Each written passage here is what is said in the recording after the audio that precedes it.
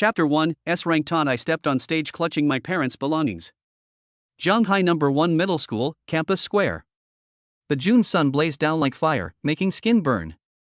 The square was packed with students, a dense, dark mass. The air was thick with the smell of sweat, tension, and restlessness. The awakening ceremony was being held in this square. More than 600 students from the senior year of high school were all staring at the silver white stone tablet on the awakening platform in the center of the square. The tablet was more than 3 meters tall, its surface covered with intricate runes that shimmered with a mysterious luster in the sunlight. This is a life-changing day. From today onward, the awakened and the ordinary will embark on completely different life trajectories. Ning Tian stood in the middle of the crowd, towards the back. His school uniform was soaked with sweat and clung uncomfortably to his back. He subconsciously reached into his pocket, his fingertips touching the warm, smooth jade pendant. That was the only keepsake his parents left him. Brother Tian, Brother Tian. A slightly naive voice came from the side, trembling noticeably. Ning Tian turned his head and saw the chubby boy next to him tugging at his sleeve. His round face was as pale as paper, and fine beads of sweat were already on his forehead, running down his cheeks. What's wrong? Ning Tian asked. I'm about to awaken, my heart is pounding like it's going to explode. The chubby boy swallowed hard, his voice trembling. What kind of talent do you think I can awaken? What if I awaken a useless talent? What if I can't awaken one at all? Ning Tian couldn't help but laugh when he saw the other person's desperate expression. What's your rush? It's not like you're the only one who's awakened. That's different. The boy's voice became even more tense. My parents are counting on me to awaken a great talent so I can get into a good university. If I fail to awaken it, how am I supposed to explain it to my family? Don't think too much about it. Ning Tian patted his shoulder. The chubby boy wanted to say something, but his view was blocked by a tall figure in the front row. Quiet down, all of you. The man turned around and glared at him, his tone sharp. The chubby boy immediately shut his mouth, but his hands were still clenched tightly, his knuckles turning white. Ning Tian withdrew his gaze and looked at the silver white stone tablet on the awakening platform. Sunlight shone on the surface of the tablet, reflecting a dazzling light. The surrounding students were also staring at the tablet. Some were talking in hushed tones, while others were constantly rubbing their hands together. A tense atmosphere permeated the entire square. The awakening ceremony is about to begin. Wang Wei, D-level talent power awakening. Li Yu, C-level talent healer. Tang Xiao, awakening failed.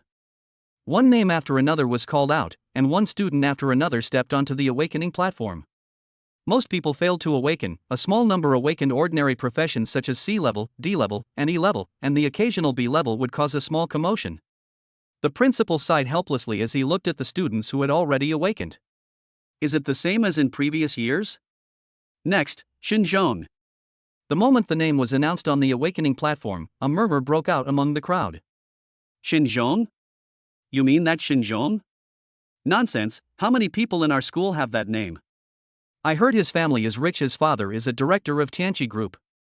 Ning Tian followed the crowd's gaze and saw a burly young man walking out from the crowd. The man was wearing a custom-made school uniform, the material of which was obviously better than that of ordinary students. He walked with his chin slightly raised, and his eyes swept over his surroundings with an air of superiority. Brother Tian, that guy is so arrogant. The chubby boy leaned close to Ning Tian's ear and whispered, last time I was getting food in the cafeteria, he cut in line. I said something, and I almost got beaten up by his henchmen. Shoo, don't talk nonsense, Ning Tian warned. Xinzhong had already reached the awakening stele. He stretched out his hand, his movements as practiced as if he had rehearsed them countless times. A halo of light emanated from the silvery white surface of the stele, growing brighter and brighter, causing all the students in the square to hold their breath. 3 seconds. 5 seconds. 10 seconds. Suddenly, a burst of light erupted, and a golden pillar of light shot into the sky. Holy crap, the chubby guy exclaimed. Golden. It's golden light. This is a sign of an S-rank profession. The square erupted in chaos, everyone staring wide-eyed at the beam of light. Even the teacher in charge of the awakening on the platform was stunned, not even noticing the list falling to the ground in his hand. On the surface of the stone tablet, a line of words slowly emerged. Xinzhong, S-rank talent thunder arbiter. The entire square fell into a brief silence, followed by a deafening roar of cheers. Shinjong withdrew his hand, turned to face all the students, and smiled. I told you he would definitely be able to awaken a good career. S rank? How many S rank individuals have emerged in the entire Jianhai city this year? His family is rich, so he must have eaten a lot of good food before he awakened. Looking at the spirited figure on the awakening platform, and then at the chubby boy beside him who was so nervous he was about to faint, a thought suddenly popped into Ning Tian's mind. What will happen when it's his turn? Thinking of this, Ning Tian unconsciously tightened his grip on the jade pendant his parents left behind before they disappeared. Shinjong stepped down from the awakening platform, each step heavy. The golden light hadn't completely faded yet, and he deliberately slowed his pace, basking in everyone's gaze. Reaching the last step, he suddenly stopped, turning his head towards Ning Tian in the crowd. Hey, isn't this Ning Tian, the top student in the humanities? Shinjong's voice was neither too loud nor too soft, just loud enough for the people around him to hear. Ning Tian raised his head and met those teasing eyes. I heard your parents were also advanced awakened once before they disappeared? Shinjong took 2 steps forward. It's a pity, some things can't be inherited. The chubby boy's face flushed red instantly. What did you say? Did I say something wrong? Shinjong glanced at the chubby boy, his eyes full of disdain, then shifted his gaze back to Ning Tian. Everyone in the school knows what your family's situation is like now. Your parents have been missing for 3 years, leaving behind a mountain of debt, and the bank has taken over your house. The shabby rental you're living in now isn't even as good as my doghouse. The students around them started whispering among themselves. Something did happen to Ning Tian's family. His parents seem to have been missing for a long time. Tsk tisk, that's really pathetic. Ning Tian's fingers tightened, the edges of the jade pendant digging painfully into his palm. Why aren't you saying anything? Shinjong took another step forward. Don't cry if you awaken a useless class later. But it's okay, my dad's company happens to need a few handymen, I'll just talk to him. Shinjong, Ning Tian interrupted him. You talk too much. Shinjong was taken aback for a moment, then laughed out loud. Alright, you've got guts. Then I'll wait and see what you awaken. After saying that, Shinjong turned and left. His followers immediately surrounded him, and the group walked towards the outer edge of the crowd, chatting and laughing. That bastard. The chubby boy stomped his feet in anger, his voice trembling. Brother Tian, don't listen to his nonsense. Your parents are so amazing, you'll definitely awaken a great profession too. Ning Tian didn't respond. He watched Shinjong's figure disappear into the crowd, then looked down at the jade pendant in his hand. The jade pendant seems to be a little warmer than before. Next. The teacher's voice came over the loudspeaker, sounding a little tired. Zhang Ming. The chubby boy shuddered, and his face instantly turned even paler. Brother Tian, I'm going. His voice trembled violently, and he no longer had the imposing manner he had when he was scolding Shinjong. Ning Tian patted him on the shoulder. Don't think too much about it. When it's your turn, just put your hand on it. The chubby boy rolled his eyes and walked unsteadily toward the awakening platform. The surrounding students had lost interest. The heavy S rank had raised everyone's expectations too high, and now everything seemed bland. Another cannon fodder. I doubt it would even reach sea level. The chubby boy stood in front of the awakening stone tablet, reaching out his hand and then pulling it back, repeating this 3 times before finally pressing it down. 3 seconds. The light is still growing stronger. 5 seconds. 7 seconds. The light continued to intensify, and its color began to change, gradually shifting from white to purple. Someone asked in confusion. Purple? This is... The light stopped growing, and a dazzling purple pillar of light shot into the sky. Although it was not as eye-catching as the heavy golden pillar of light, it was still stunning enough. A line of words appeared on the surface of the stone tablet. Zhang Ming, a level talent rock guardian. The chubby boy froze on the spot, and the crowd erupted in an uproar. Level A? Zhang Ming can actually awaken in a level profession? Really? Zhang Ming has always been quite ordinary, hasn't he? Wow, a rank. Although it can't compare to Shinjong's S rank, it's still amazing. What's going on with Jianhai No. 1 middle school this year? First an S-level student, then an A-level student? In previous years, it was considered good if they could produce even one B-level student. Zhang Ming's family doesn't seem to be well off, does they? They're incredibly lucky. The chubby boy slowly walked back, his steps unsteady, still reeling from the shock. He walked up to Ning Tian, opened his mouth, his voice trembling. Brother Tian, I've awakened. I saw it. Ning Tian smiled. A level rock guardian, not bad. The chubby boy suddenly squatted down, holding his head in his hands. I thought I was just an E rank or F rank, but it turns out I'm an A rank? Brother Tian, am I dreaming? Ning Tian didn't reply. He watched as students went up and down the awakening platform, some happy and some sad. Those at level C will breathe a sigh of relief, those at level D will be dejected, those at level E will burst into tears, and the rest will faint before they even awaken. Xinzhong's S rank status was like a mountain pressing down on everyone's heads. Next, the announcement came on again. Ning Tian. The surroundings suddenly fell silent for a moment. Immediately afterwards, whispers came from all directions. Ning Tian? That Ning Tian who got first place in the liberal arts? I heard that his house was taken away and he is now living in a rented room. Didn't Xinzhong just say that although his parents are advanced awakeners, this kind of thing cannot be inherited? I'd guess it's only D or E grade. Maybe even F rank is possible, considering how poor our family is now. How good can our luck be?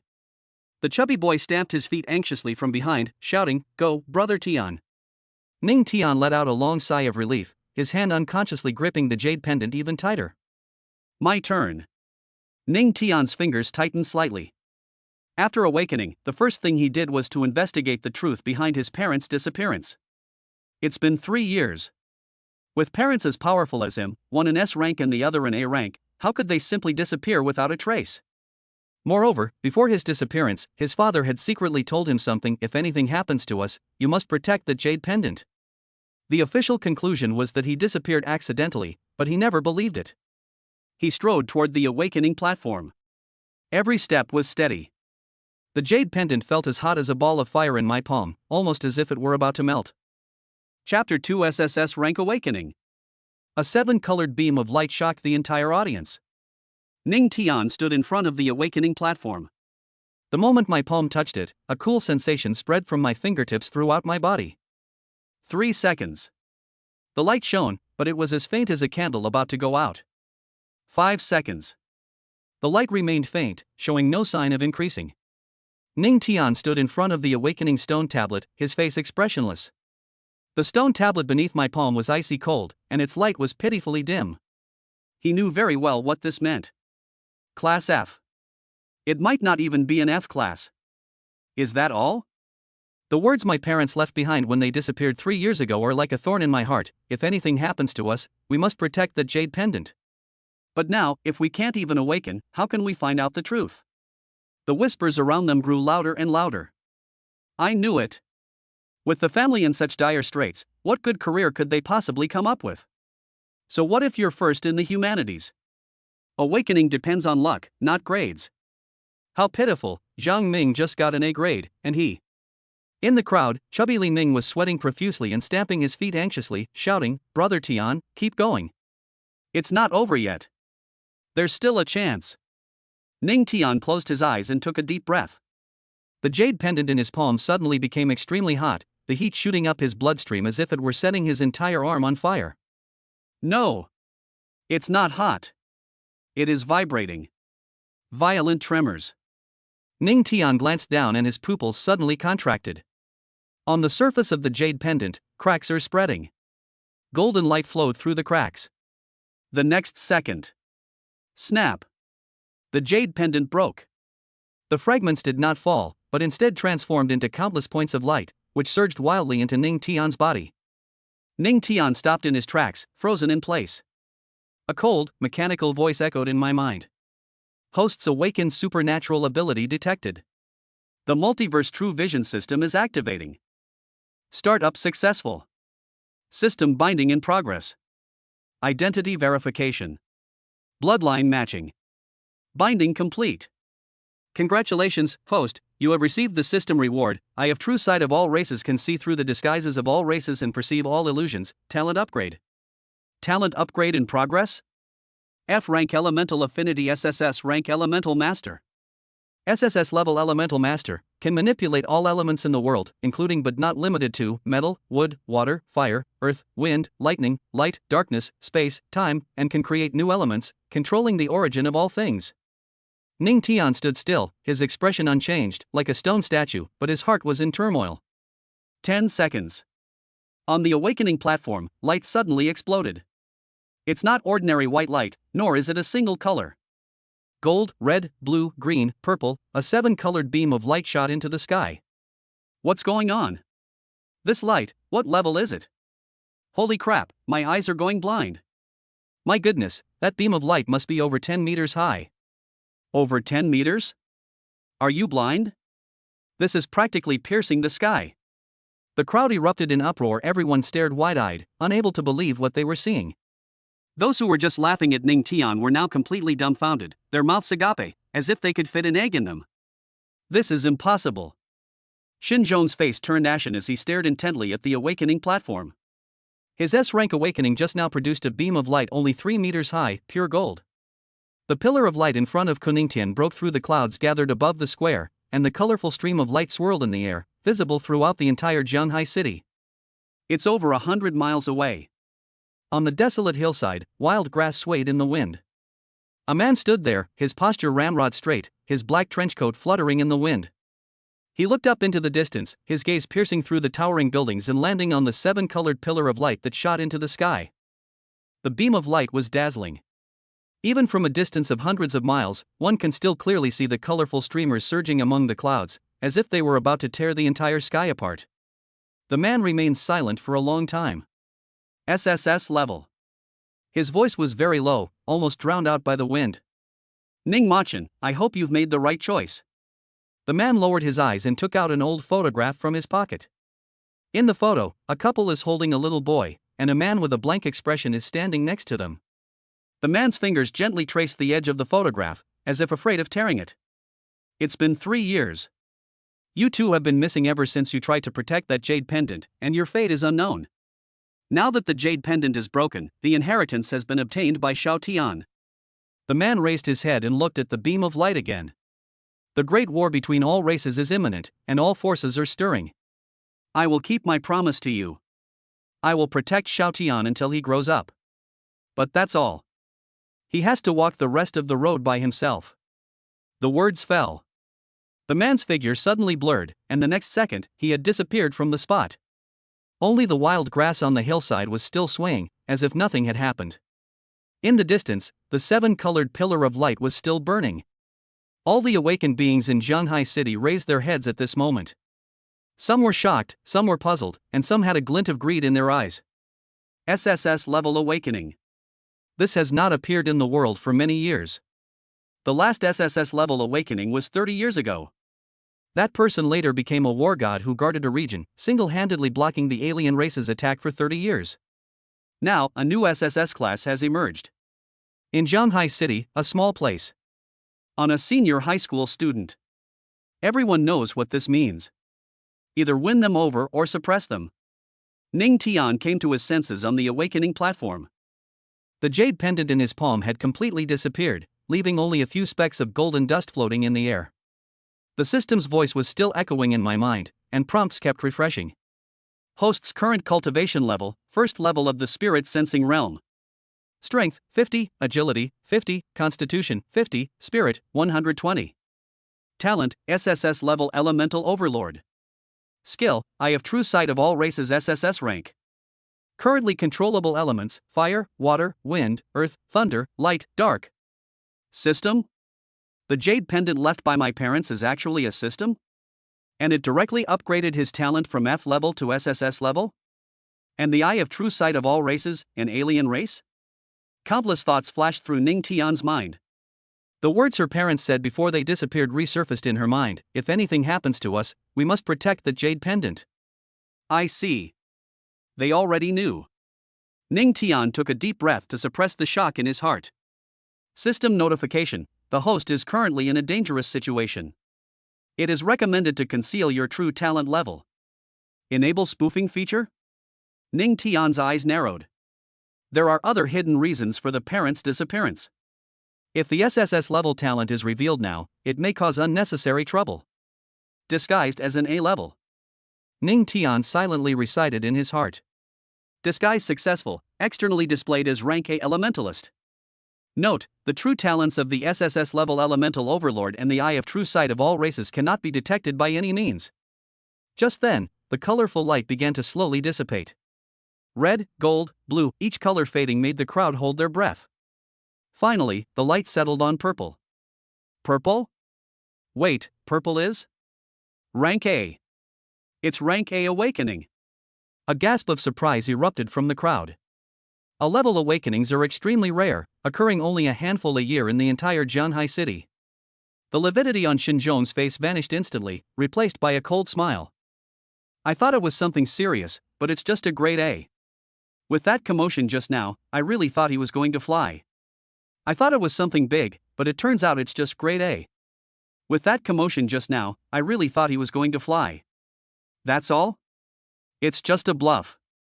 The surrounding students began to whisper among themselves. Their initial shock had turned into disappointment. You scared me. I thought it really was SSS rank. What a scare. Exactly, all that fuss and it's only a level? Is there something wrong with this awakening platform? But rank A is still pretty impressive, isn't it? After all, it's a purple beam of light. What's so great about him? Xinzhong is an S rank, a whole rank higher than him. There's no comparison. Besides, Xinzhong's family is rich and powerful. Ning Tian is an orphan. So what if he's an A level? The murmurs from the audience grew louder and louder, as noisy as a vegetable market. Just then. Wrong. The principal suddenly slammed his hand on the table and stood up, causing the chair to slide back half a meter. Everyone was startled by the sound. Principal, what's wrong? The vice principal looked at him with a puzzled expression. The principal did not answer, but stared intently at the display screen on the awakening platform. Above it, a purple light was slowly flickering. The frequency of the jumps is not quite right. Quickly!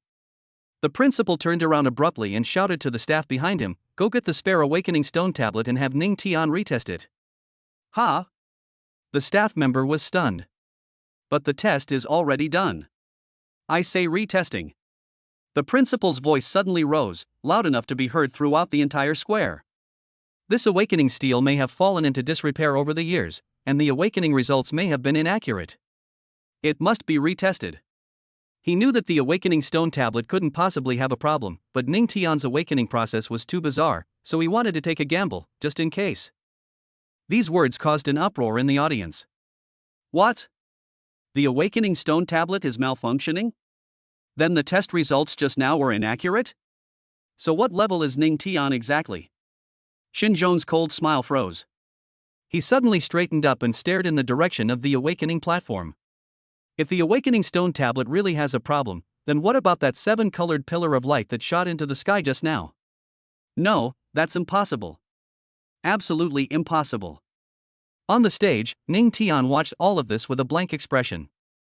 A few minutes later, 2 staff members, panting, carried in a spare awakening stone tablet. The principal personally walked up to the stage and looked at Ning Tian. "Ning Tian, please take the test again." Ning Tian nodded without saying anything.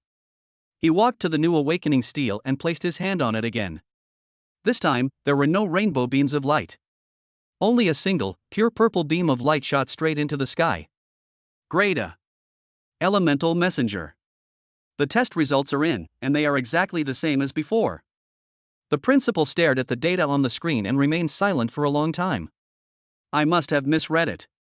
He sighed, turned, and walked off the stage. But a hint of doubt flashed in his eyes. That 7-colored beam of light just now was definitely not a phenomenon that an A-level being could cause. But since the awakening stone tablet shows it as grade A, then it can only be grade A.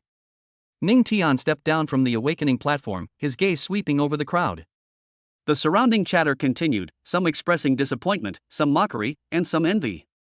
TCH, I thought it was really SSS level, what a waste of my excitement. It's just grade A, what's so special about it? But grade A is not bad either, at least it's better than us. But he didn't care. The real cards never need to be shown to everyone. A tree that stands out in the forest will surely be felled by the wind. He understood these principles very well. Just then, the system's voice sounded in my mind again. Chapter 3: The Secret of the Crown of Stars. A divine artifact coveted by all races. Ning Tian paused, and a line of scarlet text suddenly appeared before his eyes. Suppress the alien school beauty Su Yao and subdue her as your companion. His pupils contracted slightly. Foreign race? School beauty Su Yao? Before he could react, a flood of more information rushed into his mind. Mission objectives: Su Yao, human alias Evelyn Samuel Succubus, real name. True identity: Princess of the Starry Succubus clan. Bloodline purity: 60%. Current realm: none under disguise. True realm: peak of spirit, martial realm. Current loyalty: 50% hostile, views the host as a threat. Special abilities: bewitching eyes, bloodline power. Weakness: the clan markings hidden on the back of the neck. Quest rewards: Succubus Queen Bloodline Essence X1, Su Yao loyalty plus 50, cultivation technique, origin blood pact. Task deadline: 1 day. Failure penalty: system disappearance. The last 4 words struck Ning Tian's heart like a heavy hammer. The system has disappeared? His fingernails dug into his palms, and a fine layer of cold sweat beaded on his forehead. This meant that if the mission failed, everything he had just acquired, the eye of true sight of all races, the system, and the opportunity to change his fate, would vanish in a day. Call. Ning Tian took a deep breath and forced himself to calm down. He raised his head, his eyes sharpening as he looked at a certain spot in the crowd. There was a girl standing there. Su Yao. The school beauty of Jianghai No. 1 High School, a student in Class 3 of the 3rd year of high school, is usually not very talkative, but wherever she appears, she becomes the focus of attention. At this moment, Su Yao stood quietly in the crowd, a faint smile on her delicate face. She wore a simple white shirt and black trousers, without any deliberate dressing up, but her innate temperament made the girls around her pale in comparison. Her eyes were unique. A dark red glint would occasionally flash deep within her pupils, but it would vanish in an instant, making it seem like an illusion. The moment Ning Tian's gaze fell on Su Yao, a burning sensation emanated from the depths of his eyes. True sight eye automatically activates. The next second, the world before my eyes changed instantly. Su Yao's image underwent a dramatic change in Ning Tian's eyes. That exquisitely beautiful face was covered with a faint layer of dark red energy fluctuations, like flowing blood coursing through the skin. A pair of succubus horns emerged from her long black hair, spiraling backward, their tips glowing with a dark red light. A pair of translucent, dark red wings were faintly visible, each feather flowing with eerie runes, and the air seemed to distort slightly as the runes flickered. A long tail extends from the base of its wings, with a heart-shaped tip, swaying lazily in the air. This is the true form of the succubus race. Ning Tian narrowed his eyes slightly, a feeling he couldn't quite describe welling up inside him. This guy's disguise skills are amazing. If it weren't for the eye of true sight of all races, it would be impossible to see through her true form. Even the martial artists couldn't detect her abnormality. Interesting, really interesting. Just then, Su Yao seemed to notice Ning Tian's gaze, and suddenly looked up at him with a polite smile. But there was a hint of scrutiny in that smile. Their eyes met in mid-air. Ning Tian did not flinch, but instead looked directly into her eyes. Su Yao was slightly taken aback, and a red light flashed deep in her eyes. Will the crown of stars be on you? The Succubus clan spent a great deal of effort to send her to their ancestral land, with only one purpose: find the crown of stars. Su Yao had seen snippets of information about that divine artifact in the forbidden books of her clan. The crown of stars, the foremost of the 10 divine artifacts of Qin Shi Huang, its material and form are unknown. Legend has it that all beings who have seen it are overwhelmed by its oppressive aura, unable to breathe. With this artifact, Qin Shi Huang unified all races and established a vast empire spanning the heavens. That was an era belonging to the first emperor. Humans, demons, immortals, dragons, elves, titans, angels, countless powerful races all submitted to him, bowing their heads in submission. But then, the first emperor suddenly disappeared. Without any warning, the man who had swept across all races vanished from the world overnight. Before disappearing, he sealed the ancestral land, enveloping the entire ancestral land of humanity in an invisible barrier. That seal existed for tens of thousands of years, only beginning to slowly dissipate 300 years ago. Along with the first emperor, those divine artifacts that terrified all races also disappeared. The crown of stars is one of them. All races are searching for it. Because of legend. Whoever finds the crown has the potential to become the next first emperor. The succubus priests had predicted that the aura of the crown of stars resided in this city. That's why Su Yao disguised herself as a human and infiltrated Jianghai No. 1 middle school. She spent 3 whole years secretly investigating countless people, but still came up empty-handed. Even today. Until she saw Ning Tian awaken. A level awakening. No, the intensity of that beam of light is definitely not something in a level could trigger. Su Yao's eyes sharpened. I'm sure my clan isn't the only one who deduced the position of the crown. I need to speed things up. Thinking of this, her eyes became even more dangerous. This person is definitely suspicious. We must confirm as soon as possible whether the crown of stars is on him. On the stage, the principal cleared his throat and announced the continuation of the awakening ceremony. The crowd's attention gradually shifted. But there seemed to be an invisible thread connecting Ning Tian and Su Yao, and neither of them looked away. Ning Tian withdrew his true side eye, his expression calm. In that instant, he had already seen through Su Yao's identity completely. Succubus princess, bloodline purity 60%, loyalty 50%. Interesting, was the danger just now from him? Ning Tian's lips curled up slightly, a hint of amusement flashing in his eyes. The family markings on the back of the neck. Ning Tian silently noted down this fatal weakness. Just then. Next up, Su Yao. The crowd fell silent instantly. Almost all the boys' eyes were turned in one direction. Today she was wearing a simple white shirt and black trousers, the shirt sleeves rolled up to her elbows, revealing a section of her fair arm. Her long black hair was casually draped over her shoulders, a few strands blowing in the breeze. Without any deliberate dressing up, she still made the surrounding air feel fresh and crisp. The sunlight shone on her, outlining her perfect silhouette. Suddenly, Xinzhong shouted at the top of his lungs, "Go, Su Yao!" The sound was loud and abrupt. The quiet atmosphere around them was instantly shattered. Holy crap, the school beauty is about to awaken. What talent do you think she will awaken? It must be at least A level, after all, it's Su Yao. I bet she's at least an S rank. Whispers rose and fell. Ning Tian stood in the corner, his eyes fixed on Su Yao. Xinzhong shouted several times until his voice became hoarse. He pulled at his collar and took a breath, just about to rest for a while, when he suddenly caught a glimpse of Ning Tian next to him out of the corner of his eye. This guy stood in the corner, staring intently in Su Yao's direction without blinking. Xinzhong was stunned. The next second, the expression on his face changed. Hey Ning Tian, Xinzhong leaned closer, his voice low but full of mockery. You look at me like that, you wouldn't happen to have your eye on Su Yao too, would you? Ning Tian ignored him. Xinzhong sneered, his voice suddenly rising. You, a peasant, dare to challenge me? Several students nearby heard the commotion and turned around. Ning Tian withdrew his gaze and turned to look at Xinzhong. Xinzhong felt uneasy under his gaze, but then, thinking of Ning Tian's current situation, he hardened up again. What, did I say something wrong? Xinzhong crossed his arms, his tone even harsher. Don't you know your family's situation? Your parents are missing, and you can barely afford your tuition. Who is Su Yao? She's the eldest daughter of the most powerful family in Jianghai City. Her family is rich and influential. What do you have to offer to like her? As Xinzhong spoke, he deliberately took half a step back, pretending to be afraid of catching bad luck. As soon as Xinzhong finished speaking, several of his followers immediately crowded around him. Yeah, Ning Tian, you should face reality. A boy wearing glasses pushed up his glasses, his tone full of superiority. Do you know what marrying someone of equal social standing means? Another boy with dyed yellow hair chimed in, deliberately raising his voice. The money Su Yao's family spends on a single meal is probably enough for you to eat for a year. Can you afford the tuition next semester? The blonde-haired guy asked sarcastically. How about we chip in and lend you some money? The henchmen chimed in with their own sarcastic remarks.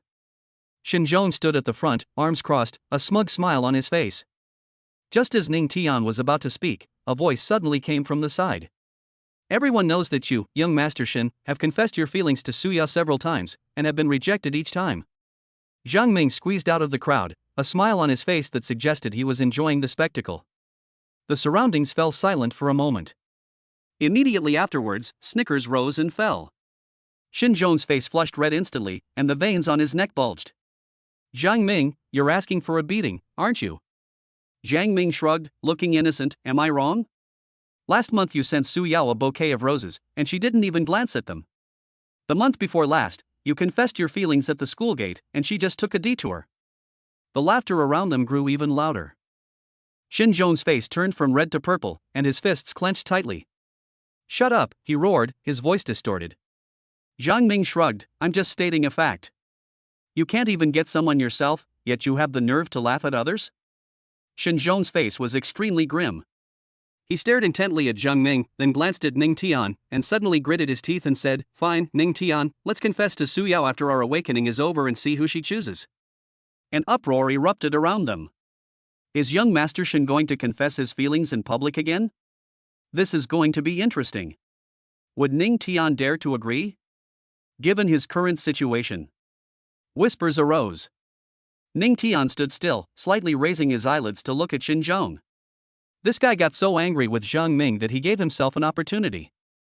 He was still thinking about how to get closer to Su Yao, but now that Xinzhong had brought it up, it saved him a lot of trouble. Okay. Ning Tian's voice was calm. I agree. Xinzhong was stunned for a moment, clearly not expecting Ning Tian to be so decisive. You agreed? Xinzhong's eyes widened. Do you know what you're saying? Ning Tian ignored him and turned to look at the stage. Xinzhong stood there, his face alternating between pale and flushed. He only intended to humiliate Ning Tian and force him to back down. But this guy actually agreed? Young Master Shun, this. The bespectacled henchman leaned closer and whispered, "What if?" What if what? Xinzhong gritted his teeth. He's a penniless wretch. Su Yao would actually like him? Dream on. The blonde-haired man chimed in, "That's right, young Master Shen, what are you compared to Ning Tian?" Xinzhong took a deep breath, forcibly suppressing the unease in his heart. He stared at Ning Tian's back, his eyes dark. After the awakening is over, I want to see how you embarrass yourself. Zhang Ming stood to the side, watching this scene. He opened his mouth, as if to say something, but then swallowed it back. Ning Tian turned his head and looked at Zhang Ming, who had a worried expression on his face.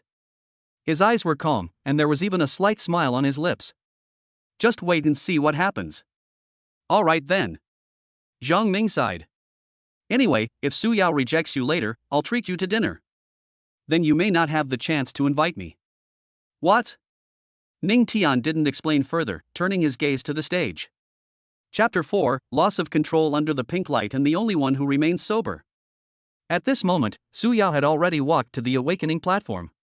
The person in charge of hosting was an elderly teacher in his 50s, namely, who had taught at Zhanghai No. 1 Middle School for over 30 years. Teacher Li had seen all kinds of students, but when he saw Su Yao walk in, a hint of amazement flashed in his eyes. Su Yao, are you ready? Teacher Li's voice was a little gentler than before. Su Yao nodded and smiled slightly at him. Such a simple smile made the hearts of many boys in the audience skip a beat. That smile, it's amazing. I think I'm in love. Wake up, you don't have a chance. The whispers in the crowd grew louder, and some of the bolder ones even took out their phones to take pictures, but were glared at by the teacher next to them and had to put them away reluctantly. Ning Tian stood in the corner, his gaze fixed on Su Yao. His true sight remained active, and the pair of translucent dark red wings behind Su Yao were clearly visible to him. The heart-shaped tail swayed slowly, its tip occasionally brushing against the air, creating faint ripples of energy. The succubus's ability to disguise herself is truly remarkable, Ning Tian thought to himself. So many people are watching her, yet not a single one has noticed anything amiss. On the stage, Teacher Li gestured for Su Yao to place her hand on the awakening stone. Su Yao stretched out her right hand, her fair fingers gently touching the stone surface. The awakening stone lit up instantly. The light wasn't ordinary white, but a faint pink, carrying a hint of ambiguity. The boys in the audience stared wide-eyed. Pink light. What kind of talent is this? It must be extremely rare. Teacher Li stared at the awakening stone, his brows furrowing slightly. He had presided over awakening ceremonies at Zhanghai No. 1 Middle School for over a decade, but he had never seen light of this color before. Teacher Li's pupils slowly dilated, and his once clear eyes began to become unfocused. His furrowed brows gradually relaxed, and he opened his mouth, but could not utter a word, only staring blankly at Su Yao. The pink light grew brighter and brighter, gradually forming a halo around Su Yao. Within the halo, there were faint illusions of falling petals, and a faint fragrance even filled the air. This fragrance. It smells so good. It smells so good, it's like the osmanthus cake my mom makes? Bullshit, it smells exactly like jasmine. You're all wrong, it smells like roses. Many boys took a deep breath, their faces showing expressions of rapture. Strangely, everyone seemed to smell a different scent, but it was always their favorite fragrance. Ning Tian raised an eyebrow. There's something wrong with the scent. The moment he activated his true sight, he sensed something unusual in the air. The pink light contained extremely subtle energy fluctuations, which spread outwards along with the fragrance. The boys in the audience began to react strangely. I feel a little hot. A boy tugged at his collar, his face starting to flush. My heart is beating so fast. Another boy clutched his chest, his breathing becoming rapid. Doesn't Su Yao look especially beautiful today? How come I never noticed how pretty she is before? She's not just beautiful, she's... I can't find the words to describe her. All I want to do right now is rush up to her and talk to her, even if she curses at me. Ning Tian glanced around and noticed that the boys who were nearby had blank stares and abnormal flushes on their faces. The succubus race's innate ability charm. It will attract the opposite sex in the vicinity. The higher the level, the larger the range and the stronger the effect. Does this thing automatically activate upon awakening? Su Yao probably hasn't fully mastered this power yet, which is why she unconsciously released it during her awakening. That's right. Interesting, Ning Tian muttered to himself, a slight smile playing on his lips. Zhang Ming suddenly patted his shoulder, his voice trembling slightly. Don't you think Su Yao looks especially beautiful today? No, not today, she's always beautiful, but today she's simply breathtakingly beautiful. Ning Tian turned to look at him and found that this guy's eyes were almost glued to the stage. You've been bewitched. What? Zhang Ming was stunned for a moment. I'm telling the truth. Look at her smile, her eyes. Shut up. Ning Tian slapped him on the back of the head. Zhang Ming winced in pain, regaining some of his senses. What are you doing? It's nothing, I was just afraid you'd drool and embarrass yourself. Zhang Ming subconsciously wiped it and found it was indeed a little wet. His face immediately turned red. What happened to me just now? It's nothing, I just almost became a pervert. Xinzhong stood at the front of the crowd, his eyes fixed on Su Yao on the stage. He felt his heart was about to explode, and his mind was filled with images of Su Yao. She's so beautiful. Xinzhong murmured to himself, I must have her. The bespectacled henchman stood next to Xinzhong, adjusting his glasses. He stared at Su Yao on the stage for a few seconds, then frowned. Young Master Xin, don't you think something's a little off? The henchman whispered. This fragrance, and the reactions of the people around us. Shut up. Xinzhong turned around abruptly, his eyes bloodshot. Don't bother me. The follower was taken aback by the aggressive tone and instinctively took a half step back. He had been following Xinzhong for so long, and this was the first time he had ever seen the other man show such an expression. Ning Tian stood in the corner, and the commotion immediately caught his attention. He turned his head and saw that Xinzhongjing was staring intently at the stage, his face flushed and his breathing rapid. However, the bespectacled follower next to him was clear-headed, with even a hint of wariness in his eyes. Ning Tian narrowed his eyes slightly, the light of his true sight flowing deep within his pupils. He carefully observed the bespectacled henchman and quickly noticed something amiss. There was an extremely faint energy fluctuation at the guy's temples, which should be his mental energy operating autonomously. Moreover, there was a faint halo around the lenses of his glasses, which was completely invisible to ordinary people. Ning Tian had an answer in his heart. Charm is essentially a form of mental influence, infiltrating the target's consciousness through various channels such as scent, sight, and hearing. If the target possesses strong mental power or has awakened mental talents, they can indeed develop some resistance. However, this follower's awakened talent, B-level mental enhancement, is not very strong, otherwise it wouldn't have only noticed the abnormality. It seems that the succubus's allure is not invincible. Ning Tian withdrew his gaze and continued to observe the situation on the stage. At this point, the commotion in the audience was growing louder and louder. Some boys started pushing forward, trying to get closer to the awakening platform. The teachers maintaining order were also affected, although not as dramatically as the students. Their eyes also became somewhat dazed. The atmosphere on the entire playground became eerie and ambiguous. The pink glow and fragrance in the air plunged all the men into an intoxicating state from which they could not extricate themselves. The principal finally noticed something was wrong. He stood up from the platform, a glint of light flashing in his aged eyes. This situation cannot be allowed to continue. The principal waved his right hand lightly in the air. The movement seemed casual, but the power it contained was extremely terrifying. An invisible energy shield instantly enveloped the entire awakening platform, like an inverted bowl, completely blocking out the pink light and fragrance. The moment the energy shield was formed, all the invisible energy lines in the air were severed, preventing them from spreading outwards. The boys in the audience, who were in a daze, suddenly jolted awake, as if they had just woken up from a dream. What, did I just do that? My head is spinning.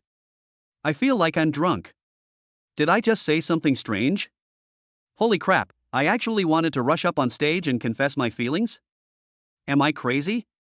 Xinzhong shook his head, and the burning sensation in his mind quickly subsided. He looked down at his hands and found them drenched in sweat, and the back of his clothes was also soaked. The feeling of losing control just now filled him with lingering fear, and at the same time, a strong sense of shame welled up inside him. Damn it! He muttered through gritted teeth, how could they make me lose my composure in front of so many people? The bespectacled henchman pushed up his glasses, said nothing, but a thoughtful glint flashed in his eyes. He glanced at Xinzhong, then at Su Yao on the stage, and made a judgment in his mind. This woman's talent was extremely dangerous, at least in A-level or higher mental ability. If young Master Shen really wanted to pursue her, it would probably be very troublesome. On the awakening platform, Su Yao's hand remained on the awakening stone, and pink light surged within the energy shield. Her gaze pierced through the light, landing directly on Ning Tian in the crowd. When she realized that Ning Tian had not been affected at all and his eyes were clear as if nothing had happened, a complex emotion welled up in her heart. There was relief, there was doubt, and there was also a hint of inexplicable anticipation. There's definitely something wrong with Ning Tian. Su Yao removed her right hand from the awakening stone tablet and voluntarily withdrew her charm power. The pink light quickly receded, eventually coalescing into a ball that slowly disappeared into her body. Teacher Li finally snapped out of her dazed state. He blinked hard, took a deep breath, and his face was still flushed. As a teacher in his 50s, he felt incredibly ashamed of his earlier lapse in composure. Ahem. Teacher Li cleared her throat, trying to make her voice sound normal. Su Yao, the talent you awakened is. He paused, glanced at the stone tablet, and his pupils contracted slightly. S-rank mental charm. The entire audience erupted in chaos. S-rank? Another S-rank. Damn, what kind of luck am I having today? And it's an S-rank talent in the mental realm.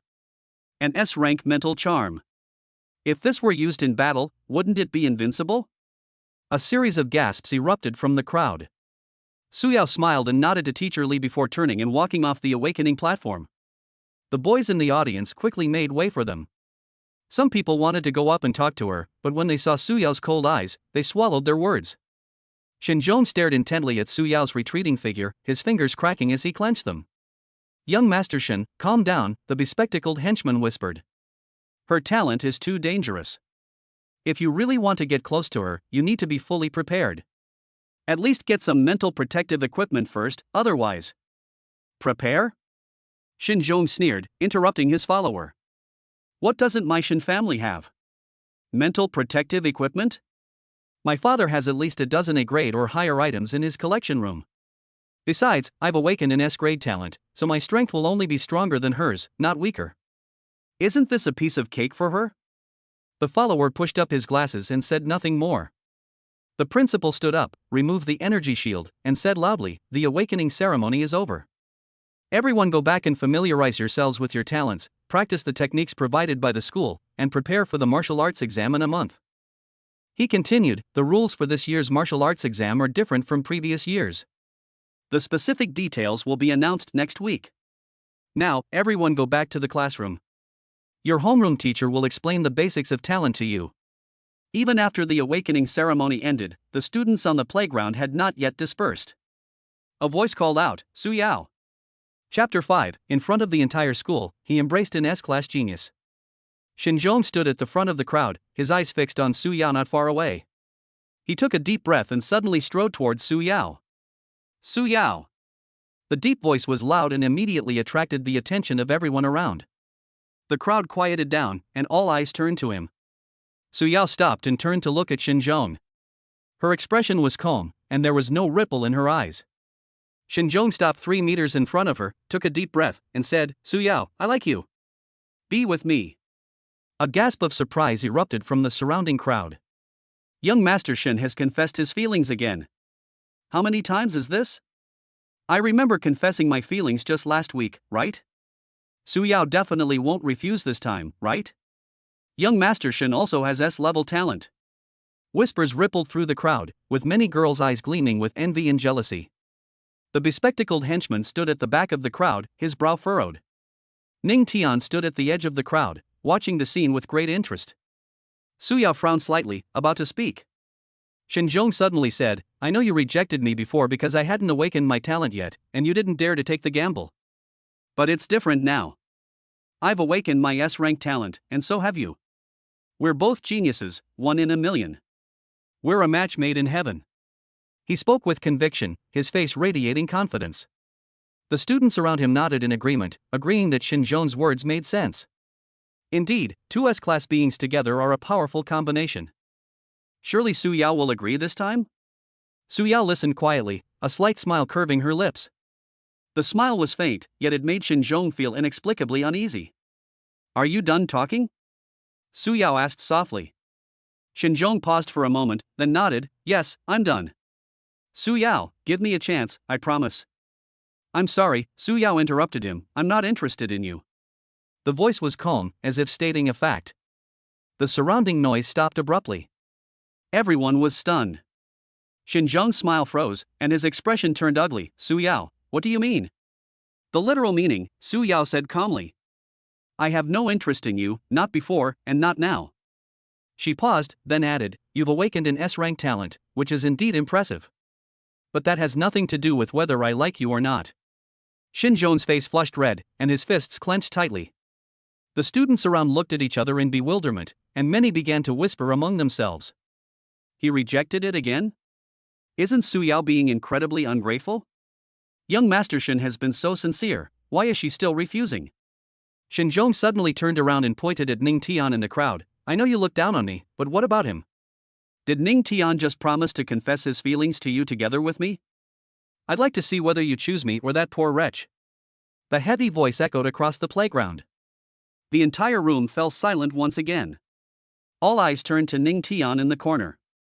Standing next to Ning Tian, Zhang Ming's face instantly turned ugly. Damn it, this bastard is trying to drag you down with him. Ning Tian didn't say anything and stepped out of the crowd. His steps were steady, and his expression was as calm as if he were doing something completely ordinary. The crowd automatically parted to make way. Ning Tian walked to Shin Zhong's side, his gaze passing over him and looking directly at Su Yao.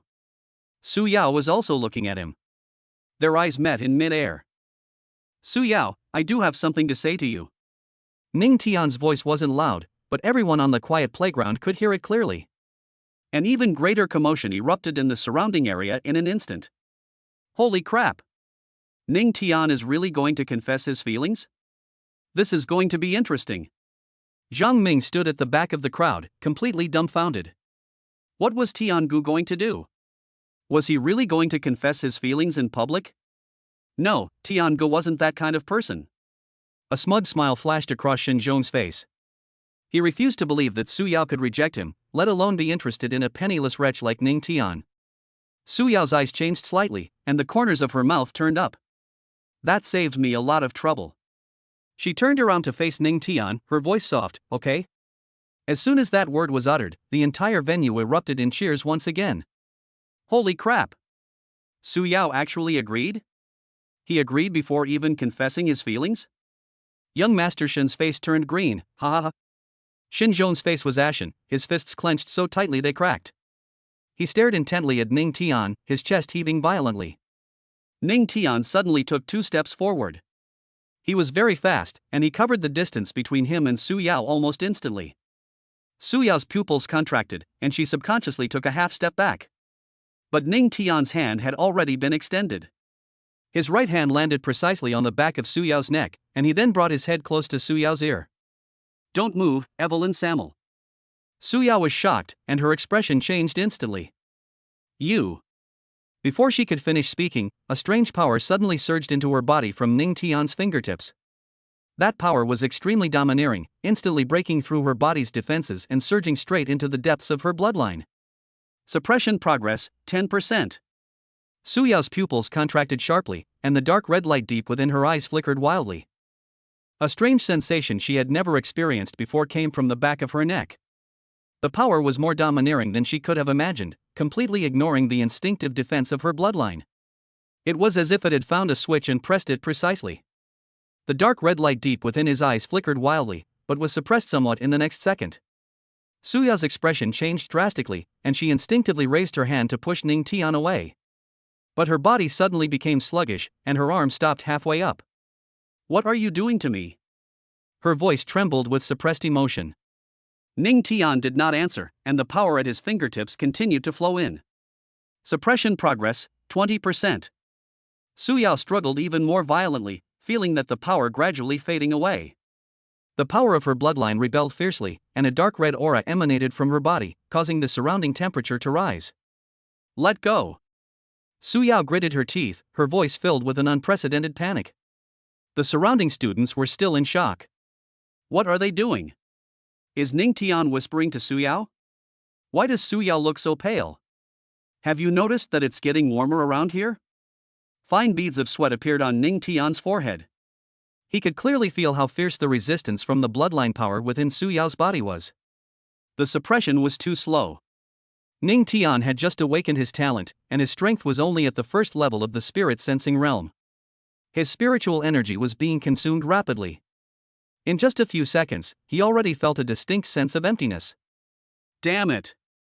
Ning Tian gritted his teeth, sweat trickling down his face. He doesn't have much time left. Warning: host's spiritual energy reserves are less than 30%. Recommendation: infusing the target with the power of true sight can improve suppression efficiency. A system notification sounded in my mind. Ning Tian's eyes narrowed. The eye of true sight? With a thought, his eyes instantly lit up with a pale golden light.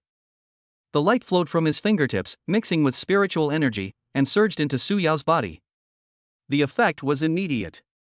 Suppression progress, 30%, 40%. Suyao trembled, her face turning even paler. She could feel the turbulent bloodline power within her being forcibly suppressed, as if being held down by an invisible hand, unable to move. The surrounding temperature is still rising. Suyao's body began to burn, and fine beads of sweat appeared on her forehead. She bit her lip tightly, and the dark red light in her eyes flickered wildly, but she was still unable to break through the suppressive force.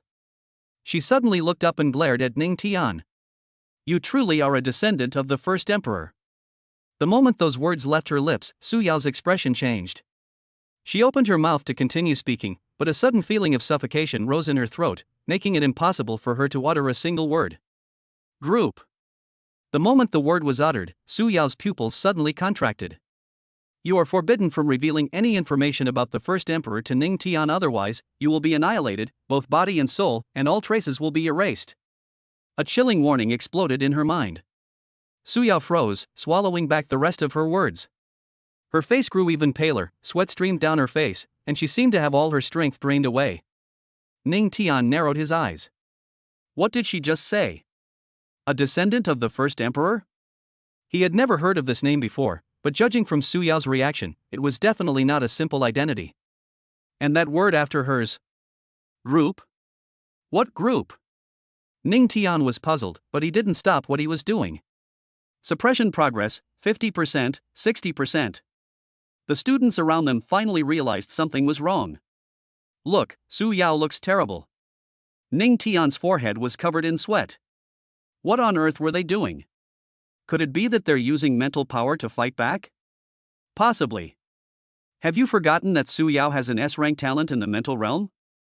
Xinzhong narrowed his eyes, staring intently at that direction.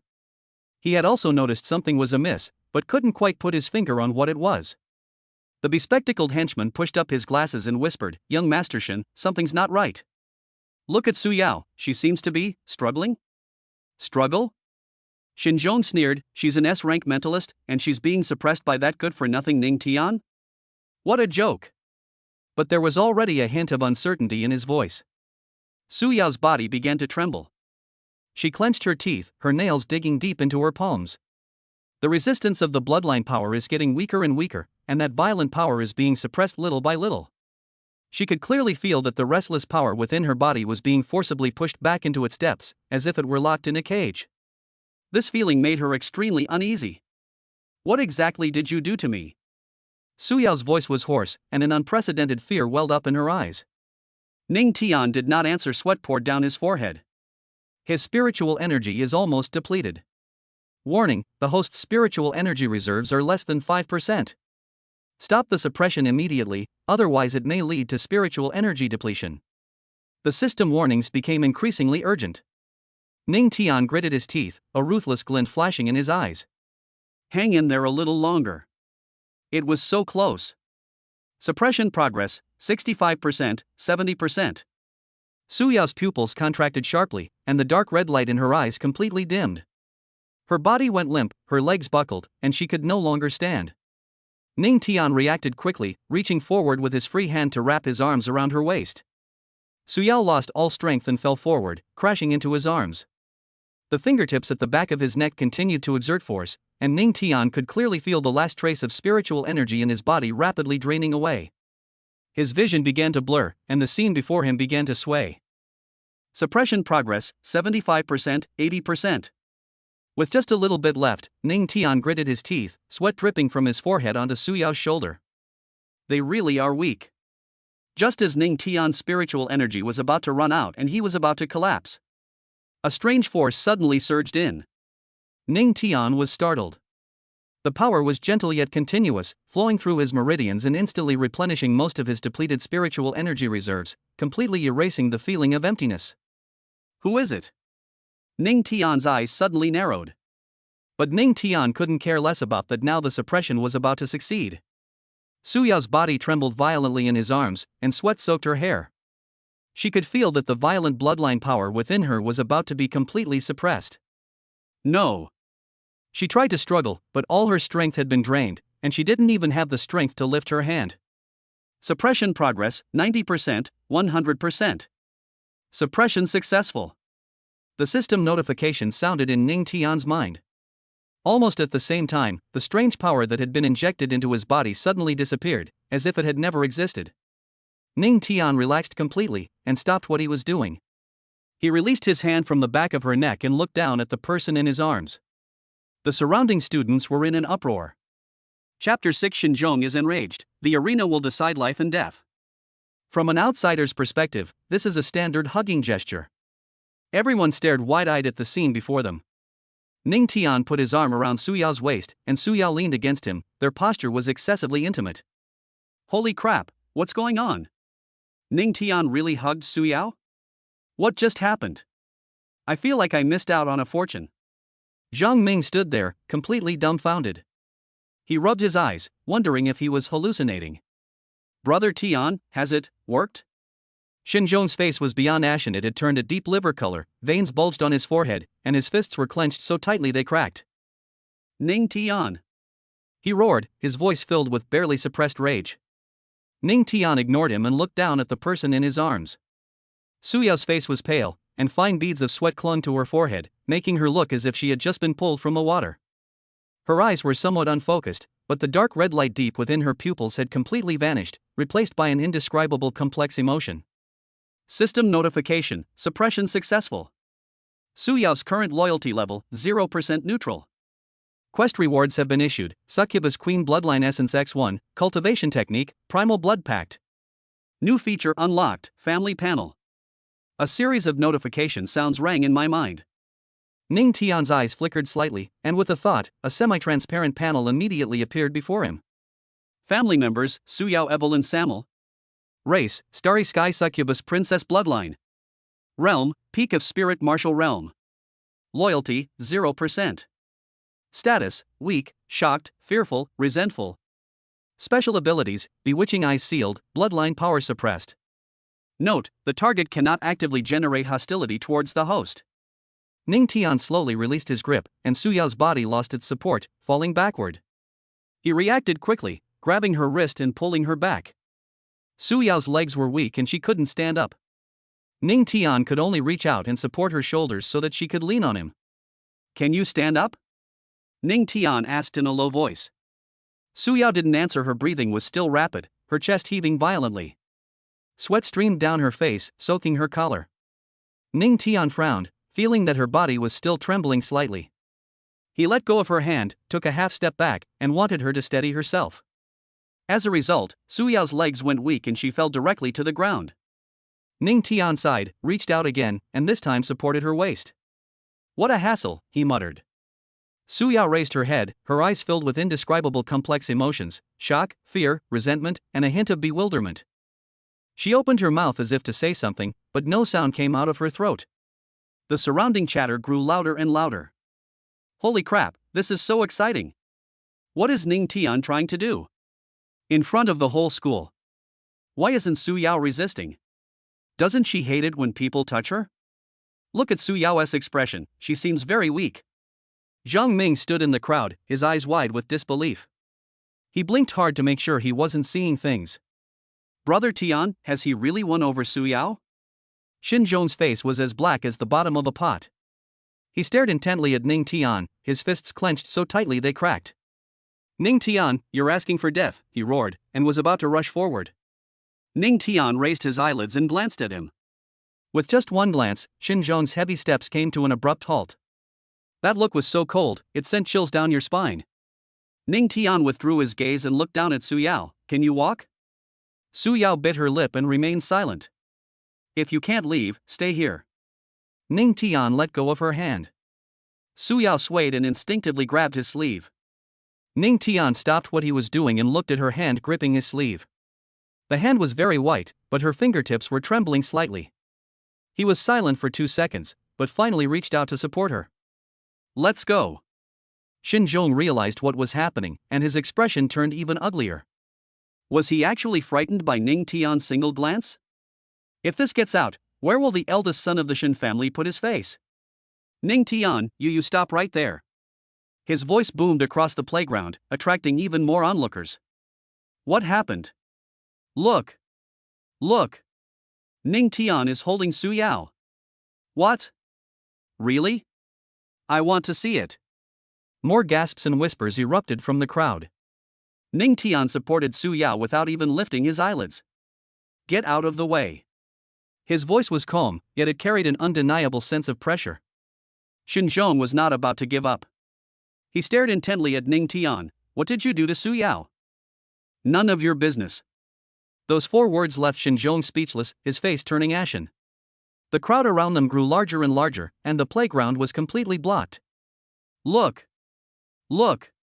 Xin Zhongyao and Ning Tian are fighting. Wow, this is huge. What's wrong with Su Yao? Why is she leaning on Ning Tian the whole time? Zhang Ming stood on the periphery of the crowd, stamping his feet in frustration. He wanted to squeeze in to help, but there were too many people, and he couldn't move at all. Just then, a majestic voice came from afar. What are you all doing gathered here? The crowd fell silent instantly. The crowd parted to make way, and the principal, dressed in a sharp suit, strode over. He glanced at the scene, his brow furrowed so deeply it could trap a fly. Xin Zhong, what are you up to now? Xin Zhong gritted his teeth and pointed at Ning Tian. Principal, he... Shut up, the principal interrupted him. All of you, get out of the way. Go back to your classrooms, or familiarize yourselves with your talents. His voice wasn't loud, but it was incredibly intimidating. The students who were watching looked at each other in bewilderment and began to back away. Hurry up! Don't make me say it a second time. The principal's face darkened further, and the students quickly dispersed.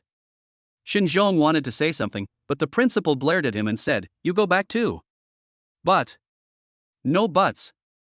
If you cause trouble again, you'll get a major demerit. His heavy fists clenched so tightly they cracked, and he stared intently at Ning Tian, his eyes blazing with hatred. Ning Tian didn't look at him at all, but just helped Su Yao walk forward. The principal looked at Ning Tian, a look of something indescribable flashing in his eyes. After a few seconds of silence, he said, Ning Tian, come to my office after school. The voice wasn't loud, but everyone present could hear it clearly. The students who hadn't yet dispersed immediately became excited again. Holy crap, Ning Tian is going to be called into the office. He'll definitely be punished, especially in front of so many people. Judging from Su Yao's condition, could it be that she was? Shut up! The principal turned around abruptly, and the whispers vanished instantly. Ning Tian helped Su Yao up, turned around, and said 2 words expressionlessly, I understand. His tone was as flat as if he were answering a question about what to eat today. Su Yao leaned against him and looked up at him. His usually proud face was now filled with exhaustion and confusion. She wanted to say something, but her throat tightened, and she couldn't utter a single word. The principal stared at the two of them for a few seconds, then finally waved his hand. Take her to the infirmary first. No need, Ning Tian refused outright. The principal frowned, her current condition. I said no need. Ning Tian interrupted him and helped Su Yao continue walking forward. The principal's expression was somewhat unpleasant, but in the end he didn't say anything more. He just gave Ning Tian a deep look and turned to leave. This student is becoming increasingly unpredictable. Xinzhong stood there, watching Ning Tian support Su Yao's back, a fire burning in his chest. Brother Chong, forget it. The bespectacled underling leaned in and whispered, the principal has spoken, now's not the time. Yeah, Brother Chong, let's talk about it later, another underling advised. Xinzhong shook off their hands, his eyes blazing. Later? I can't wait. He stepped forward, pointing at Ning Tian. Tomorrow, in the arena, do you dare? The students who hadn't gone far immediately stopped in their tracks. Gladiator arena? Is this about to be a formal duel? Ning Tian looked at him but did not answer immediately. System notification, host has been provoked. Triggering quest, Rebellion rank A? VS rank S. Task description, let everyone see clearly who the real trash is. Mission rewards, 1 random S rank reward, 1 special item. Task deadline, 1 day. Punishment for failure, your cultivation level drops by 1 major realm. Has the system issued another task? Ning Tian glanced at the task panel that popped up in his mind, and a slight smile appeared on his lips. Xinzhong, you are truly my lucky star. Without you, I couldn't find a chance to quickly suppress Su Yao. Now, because of you, the system has issued another mission. He mentally calculated his gains this time, a random S rank reward and special items. Either one of these items would greatly increase his strength. As for the penalty for failure? Falling from a higher realm? Ning Tian glanced at Xinzhong, a hint of mockery flashing in his eyes. With him? What, you're scared? Seeing that Ning Tian didn't respond immediately, Xinzhong assumed he had chickened out and raised his voice even louder. Ning Tian, if you're a man, you should agree. The surrounding students started to jeer. Sure. What are you afraid of? That's right, the arena will be the true test. I think he just chickened out. After all, he's someone who awakened a talent that's considered useless. Ning Tian turned around and his gaze fell on Xinzhong's face. Those eyes were calm, so calm it was chilling. Okay. In short, it was decisive and efficient. Xinzhong was stunned for a moment. He hadn't expected Ning Tian to agree so quickly. What did you say? I said okay. Ning Tian repeated, practical training tomorrow morning, arena, I'll be waiting for you. He paused, then added, but you'd better think it through, so you don't end up begging for mercy later. Yu Xinzhong's face flushed red. Tomorrow you'll see who's begging for mercy. Then let's wait and see. After Ning Tian finished speaking, he helped Su Yao continue walking forward. Su Yao leaned against him and looked up at him.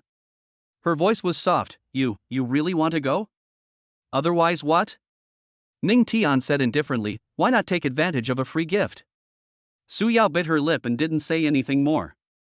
Her head was still spinning, but she could vaguely sense that Ning Tian had agreed too readily this time. It was so fast it seemed deliberate. Zhang Ming squeezed through the crowd and ran breathlessly to Ning Tian's side. Brother Tian, are you crazy? Xinzhong awakened an S-level talent. What you're doing now? Don't worry, Ning Tian interrupted him, you won't die. Let's go back to the classroom.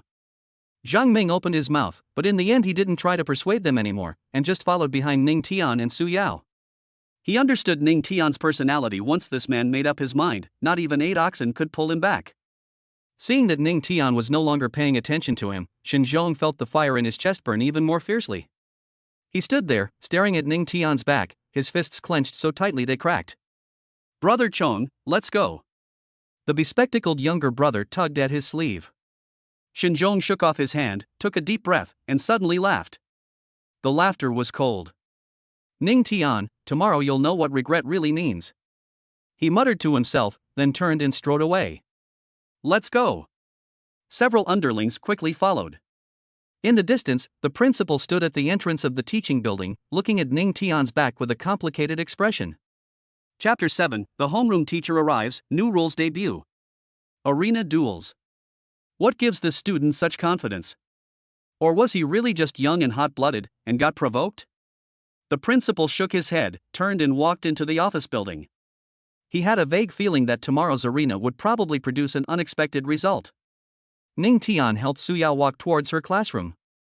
The students in the corridor made way for them, their eyes lingering on the two of them. Some people whispered, some pointed and whispered, but no one dared to step forward and say anything. Zhang Ming followed behind, stopping at the classroom door. He stood in the corridor, watching Ning Tian help Su Yao inside, hesitated for a moment, and ultimately didn't follow. It's not really appropriate, he muttered to himself. After all, that was a class with more girls. What would it look like if a boy from another class went in? Ning Tian ignored Zhang Ming and pushed open the classroom door. The moment the classroom door was pushed open, the previously noisy classroom suddenly fell silent. Dozens of eyes turned to look at them. Holy crap, isn't that Ning Tian from class 1? Why was he supporting Su Yao? Why is Su Yao's face so pale? No way, they really are. Whispers broke out. Ning Tian remained expressionless as he helped Su Yao through the corridor and walked straight to her seat. Su Yao's deskmate, a short-haired girl, stared wide-eyed with her mouth agape in an O shape. Yao, what are you two doing? I'm fine. Su Yao sat down, leaning on the table, her voice still a little weak. I'm just feeling a little unwell. Not feeling well? The short-haired girl leaned closer, looking her up and down. Your face is so pale, could it be a side effect of your awakening? After all, you caused such a commotion back then. Ning Tian ignored what the short-haired girl said. He took a cup from the side, filled it with warm water from the water dispenser, and placed it on Su Yao's desk. Drink more water and rest for a while, and you'll be fine. The girls around them stared in disbelief at this scene. My god, Ning Tian is actually so gentle? Wasn't he usually so aloof? When did they start dating? The round-faced girl sitting in the front row turned around and whispered, don't you guys know? Just now, Xinzhong and Ning Tian confessed to Su Yao together, and Su Yao directly told Xinzhong, I'm not interested in you, and then turned around and snuggled into Ning Tian's arms. What? Is that true? The short-haired girl exclaimed in surprise. Right after the awakening ended. My goodness. The short-haired girl recovered her senses, her eyes darting back and forth between Ning Tian and Su Yao, a rank paired with S rank. It's not that it's impossible, but... Just what? It's just a pity for Xinzhong. His S-level talent was useless, and he was rejected again. Ha, I left early and didn't see it. Tell me the details. What was Xinzhong's expression at the time? Several girls whispered among themselves, their eyes darting back and forth over Ning Tian. Su Yao lay on the table, not drinking the water Ning Tian had given her, and turned her face away to avoid his gaze. Her mind is in complete turmoil right now. On one hand, there was the inexplicable sense of oppression emanating from Ning Tian. From the moment he embraced her, it felt as if her bloodline was being held down by something, making it impossible to activate. This feeling was too strange. She was already at the peak of the spirit martial realm and had royal blood, but in front of Ning Tian, her innate noble bloodline became like a docile child, not daring to resist, and she couldn't exert any of her cultivation power. On the other hand, what made her even more upset was that she knew perfectly well that the crown of stars was on Ning Tian, but in the current situation, she had no way of telling the clan. If that suffocating force were to return when she spoke, she was certain she would die, and even the Emperor Emeritus wouldn't be able to save her. She didn't dare to gamble. Thinking about this made Su Yao more and more annoyed, so she simply buried her face in her arms and pretended to rest. Ning Tian stood beside her, not leaving immediately, and glanced down at her. Get some rest and don't overthink it. His voice was calm, as if he were talking about something trivial. Su Yao did not respond. She didn't know what Ning Tian meant by those words. Was he genuinely concerned about her, or was he implying something? Ning Tian, aren't you leaving yet? The short-haired girl asked timidly. Ning Tian turned and walked out of the classroom. The short-haired girl immediately moved closer to Su Yao and asked in a low voice, Yao, what's going on between you two? Didn't you agree not to date? Nothing's wrong, Su Yao said listlessly. Nothing's up yet, the round-faced girl chimed in. The way she looked at me just now, she was clearly eyeing her boyfriend. Don't talk nonsense. Su Yao raised her head, her face still a little pale. I was just feeling unwell, and he was just helping me out. Give you a hand? What about Xinzhong? The short-haired girl blinked. I heard Xinzhong also confessed to you, and you rejected him outright? Su Yao was silent for 2 seconds, then nodded. What? Shin Zhong has an S-level talent. You actually rejected him? The round-faced girl's eyes widened. Are you stupid? I have no feelings for him, Su Yao said calmly. So you have feelings for Ning Tian, the short-haired girl pressed. Su Yao didn't answer and buried her face in her arms again. She has no mind to think about these things right now. Her mind was filled with images of the star-studded crown and the oppressive feeling it emanated from him. She had to find a way to break free from Ning Tian's control, otherwise, she wouldn't even be able to control her own destiny. Just as Ning Tian reached the door, Shin Zhong and several of his underlings returned from outside. The two groups of people blocked the entrance. Jiang Ming immediately moved behind Ning Tian, a smile of anticipation on his face, his eyes full of provocation as he stared at Shin Zhong and his group. Shin Zhong's face was ashen, as if he had swallowed a fly. He glanced at Ning Tian, then at Su Yao, who was slumped over her desk in the classroom, and for a moment he didn't know what to say. Hey, brother Shin's back? Jiang Ming said with a forced smile. How did your confession go? Did Su Yao say yes? The expressions on the faces of Shin Zhong's underlings changed. Jiang Ming, are you looking for death? The blonde-haired man suddenly stepped forward, poking Jiang Ming's nose with his finger, while his other hand was already clenched into a fist. How am I courting death? Jiang Ming shrugged. I was just concerned about Brother Shen. After all, it's such an important matter, we brothers should at least ask about it. Who said we're brothers? The bespectacled boy pushed up his glasses, staring at Jiang Ming with a gloomy look. Don't push your luck. Jiang Ming laughed. Is he angry because he's embarrassed? TSK, no wonder. He finally awakened an S-level talent, but then he got rejected after confessing his feelings. Anyone would be upset in that situation. You, the blonde-haired man raised his fist. Stop, Shin Zhong said coldly. The blonde-haired man paused for a moment, but still lowered his fist. Get out of my way. Shin Zhong stared at Ning Tian and said, word by word. Jiang Ming was about to retort when Ning Tian calmly said, move aside. My heavy temples throbbed. He looked at Ning Tian, are you very proud of yourself? Ning Tian didn't reply, but just looked at him calmly. His eyes were deep, so deep that you couldn't see the bottom, like a stagnant pool. This calm was more unsettling than any mockery. Fine, you win. Shin Zhong said through gritted teeth, but don't be too happy yet. Su Yao isn't in a good state right now. Who knows what she'll think once she recovers. Whatever, Ning Tian said casually. Whatever? Shin Zhong sneered. You really think Su Yao would be interested in you? She has S-level talent, do you think she'd be with someone like you who's only a level? Jiang Ming couldn't help but interject, Brother Shin, you're not right about that. Su Yao just snuggled up to Brother Tian, and a lot of people saw it. Why don't you go ask those people again? Oh, right, the principal saw it too. Shin Zhong's face darkened even more. Of course he knew about it. It was precisely because he knew this that he found it even more difficult to accept. I don't care what methods you used, Shin Zhong said in a low voice, but Su Yao isn't so easy to win over. Don't think you've really won just because you've gained a little advantage now. Ning Tian finally spoke, are you finished? Shin Zhong was taken aback. Get out of the way once you've finished speaking, Ning Tian said. He clenched and unclenched his fist, but eventually stepped aside to make way. Ning Tian walked past him, and Jiang Ming followed closely behind, not forgetting to turn back and wink at Shin Zhong and his group before leaving.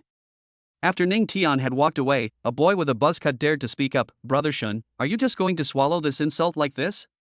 Shin Zhong didn't speak, but just watched Ning Tian's departing figure with a frighteningly gloomy look in his eyes. Let's see who prevails in the arena tomorrow. After saying that, he returned to his class, and his underlings followed him dejectedly. Ning Tian pushed open the classroom door, and the noise inside instantly disappeared. Everyone stopped what they were doing and turned their gazes toward the doorway. Once it was clear that it was Ning Tian, a screeching sound of chair legs scraping against the floor immediately filled the classroom. The boys in the front row immediately moved their desks to the side, as if afraid Ning Tian would pass by them. The girls sitting by the aisle went even further, simply picking up their bags and changing seats. Jiang Ming followed behind Ning Tian, observing the group's reactions with undisguised disdain on his face. A bunch of cowards. He sneered, his voice neither too loud nor too soft, just loud enough for those around him to hear. The boys who were mentioned blushed, but none of them dared to say a word. Ning Tian walked to his seat with a blank expression. Seeing that Ning Tian did not react, whispers broke out in the classroom again. He actually dares to come back? Didn't you see the principal's attitude just now? Even the principal is protecting him. But he's only in A level, what gives him the right to be so arrogant? That's right, Xinzhong is in S rank, and he still made me so angry. He'll learn tomorrow that arrogance comes at a price. In the arena, Xinzhong will definitely teach him a lesson. Several girls gathered together, glancing at Ning Tian from time to time, their eyes filled with complex emotions. Zhang Ming rolled his eyes, wanting to say something more. Ignore them, Ning Tian said without looking up. Zhang Ming pursed his lips, but still obediently sat back down. A short while later, the classroom door was pushed open again. Class teacher Wang Mingyuan walked in, carrying a stack of documents. As soon as he stepped inside, he sensed something was off about the classroom. The whispering students immediately fell silent and pretended to open their textbooks. Wang Mingyuan glanced around, his gaze lingering on Ning Tian for 2 seconds. Sit down, everyone. He walked up to the podium, put the documents on the table, and said, the awakening ceremony is over. Now let's get down to business. The classroom fell silent. Wang Mingyuan opened the documents and glanced at them. As is customary, classes will be reassigned after the awakening ceremony. Chapter 8, Overwhelming Elemental Domination with 4-dimensional attributes. This is the Elemental Overlord. The classroom erupted in chaos. Class assignment? How to divide it? S-rank students will definitely need to be placed in a separate class, right? Wang Mingyuan raised his hand to quiet the room, signaling for silence. Don't make a sound, let me finish. He paused, then looked up from the documents. The class assignment criteria are very simple. We divide students into 4 categories based on their awakening results. The first category, those who failed to awaken, will be placed in regular classes, where the school will provide them with academic courses and basic vocational training. The faces of the students in the front row instantly turned ugly. A short-haired girl stood with her head down, her shoulders trembling slightly, clearly trying to hold back tears. Her deskmate wanted to reach out to comfort her, but didn't know what to say, and could only sigh helplessly in the end. The second category, those who awaken non-combat talents, will be assigned to the daily training class, focusing on logistics, pharmaceuticals, and equipment forging, Wang Mingyuan continued. The third category, those who awaken combat support talents, will go to the support class. The fourth category, those who awaken combat talents, will go to the combat class for focused training. Whispers filled the classroom. Then I should be in the support class. I'm in the healing class, or the support class, right? Combat squads are the only way to go, the other squads just sound like they're there to do the dirty work. A fat guy sitting diagonally behind Ning Tian couldn't help but mutter, why is it like this? They're all awakened, but the combat squad is superior to the other squads? The tall, thin guy next to him immediately nudged him with his elbow, keep your voice down. The combat squad will be going to fight on the alien battlefield in the future, do you dare to go? The fat man immediately chickened out and shut his mouth sheepishly. Wang Mingyuan tapped on the podium, I haven't finished yet. He glanced around, his gaze lingering on Ning Tian and Zhang Ming for a moment. The combat squads will be further subdivided according to talent level. C level and B level will be assigned to the regular combat squads, while A level and S level will be assigned to the elite combat squads. These words immediately caused an uproar in the classroom. An elite combat squad? A rank and S rank soldiers together? Doesn't that mean Ning Tian and Xinzhong will be in the same class? Holy crap, that's going to be so exciting. I think we don't need to fight in the arena tomorrow, let's just have a fight in the classroom. Several students who were usually on good terms with Xinzhong whispered among themselves, their faces full of schadenfreude. Zhang Ming was furious and was about to stand up and retort when Ning Tian grabbed his shoulder. Ignore them. Ning Tian's voice was soft, but it carried a reassuring power. Zhang Ming gritted his teeth and finally sat back down, but he glared fiercely at those people. Wang Mingyuan tapped the podium again, quiet. The noise in the classroom gradually subsided. The elite combat class will be equipped with the best instructors, the best training resources, and 5 spirit cores for the spirit sensing realm every week until the martial arts exam, for a total of 20. Wang Mingyuan's tone became more serious as he said this. But similarly, the requirements are also the strictest.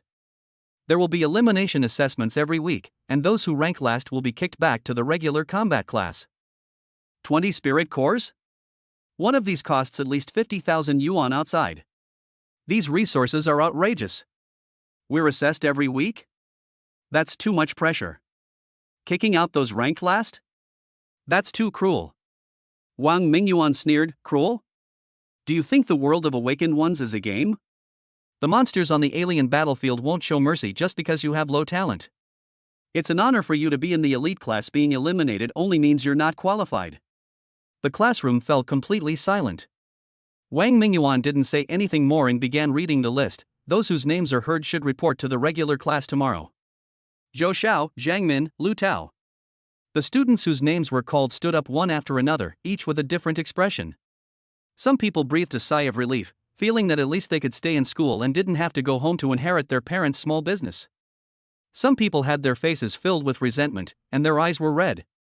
After all, everyone wanted to fight on the battlefield against the alien race, to make a name for themselves, rather than staying in the rear as an ordinary person. The short-haired girl finally couldn't hold back anymore, and tears streamed down her face. She bit her lip hard to stop herself from crying out loud, but her trembling shoulders betrayed her emotions. Ning Tian glanced at her but didn't say anything. He knew that the world was never short of tragedies. Too many people failed to awaken, and he just happened to be on the other side. Ning Tian withdrew his gaze, not bothering to listen to the subsequent lists, since he already knew his outcome. He lowered his eyes and tapped his fingers lightly twice on the edge of the desk. System? Are you there? The current host? The mechanical voice immediately sounded in his mind, and Ning Tian frowned slightly. Ning Tian took a deep breath and asked in his mind in a low voice, "What exactly are you? And where is the jade pendant my parents left me?"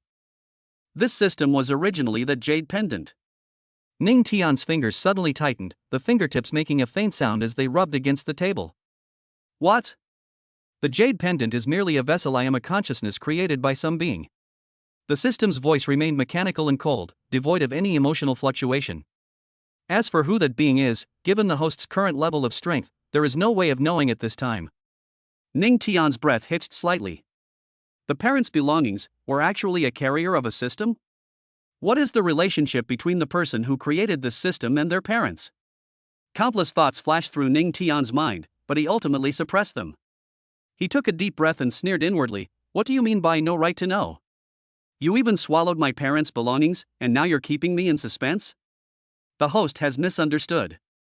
The jade pendant has not disappeared, it has merely transformed. Furthermore, the access control mechanism set by the creator is not something the system can overstep. The system paused for a moment, then continued. The purpose of this system is to assist the host in conquering all realms. Once the host's strength reaches a certain level, all questions will be answered. Conquer all the heavens and myriad worlds? Ning Tian was stunned for a moment. These words sound ethereal and unreal, like the fantasy of some immature teenager. But since the system can make his talent jump from F level to SSS level, it's not entirely impossible. Only. Ning Tian's biggest concern right now is not the myriad realms and universes, but his current predicament. Xinzhong will definitely go all out in tomorrow's arena. Although he has awakened an SSS level talent, Xinzhong's family will surely prepare equipment for him. So what functions do you have? Ning Tian asked directly. Currently, there are host panel, servant panel, quest panel, and storage space. Many more functions will be unlocked as the host's realm increases or quests are completed. Ning Tian's mind raced. Open the host panel. A semi-transparent light screen suddenly appeared before them, completely invisible to everyone else in the classroom. The data displayed on it was concise and clear. Host, Ning Tian. Current realm, first level of spirit sensing. Strength, 50, Agility, 50, Constitution, 50, Spirit, 120. Talent, SSS level Elemental Overlord, a level Elemental Envoy.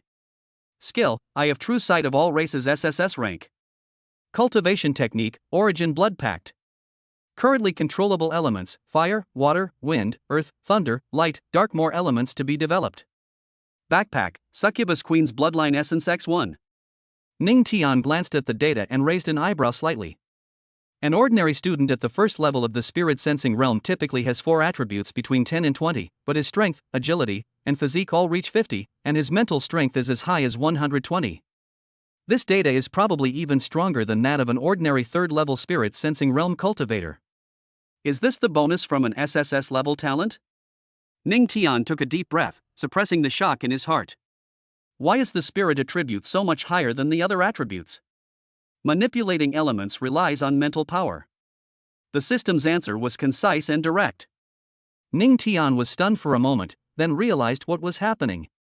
The core of the elemental mastery talent lies in manipulating various elements. The precision, intensity, and range of elemental manipulation all depend on the strength of one's mental power. The higher the mental power, the more elements one can manipulate simultaneously, and the greater the power of the skills one can unleash. No wonder his mental strength is more than twice as high as his other attributes. What about the other awakened ones? Are their mental strength also higher than other attributes? Ning Tian asked in his mind. It depends on talent. Talents leaning towards physical attack will have higher strength or agility. Talents leaning towards support and healing will have higher constitution or spirit. The host's elemental mastery is an all-around combat talent, so spirit is naturally the core attribute. Ning Tian nodded, his gaze falling on the line of text at the bottom of the panel. Succubus Queen Bloodline Essence 1. What is this thing used for?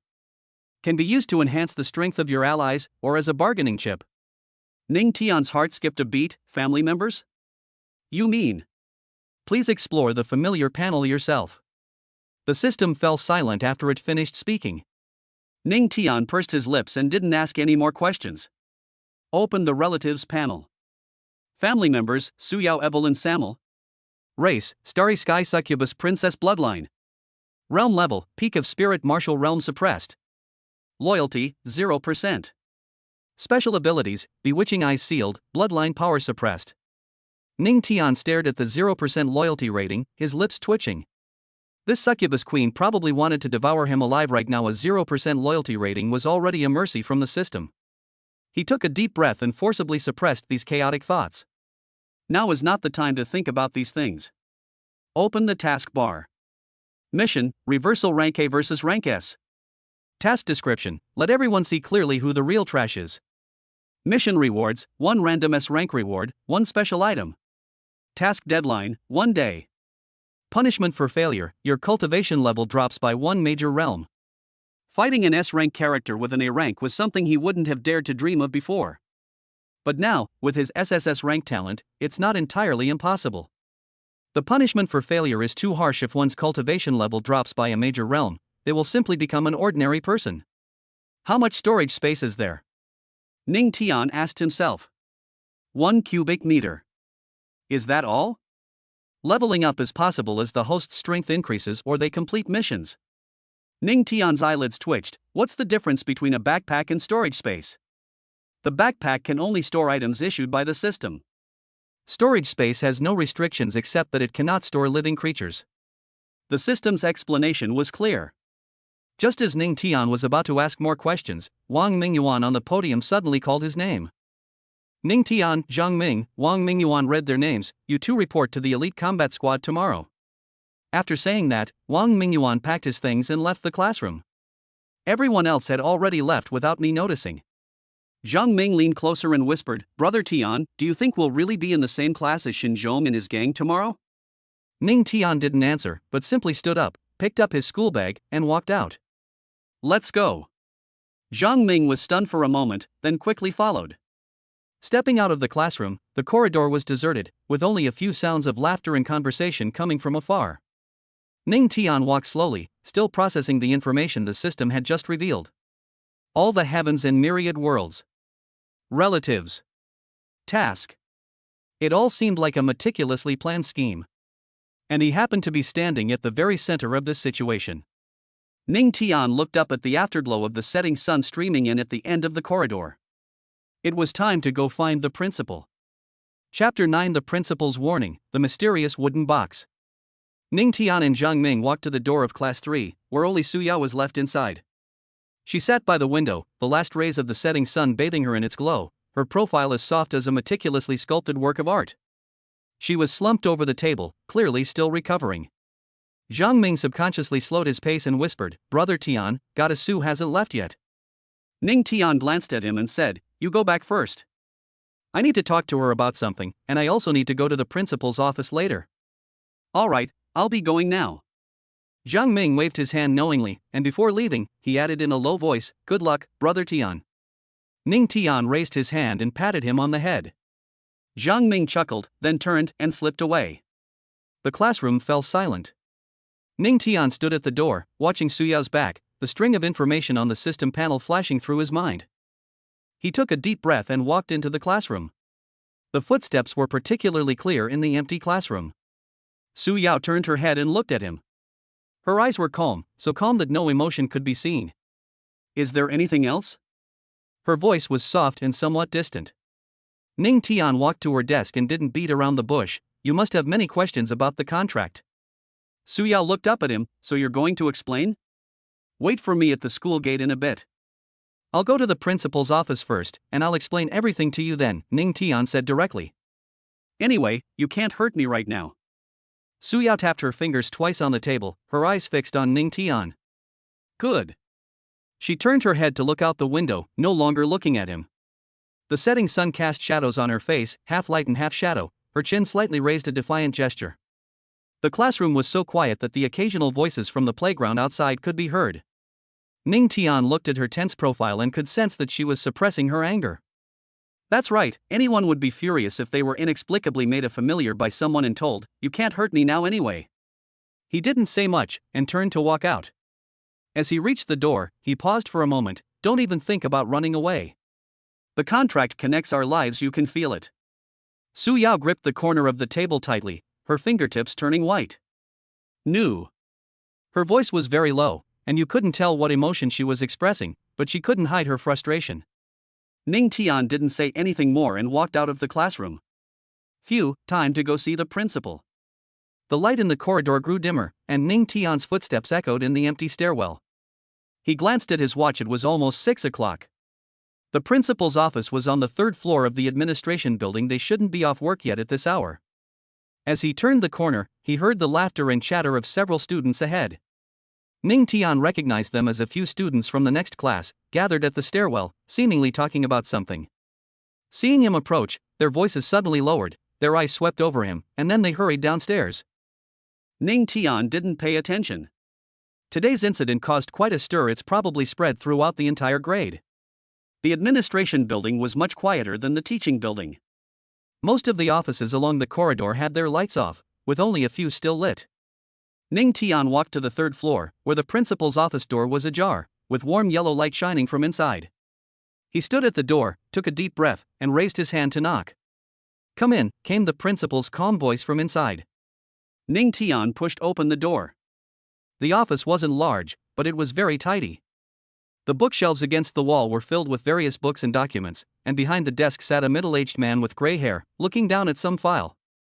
The principal looked up, his eyes behind his glasses scrutinizing Ning Tian. You've arrived. He put down the documents in his hand and pointed to the chair opposite him. Don't stand, sit down. Ning Tian walked over, pulled out a chair, and sat down. The office was quiet. The wall clock ticked away, and the teacup on the desk was still steaming.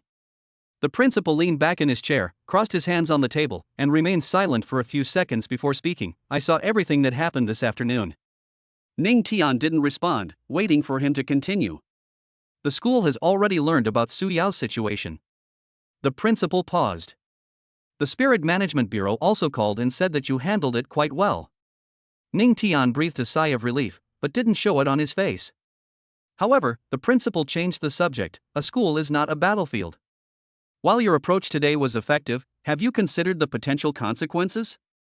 This is a euphemistic way of putting it, but the meaning is very clear. You made such a big fuss in front of the whole school. How are you going to clean up the mess afterwards? Ning Tian pondered for a moment. I will handle it. Have you handled it?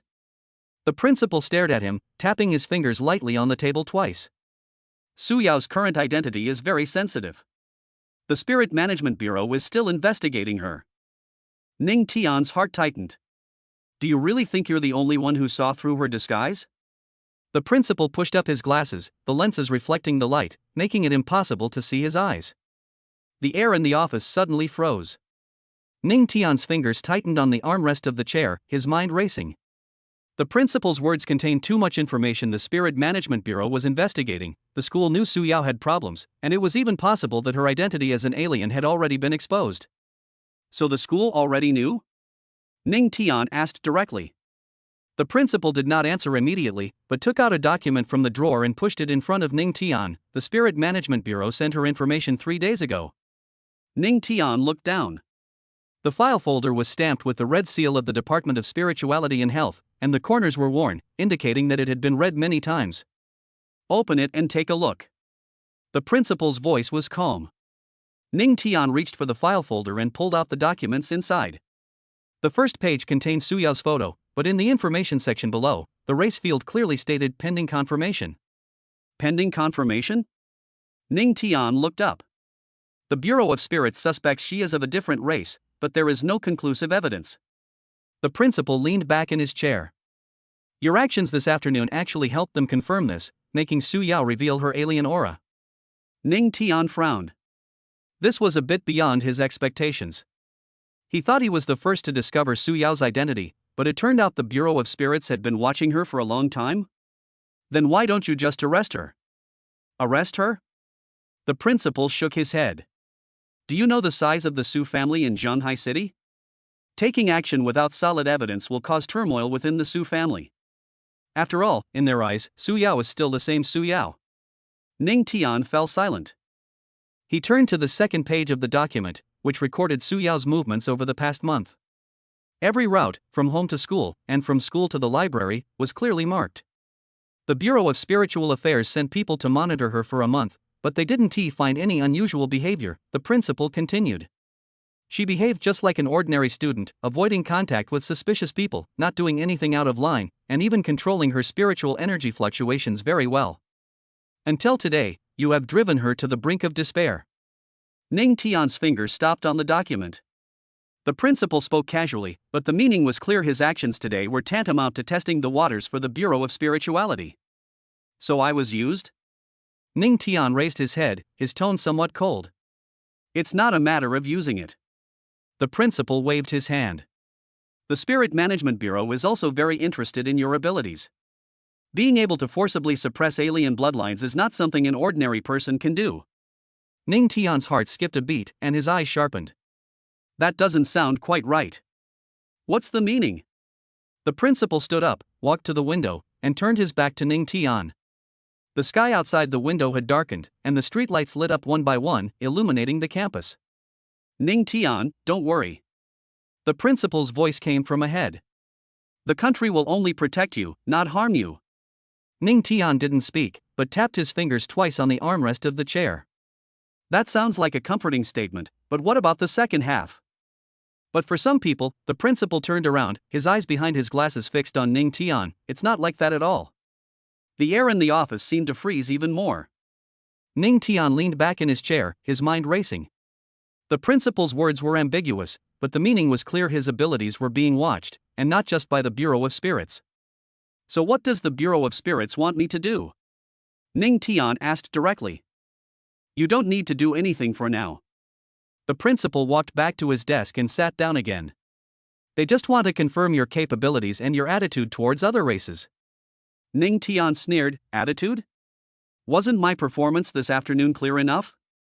That's clear enough, the principal nodded, but not comprehensive enough. What's the meaning? The principal did not answer immediately, but took out another document from the drawer. This time, he did not push it over, but flipped through it and glanced at it himself. Su Yao's identity is very complicated. He raised his head. Being able to infiltrate Blue Star means she is not an ordinary alien. The forces behind her are greater than you can imagine. Ning Tian frowned. You should be aware of the Su family's status in Zhanghai City, the principal continued. If Su Yao is indeed an alien, then the questions arise: when was she replaced? Where did the real Su Yao go? Did the rest of the Su family know? Upon hearing these questions, Ning Tian's expression changed. He had only thought that Su Yao was a different race and that he needed to find her, but he never imagined that there were so many twists and turns behind it all. That's why the Bureau of Spirits Management doesn't dare to touch her now, Ning Tian said. Yes. The principal closed the file. It's easy to take action against her, but who will clean up the mess afterward? If the Su family is really infiltrated by a foreign race, the entire Zhanghai city will be in turmoil. Ning Tian was silent for a few seconds. So, did my actions today alert the enemy? No, the principal shook his head. Your actions today actually helped a lot, at least it confirmed that she does have a problem. The Supernatural Affairs Bureau will intensify its investigation, but before that. He paused, his expression turning serious. You'd better stay away from her. Ning Tian raised an eyebrow. Why? Because she's definitely got her eye on you now. The principal's tone was calm, but his words sent chills down one's spine. You suppressed her in front of the whole school today, she can't possibly not hold a grudge. You should know better than I do about the vengeful nature of alien races. Ning Tian's fingers stopped on the armrest. The principal is right. Different races are not human, their ways of thinking and behavior are different. Having been publicly humiliated, Suya would absolutely not let it go. So the school will protect me? Ning Tian asked. The school will do its best, the principal said, adjusting his glasses. But you also need to be careful, especially these days. Don't act alone, and don't showcase your abilities to others for now. News of what happened this afternoon has spread, but not many people know the specific details. The Bureau of Spirituality will help you suppress it, but you need to keep a low profile. Ning Tian nodded. The principal sat down and took out a wooden box from under his desk. The box is small, about the size of a palm, and its surface is engraved with intricate patterns. Ning Tian stared at the box, his brows furrowing slightly. What is this? Chapter 10: The SSS Level Truth. The deputy director personally covers up the smear. Compensation: the principal pushed the box in front of him. You helped the Bureau of Spirits today, and even though you didn't know it, you still have to repay the favor. Then she took out another ring. Number 34 and my personal investments. Ning Tian didn't move, he just looked at the box and the ring. The wood grain has a faint sheen under the light, giving it an old appearance. Open it and take a look, the principal said. Ning Tian didn't rush to make a move, but instead leaned back. Principal, what you said makes me a little flustered. What's the panic? Someone of your caliber talking about personal investment? Ning Tian raised his eyelids. I'm afraid if I take it, I'll have to sign a contract of servitude. The principal paused for a second, then laughed. You're quite alert. You have to navigate between the Bureau of Spirits and the alien races. If you're not careful, you'll die. Ning Tian said this casually, but the temperature in the office seemed to drop a few degrees. The principal's smile faded slightly as he adjusted his glasses. Don't worry, it's not that complicated. Ning Tian remained silent for a few seconds. The only sound in the office was the ticking of the wall clock. He reached out and picked up the box, weighing it in his hand. It wasn't light, but it wasn't heavy either. The engraved patterns on the surface of the box felt somewhat rough, as if it had been worn for a long time. These patterns. Ning Tian narrowed his eyes, his fingertip tracing the surface of the box lid. Are they runes? The principal's eyes flickered. You know him? I've seen similar ones before. Ning Tian didn't explain further, but pressed his finger on the edge of the box lid and gently pushed it open. Click. The box was opened, revealing a grayish-white stone and a ring inside. Ning Tian stared at the stone, his eyelids twitching. The stone's surface was covered with cracks, as if it might shatter at any moment, but a faint blue light shone through those cracks, flickering intermittently, creating an inexplicable sense of incongruity. This is Ning Tian's voice trailed off. He reached out to pick up the stone, and the moment his fingers touched its surface, a chill shot through his veins from his fingertips. It wasn't just cold, it was a bone-chilling cold, like being doused with ice water. Ning Tian immediately withdrew his hand. I don't know, the principal's voice rang out. It was given to you by the Bureau of Spirits, they said it would be useful to you. Ning Tian looked up at him. What are you going to do with this? Absorb it? You can give it a try, the principal said, leaning back in his chair. But I suggest you take a look at the ring first. Ning Tian shifted his gaze to the ring. The ring was silver, with a design so simple it couldn't be simpler. Its surface was so smooth it could be used as a mirror, without even a single pattern. But Ning Tian stared at it for a few seconds, feeling like he'd seen it somewhere before. This ring. A storage ring, the principal stated directly. Ning Tian raised an eyebrow. He had heard of storage rings, but had never seen one in person. They were a form of hard currency on the black market, with prices ridiculously high. Even the smallest one could be exchanged for an apartment. The space inside isn't large, only 5 cubic meters. The principal paused for a moment. In addition, there are 5 spirit cores of the spirit realm level inside. Ning Tian's hand froze in mid-air. 5 spirit cores that have entered the spirit realm. One of these can sell for 300,000, so 5 would be 1.5 million. Add to that the value of the storage ring itself. Principal, Ning Tian looked up. You're going a bit too far with this favor. Not excessive. The principal adjusted his glasses. Your abnormal value was worth this much when you awakened today. Ning Tian didn't reply. He stared at the box and ring on the table, tapping his fingers lightly twice on the edge of the table. The office was so quiet that you could hear footsteps outside in the hallway. I know your talent is definitely not just a simple A level. The principal's voice was calm, but every word was like a nail driven into the air. The awakening stone tablet cannot be wrong. Your suppression of Su Yao should also be attributed to your talent. Ning Tian's fingers stopped. He stared at the principal without saying a word. That's why I invested in you. The principal leaned forward, placing his hands crossed on the table. Ning Tian, do you know how many executives the Bureau of Spirits has hidden in the shadows today? Ning Tian looked up. 3 people? He remembered that the standard setup for the Bureau of Spirituality at awakening sites was 3 officers, 1 to maintain order, 1 to handle emergencies, and 1 to observe covertly. This was stated in publicly available information. No, the principal shook his head, his voice even lower. Because after the data from the Awakening Stone tablet was sent back to headquarters, they judged that an SSS-level talent might appear on site, and even that killing god from Kyoto came. Ning Tian's pupils contracted slightly. That killer from Kyoto. Only one person in the Bureau of Spirits is worthy of this title, Tang Qingyun, the deputy director of the Bureau of Spirits. It is said that he has already entered the heavenly realm, and there are no more than 5 people in the entire country who can openly rival him. People of this level rarely even show their faces, let alone personally attend a small awakening ceremony. You mean? Ning Tian's throat was a little dry. Tang Qingyun is here? Yes. The principal nodded. He was standing in the back row of the auditorium, wearing the uniform of an ordinary staff member. No one recognized him, but after he left, no one knew where he went. He came back after your awakening ended. Ning Tian fell silent. He recalled the scene at the awakening ceremony. There were indeed several people in work clothes standing in the back row of the auditorium, but everyone's attention was on the awakening stone tablet. Who would pay attention to those staff members? Ning Tian repeated the word in a low voice, but I awakened to a level. It's rank A. The principal pushed up his glasses. But the moment you touched the awakening stone tablet, the data transmitted back to headquarters was rank F, then it became rank SSS. But just 3 seconds later, the data changed back to rank A. Nobody knows what happened. But the Bureau of Spirits and Neighborhood Affairs acted very quickly. Tang Qingyun had the awakening record deleted. The principal's tone was very calm, as if he were saying that there was an extra dish in the cafeteria today.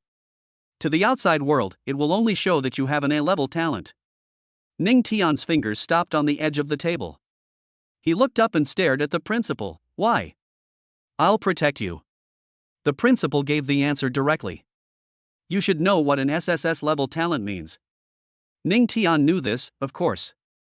SSS-level talents are highly sought after by various powerful forces, making them targets for assassination, kidnapping, and recruitment. The scene at the awakening ceremony alone was enough to attract the attention of countless people. But I'm only in A level.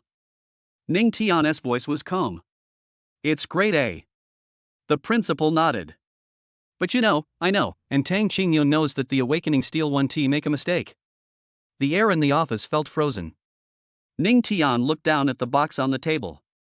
The grayish-white stone was still flashing a pale blue light, 1 beat at a time, like a heartbeat. So Tang Qingyun changed the data and suppressed your record. The principal leaned back. To the outside world, you're just an ordinary A-level talent, and no one will give you a second glance. Even within the Spirit Management Bureau, apart from the operators, no one knows anything about you. But I'm only in A level. Ning Tian raised his head and looked directly at the principal. The principal paused for a moment, then smiled helplessly. Yes, you're only in A level. So what do you mean by that? Ning Tian's voice was calm. Are you reminding me to be careful of being watched? Or are you telling me to be grateful for Tang Qingyun's protection? No, not at all. The principal took off his glasses and slowly wiped them with a cloth. I just wanted to tell you that you are safe now. Safety? Tang Qingyun deleted the records, and the abnormal data on the awakening stone tablet was also erased. The principal put his glasses back on. Now, all the world knows is that Ning Tian has an A-level talent, nothing more. Ning Tian was silent for a few seconds. So you gave me these things because you know the truth? I don't know, the principal shook his head. I'm just guessing. Guess? Ning Tian narrowed his eyes. That is why I'm giving you these, the principal said, pointing to the box and ring on the table. Consider it an investment in the future. You think highly of me. Ning Tian's tone was tinged with sarcasm. It's not about looking up to someone, the principal said seriously, it's about seeing things clearly. The office was quiet for a few more seconds. Ning Tian reached out and picked up the ring, turning it over to examine it. The ring was very light, with a smooth surface and no patterns, but the moment he touched it, he could feel a faint fluctuation of spiritual energy. Take it, the principal said. I don't need it anyway. Ning Tian didn't stand on ceremony and put the ring on the middle finger of his right hand. The ring automatically retracts to fit the finger perfectly.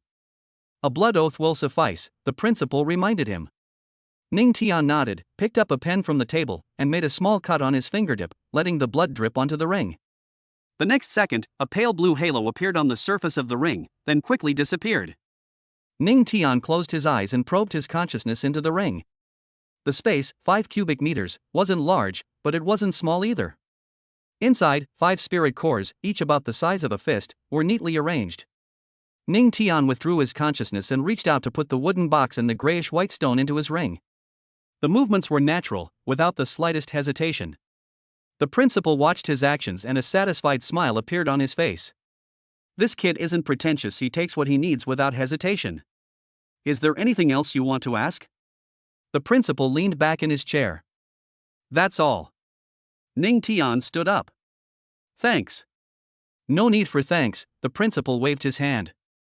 Go home early and absorb the spirit core to prepare for tomorrow's challenges. Ning Tian walked to the door, his hand just touching the doorknob, when he suddenly stopped. Headmaster. Ning Tian's finger hovered over the doorknob. Without turning around, how did you know the data from the awakening stone tablet? The air in the office seemed to freeze. The principal tapped his fingers lightly twice on the armrest, making a soft sound. Tang Qingyun contacted me once. Ning Tian turned around, staring at the principal, waiting for him to continue. However, nothing came of it. That's all? That's all, the principal nodded. He didn't say anything else, and I didn't ask. Ning Tian stared at the principal for a few seconds, then didn't ask any further questions. I'm leaving. Wait a minute, the principal called out to him, there's something else I need to remind you of. Ning Tian stopped in his tracks. Remember to stay away from Su Yao. The principal's tone turned serious. Don't reveal your ability. Ning Tian raised an eyebrow slightly. Which ability? Don't pretend. The principal took off his glasses and wiped them with a cloth. Everyone present saw what happened during the awakening ceremony. Your ability is very special, special enough to make some people want to kill you. I'm only grade A. Yes, you're only an A level. The principal put his glasses back on. So it's best to make everyone think that way. Ning Tian didn't reply, opened the door, and walked out. Footsteps echoed in the empty corridor. The school was quiet, most of the students had already left. Ning Tian crossed the playground and walked to the school gate. A night breeze blew by, carrying the chill of early autumn. He looked up. A stunningly beautiful woman was waiting for him at the door. She has long, flowing hair and a tall, slender figure. It's Su Yao. You finally arrived. Su Yao's voice was soft, with a hint of complaint. Chapter 11: The Succubus Queen's Humiliating Night, Part 1. The streetlights at the school gate cast a long shadow of Su Yao. She stood there, her long hair fluttering slightly in the night breeze, her school uniform jacket draped over her shoulders, revealing a white shirt underneath. The light shone on her face, and her excessively delicate face no longer had the coldness of the daytime, but instead carried a complex and indescribable air. Have you been waiting long? Otherwise what? Su Yao crossed her arms, her voice laced with gritted teeth. You think I want this? Ning Tian didn't reply, and walked past her towards the school gate. Su Yao paused for a second, then immediately followed. The two walked one after the other on the street. The traffic in Jianghai City was sparse at night, and neon lights flickered in the distance. What did you do to me? Su Yao followed half a step behind Ning Tian, her voice very low. Suppression. Ning Tian didn't even turn his head. I know it's suppression. Su Yao gritted her teeth. I'm asking what methods you used? This isn't the place to talk. Come with me. After saying that, Ning Tian ignored Su Yao and walked towards home. Su Yao stood there, her chest heaving violently. Take a deep breath, then another. Anger surged within him, but he couldn't express it. Who is she? The princess of the succubus race, second only to the queen in status within her clan. From childhood to adulthood, countless powerful figures have shown her utmost respect, and even the so-called geniuses of humanity would show expressions of infatuation upon seeing her.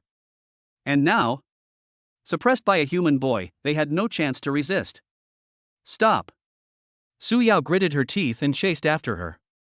Ning Tian kept walking. Su Yao quickened her pace to catch up, and the two walked one after the other down the street at night. The streetlights cast long shadows of them, and Su Yao stared at the figure in front of her, growing angrier with each passing moment. Can't you walk slower? If you can't keep up, then don't. You. Su Yao took a deep breath, forcibly suppressing her anger. She couldn't rush things, she needed his help now. She would settle accounts with this guy after the suppression was lifted. The shops on both sides of the street were closed, and only a few cars occasionally drove by. A night breeze blew, and Su Yao pulled her coat tighter, quickening her pace to follow Ning Tian through two streets and into an old residential area. Several streetlights in the neighborhood are broken, making the lighting dim. Ning Tian walked into an old-style residential building, went up to the third floor, and took out his key to open the door. Su Yao followed behind, looking around the building. The paint was peeling, the stairwell was cluttered with debris, and there was a musty smell in the air. She frowned. This was the first time she had ever been to a place like this. The door opened. Ning Tian walked in, glanced at Su Yao, who was still standing outside the door in a daze, and was about to close the door. Wait. Su Yao pressed down on the door, her knuckles turning red from the force. Ning Tian stopped what he was doing and turned to look at her. Didn't you say you weren't coming in? Su Yao bit her lip, looked at the dimly lit room inside the door, and then at Ning Tian's expressionless face. She was a princess of the succubus race, and had seen countless men since childhood. The way those men looked at her was either naked lust or cautious flattery. But the human boy in front of me had nothing in his eyes. It was too calm. Scared? Ning Tian released the doorknob. Then let's go back. Who said I'm scared? Su Yao took a deep breath and stepped across the threshold. The room wasn't large. The living room was about 20 square meters, furnished with an old-fashioned fabric sofa. The sofa covers were faded from washing, but they were clean. The coffee table was an old-fashioned wooden one, with much of the paint chipped off. Several books were neatly arranged on it: Basic Application of Spiritual Power, Awakened 1 Combat Techniques, and Illustrated Guide to Alien Races. Su Yao looked around and found the house cleaner than she had imagined. Although the furniture was old, it was neatly arranged, and the floor was shiny and dust-free. What are you doing standing at the door? Ning Tian changed his shoes and sat down on the sofa.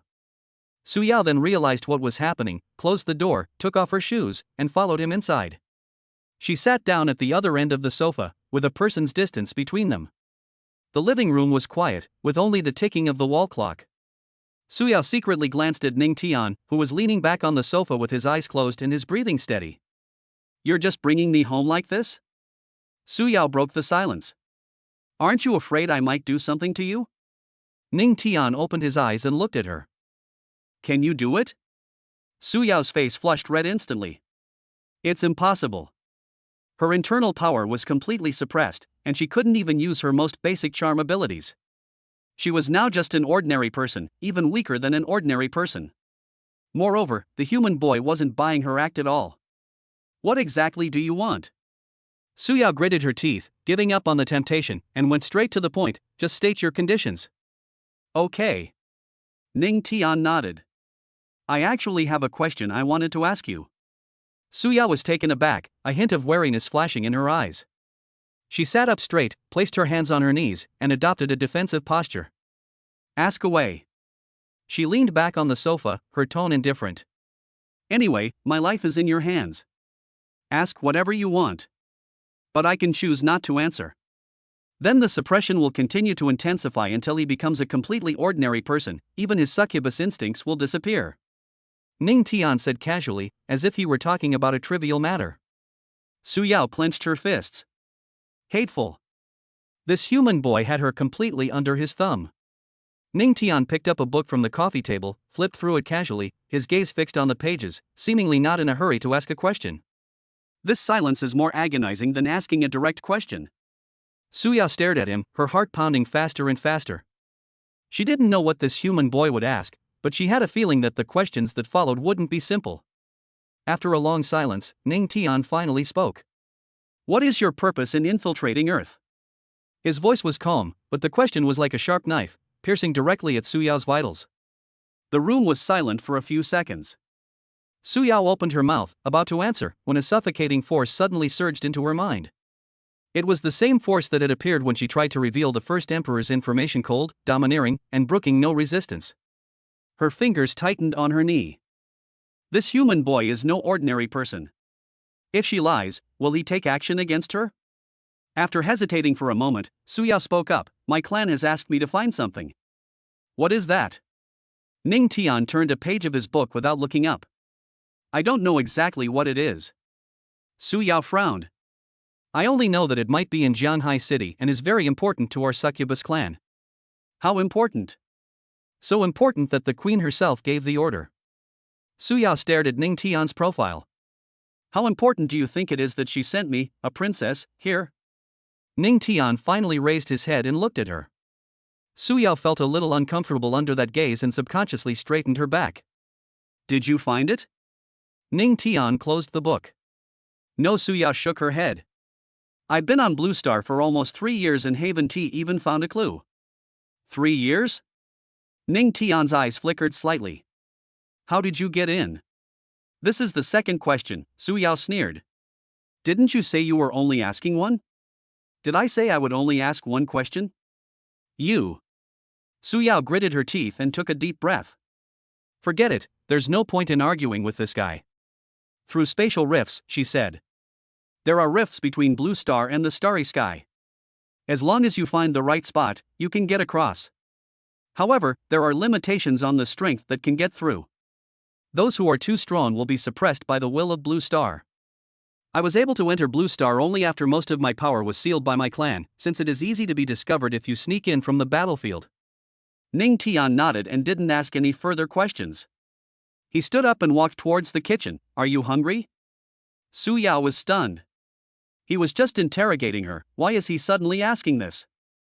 I'm not hungry, she said with a straight face. Oh. Ning Tian opened the refrigerator, took out a few eggs and a bunch of greens. I'll eat them myself. Su Yao watched him busy in the kitchen, the sounds of pots and pans clattering filling the air. She sat on the sofa and suddenly felt something was absurd. She, a dignified succubus princess, is now being suppressed by a human boy, and even follows him home to watch him cook. If this gets back to her clan, won't she have any shame? A delicious aroma wafted from the kitchen. Su Yao's stomach let out a disapproving growl. Her face flushed, and she quickly hugged her stomach. Damn it, she really hadn't eaten all day. Although succubi can absorb spiritual energy to survive, Su Yao's power is currently sealed, and her physique is no different from that of an ordinary person. She's hungry, and she can't fool her own stomach. A moment later, Ning Tian came out carrying 2 bowls of noodles. He placed one bowl on the coffee table and pushed it in front of Su Yao. He took the other bowl himself and sat back down on the sofa. Didn't you say you weren't hungry? Ning Tian picked up his chopsticks. Su Yao stared at the steaming bowl of noodles, topped with a poached egg, a few stalks of greens, and a sprinkle of chopped scallions. The aroma wafted into her nose, and her stomach growled again. She bit her lip. Eat up. Ning Tian had already started eating. It won't taste good when it's cold. Su Yao reached for her chopsticks, picked up a noodle, and put it in her mouth. The noodles were cooked just right, not too soft or too hard, and the soup base was simply seasoned with soy sauce, yet it unexpectedly suited her taste. She kept her head down, eating bite by bite, her pace quickening. Ning Tian glanced at her but didn't say anything. The two ate their noodles quietly, the only sound in the living room being the slurping of noodles. After Su Yao finished the last bite and put down her chopsticks, she realized she had even drunk all the soup. She looked up and met Ning Tian's gaze. Are you very hungry? Ning Tian asked. Su Yao turned her face away. It's all right. Oh. Ning Tian stood up and took the two empty bowls. That means you're just normally hungry. Su Yao's face turned even redder. She heard the sound of dishes being washed coming from the kitchen and sat on the sofa, her mind a little confused. What exactly does this human boy mean? Grab her, interrogate her, and then cook for her? What kind of operation is this? Su Yao couldn't figure it out, so she simply stopped thinking about it. Anyway, she couldn't run away now, so she'd just have to take it one step at a time. Ning Tian came back after washing the dishes and sat down on the sofa. All right, the third question. Ning Tian put down his book and turned to look at Su Yao. What is your purpose in approaching me? Do you suspect that what you are looking for is on me? Su Yao's body stiffened. She stared at Ning Tian, her lips moved, but she didn't speak immediately. That's a great question. I didn't suspect anything at first.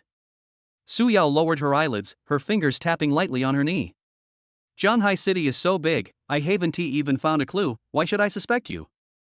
Ning Tian didn't speak, he just looked at her quietly. Su Yao raised her head and met his gaze. But when you awakened, I had my doubts. Her tone became serious. The aura emanating from you was very strange. That fluctuation was somewhat similar to what our succubus clan is looking for. Ning Tian raised an eyebrow. Then after you suppressed me, Su Yao took a deep breath, I'm sure it's on you. A brief silence fell over the living room. Ning Tian leaned back on the sofa and tapped his fingers lightly on the armrest twice. Are you sure? His voice was calm. What makes you sure? Based on the power you used to suppress me, Su Yao gritted her teeth, that sense of suppression was exactly the same as described in the clan's records. Most of my power was sealed, but my senses were still there. I knew it in that instant. After she finished speaking, she stared intently at Ning Tian. How will this human boy react? Anger? Or vigilance? Or? However, Ning Tian simply nodded, his expression remaining unchanged. Su Yao breathed a sigh of relief. Just as she was about to say something, Ning Tian suddenly spoke again. One last question. Chapter 12: The Succubus Queen's Humiliating Night Part 2. Su Yao's heart jumped again. What is the successor of the first emperor? Ning Tian stared into her eyes. The one you mentioned before. Su Yao's expression changed instantly. She opened her mouth, but before she could utter a word, that familiar oppressive force surged up again. A force gripped her throat, like an invisible hand choking her. Su Yao's body stiffened, and cold sweat seeped from her forehead. She began with difficulty, her voice trembling, It's nothing, I misspoke back then. The moment the words left his mouth, the force suddenly tightened. Su Yao's face flushed crimson, she could feel her blood boiling, every vein screaming a warning. This wasn't a simple threat, but a genuine death knell. If she continued lying, this force would crush her instantly. Did I say something wrong? Ning Tian's tone remained calm. Are you sure? Su Yao gritted her teeth, her nails digging deep into her palms. She wanted to tell the truth, but she couldn't open her mouth. The force seemed to sense her true thoughts and was preventing her from saying anything about the successor of the first emperor. Ning Tian frowned as he looked at her flushed face. You. Before he could finish speaking, Su Yao suddenly coughed violently. She bent over, curled up on the sofa, and gasped for breath. Ning Tian stood up and walked up to her. Is it under a restriction? He asked. Su Yao nodded, panting, sweat dripping from her forehead onto the sofa.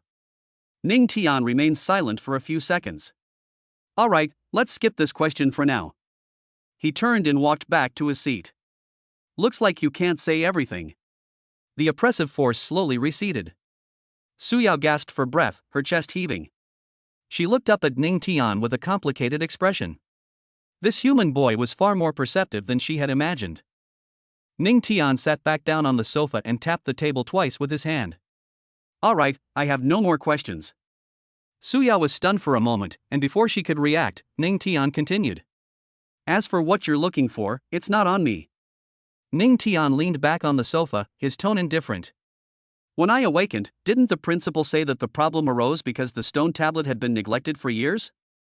Su Yao opened her mouth, wanting to refute. As for suppressing you, Ning Tian interrupted her, it's a method my parents left me. They left me something before they died, probably because they were afraid I would encounter some danger. This statement was perfectly watertight. After all, Suyao's loyalty is too low now to be considered one of their own. Suyao stared at him, her eyes filled with complex emotions. She had clearly sensed that fluctuation of power again, which perfectly matched the characteristics recorded in the clan's records. But now that Ning Tian had explained it this way, it seemed to make sense. Is the stone tablet in disrepair? Su Yao sneered inwardly. How many years had the awakening steel in Zhanghai City been in use? Why did it malfunction precisely when Ning Tian was awakening? And there was that force that suppressed her. That sense of suppression was something that couldn't be achieved through ordinary means. Unless Ning Tian's parents were top-tier experts in life, it would be impossible for them to leave behind power of this level. But she couldn't refute it. Ning Tian spoke very definitively, and every point he made was well-founded and supported by evidence. Su Yao took a deep breath, suppressing her doubts. Your parents? She asked tentatively, who are they? An ordinary awakened one, Ning Tian replied briefly. He disappeared 3 years ago. Su Yao's pupils contracted slightly. Ordinary awakened one? Someone who can leave behind that level of power would be an ordinary awakened one? She didn't believe it. But Ning Tian's expression was excessively calm, revealing no flaws. There was no evasion or sadness in his dark eyes, as if he were stating something unrelated to himself. Su Yao bit her lip. She wanted to ask more, but the words stuck in her throat. Missing, she changed her perspective. Aren't there any clues? No. Ning Tian's voice was calm. If I had any clues, I wouldn't be sitting here. Su Yao fell silent. She looked at Ning Tian, her mind racing, analyzing all the possibilities. Wrong. How did he know I wasn't human? The thought struck her like a lightning bolt, and Su Yao's breath caught in her throat for a second. She quickly recalled.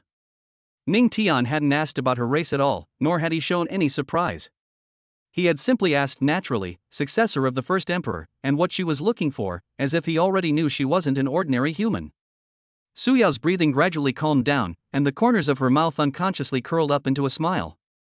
She stared at Ning Tian, the doubt in her eyes gradually replaced by a certainty. Ning Tian, you've been exposed. The crown of stars is indeed on you. Ning Tian noticed the change in her gaze and raised an eyebrow. What are you looking at? It's nothing. Su Yao's smile deepened. I just suddenly realized something. What's up? Su Yao didn't answer directly, but instead shifted to a more comfortable position on the sofa. Her fingers tapped lightly on her knees, the rhythm slow and regular. You just said that the power that suppresses me was left by your parents. Right. Then how did you know I'm not human? Su Yao's tone was very soft, but every word sounded like a nail striking the air. Ning Tian was slightly taken aback. It's over. How could I forget about this? His brain was racing, trying to find a reasonable explanation. But the more anxious he became, the more chaotic his thoughts became, and his mind went completely blank. Su Yao's smile grew more and more pronounced. She straightened up, crossed her arms, and waited for Ning Tian's answer. Ning Tian remained silent for a few seconds, his fingers unconsciously tapping twice on the sofa armrest. Just then, he suddenly remembered the item in his system inventory, Succubus Queen Bloodline Essence.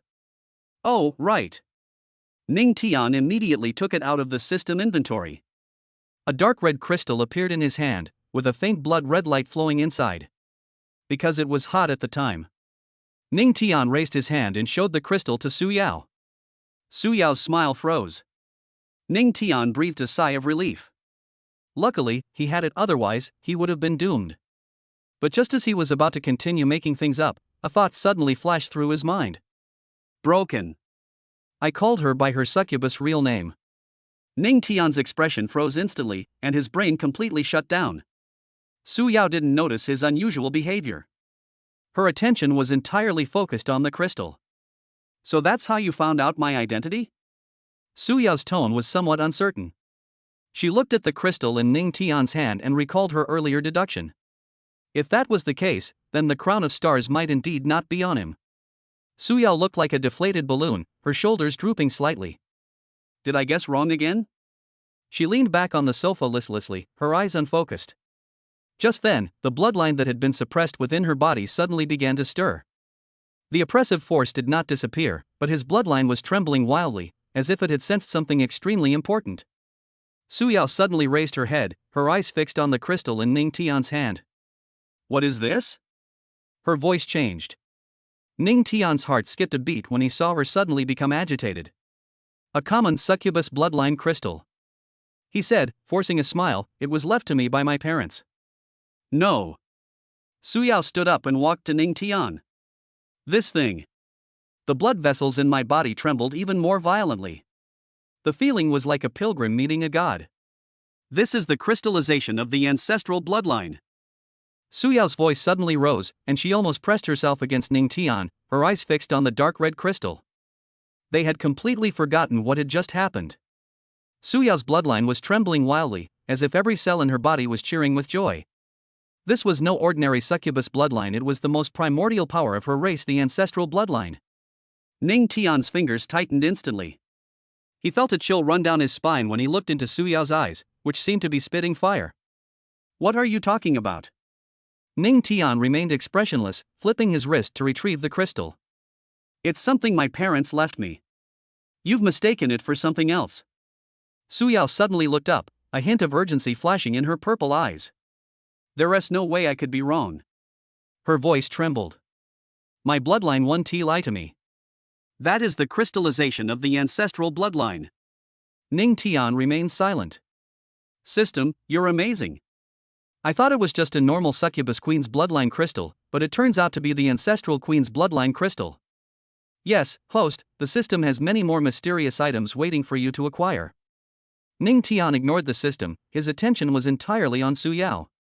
Su Yao took a deep breath, trying to calm herself down.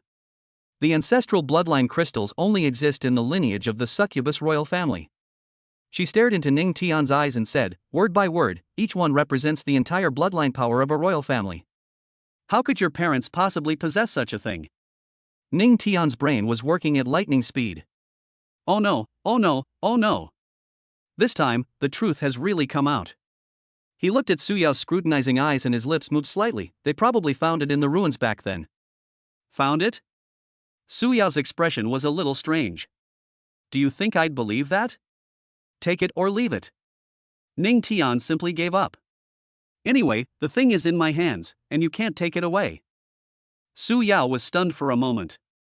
She stared at Ning Tian's expressionless face and suddenly felt a mix of amusement and exasperation. What's wrong with this person? They were explaining seriously just now, and now they're starting to cheat? Su Yao's thoughts raced. The ancestral bloodline crystal could not appear out of thin air. Ning Tian's parents were not succubi, so how could they possess such a thing? Unless. Her pupils contracted slightly. Unless they actually find the crown of stars. That legendary artifact, capable of rewriting the rules, might actually help them obtain the primordial bloodline crystal from the ruins of the succubus royal family. Yes, that must be it. Ning Tian's parents used the power of the star crown to obtain the ancestral bloodline crystal from an ancient ruin, and then left it to Ning Tian. The crown of stars may very well still reside in his parents. Su Yao stopped thinking about these things and shifted her attention to the storage ring on Ning Tian's hand. Chapter 13: The Succubus Queen's Humiliating Night, Part 2. Ning Tian's fingers curled up subconsciously. What are you looking at? Su Yao narrowed her eyes. The ancestral bloodline crystal disappeared too quickly. Although the blood in her body was gradually calming down, the lingering tremor was still there. She was certain that the ancestral bloodline crystal was in this ring. Can I take another look? Su Yao's tone sounded casual, but her eyes were fixed on the ring. Ning Tian subconsciously pulled his fingers back. No. Ning Tian refused without even thinking. Why should I show you the things my parents left me? Su Yao didn't say anything, just stared straight at Ning Tian's fingers. The storage ring gleamed dimly under the light, and the ancestral bloodline crystal hidden inside still caused her bloodline to tremble slightly. It felt as if something was calling to her, something she couldn't ignore. Ning Tian glanced at Su Yao sideways and saw that she didn't even blink, which made his heart skip a beat. Oh no. Is this woman thinking about the same question again? He quickly said, it's not that I can't show it to you, but what? Su Yao's eyes lit up instantly, and her tone became more urgent. Ning Tian paused deliberately, then said slowly, it's just that my legs are a little sore. Su Yao was stunned. I need someone to massage my legs. Ning Tian leaned back on the sofa, crossed his legs, and acted as if it were the most natural thing in the world. The room was silent for a few seconds. Suyao's expression changed from anticipation to confusion, and then from confusion to disbelief. What did you say? She wondered if she had misheard.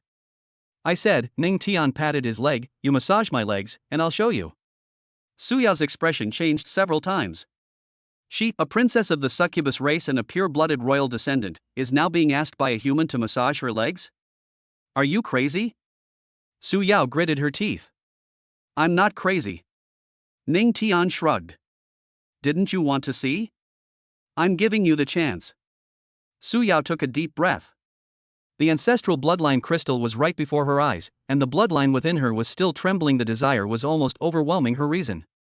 But ask her to massage a human's legs? Don't go too far, Suyao said in a low voice. Where did I go too far? Ning Tian looked innocent. You want to see my things? I'm just making a small request. If you don't want to, then forget it. After saying that, he actually tucked his hand into his sleeve and got up to leave. Hurry up and leave, Grandma. Suyao stared intently at that hand. She bit her lower lip, a struggle flashing in her purple eyes. The ancestral bloodline crystal is of great significance to the succubus race. It is not only a symbol of power, but also the inheritance of bloodline, and may even restore the purity of the bloodline. Her fist slowly loosened. Just massage your legs? Suyao asked. Yes, just massage your legs. Ning Tian nodded. You're going to let me see it after you've finished hitting me? A gentleman's word is as good as his bond. Suyao remained silent for a moment, then seemed to have made up her mind.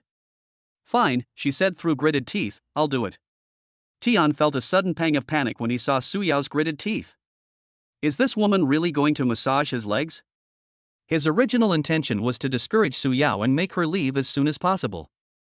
After all, the ancestral bloodline crystal was clearly not a simple item, and if Suyao set her sights on it, who knew what might happen? But judging from Suyao's current posture, she seems to be serious? Ning Tian's heart tightened, and he quickly waved his hand. Never mind, never mind. He took his hand out of his sleeve. I'll show you. Suyao was stunned. She had just mentally prepared herself to go all out, but Ning Tian suddenly changed his mind. What did you say? Suyao wondered if she had misheard. I'll show you. Ning Tian took out the ancestral bloodline crystal from his storage ring and casually tossed it on the table. Look, then hurry up and leave. Suyao stared at the crystals on the table, not reacting for a moment. Her blood surged instantly, the desire more than 10 times stronger than before. But her attention wasn't on the crystals, she was staring intently at Ning Tian. Suyao stood there, stunned. She stared at Ning Tian, a complex emotion flashing in her purple eyes. For that brief moment, she had indeed mentally prepared herself. What was a leg massage compared to the crystallization of the ancestral bloodline? The future of the succubus race was far more important than her pride. But Ning Tian suddenly changed his mind. There was no mockery, no sarcasm, not even a few extra words. They simply took the crystal out and placed it on the table. See? Now that you've seen it, hurry up and leave. The sentence sounded impatient, but Suyao sensed something else in it. He didn't want to embarrass her.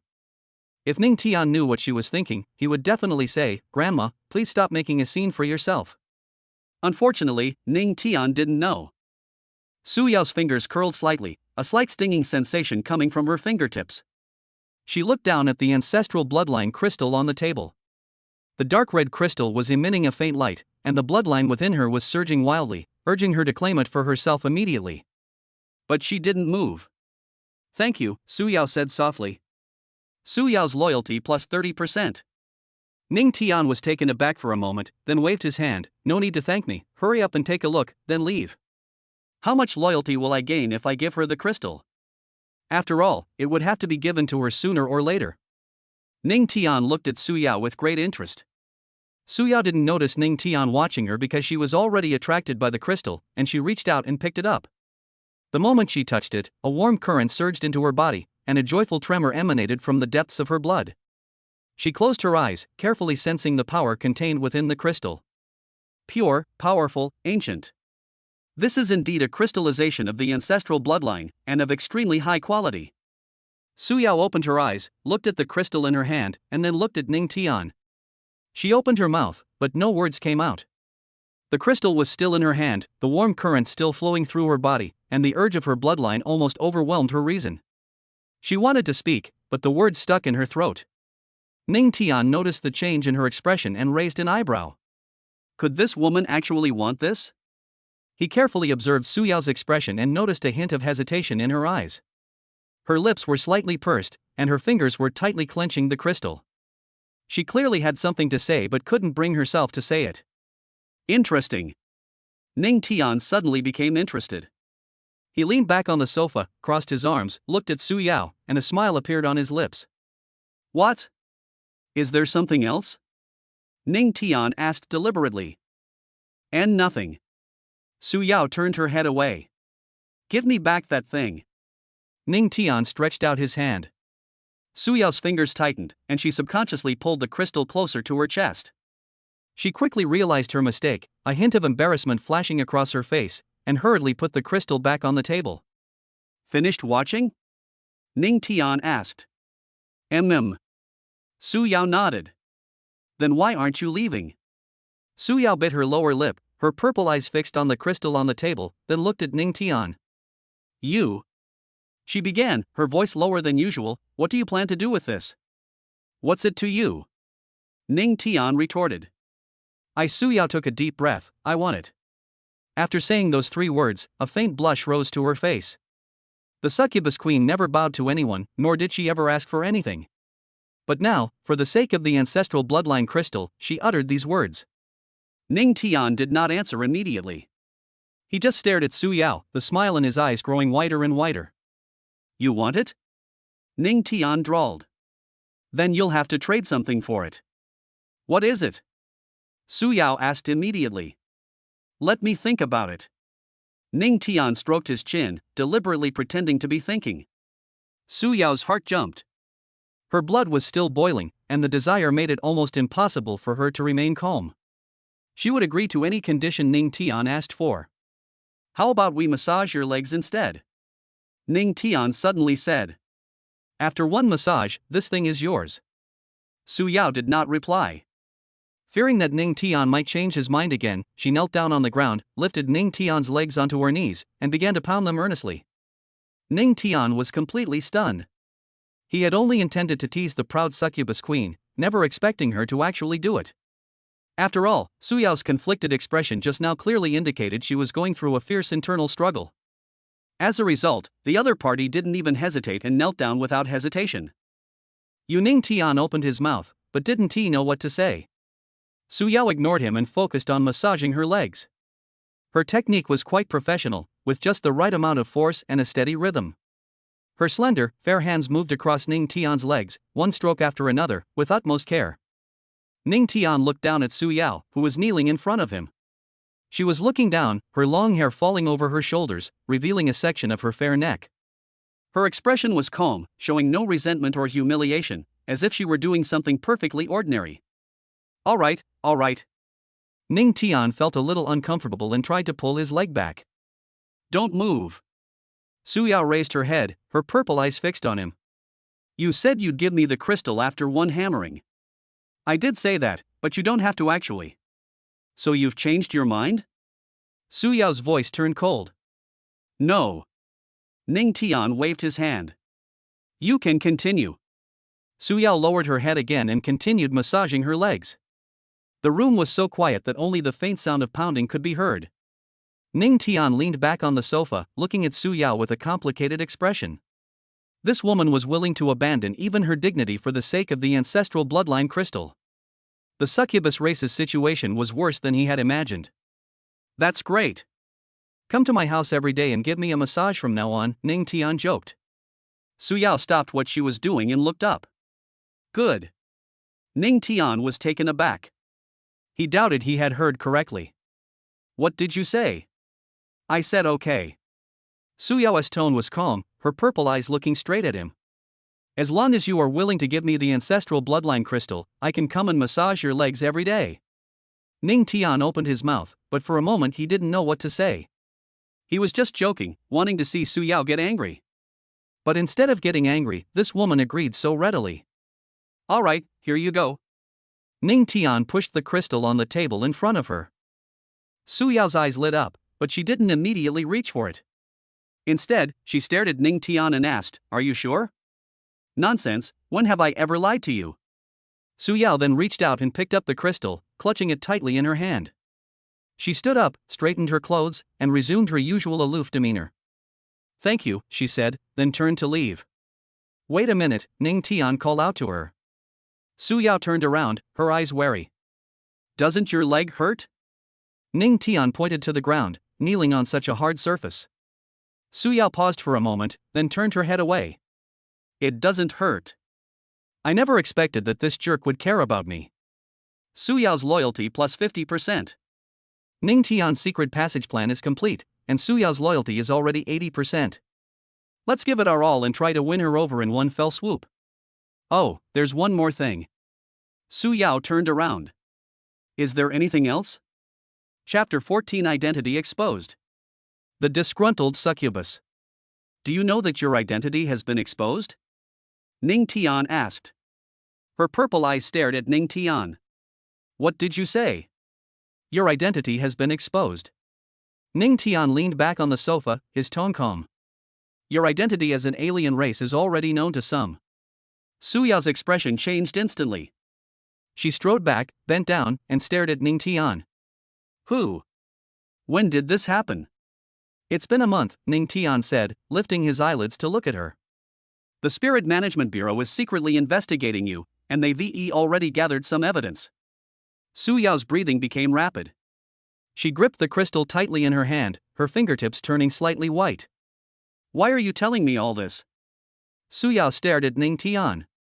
Because I don't want anything to happen to my personal leg massager. Ning Tian smiled.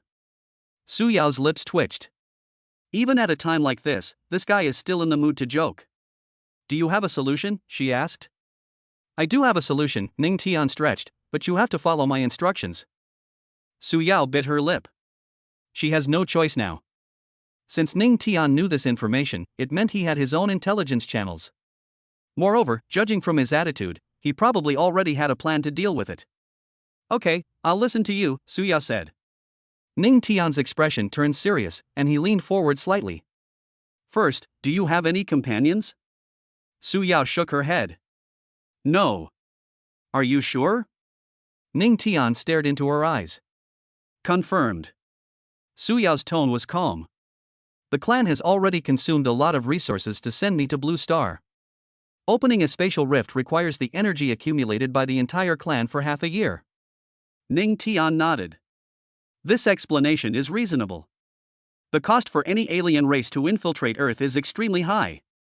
Those who successfully infiltrate are the elite of their respective races. Second question, Ning Tian leaned back on the sofa. Do you know anything about other alien races? Su Yao remained silent for a few seconds. I know a few. Ning Tian's eyes sharpened. Speak. When I came to Blue Star, the elders of my clan warned me that there were other alien races lurking on Blue Star. Su Yao pursed her lips. I don't know exactly how many, but there are at least 2 races. Which 2? The Shadow Clan and the Blood Clan are both in Zhanghai City. Su Yao frowned. Ning Tian began to make plans in his mind. The Shadow Clan excels at stealth and assassination, while the Vampire Clan feeds on life.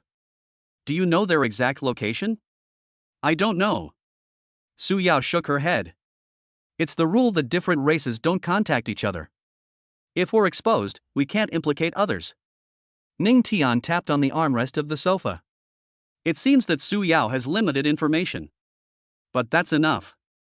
This at least confirms the existence of other alien races on Earth. Ning Tian nodded, then starting tomorrow, you'll report to me every day. What?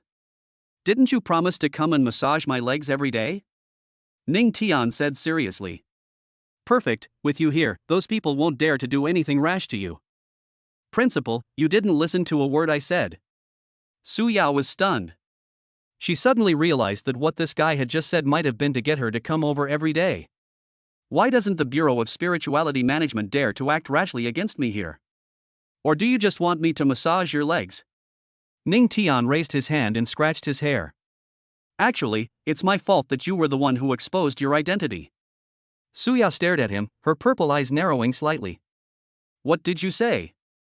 A very important person has come to the awakening ceremony today. Ning Tian waved his hand. Have you heard of Tang Qingyun, the deputy director of the Spirit Management Bureau? Su Yao paused in her breathing. She had seen the name Tang Qingyun in the alien intelligence reports. He was one of the 3 giants of the Blue Star Federation's Spirit Management Bureau, with unfathomable strength, and was said to have reached the Tongtian realm. You could have continued to pretend peacefully without any problems. Ning Tian leaned back on the sofa, his tone as calm as if he were saying that the weather was nice today. But the problem is, when I suppressed you during the awakening ceremony, you activated your bloodline power. Su Yao's expression changed instantly. She recalled the situation at that time, the terrifying pressure that Ning Tian suddenly unleashed, and she subconsciously mobilized the alien bloodline within her to resist it. Tang Qingyun is right here, Ning Tian continued. Do you think a powerhouse of that level wouldn't be able to sense the aura of an alien race? Su Yao clenched her fists. She thought she had disguised herself well, but she never expected that she would be exposed because of Ning Tian. As for why Tang Qingyun didn't arrest you on the spot, Ning Tian shrugged, I don't know. Maybe he wanted to play the long game, or maybe he had other plans. Su Yao's face turned completely dark. She stared intently at Ning Tian, her chest heaving violently. This guy is making it sound so casual, but it was because of him that my identity was exposed. And now he still has the nerve to ask me to come and massage his legs every day? So, Su Yao took a deep breath, suppressing her anger. You mean, you tricked me, and now you're going to protect me? That's roughly the idea. Ning Tian nodded. After all, I also bear some responsibility. Su Yao gritted her teeth. She really wanted to punch that smug face right now. But ironically, she really needs Ning Tian's help right now. Ning Tian watched Su Yao's changing expression and slowly said, the reason you are safe by my side is because the Spirit Management Bureau values my ability to suppress you.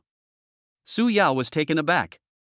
Think about it, a high school student can easily suppress an alien race. Ning Tian pointed to himself. What does that mean in their eyes? Su Yao fell silent. Of course she understood.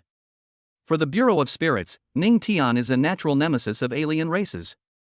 This value far exceeds that of ordinary awakened individuals. And you are the alien race that I suppressed, Ning Tian continued, so it's actually safest for you to stay by my side. Su Yao frowned, what kind of logic is that? It's simple. Ning Tian spread his hands. The best way for the Spirit Management Bureau to observe my abilities is to keep you by my side.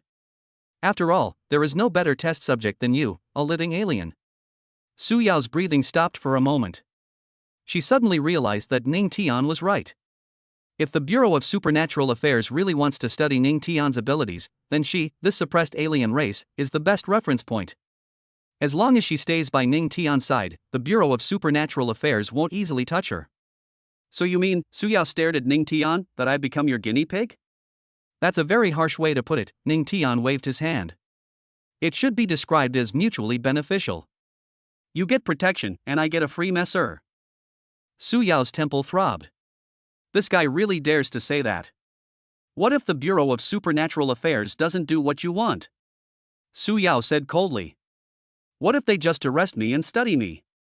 No. Ning Tian's tone was very certain. Someone of Tang Qingyun's caliber wouldn't do something so stupid. He paused, his eyes becoming serious. What the Bureau of Spirits needs most right now is a force capable of fighting against alien races. And I happen to have demonstrated that potential. Ning Tian looked at Su Yao. Do you think they would offend an awakened who could become the nemesis of alien races for the sake of an alien race? Su Yao opened her mouth, but found herself unable to refute it. Ning Tian is right. From a profit perspective, the Bureau of Spirits Management would certainly not take that risk. So, come and report in every day. Ning Tian leaned back on the sofa. Su Yao took a deep breath. She really wants to beat this guy up right now. But ironically, she had to admit that this was indeed the best solution at the moment. Ning Tian shifted to a more comfortable position and relaxed. There's one more thing. He looked up at Su Yao. You remember Xinjiang's bespectacled henchman, right? Su Yao frowned. Who are you talking about? The tall, thin guy who followed Xinjiang during that awakening ceremony. Ning Tian gestured with his hand. What was his name again? Su Yao remembered. That seemingly refined boy wasn't particularly noticeable in the crowd. What's wrong with him? That guy awakened AB level mental talent. Ning Tian's tone was calm. Moreover, he seems to have noticed your difference as well. Su Yao's pupils suddenly contracted. She stood up abruptly, staring intently at Ning Tian. What did you say? Don't get agitated. Ning Tian gestured for her to sit down. I said he seems to have discovered your problem. Su Yao's breathing became rapid.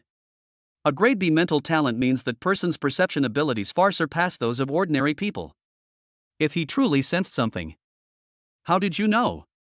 Su Yao asked in a low voice. When you unleash your charm, Ning Tian leaned back on the sofa. The look in your eyes didn't seem like you were being charmed, it was more like you were observing something. Su Yao clenched her fists. She recalled her experiences at school over the past few days and realized she had indeed sensed someone secretly observing her several times. She had initially thought it was someone from the Department of Spirituality, but now it seemed. Awakened beings with spiritual abilities have very keen senses, Ning Tian continued. Especially since he also wears glasses, he is particularly sensitive to energy fluctuations. The allure you release might just be a glaring target in his eyes. Su Yao gritted her teeth. Things were more complicated than she had imagined. The matter with the Bureau of Spirits was still unresolved, and now a serious underling had appeared. Does Xinzhong know? She asked. They probably don't know yet. Ning Tian shook his head. That guy told Xinzhong, but Xinzhong didn't take it seriously. Su Yao remained silent for a few seconds. So you mean, besides the Bureau of Superintendents, there's another student who's got his eye on me? That's roughly the idea, Ning Tian nodded. But you don't need to worry too much. Su Yao sneered, how can I not be worried now? Sure. Ning Tian spread his hands. Anyway, you come here to report every day. If he really wants to do something to you, he'll have to get past me first. Su Yao stared at Ning Tian's smug face and took a deep breath. This guy makes it sound so easy, but her situation is getting more and more dangerous. Thinking about this, Su Yao became increasingly angry. This Ning Tian always acts like he has her cornered. All this talk of mutual benefit and protection, it's all just about finding something to hold over her so he can manipulate her however he wants. Massage therapist? Su Yao's eyes turned cold. She had been a succubus for so many years, when had she ever been bullied like this? No, I have to think of a way to get back at him. Su Yao stood up, walked to the French windows, and glanced at the street scene outside. Her fingers tapped lightly on the window frame, her mind racing. The Bureau of Spirits is untouchable, and Xinzhong's underlings need to be handled carefully, but Ning Tian.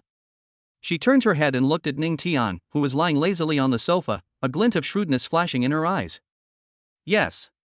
Su Yao picked up the phone and swiped her finger across the screen to open her contacts. Chapter 15, Staying Overnight? I only have one bed. Su Yao made the phone call in front of Ning Tian. Hello, Dad. Her voice instantly softened. I'm not coming home today. Ning Tian paused for a moment. Yeah, my best friend failed to awaken and she's really upset, so I have to go keep her company. As Su Yao spoke, she glanced at Ning Tian. Yes, just tonight. A deep male voice came from the other end of the phone, and a hint of worry could be faintly heard. It's all right, Dad. Who would dare bully me in Zhanghai City? Su Yao chuckled. Ning Tian's expression gradually froze. Looking at the sly smile on Su Yao's delicate face, he suddenly had a bad feeling. Okay, I got it. Su Yao said sweetly into the phone, Dad, you should get some rest too. Good night, moi. The moment she hung up the phone, the sweet smile on Su Yao's face vanished completely. She turned around, crossed her arms, and looked down at Ning Tian with a defiant gaze. Ning Tian remained silent for 2 seconds. What are you doing? I didn't do anything, Su Yao smiled innocently. Didn't you say I had to come every day? Then I'll stay here tonight so I can come earlier tomorrow. Ning Tian's eyebrows twitched. Are you serious? Of course. Su Yao walked to the sofa and sat down directly. What, you don't welcome me? Then I'll call my dad right now and tell him someone wants to kick me out. As she spoke, she actually picked up her phone. Ning Tian grabbed her hand and said, Wait. What? Su Yao raised her chin. Ning Tian looked at her smug expression and was speechless. He realized that this woman was determined to retaliate for his earlier teasing. Does your dad know you're living at a boy's house? Ning Tian tried to make a last-ditch effort. I already told you, I'm staying at my best friend's house. Su Yao blinked. Are you going to tell him the truth? Then I can tell him how you threatened me. Ning Tian took a deep breath. This woman really holds a grudge. Upon hearing this, Ning Tian's lips curled into a wicked smile. I only have one bedroom, he said slowly, leaning back on the sofa. Are you going to sleep with me? Su Yao's smug expression froze instantly. She opened her mouth, and her cheeks flushed red at a visible speed. You. What do you mean, what do you mean? Ning Tian stood up and took 2 steps toward her. You're the one who said you wanted to stay here. I didn't force you.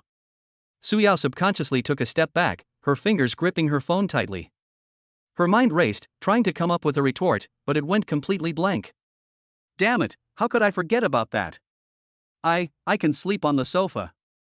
Su Yao said, forcing herself to speak. Oh? Ning Tian raised an eyebrow. A dignified succubus young lady wants to sleep on my sofa? Su Yao bit her lip. That bastard, he clearly did it on purpose. She turned and ran towards the bedroom, saying intermittently as she ran, Who wants to sleep with you? Ning Tian, you're so annoying. The bedroom door slammed shut. Ning Tian stood still, shaking his head with a smile. Despite being a succubus, Su Yao is still a virgin, and the succubus royal family is known for its purity and self-discipline. A rustling sound came from inside the door, followed by Su Yao's hushed voice, You're not allowed to come in. Okay, Ning Tian replied, walking back to the sofa. Then you sleep on the bed, and I'll sleep on the sofa. The bedroom was quiet for a few seconds. Really? Su Yao's voice was tinged with doubt. Really? Ning Tian lay down on the sofa. But remember to get up at 6 o'clock tomorrow morning to make me breakfast. Silence fell inside the door. After a long pause, Su Yao's voice, filled with gritted teeth, finally rang out, You're dreaming. Ning Tian smiled and closed his eyes. This round is considered even. Su Yao locked the door, leaned against it, her heart still pounding. After a while, she turned around and looked around the bedroom. The room was small and simply furnished, with a single bed, a desk, and a wardrobe. Several game posters were on the wall, and a few professional-looking books were piled on the desk. TCH, what terrible taste, Su Yao muttered, and sat down on the bedside. The mattress was a bit firm, not as soft as the one at home. She reached out and touched the pillow, hesitated for a moment, and then lay down. A faint scent suddenly wafted into my nose. It wasn't the smell of perfume or laundry detergent, but rather a scent that's hard to describe. Clean, refreshing, and with a hint of masculine hormones. Su Yao was stunned for a moment, and her face began to burn again. Damn it! She rolled over and buried her face in the pillow. This bastard's bed smells so good. Etc. Su Yao sat up abruptly, looking at the pillow in her hand. What did she just say? Scented? She actually found Ning Tian's bed smell nice? I'm going crazy. Su Yao slapped her cheeks hard. Su Yao, wake up. You're a succubus. How can you be influenced by the scent of a human? She took a deep breath, trying to calm herself down. But when I lay back down, that smell came back into my nose. Su Yao stared at the ceiling, and Ning Tian's smug smile from earlier inexplicably popped into her mind. Sleep together, who wants to sleep with you, she muttered softly, pulling the blanket over her head. In the darkness, her voice was muffled, but this taste is actually not bad. After saying that, Su Yao felt her face burning hot. She tossed and turned several times, and finally simply curled up into a ball, hugging her pillow. It's just tonight. She told herself. I'll go home tomorrow and never come back. But she herself didn't know who she was saying those words to. In the living room, Ning Tian lay on the sofa, listening to the system notification sound. Su Yao's loyalty plus 10%. This girl, although she's from a different race, is quite interesting. The loyalty level is already 90%, applying more pressure will backfire. Ning Tian sat up and took out the item the principal had given him from his ring. Ning Tian picked up the wooden box, opened it, and took out the grayish-white stone that shone with a pale blue hue. This girl, although she's from a different race, is quite interesting. Ning Tian stared at the numbers jumping on the system panel. The loyalty level was already 90. Continuing to apply pressure would only backfire. He sat up from the sofa, reached out and made a gesture in the air, causing his storage ring to glow faintly. The next second, a palm-sized wooden box appeared in my hand. The box was entirely black, with intricate patterns engraved on its surface, and it felt cool to the touch. This was something the principal had given him. Ning Tian opened the wooden box. The moment the lid popped open, a faint chill wafted out. Inside lay a fist-sized stone. The stone was grayish-white overall, but its surface emitted a faint blue light, as if something was flowing inside. Ning Tian picked up the stone. It was cold to the touch and lighter than it looked. System, do you know what this is? Ning Tian stared at the stone in his hand, feeling somewhat puzzled. The system's item detection function is not yet enabled. Please continue your efforts. Ning Tian's lips twitched. Is your lousy system even of any use? This system is already very useful. Please do not make excessive demands. Ning Tian was too lazy to argue with the system. Ning Tian put the stone back into the ring, and after a moment of silence, he put his hand back in. What was taken out this time was something else given to them by the principal, a spirit core for those who had entered the spirit realm. The spirit core was about the size of a fist, crystal clear, with a pale golden light flowing inside. Holding it in your hand, you could feel a pure spiritual energy pulsating within it, as if it were alive. Ning Tian sat cross-legged on the sofa, closed his eyes, and began to circulate his spiritual energy. The moment the spirit core touched his palm, a warm energy surged into his meridians. Unlike the impure spirit stones he had absorbed before, the energy in this spirit core was astonishingly pure, without the slightest obstruction. Ning Tian's breathing gradually became steady, and his spiritual energy circulated repeatedly within his body. The bottleneck of the early stage of the first level of the spirit sensing realm began to loosen under the impact of this energy. Time passed second by second. The only sound in the living room was Ning Tian's even breathing, and occasionally Su Yao could be heard turning over in the bedroom. 3 hours later, Ning Tian opened his eyes, and the spirit core in his palm had turned into a grayish-white piece of waste. He's reached the mid-stage of the first level of the spirit sensing realm. He clenched his fist, clearly feeling the increase in spiritual energy within his body. This tangible improvement was more reassuring than anything else. Ning Tian frowned as he stared at the spirit core in his hand, which had turned into waste. But why did the spirit core that allowed me to enter the spirit realm only allow me to break through by a tiny bit? He glanced at his phone. It was absorbed in just 3 hours? That's incredibly fast. Ning Tian crushed the waste in his hand, and the grayish-white powder slipped through his fingers. Logically speaking, a spirit core in the spirit entry realm should be enough to allow a spirit-sensing realm cultivator to advance several minor realms, but he only broke through from the early stage to the middle stage. This isn't right. System, what's going on? The system has upgraded the host's talents and modified their body, allowing it to accommodate more spiritual energy. Because the host's cultivation was insufficient when suppressing Su Yao, the True Sight Eye's original power was used, and the True Sight Eye needs to absorb spiritual energy to recover. Ning Tian was stunned. Images flashed through my mind instantly. So, that voice and power both originated from the Eye of True Sight? The power does indeed come from the Eye of True Sight. The system paused for a moment. But the system is unaware that there is sound. Ning Tian's eyes widened suddenly. You didn't know? You were inside me, didn't you hear me? No. The system's response was strangely brief. That's strange. The system was inside his body, yet he hadn't detected the voice. Either the system was lying, or the Eye of True Sight itself held some secret. Then do you know what the Eye of True Sight really is? Ning Tian pressed. Insufficient system permissions to perform the query. Is your broken system even of any use? Ning Tian rubbed his temples. What use are you? Ning Tian was too lazy to argue with the system. He closed his eyes and tried to recall the details of that day. The voice was deep and majestic, as if it came from the depths of his soul. He couldn't quite remember what was said, but he still remembered the oppressive feeling it gave him. Ning Tian's mind became increasingly confused, so he simply slapped the armrest of the sofa. I don't want to think about it anymore, he muttered to himself. If that voice wanted to harm me, I'd be dead by now. Since it didn't attack, it means it's at least not an enemy. Why think so much? That's what I said, but the doubts in my heart still haven't completely disappeared.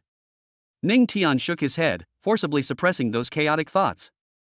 There's still time, we can't waste it. He took out 2 more spirit cores from his storage ring and began absorbing them. Yes, don't think about it anymore. Knowing now is too early and will only cause you more trouble. Ning Tian did not hear this.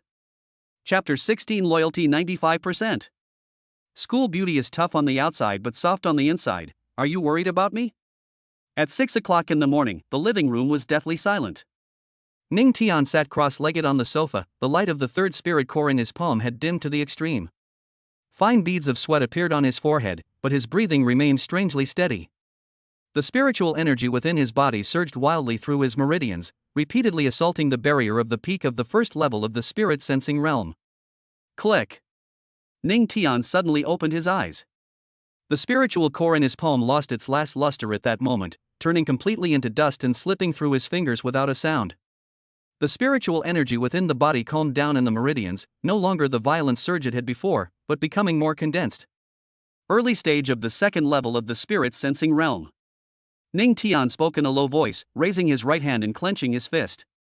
A faint popping sound came from the air. This wasn't a deliberate exertion, it was just a simple clenching of the fist. However, the speed at which spiritual energy circulated within the body was at least twice as fast as before. He stood up, stretched his limbs, and crackled all over his body. 3 spirit cores of the spirit realm, breaking through from the early stage of the first level of the spirit sensing realm to the early stage of the second level. If others knew this speed, they'd probably be astonished. Ning Tian glanced at his phone. 6:23. There are less than 4 hours left until the final battle in the arena. 3 spirit cores at the spirit realm are only enough for me to break through from the early stage of the first tier to the early stage of the second tier. Ning Tian shook his head. The Eye of True Sight absorbs more spiritual energy than I imagined. Host's current cultivation level, early stage of the second level of the spirit sensing realm. True Sight Eye's origin repair progress, 3%. Note, a massive amount of spiritual energy is required to fully repair the Eye of True Sight. It is recommended that the host prioritize improving their own cultivation level. Nonsense, Ning Tian thought to himself. If I had a massive amount of spiritual energy, would you need to tell me? He stood up and stretched his stiff muscles. The living room curtains let in a faint morning light, and the sky outside began to lighten. Ning Tian walked to the window and pushed it open a crack. The mornings in Jianghai City are very quiet, with the occasional sound of sanitation trucks. After today, everything will be different. He muttered to himself, his eyes gradually sharpening. Defeat Xinzhong, complete the system task, and obtain the S-level reward. Then there's the martial arts exam, the alien race, and the truth behind the parents' disappearance. Take it one step at a time. Bite. My phone vibrated. Ning Tian glanced down and saw it was a message from Zhang Ming. Zhang Ming, brother Tian, are you asleep? I can't sleep. Zhang Ming, that bastard Xinzhong will definitely pull some dirty tricks today, be careful. Zhang Ming, I found out that the Shen family prepared a defensive magical artifact for him, AB Grade 1. Ning Tian narrowed his eyes. Grade B defensive artifact? The Shen family is really willing to spend money.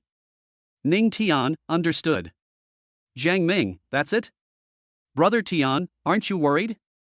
Ning Tian, is worrying useful? Zhang Ming, yeah, you're right. Anyway, I'll be cheering you on from the stands tomorrow. Let's beat that bastard to a pulp. Ning Tian didn't reply and locked his phone screen. Grade B defensive artifacts are indeed troublesome, but they are not insurmountable. He brought up the system panel and looked at the taskbar. Mission, Rebellion. Description, defeated an S-rank talent Xinzhong. Rewards, 1 random S-rank reward, 1 special item. Task deadline, 1 day. Punishment for failure, your cultivation level drops by 1 major realm. Ning Tian stared at the panel for a few seconds. But this punishment is really harsh. Ning Tian rubbed his temples. But then again, S-rank rewards aren't so easy to get. He turned and walked towards the bathroom, intending to wash his face and clear his head. Just as I reached the bathroom door, I suddenly heard the door open behind me. Ning Tian turned around. The bedroom door was pushed open a crack, and Su Yao peeked out, looking at him sleepily. You got up so early? Her voice was hoarse from just waking up, her hair was a little messy, and there were red marks on her face from the pillow. Ning Tian was stunned for a moment. This version of Su Yao is completely different from the aloof and perfect school beauty she usually is. She's more like an ordinary girl. Yes, I cultivated for a while. Ning Tian nodded. How did you wake up? I heard a noise. Su Yao rubbed her eyes and walked out of the bedroom. You broke through? Her senses were very sharp even with her strength suppressed. She could still detect the changes in the spiritual energy fluctuations on Ning Tian's body. Early stage of the second level of the spirit sensing realm. Ning Tian did not hide anything. Su Yao remained silent for a few seconds. Breaking through from the mid-stage of the first tier to the early stage of the second tier in just one night? She stared at Ning Tian, her eyes filled with complex emotions. This kind of cultivation speed is something only top geniuses among the succubi can achieve. Su Yao opened her mouth, but in the end she only said one sentence, "You're very hard-working." Ning Tian didn't reply. He went into the bathroom, turned on the tap, and washed his face with cold water. Su Yao stood at the door, hesitated for a moment, and then suddenly asked, "Are you confident about today's duel?" Ning Tian wiped the water droplets off her face and looked up at herself in the mirror. "What do you think?" "I don't know." Su Yao bit her lip. "Xinzhong is S rank, and you're A rank. And..." She paused. "Moreover, the Shen family will definitely have a trump card up their sleeve for him." Ning Tian turned around, leaned against the sink, and looked at her with a half-smile. "Are you worried about me?" Su Yao blushed and turned her head away. Who was worried about you?" "I just what?" But Su Yao took a deep breath. "If you lose, I'll be in a lot of trouble too." "Oh?" Ning Tian raised an eyebrow. "What trouble?" "You lost. Xinzhong will definitely come looking for me." Su Yao crossed her arms. "Then the Spirit Management Bureau will re-examine my identity, and I..." She couldn't continue. Because Ning Tian suddenly laughed. "Don't worry, I won't lose." His tone was calm, yet it carried an unquestionable confidence. Su Yao was stunned. She stared into Ning Tian's eyes, his dark pupils devoid of any emotion, only a deep, unfathomable stillness. "You. Go wash up." Ning Tian patted her shoulder. "I'm going to make breakfast." Su Yao nodded blankly and went into the bathroom. The moment the door closed, she leaned against the door panel and covered her face. "Damn it," she muttered to herself. Why did I believe him? He was clearly just a human being, his cultivation level was lower than Xinzhong's, and his situation was so dangerous. But she just believed it. "I believe Ning Tian will not lose." "Su Yao, wake up." She took a deep breath, turned on the tap, and splashed cold water on her face. "He has only suppressed you temporarily. Once you regain your strength, you must..." Her voice grew softer and softer. Finally, complete silence. Because she herself didn't know what she wanted to do after regaining her strength. On the other side. Zhanghai City, Shen Family Manor. Xinzhong stood in the center of the training field, his body wreathed in purple lightning. He threw a punch, and lightning exploded, instantly blasting the steel target opposite him into pieces. "Young master, you have been training for 6 hours straight." The butler stood aside and spoke respectfully. "Not enough." Xinzhong shook his hand, his eyes dark. "That piece of trash Ning Tian, I'll make him kneel on the ground and beg for mercy." "Young master, rest assured, the patriarch has already made preparations." The butler took out a small black box from his pocket. "This is a B-grade defensive spiritual artifact, the Thunder Heart Protecting Mirror. If you infuse it with spiritual power, it can withstand a full-force attack from a third-level spirit sensing realm cultivator." Xinzhong took the box and opened it. Inside lay a palm-sized silver lens, its surface shimmering with faint lightning. "Is this all?" "And this too." The butler handed over another pill, Spirit Explosion Pill, which can increase your combat power by 1 minor realm for a short period of time, lasting for 10 minutes. Xinzhong narrowed his eyes. "What about the side effects?" "It will drain your body and you'll need to rest for half a month." "It doesn't matter." Xinzhong sneered, "As long as we can crush Ning Tian, what's half a month?" He put away the 2 items and turned to walk deeper into the manor. "Pass down the word, I want everyone to see today's gladiatorial arena." "What do you see?" "I saw Ning Tian kneeling in front of me, begging for mercy like a dog." 7 o'clock in the morning. Ning Tian and Su Yao sat at the dining table, eating a simple breakfast. Fried egg, bread, milk. Su Yao secretly glanced at Ning Tian several times, but finally couldn't help but speak up. "Are you really sure?" Ning Tian took a sip of milk and put down the cup. "This is the 3rd time you've asked." Su Yao bit her lip. "I just..." You're just worried about me, Ning Tian interrupted her, right? Su Yao blushed and lowered her head. I don't. Alright, stop being stubborn. Ning Tian stood up, walked to her side, and reached out to ruffle her hair. You'll see when I win. Su Yao was stunned. She looked up at Ning Tian's back. Su Yao's loyalty plus 5%. Current loyalty level, 95%. Congratulations, host. Your companion Su Yao has a loyalty level of 95%. A special ability will be unlocked once the loyalty reaches 100%. Special ability, Succubus Loyalty. Su Yao can temporarily transfer a portion of her power to the host. Ning Tian paused in his steps. He turned to look at Su Yao. The girl sat in the chair, her cheeks slightly flushed, her eyes sparkling. Let's go to school. Su Yao was stunned for a moment. At the entrance of the residential compound. Brother Tian. Zhang Ming waved to Ning Tian. He was about to speak when he caught a glimpse of Su Yao beside him out of the corner of his eye, and froze on the spot. I didn't see wrong, did I? Zhang Ming rubbed his eyes, his voice trembling. Su Yao stood beside Ning Tian, dressed in simple casual clothes, her long hair casually tied into a ponytail, revealing her fair neck. What are you looking at? Su Yao glared at him. No. Zhang Ming swallowed hard. Brother Tian, are you living together? Shut up. Ning Tian raised his hand and tapped him on the head. His Zhang Ming covered his head, his eyes scanning back and forth between the two of them. Something's not right, something's definitely not right. Su Yao blushed slightly and turned her head away from him. Brother Tian, tell me the truth. Zhang Ming leaned closer and lowered his voice. What exactly happened last night? Nothing. You still say it's nothing. Zhang Ming pointed at Su Yao. The school beauty lives in your house, and you're telling me it's nothing? Su Yao paused in her steps. Don't ask anymore. Ning Tian turned around and glanced at Zhang Ming. Zhang Ming immediately shut up. He had known Ning Tian for so many years and understood the meaning of that look all too well. If you ask again, I'll beat you up. The three walked towards the school. Zhang Ming walked behind, secretly observing the two people in front. Chapter 17, the spirit cores have been distributed, but the duel has been interrupted? Ning Tian and Su Yao exchanged a glance. Your friend. Su Yao hesitated before speaking. Ignore him. Ning Tian continued walking forward. He's mentally ill. You're the one who's sick, came Zhang Ming's protest from behind. Su Yao couldn't help but laugh out loud. Ning Tian looked at her.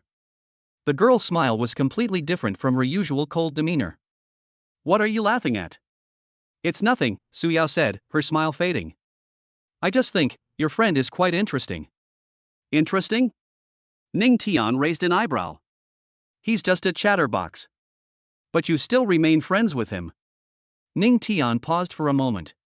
Because he is a good person. Su Yao was stunned. A good person. She hadn't heard that word in a long time. In the demon realm, there is no concept of good people. There are only the strong and the weak, hunters and prey. Ning Tian. Su Yao bit her lip. Never mind, it's nothing. Ning Tian glanced at her but didn't ask any further questions. The three of them arrived at the school gate quickly. A number of students had already gathered in front of the school gate. They were all stunned when they saw Ning Tian and Su Yao appear together. Holy crap, isn't that Ning Tian? The one next to him, is that Su Yao? The school beauty came to school with Ning Tian? No way, they. Whispers rose and fell. Su Yao walked straight into the school without any expression. Ning Tian followed behind her. Brother Tian. Zhang Ming caught up. Did you feel it? What? Those people's eyes. Zhang Ming exclaimed excitedly, they're all looking at you. Then what? And then? Zhang Ming was stunned. Brother Tian, don't you feel great? They used to look down on you. If you look down on me, so be it, Ning Tian said calmly. What does it have to do with me? Zhang Ming opened his mouth, but finally managed to stammer out, Brother Tian, your awareness. I'm impressed. Ahead, Su Yao paused slightly. She overheard their conversation. If you look down on me, so be it. What does it have to do with me? Su Yao lowered her head, a slight smile curving her lips. This human. That's really strange. Zhanghai number 1 Middle School, Teaching Building. This is it. Ning Tian pushed open the door, and the classroom fell silent for a moment. Everyone turned to look at the doorway. When they realized it was Ning Tian who had entered, the classroom became noisy again, and no one gave him a second glance. Ning Tian was overjoyed. They walked straight to their seats, with Zhang Ming and Su Yao following behind. In the back corner of the classroom, Xinzhong leaned back in his chair, his eyes fixed on Ning Tian. His face was gloomy, and his fingers tapped rhythmically on the table. Just you wait, Ning Tian. In a moment, I want everyone to see you kneeling before me, begging for mercy like a dog. Several more students entered the classroom one after another. Zhang Ming leaned closer. Brother Tian, what do you think of Xinzhong's eyes? Never mind him. Ning Tian opened the book. Ning Tian turned his head and glanced at Xinzhong in the back row. Their eyes met in mid-air. A cold smile tugged at the corner of Xinzhong's mouth. Just then, the classroom door was pushed open. A middle-aged man wearing a white shirt walked in. He wore glasses, held lesson plans in his hand, and wore a standard professional smile. Attend class. The classroom fell silent instantly. Everyone stood up. Hello, teacher. A few scattered sounds arose. Sit down. The middle-aged man walked up to the podium, placed his lesson plan on the table, and glanced at the students below. Now we will begin taking attendance. Heavy. A lazy voice came from the back row. Here. Teacher Wang looked up, said nothing, and continued reading. Su Yao. Arrive. A cool, clear female voice rang out. Several boys in the classroom turned to look at Su Yao, then quickly looked away. All right, everyone's here. The middle-aged man looked up, his gaze shifting from the roster to the 18 faces below the podium. The classroom was so quiet you could hear someone breathing. Your original homeroom teacher should have told you about the rules of the elite combat class yesterday. The middle-aged man paused. I want to go into details. Let me introduce myself first. The middle-aged man turned around and wrote 3 words on the blackboard: Lu Qingfeng. The handwriting is strong and powerful. My name is Lu Qingfeng, and I'm at the 6th level of the spirit martial realm. He put down the chalk, dusted off his hands, and said, I'll be your homeroom teacher for the next month. Level 6 of the spirit martial realm. A collective gasp filled the classroom. 6th level of the spirit martial realm? Really? Does our school have such an expert besides the principal? Of course, otherwise how would I lead an elite class? Ning Tian raised his eyelids and looked at Lu Qingfeng on the podium. This person's aura was restrained, making it impossible to discern his true strength. However, judging from his posture and eyes, he was indeed a trained martial artist. TCH, they're not even at my level yet, Su Yao murmured. Ning Tian glanced at Su Yao, who held up a finger to her lips. Sho, are you afraid people won't know you're from another race? Quiet. Lu Qingfeng tapped on the podium. The classroom fell silent instantly. Since this is an elite combat class, it needs to look like an elite class. Lu Qingfeng placed his hands on the podium, leaning slightly forward. For the next month, I will train you according to actual combat standards. Those who can persevere, those who can't. He paused for a moment. Get to the combat squad. The last few words, spoken softly, sent a shiver down one's spine. The sound of chairs scraping against the floor came from the back row. Xinzhong stood up. Teacher, I have a question. Lu Qingfeng looked up at him and said, Speak. Since it's an elite class, shouldn't we weed out those who are just there to fill the gaps? Xinzhong glanced at Ning Tian, so they don't drag everyone down. The atmosphere in the classroom changed instantly. Several students turned to look at Ning Tian, their expressions varying. Zhang Ming jumped up. Who are you calling a fraud? I didn't name names, Xinzhong sneered. What, are you taking this personally? You. That's enough, Lu Qingfeng interrupted them. Sit down. Zhang Ming gritted his teeth and sat back down in his seat. Lu Qingfeng looked at Xinzhong. What's your name? Heavy. Xinzhong, Lu Qingfeng repeated. You're right, the elite class really doesn't need people who are just filling in. Xinzhong smiled smugly. However, Lu Qingfeng changed the subject. It's not up to you or me to decide who is the charlatan. He held up one finger and pointed out the window. Real combat determines everything. This world has no place for the weak. Alright, enough with the chit-chat. Each of you will receive 5 spirit cores for the spirit sensing realm. These are the cultivation resources provided by the school. He waved his hand. Whoosh whoosh.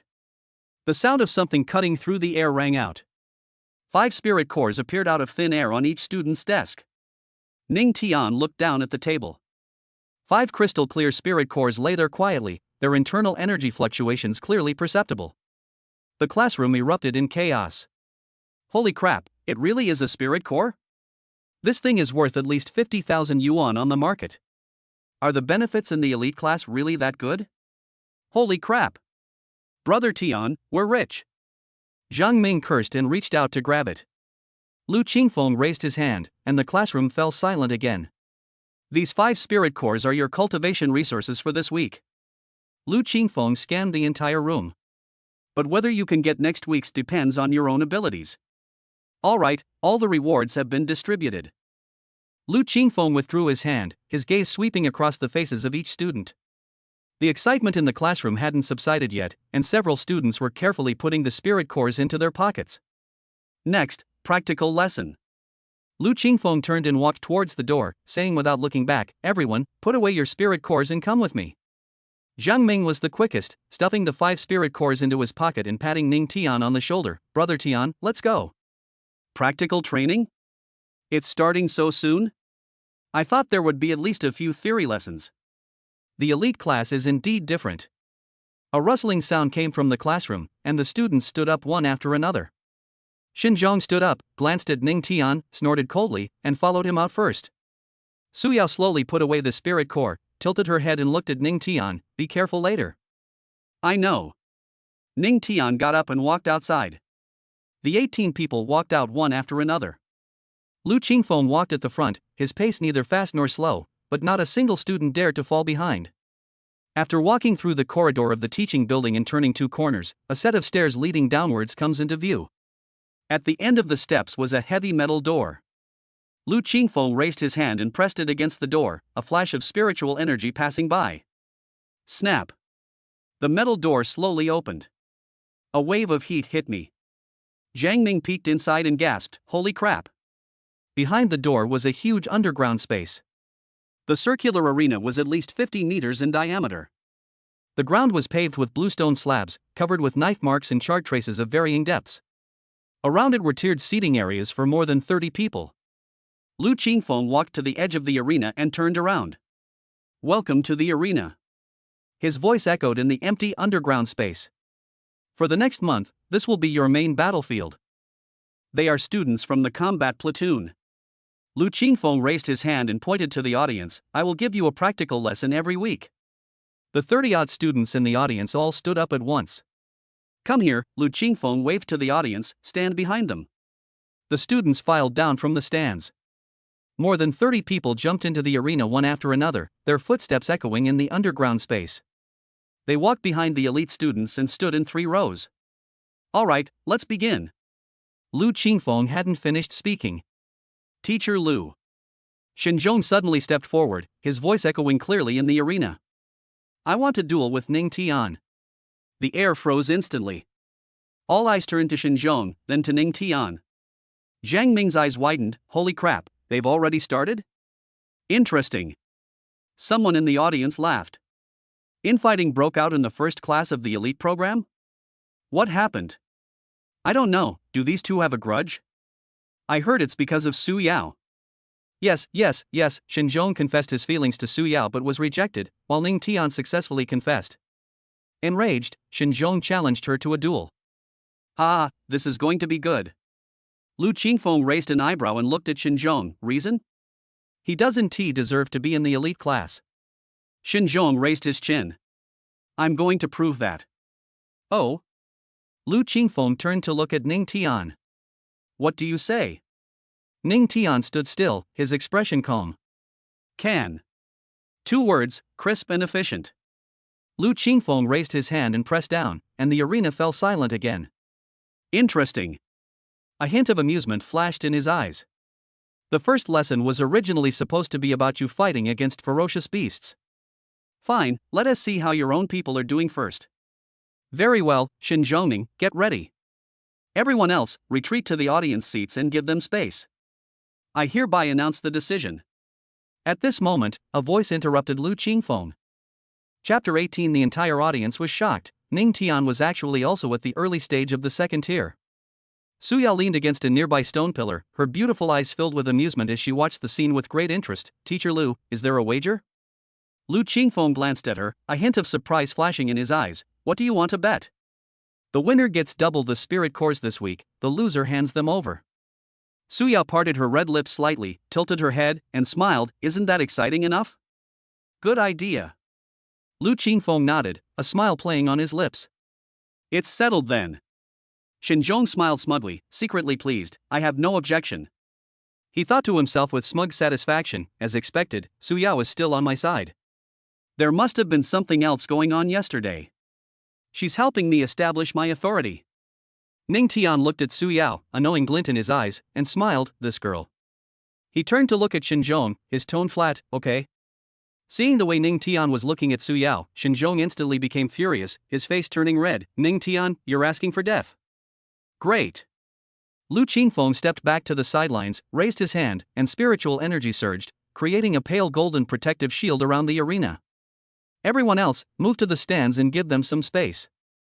The elite students retreated, their faces displaying various expressions. The combat students, on the other hand, excitedly pushed forward, their eyes filled with anticipation. Finally, a good show is about to begin. Someone in the elite class is going to be eliminated in the very first lesson? That's so exciting. I bet on Xinzhong to win. How could the young master of the Shen family possibly lose? Nonsense, S-rank talent versus A-rank talent, is that even a question? Zhang Ming was pushed to the front row of the audience by the crowd, still looking back at Ning Tian with worry on his face. Brother Tian, are you really going to fight? Xinzhong is not someone to be trifled with. In the center of the arena, on the bluestone paved ground, only Ning Tian and Xinzhong remained.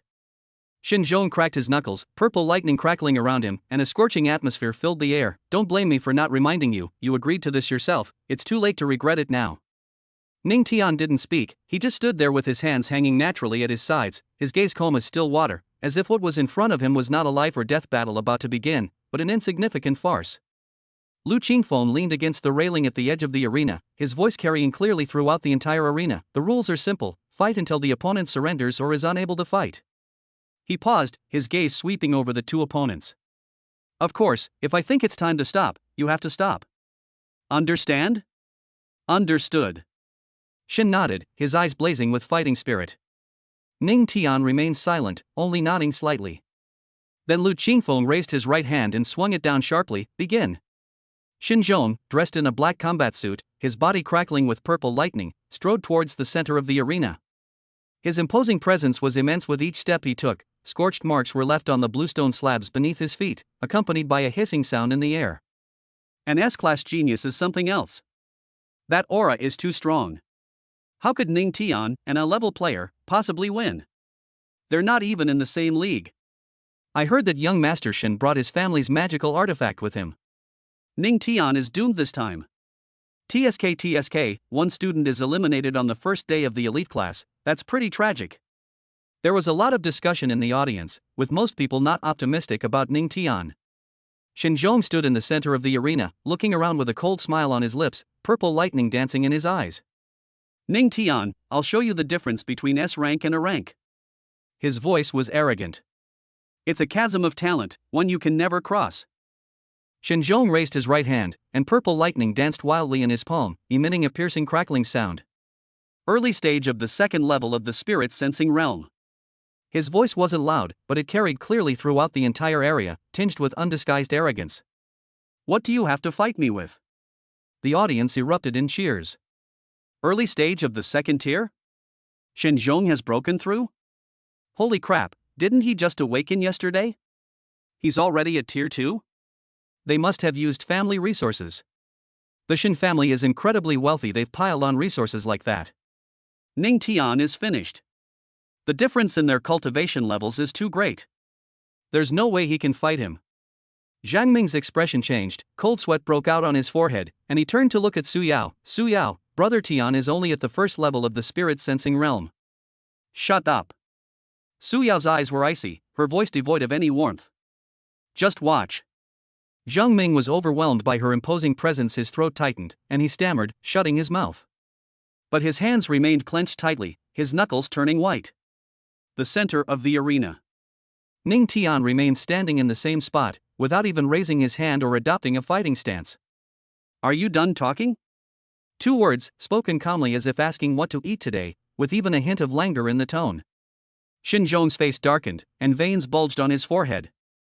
This feeling of being ignored fueled his anger, making him feel as if a red-hot iron was pressing on his chest. Court death. He stomped his foot hard, the bluestone slab shattered instantly, and he transformed into a purple lightning bolt, rushing towards Ning Tian like thunder. The purple arc of electricity exploded in the air, producing a piercing bang and a crackling sound. Thunder step. Someone in the audience gasped, their voice trembling. This is a spiritual technique of the Shin family. The legendary thunder step. With a sea-level movement technique in Shin Zhong's talent, his speed will increase by at least 30%. Ning Tian didn't even have time to react. In the blink of an eye, Shin Zhong had already rushed in front of Ning Tian, bringing with him a gust of wind. He clenched his right fist, lightning crackling around it, making a hissing sound. A brilliant purple light shone from his fist as he aimed straight for Ning Tian's face. Thunder fist. The wind howled with each punch, carrying an aura of tension, distorting the very air. Some girls in the audience gasped in surprise and even covered their eyes. That's too fast. Ning Tian is going to be instantly killed. Just when everyone thought Ning Tian would dodge or be blasted away by a punch, he moved. He raised his right hand, the movement neither fast nor slow, yet incredibly precise, his 5 fingers gripping the heavy wrist like iron clamps. What? Shin Zhong's pupils shrank sharply, and an incredulous shock flashed in his eyes. His fist stopped in mid-air, only 3 inches away from Ning Tian's face, but could not go any further. That seemingly ordinary hand now felt like a mountain, preventing him from breaking free. That's it? Ning Tian tilted his head, his tone calm but with a hint of mockery. The next second, with a twist of his wrist and a burst of power from his waist, he flung Shin Zhong away. Boom! The heavy body crashed onto the ground 10 meters away like a cannonball. The bluestone slab shattered instantly, and spiderweb-like cracks spread in all directions, dust flew up, and gravel flew everywhere. The entire room fell silent. You could hear a pin drop. Everyone was stunned, their mouths agape, wide enough to fit an egg. I didn't see wrong, did I? What just happened? Ning Tian threw Shin Zhong out in one move? Is this true? Impossible. Shin Zhong is at the 2nd level of the spirit sensing realm. And he has an S-rank talent. This power is terrifying. The audience erupted in murmurs, a mix of shock, disbelief, and excitement. Zhang Ming jumped up, his face flushed with excitement. Holy crap! Brother Tian is awesome. Brother Tian is mighty. Su Yao's lips curled into a slight smile, and a hint of satisfaction flashed in her beautiful eyes. As expected, you didn't disappoint me. The smoke and dust cleared. Shin Zhong stood up from the rubble, his face ashen and a trace of blood trickling from the corner of his mouth. He looked down at his wrist, where clear red marks were visible, the imprints of 5 fingers clearly visible. How could you? Shin Zhong's voice trembled, his eyes filled with disbelief. Early stage of the 2nd level of the spirit sensing realm? Ning Tian clapped his hands, as if he had just done something insignificant. Sorry, me too. His tone remained calm, yet it struck like a thunderclap in everyone's hearts. Shin Zhong's face turned even uglier, his complexion alternating between pale and flushed. Early stage of the 2nd level of the spirit sensing realm? Breaking through a minor realm overnight? How is this possible? Impossible. Absolutely impossible. Shin Zhong gritted his teeth, his voice almost roaring. You must have used some evil methods. Yes, it must be evil methods. Unorthodox methods? Ning Tian laughed, a hint of mockery flashing in his eyes. You mean spirit cores? Shin Zhong's face stiffened, as if someone had grabbed him by the throat. It seems young Master Shin has also used quite a few resources. Ning Tian's tone was calm, but every word was piercing. Otherwise, how could you have broken through from the 1st level of the spirit sensing realm to the early stage of the 2nd level? Could it be that you are exceptionally talented and cultivated up on your own? Whispers broke out in the audience. That's true, Shin Zhong must have been on drugs too. The pot calling the kettle black. Neither of us should speak for the other. But Ning Tian's mouth is too sharp, ha ha ha. Shinjon's face flushed red as he stared intently at Ning Tian, his fists clenched so tightly they cracked. Enough with the nonsense. He took a deep breath and flipped his right hand. A black pill appeared in his palm, emitting an eerie light. Exploding spirit pill? Someone in the audience recognized him, and their voice changed. That's a pill that can raise your cultivation level by a small amount of time. The Shin family is really willing to invest heavily. They're determined to win at all costs. Lu Qingfeng raised an eyebrow, but did not stop him. Instead, he watched with great interest. Shinjon swallowed the exploding spirit pill, his throat bobbing. The next second, his aura surged dramatically, like a volcanic eruption. The purple lightning became even more violent, forming a dense electric net around him, crackling and distorting the air with electricity. Early stage of the third level of the spirit sensing realm. Someone exclaimed in surprise, their voice filled with shock. This aura is terrifying. Third tier. Ning Tian is only second tier.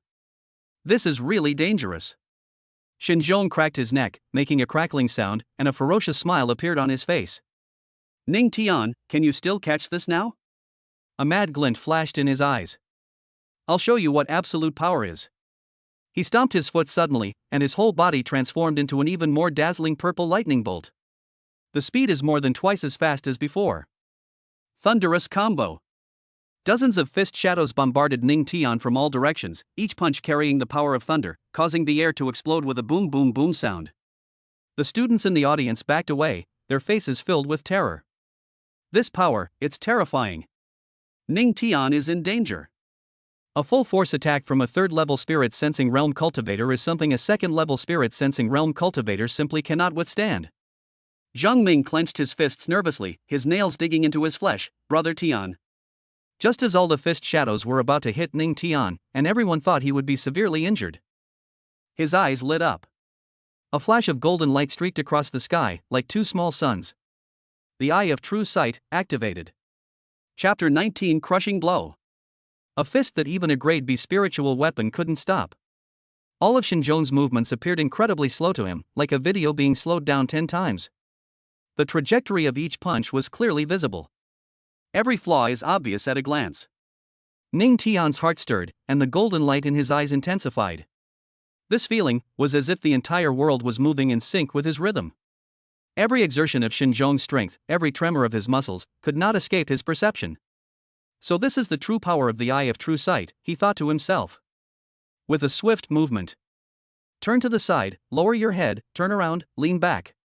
All the attacks missed their mark. The force of the punches grazed his clothes but couldn't even touch a single hair on his head. His movements were fluid and graceful, like an elegant dance.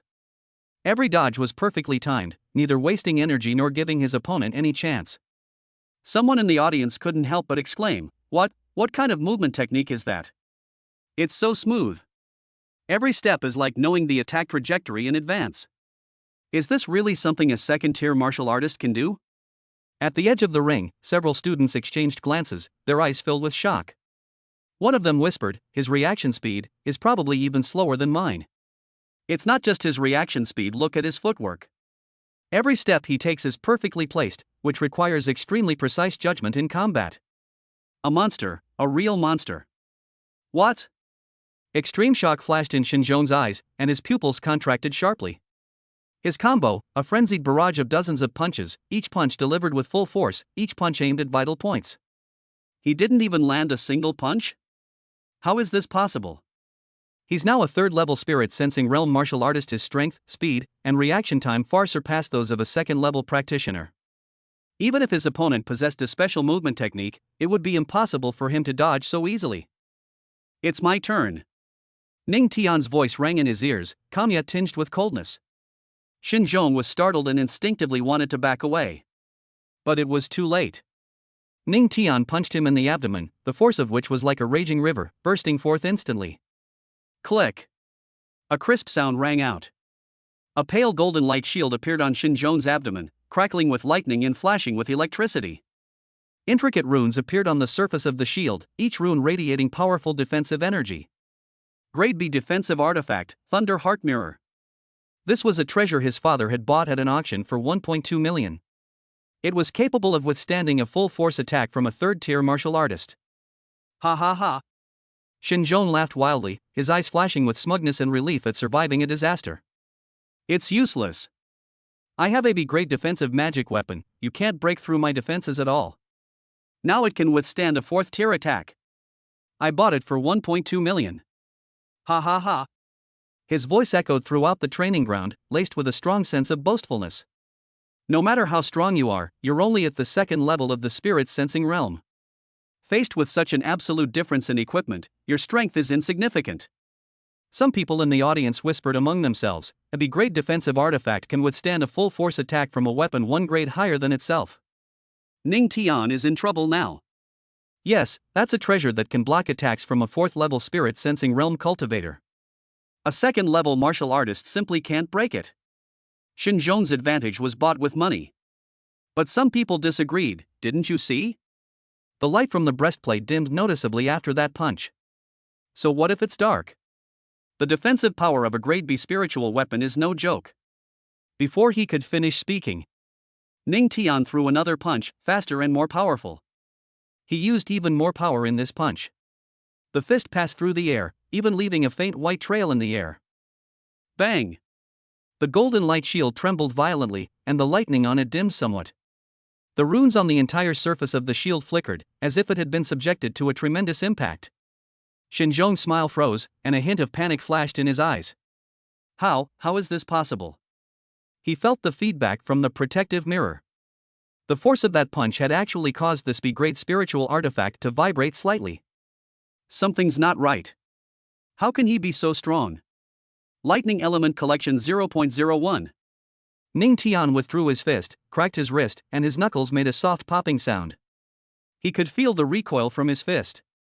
This great spiritual artifact did have impressive defensive capabilities, but that was all. A grade B defensive magical artifact? He raised his head, his eyes gleaming with golden light, and a smile played on his lips. Then throw a few more punches. The words had barely left his mouth.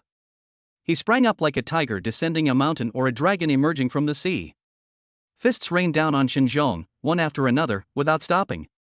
Each punch landed precisely on the same spot on the breastplate, the force layering and accumulating. Bang! Bang! Bang! Bang! The first punch caused the light shield to tremble. The second punch caused the runes to dim. The third punch caused cracks to appear. The fourth punch, thunderous scattering. The golden light shield grew dimmer, and spiderweb-like cracks appeared on it. Each crack was spreading and expanding. Shinjong's face was deathly pale, and blood kept spilling from the corner of his mouth. Although the protective mirror blocked the direct attack, the terrifying power still penetrated his body through the artifact. He felt his internal organs churning, his blood surging, and a sweet taste in his throat as blood gushed out uncontrollably. Impossible.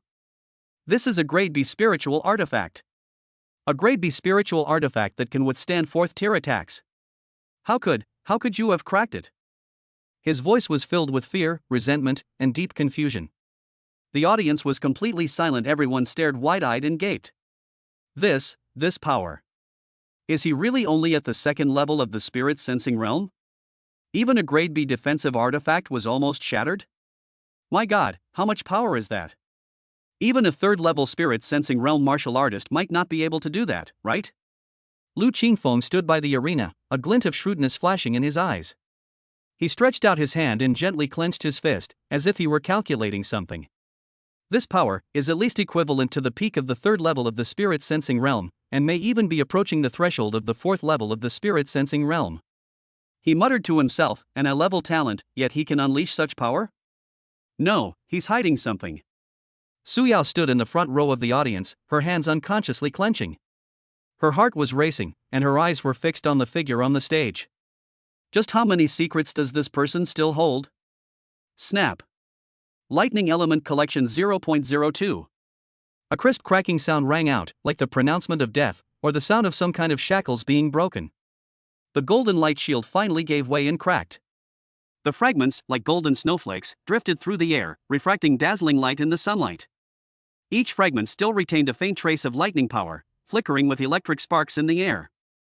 1,200,000 were thus transformed into a shower of gold dust. Shinjong's pupils contracted sharply, his eyes filled with despair and disbelief.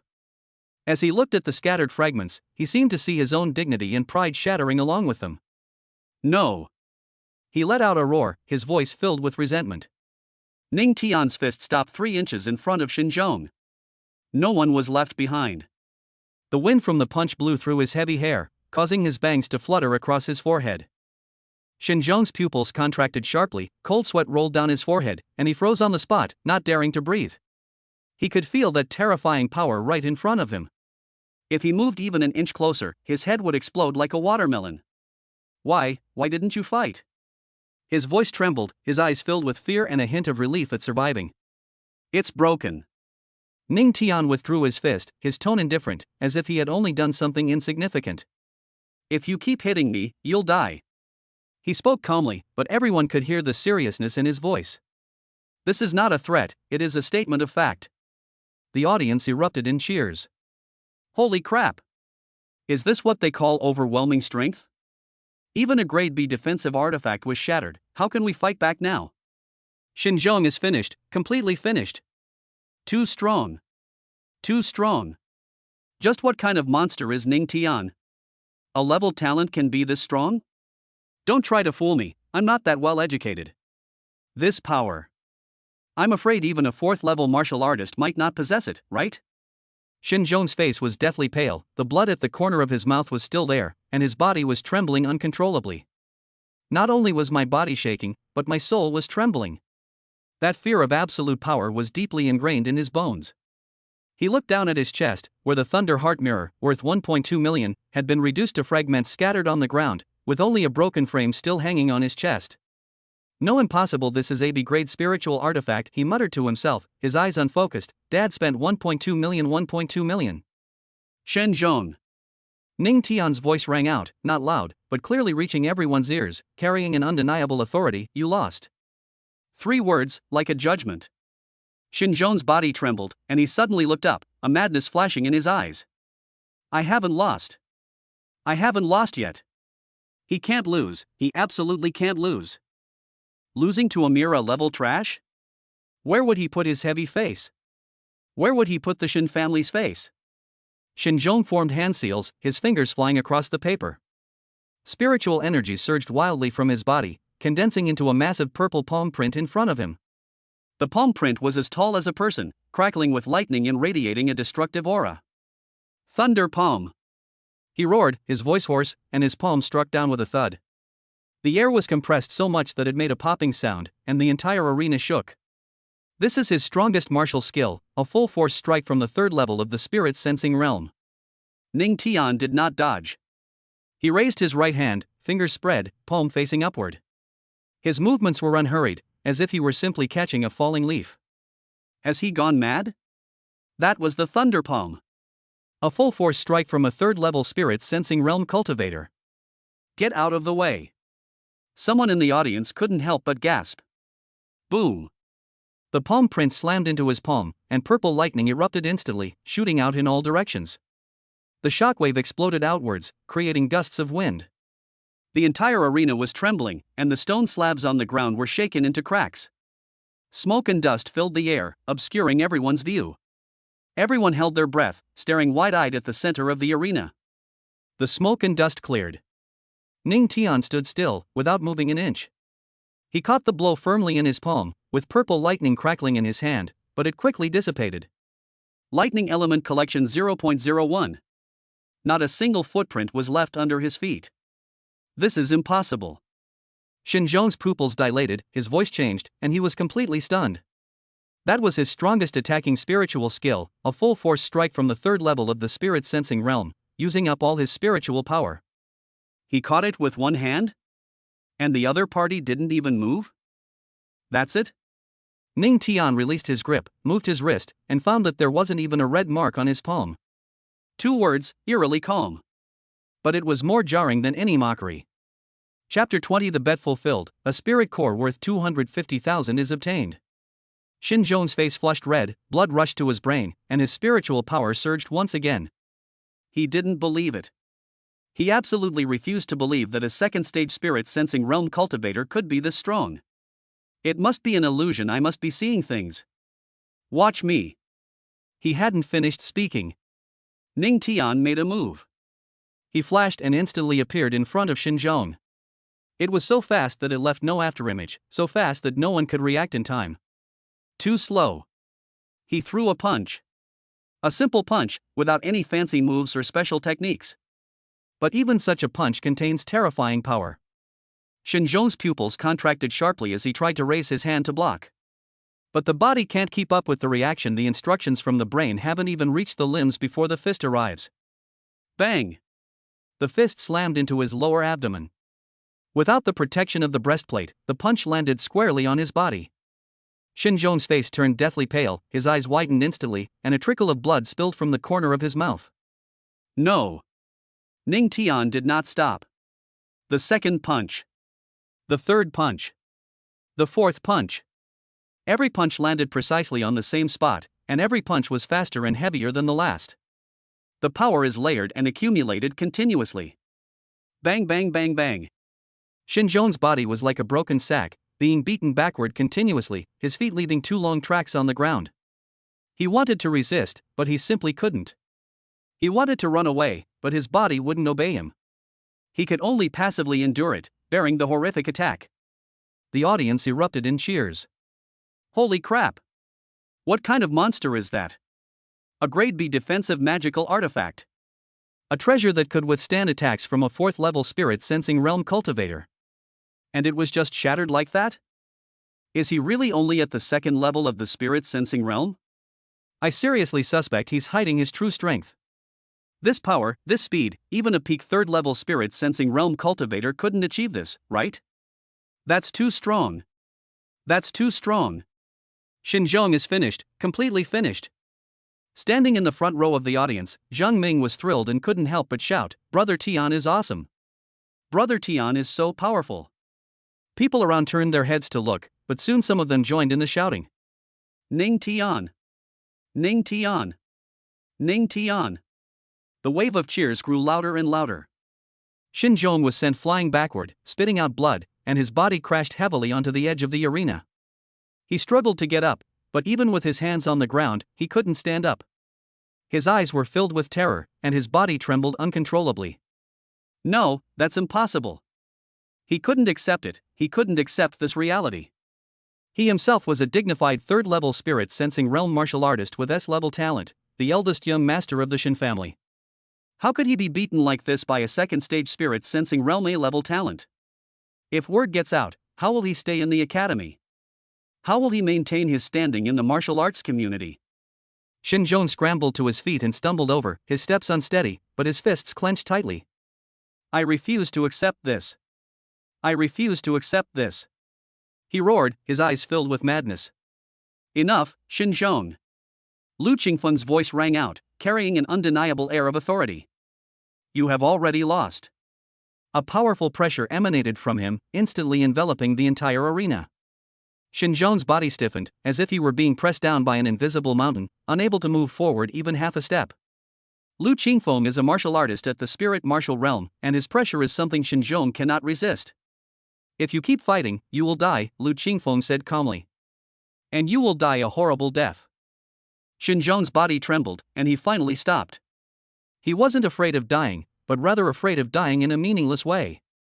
Lu Qingfeng's gaze fell on Ning Tian, a meaningful smile flashing in his eyes. Ning Tian, not bad. He spoke calmly, but everyone could hear the approval in his voice. For a martial artist at the spirit martial realm to say not bad like that, the value of that statement is quite high. Ning Tian nodded without saying anything more, his expression calm and composed. It was as if what I had just done was a trivial matter. Congratulations, host, on completing the mission defeat. Reward, cultivation technique, ninefold heaven shattering force, weapon, starfall breaking army. Already added to backpack, you can check it yourself. A system notification sounded in my mind. Ning Tian's heart skipped a beat, but he didn't check immediately. Ninefold heaven shattering force? Judging from the name, it's clearly an offensive technique. And starfall breaking army should be a decent weapon. However, now is not the time to check. He turned and walked off the ring with a composed gait. That concludes today's challenge. His voice carried clearly from afar, reaching everyone's ears. If anyone else wishes to continue, they can do so tomorrow. However, He paused, then glanced back at the audience. Next time, the stakes might be higher. Upon hearing this, a collective gasp rippled through the crowd. A higher stake? That's 5 spirit cores today, how many do I need next time? Xinzhong's underlings crossed the fence of the audience seats and ran to the edge of the ring. Young Master Xin. Is young Master Xin alright? One of them tried to reach out to help, but Xinzhong pushed him away. Roll. Xinzhong braced himself against the ground, gritted his teeth, and got up.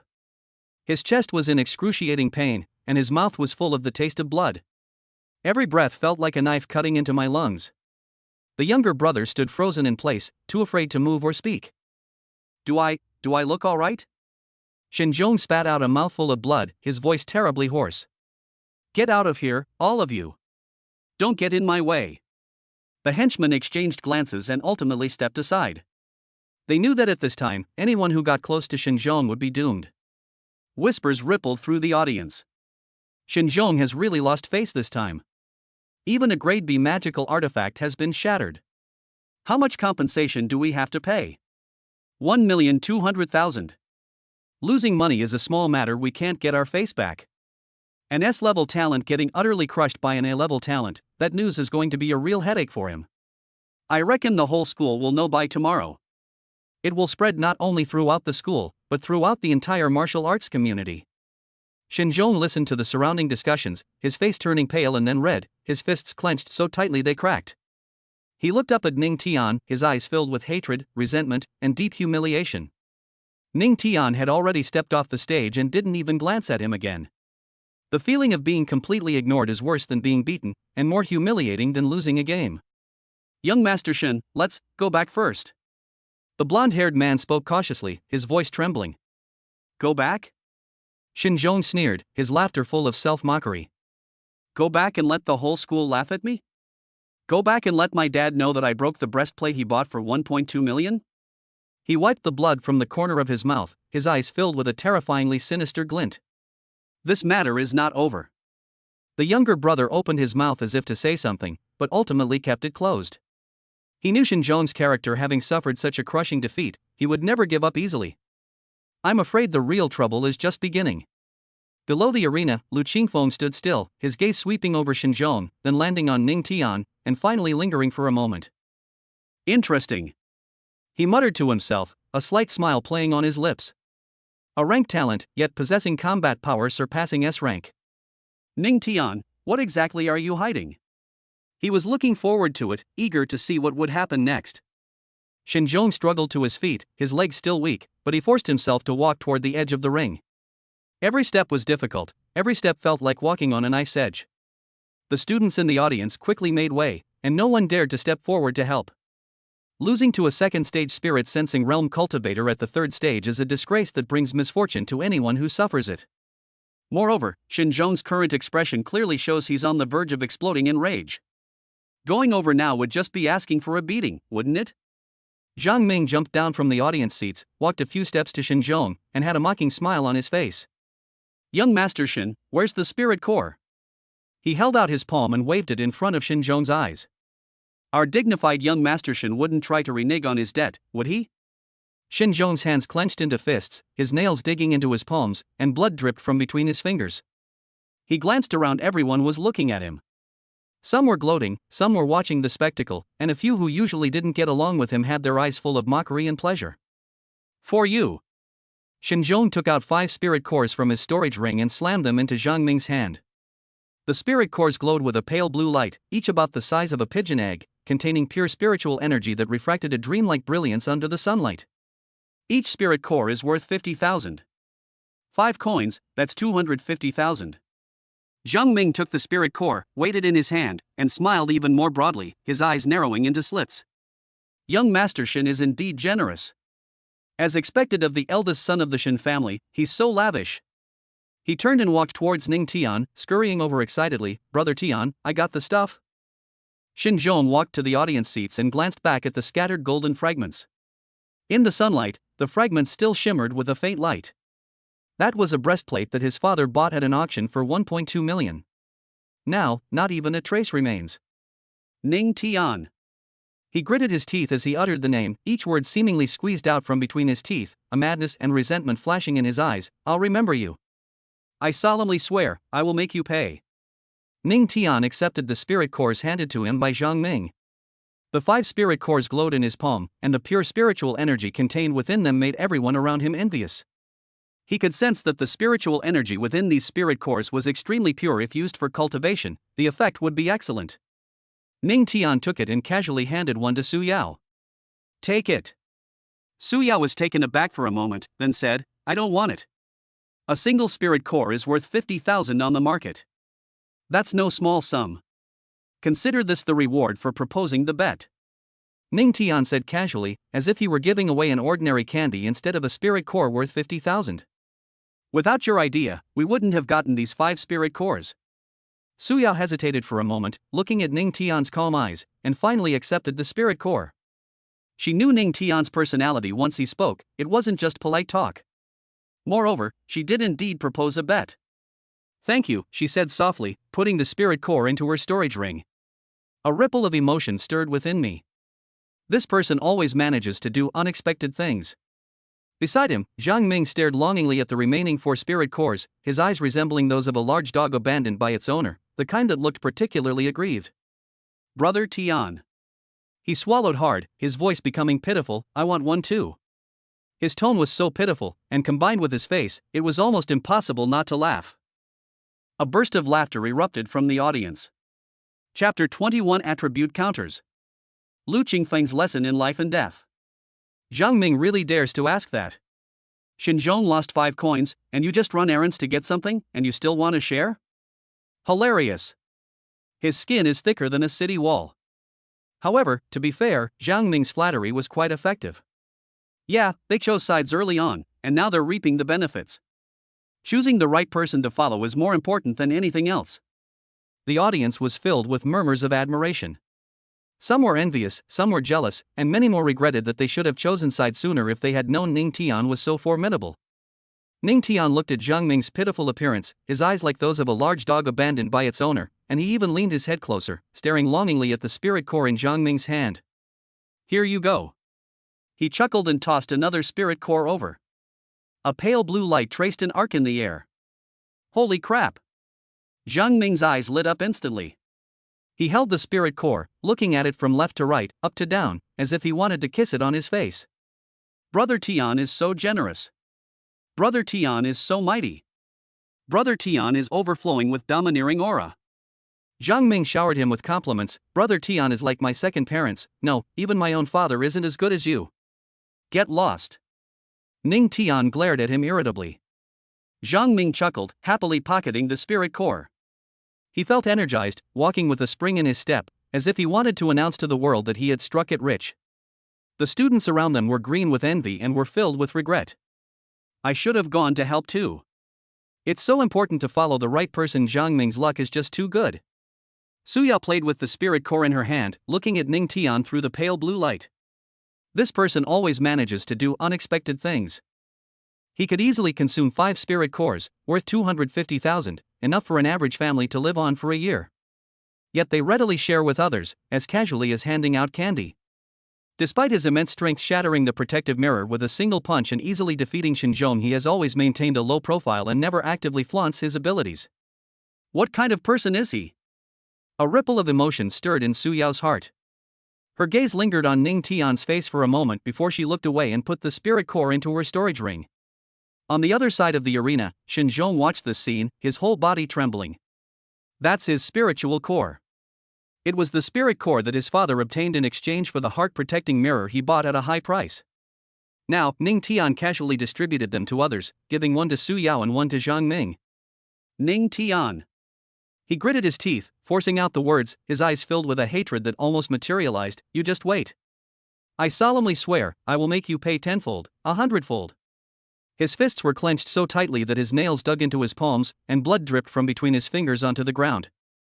But he dared not say anything more, nor dared to provoke them any further. Because he was afraid.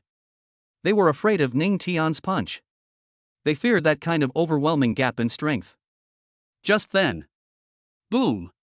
A powerful pressure descended from the sky, like Mount Tai pressing down, instantly enveloping the entire training ground. Everyone felt the oppressive aura emanating from those in power, making it difficult to even breathe. The noisy discussion stopped abruptly, as if someone had grabbed its throat. I said. Lu Qingfeng's voice rang out, not loud, but clearly reaching everyone's ears, carrying an undeniable air of authority. Have you had enough fun? Class is starting. Everyone was startled and immediately stood up straight, not daring to say another word. Even Zhang Ming, who had just been boasting, immediately stopped smiling, stood properly, and didn't dare to take out his spirit core to look at it anymore. Lu Qingfeng nodded in satisfaction and withdrew his oppressive aura. He surveyed the entire room, his gaze sweeping over each student, finally settling on Ning Tian for a moment, a hint of admiration flashing in his eyes. As I just mentioned, the first lesson is for you to fight against ferocious beasts. Lu Qingfeng's voice echoed across the training ground. But through the battle between Xin Zhong and Ning Tian just now, I've discovered a serious problem. He paused, his tone becoming serious, even tinged with anger. You don't even know the most basic elemental weaknesses and strengths? These words caused a brief silence to fall over the training ground.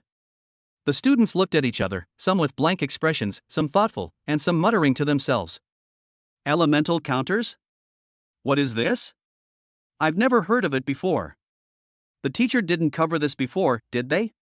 Whispers broke out, but were quickly drowned out by Lu Qingfeng's cold laughter. It seems you really don't know. His gaze swept over Xinzhong, and his tone grew even colder. Just like in the previous battle, Xinzhong's lightning attribute was already at a disadvantage, but he didn't know how to adapt and blindly relied on lightning martial arts to fight head-on. And the result? He was utterly defeated by Ning Tian, and even his protective mirror was shattered with a single punch. Xinzhong's face turned deathly pale in an instant. He lowered his head, not daring to speak, wishing he could find a crack in the ground to crawl into. The gazes cast around him were sympathetic, mocking, and mostly gloating. And Ning Tian? Lu Qingfeng changed the subject, his tone tinged with admiration. Although he didn't use elemental spiritual energy, relying solely on pure physical techniques, his combat awareness and skills far surpassed everyone present. More importantly, he knew how to exploit his opponent's weaknesses. All eyes turned to Ning Tian again, their expressions becoming complicated. There was awe, envy, and jealousy. Ning Tian remained calm, showing no reaction to Lu Qingfeng's praise, as if he were listening to someone else's story. So, Lu Qingfeng said, his voice becoming stern as he extinguished the flames in his palm, today's lesson will be changed. I'll first explain the principles of elemental counters and their combat applications, and then I'll have you practice in real combat. Otherwise, you'll just be sending yourselves to your deaths, wasting the school's medical resources. He surveyed the entire room, his voice as cold as an ice blade. Remember, in this world, ignorance is more terrifying than weakness. Weakness can be overcome through training, but ignorance will leave you not even knowing how you died. The training ground was completely silent. Everyone felt the weight of Lu Qingfeng's words. It wasn't a bluff, but a stark reality. Zhang Ming quietly approached Ning Tian and whispered, "Brother Tian, you knew about elemental weaknesses all along, didn't you?" Ning Tian glanced at him but did not answer. But Zhang Ming had already gotten the answer from his eyes, and his admiration grew even stronger. Sure enough, Brother Tian knows everything and can do everything. He's practically a walking encyclopedia. The atmosphere in the training ground instantly became heavy, and the relaxed and pleasant feeling from just now was completely gone. Sending them to their deaths?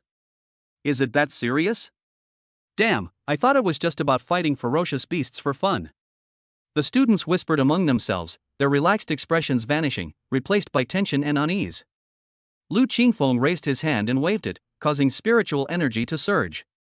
Fire overcomes wood, wood overcomes earth, earth overcomes water, water overcomes fire, and fire overcomes metal, Lu Qingfeng said slowly.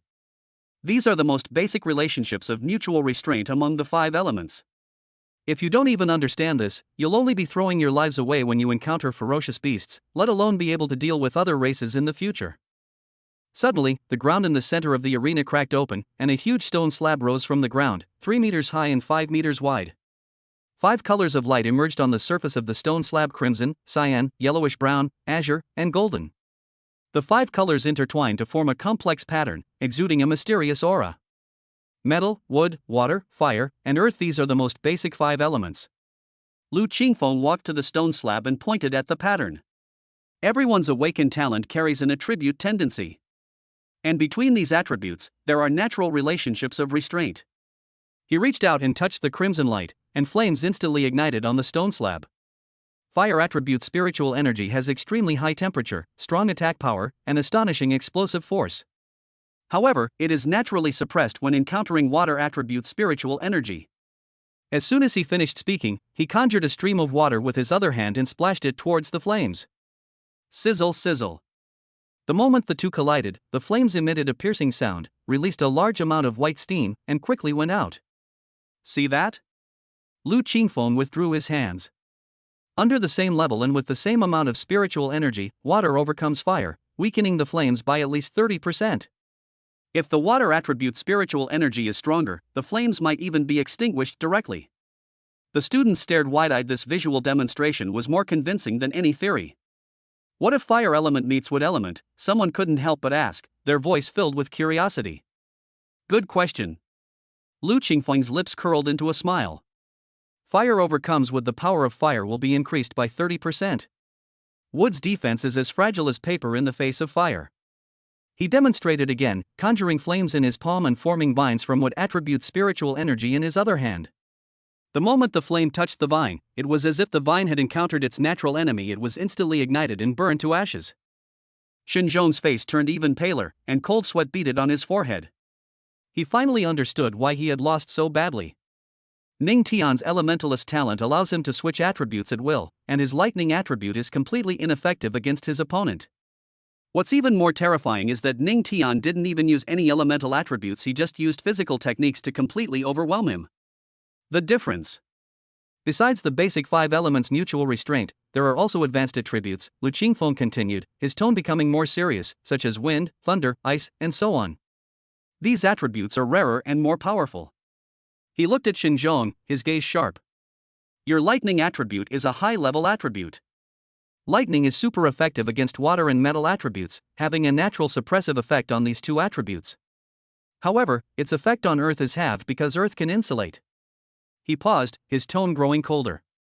If you had known how to utilize the advantages of lightning attribute and chosen appropriate tactics, such as using lightning to paralyze your opponent and restrict their movements, instead of blindly fighting head-on, you wouldn't have lost so badly, and your breastplate wouldn't have been shattered. Xinzhong clenched his fist, his nails digging into his palm, and blood seeped out again. But he dared not refute it, because what Lu Qingfeng said was true. He really fought terribly, relying entirely on brute force without any skill whatsoever. There are also light and dark attributes, which are the rarest attributes. Lu Qingfeng's tone became more serious, even carrying a hint of warning. Light and dark are mutually restraining, but they are also the most difficult powers to control. If you encounter ferocious beasts or alien races possessing these two attributes in the future, remember one thing. He paused for a moment, his gaze sweeping over everyone. Run if you can, don't fight head-on. Preserving your life is 1,000,000 times more important than showing off. Chapter 22 The Shadow Wolf's Speed, the Student's Nightmare. Silence fell over the training ground. The atmosphere was so oppressive it was hard to breathe. The students realized that elemental counters were not just simple theoretical knowledge, but a battle rule concerning life and death. Do you understand now? Lu Qingfeng surveyed the entire arena. Strength is important, but without understanding attribute counters, even the strongest will be countered. A first-tier early-stage player who knows how to utilize attribute advantages can easily defeat a first-tier mid-stage player who doesn't understand attribute counters. He paused, his gaze falling on Ning Tian, a deep meaning flashing in his eyes. Of course, there are exceptions. Everyone followed his gaze and saw Ning Tian still standing in the same spot, his expression calm, as if none of this concerned him. If your strength far surpasses your opponent's, the effective elemental advantage will be greatly reduced, Lu Qingfeng said calmly. Take Ning Tian, for example. His physical skills and combat awareness far surpass Xinzhong's. He can easily win even without using elemental advantages. But this situation is basically impossible at your stage. Zhang Ming leaned closer to Ning Tian and whispered, Brother Tian, is the teacher praising you or mocking you? Something feels off. Ning Tian didn't speak, but just looked at the stone slab in the center of the training ground, a thoughtful look flashing in his eyes. He certainly knew about the elemental counters. But he also understands that attributes are only one of the factors that affect combat. What truly determines victory or defeat is combat awareness, skills, experience, and the ability to seize opportunities. Attribute counteraction is merely icing on the cake, not a decisive factor. Alright, that concludes the theory. Lu Qingfeng clapped his hands, a meaningful smile playing on his lips. Next, it's time for practical application. I'll let you experience firsthand what attribute counters mean and what a life or death battle truly is. He turned to look into the depths of the training field and snapped his fingers. Click. The heavy metal door opened slowly, making a screeching sound. The sound echoed across the training ground, like the gates of hell were opening, making everyone's hearts leap into their throats. All eyes turned to the door, and everyone's breathing became rapid. 2 staff members wearing heavy protective suits walked out from behind the door, their eyes behind their goggles revealing tension. Each of them held a thick iron chain, as thick as an adult's arm, engraved with glowing runes. The iron chains were taut and creaked, as if they might break at any moment. At the other end of the chain was a huge, ferocious beast. Holy crap, what is this? My goodness, it's huge. Is this really a Tier 1 ferocious beast? The students gasped and instinctively took a few steps back. Some of the more timid students even felt their legs go weak. It was a giant wolf that was completely black, with a shoulder height of over 2 meters and a body length of nearly 4 meters. Its fur is as black as ink, gleaming with a metallic sheen in the sunlight, and each hair is as hard as a steel needle. Its limbs are thick and powerful, with bulging muscles, and its claws are as big as an adult's fist and as sharp as blades. What's most terrifying are its eyes, which glow with an eerie green light, cold, cruel, and bloodthirsty, as if they are staring at their prey.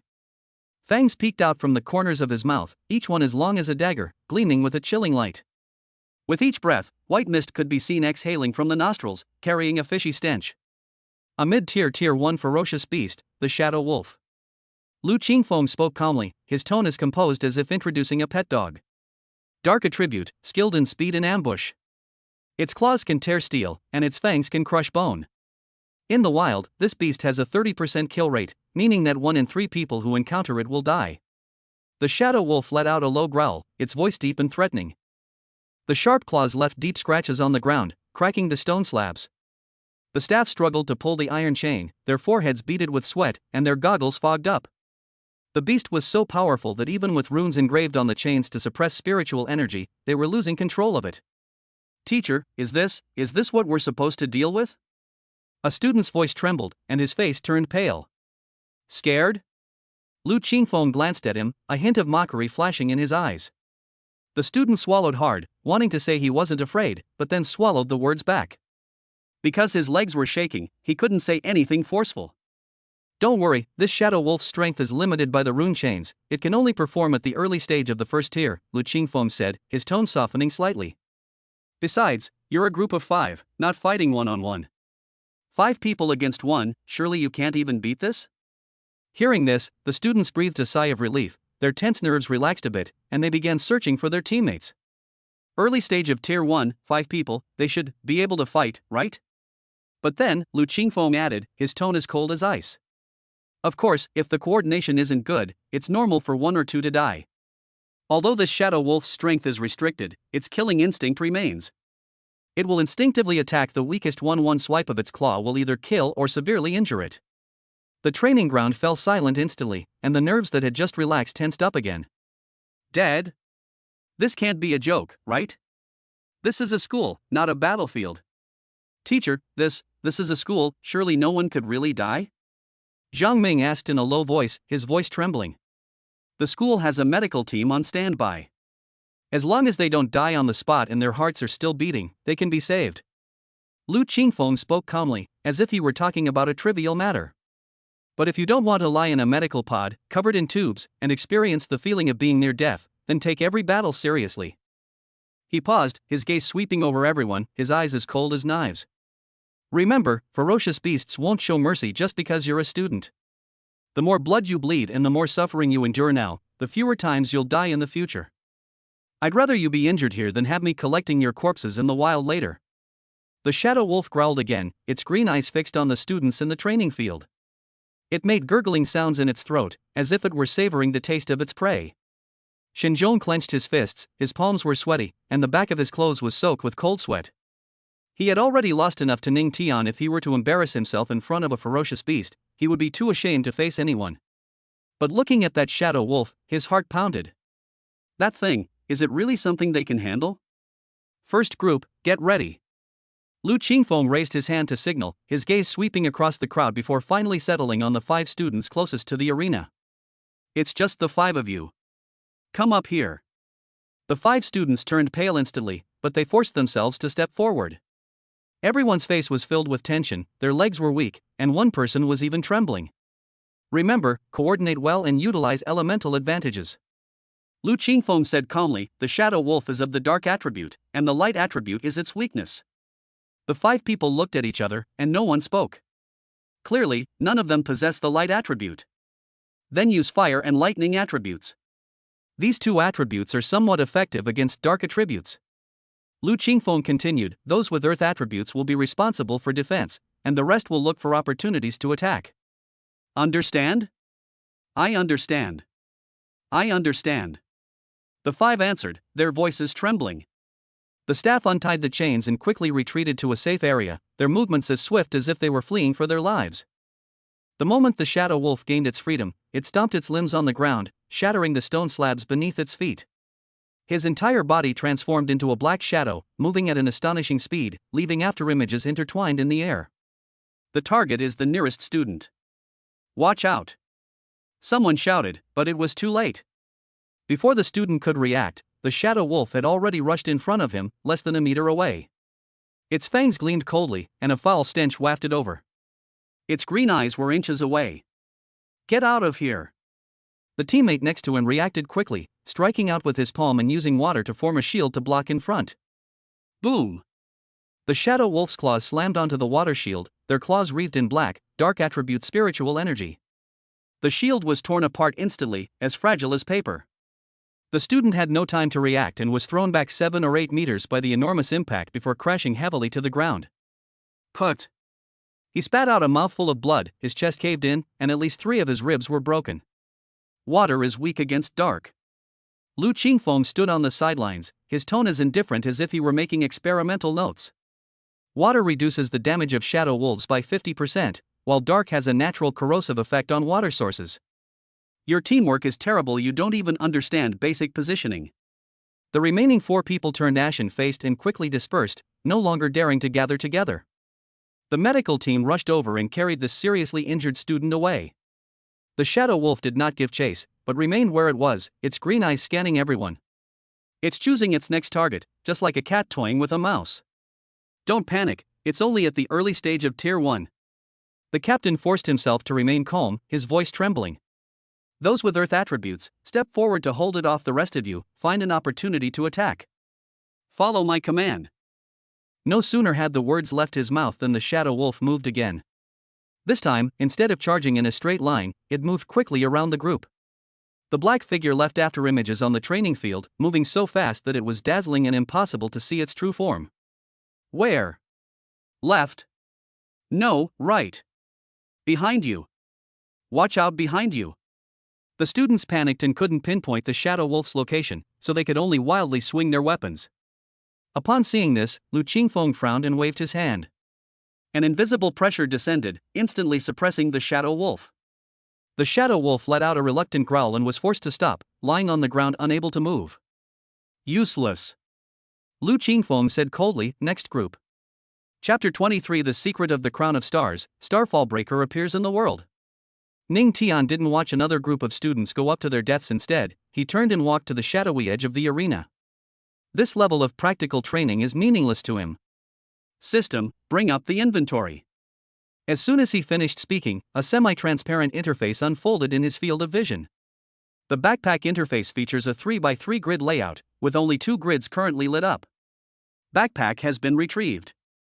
Technique, 9-fold heaven-shattering force weapon, Starfall Breaking Army. Ning Tian clicked on the cultivation technique icon, and a stream of information flooded into his mind. 9-fold heaven-shattering force is a spear-based martial art, consisting of 9 levels. The first level is armor penetration. The spear tip gathers spiritual energy, increasing its penetrating power by 30%, making it capable of breaking through defenses of the same level. The second effect is vibration. The spiritual energy circulates and vibrates within the gun, causing secondary damage upon impact with the target and shattering internal organs. The third level is the overlapping waves. The power of each strike can be stacked, doubling after 3 strikes and reaching its limit after 9 strikes. The fourth level, mountain collapse. All the spiritual energy in the body gathers at the tip of the spear, and with a single strike, the rocks shatter. The information for the next 5 levels is vague and unclear, clearly requiring cultivation to reach a certain level before it can be unlocked. Marksmanship? Ning Tian raised an eyebrow. System, can I learn this technique directly? Basic techniques can be directly instilled, but the host must cultivate them on their own to master the essence. Should I study? Study. As soon as he finished speaking, a surge of heat welled up in his mind and flowed through his entire body along his meridians. Countless spear techniques flashed through his mind, and the power generation techniques and energy circulation routes of each move were crystal clear. Ning Tian closed his eyes, feeling the power coursing through his body. The heat dissipated after about 30 seconds. He opened his eyes, his right hand clenched as if he were actually holding a spear. With a flick of his wrist, a soft whooshing sound filled the air. That's interesting. Ning Tian withdrew his hand and his gaze fell on the weapon. The Starfall Broken Army Spear, entirely black, is adorned with intricate patterns. Its tip is diamond-shaped, gleaming with a cold light. Starfall breaks the army. Rank, unknown. Special feature, armor penetration, attacks can inflict elemental damage. Note, this spear has drunk the blood of 3,000 enemies. The spear itself has acquired a spirit. Unknown? Ning Tian's eyes lit up. Weapons in this world are divided into 4 major categories: mortal, profound, earth, and heaven. Each major category is further divided into 3 grades: lower, middle, and upper. Unknown? Could it be a grade above the heavenly category? Extract. As soon as he finished speaking, a black light emerged from the void, condensed into a long spear, and fell into his hand. The gun was cold to the touch and heavy in the hand.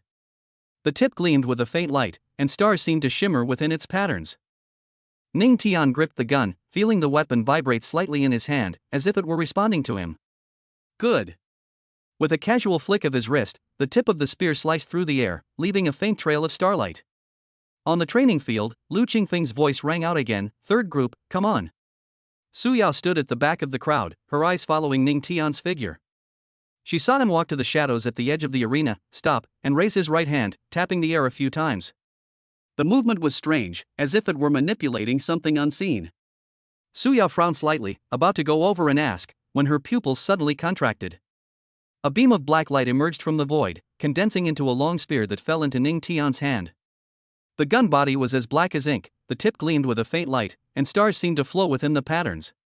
In that instant, countless pieces of information flashed through Su Yao's mind. This is Starfall. She blurted it out, her voice low, but she couldn't hide her shock. Several students nearby heard the commotion and turned to look. Zhang Mingdao asked, "Su Yao, what did you say? Where did Brother Tian go?" "It's nothing." Su Yao shook her head, but her gaze was fixed on the spear in Ning Tian's hand. Starfall, a weapon for the Crown of Stars. Legend has it that the Crown of Stars consists of 5 pieces of equipment, with the Starfall spear being the 3rd. His parents did indeed receive the Crown of Stars, Su Yao murmured to herself. Not only that, they also left him the Starfall. She took a deep breath to suppress the shock in her heart. Su Yao bit her lip, her gaze lingering on Ning Tian for a moment before finally looking away. No one can know. She walked towards Ning Tian, her steps hurried. Seeing this, Zhang Ming followed. At this moment, Ning Tian held the Starfall gun, feeling the vibrations coming from the gun barrel. He looked up and met Su Yao's departing figure. She saw it? Ning Tian raised an eyebrow, but didn't seem to care. Su Yao wasn't a talkative person, and he knew that much. He put away his spear and turned his gaze back to the training ground. On the field, the 3rd group of students had already taken to the field, and it was another crushing defeat without any suspense. Lu Qingfeng scanned the entire room, his anger blazing, a bunch of useless trash. His gaze fell on Xinzhong. Xinzhong immediately turned his head away to avoid eye contact. "I just used the spirit explosion pill and I'm still in a weakened state," Xinzhong muttered to himself. "Even if I weren't weak, those shadow wolves are still beyond my capabilities." Seeing his expression, Lu Qingfeng shook his head in disappointment. His gaze turned to Ning Tian. Ning Tian. The sound echoed across the training ground. The surrounding students all turned to look at Ning Tian's location. "Have you rested enough? Want to give it a try?" Lu Qingfeng's tone was calm, but everyone could hear the expectation in it. "Good." Ning Tian grasped Xingluo in his right hand again and stepped out of the shadows. The black gun barrel gleamed eerily in the sunlight, and with each step, the star-like patterns on the tip of the gun flickered. The training ground fell silent instantly. All the students' eyes were fixed on the long spear. Holy crap, what kind of weapon is that? Stars are flowing across the gun body, it must be at least an Earth rank weapon, right? Earth rank? Have you ever seen an Earth rank weapon that can be summoned from the void? Are you blind? Didn't you see the storage ring on Ning Tian's hand? Whispers rose and fell. Zhang Ming pushed his way to the front of the crowd, his eyes wide with surprise. When did Brother Tian get a weapon like this? I've never seen one before. Shut up. Su Yao stood behind him, her voice very soft. Zhang Ming turned his head and noticed that Su Yao's face was somewhat pale. Su Yao, what's wrong? It's nothing. Su Yao shook her head, her gaze fixed on the starfall in Ning Tian's hand. Don't say anything, just watch. On the other side, Shen Zhong leaned against the wall, his face grim. It's Ning Tian again. Damn it, I'll make him disappear sooner or later. On the field, Ning Tian had already walked in front of the Shadow Wolf and activated True Sight. Name, Shadow Wolf. Strength, 4th level of the Spirit Sensing Realm suppressed to the peak of the 1st level of the Spirit Sensing Realm. Skills, Shadow Strike, Claw Tear, Shadow Escape. Weakness, vulnerable lower back. An old, incompletely healed wound on the right side of the neck attacks here can cause additional damage. He raised his head and looked at Lu Qingfeng below the stage. Let's begin. A hint of surprise flashed in Lu Qingfeng's eyes, but he quickly regained his composure. He looked at the spear in Ning Tian's hand and nodded. You alone? One person. That's too arrogant, someone in the crowd shouted. That's a Shadow Wolf. Ning Tian has gone mad. Even if he has weapons, he can't be this reckless. Lu Qingfeng withdrew his oppressive aura. The pressure on the Shadow Wolf vanished abruptly. It let out a low growl, exerted force with its limbs, and pounced directly at Ning Tian. At the edge of the training field, Zhang Ming clenched his fists nervously. Brother Tian, be careful. Su Yao didn't speak, she just stared intently at the field. The Shadow Wolf was incredibly fast, leaving a dark trail in the air. Its sharp claws gleamed coldly as it aimed straight for Ning Tian's throat.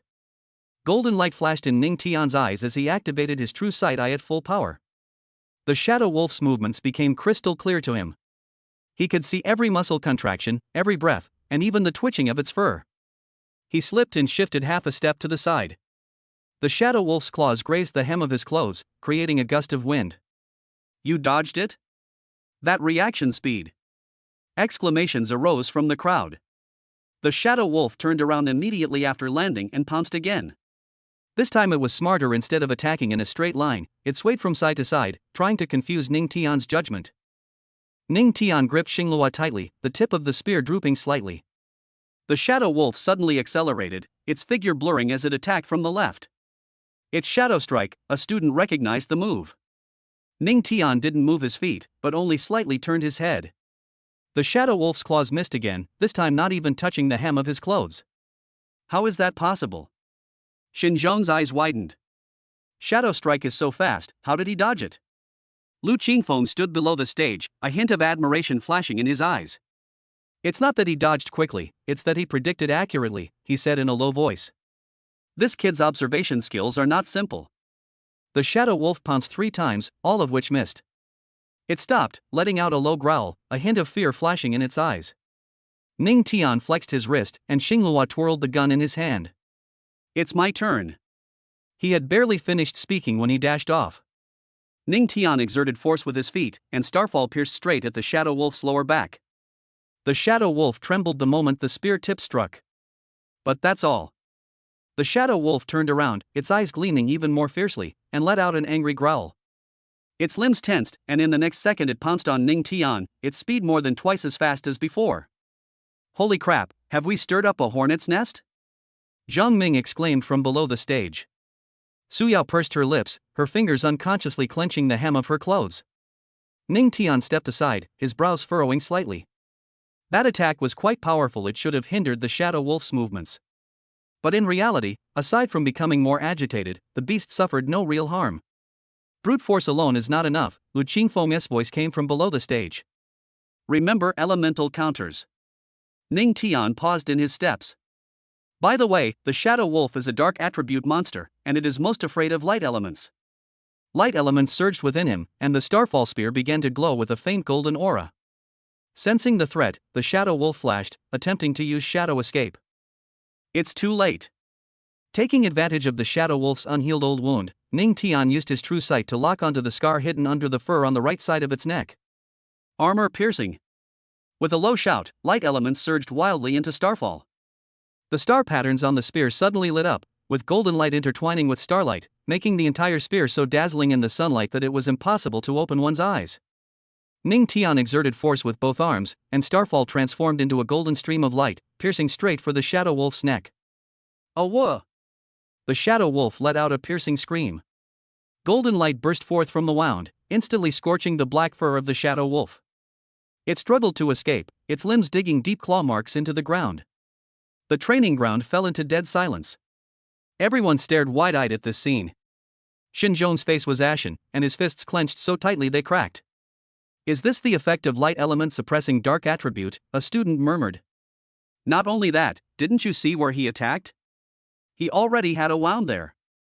My god, how did he know Shadow Wolf had an old wound? A hint of surprise flashed in Lu Qingfeng's eyes.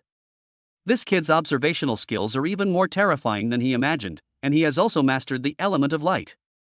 Chapter 24/7 Element Awakening? Deputy Director arrives in person.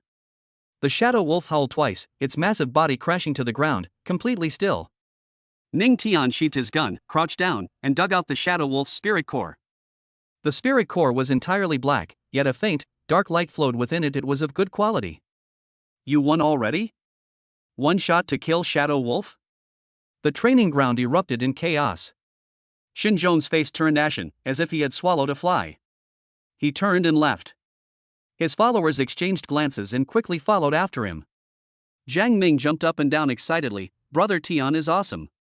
Su Yao loosened her grip on the hem of her clothes, and the corners of her mouth turned up slightly.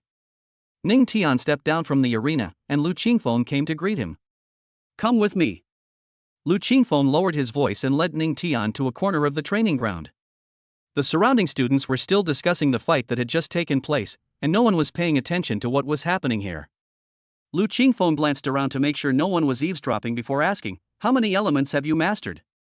He paused, then added, "I know this is taboo, but the ability you just demonstrated." Ning Tian wiped the starfall spear clean, his expression calm: fire, water, wind, earth, thunder, light, darkness. Lu Qingfeng's pupils suddenly contracted. 7 types? His voice changed. And light and darkness? Lu Qingfeng took a deep breath, trying to calm himself down. Do you know what this means? He stared at Ning Tian.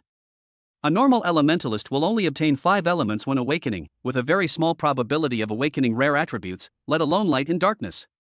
I know. Ning Tian put away the starfall. That SYI1T reveal it all. Lu Qingfeng was silent for a moment. Smart. He thought for a moment and then said, try not to let too many people know about the light and dark elements. These 2 elements are too special and will attract unnecessary trouble. Clear. And another thing, Lu Qingfeng's eyes turned serious, you have a strong ability to observe, but don't rely on it too much. True powerhouses won't give you the opportunity to observe. Ning Tian nodded. Lu Qingfeng patted him on the shoulder, go ahead. Ning Tian turned to leave, and Jiang Ming and Su Yao immediately surrounded him. Brother Tian, that shot you just fired was so cool. Jiang Ming exclaimed excitedly. That shadow wolf is now useless. Su Yao looked at Ning Tian, are you injured? No. All right. Lu Qingfeng put away his record board and scanned the room. Ning Tian has killed the shadow wolf. Today's practical training session is over.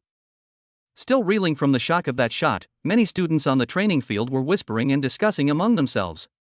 Those of you who didn't participate, go back and look up the information online. Lu Qingfeng's voice wasn't loud, but it silenced everyone.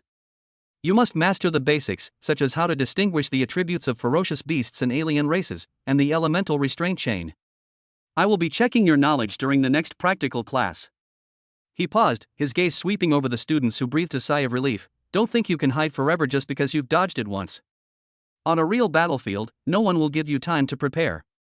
The training ground fell silent instantly. Several students who were initially relieved not to be called on now looked rather grim. Get out of class dismissed. Lu Qingfeng turned and left, his footsteps echoing in the arena. The crowd then erupted in uproar.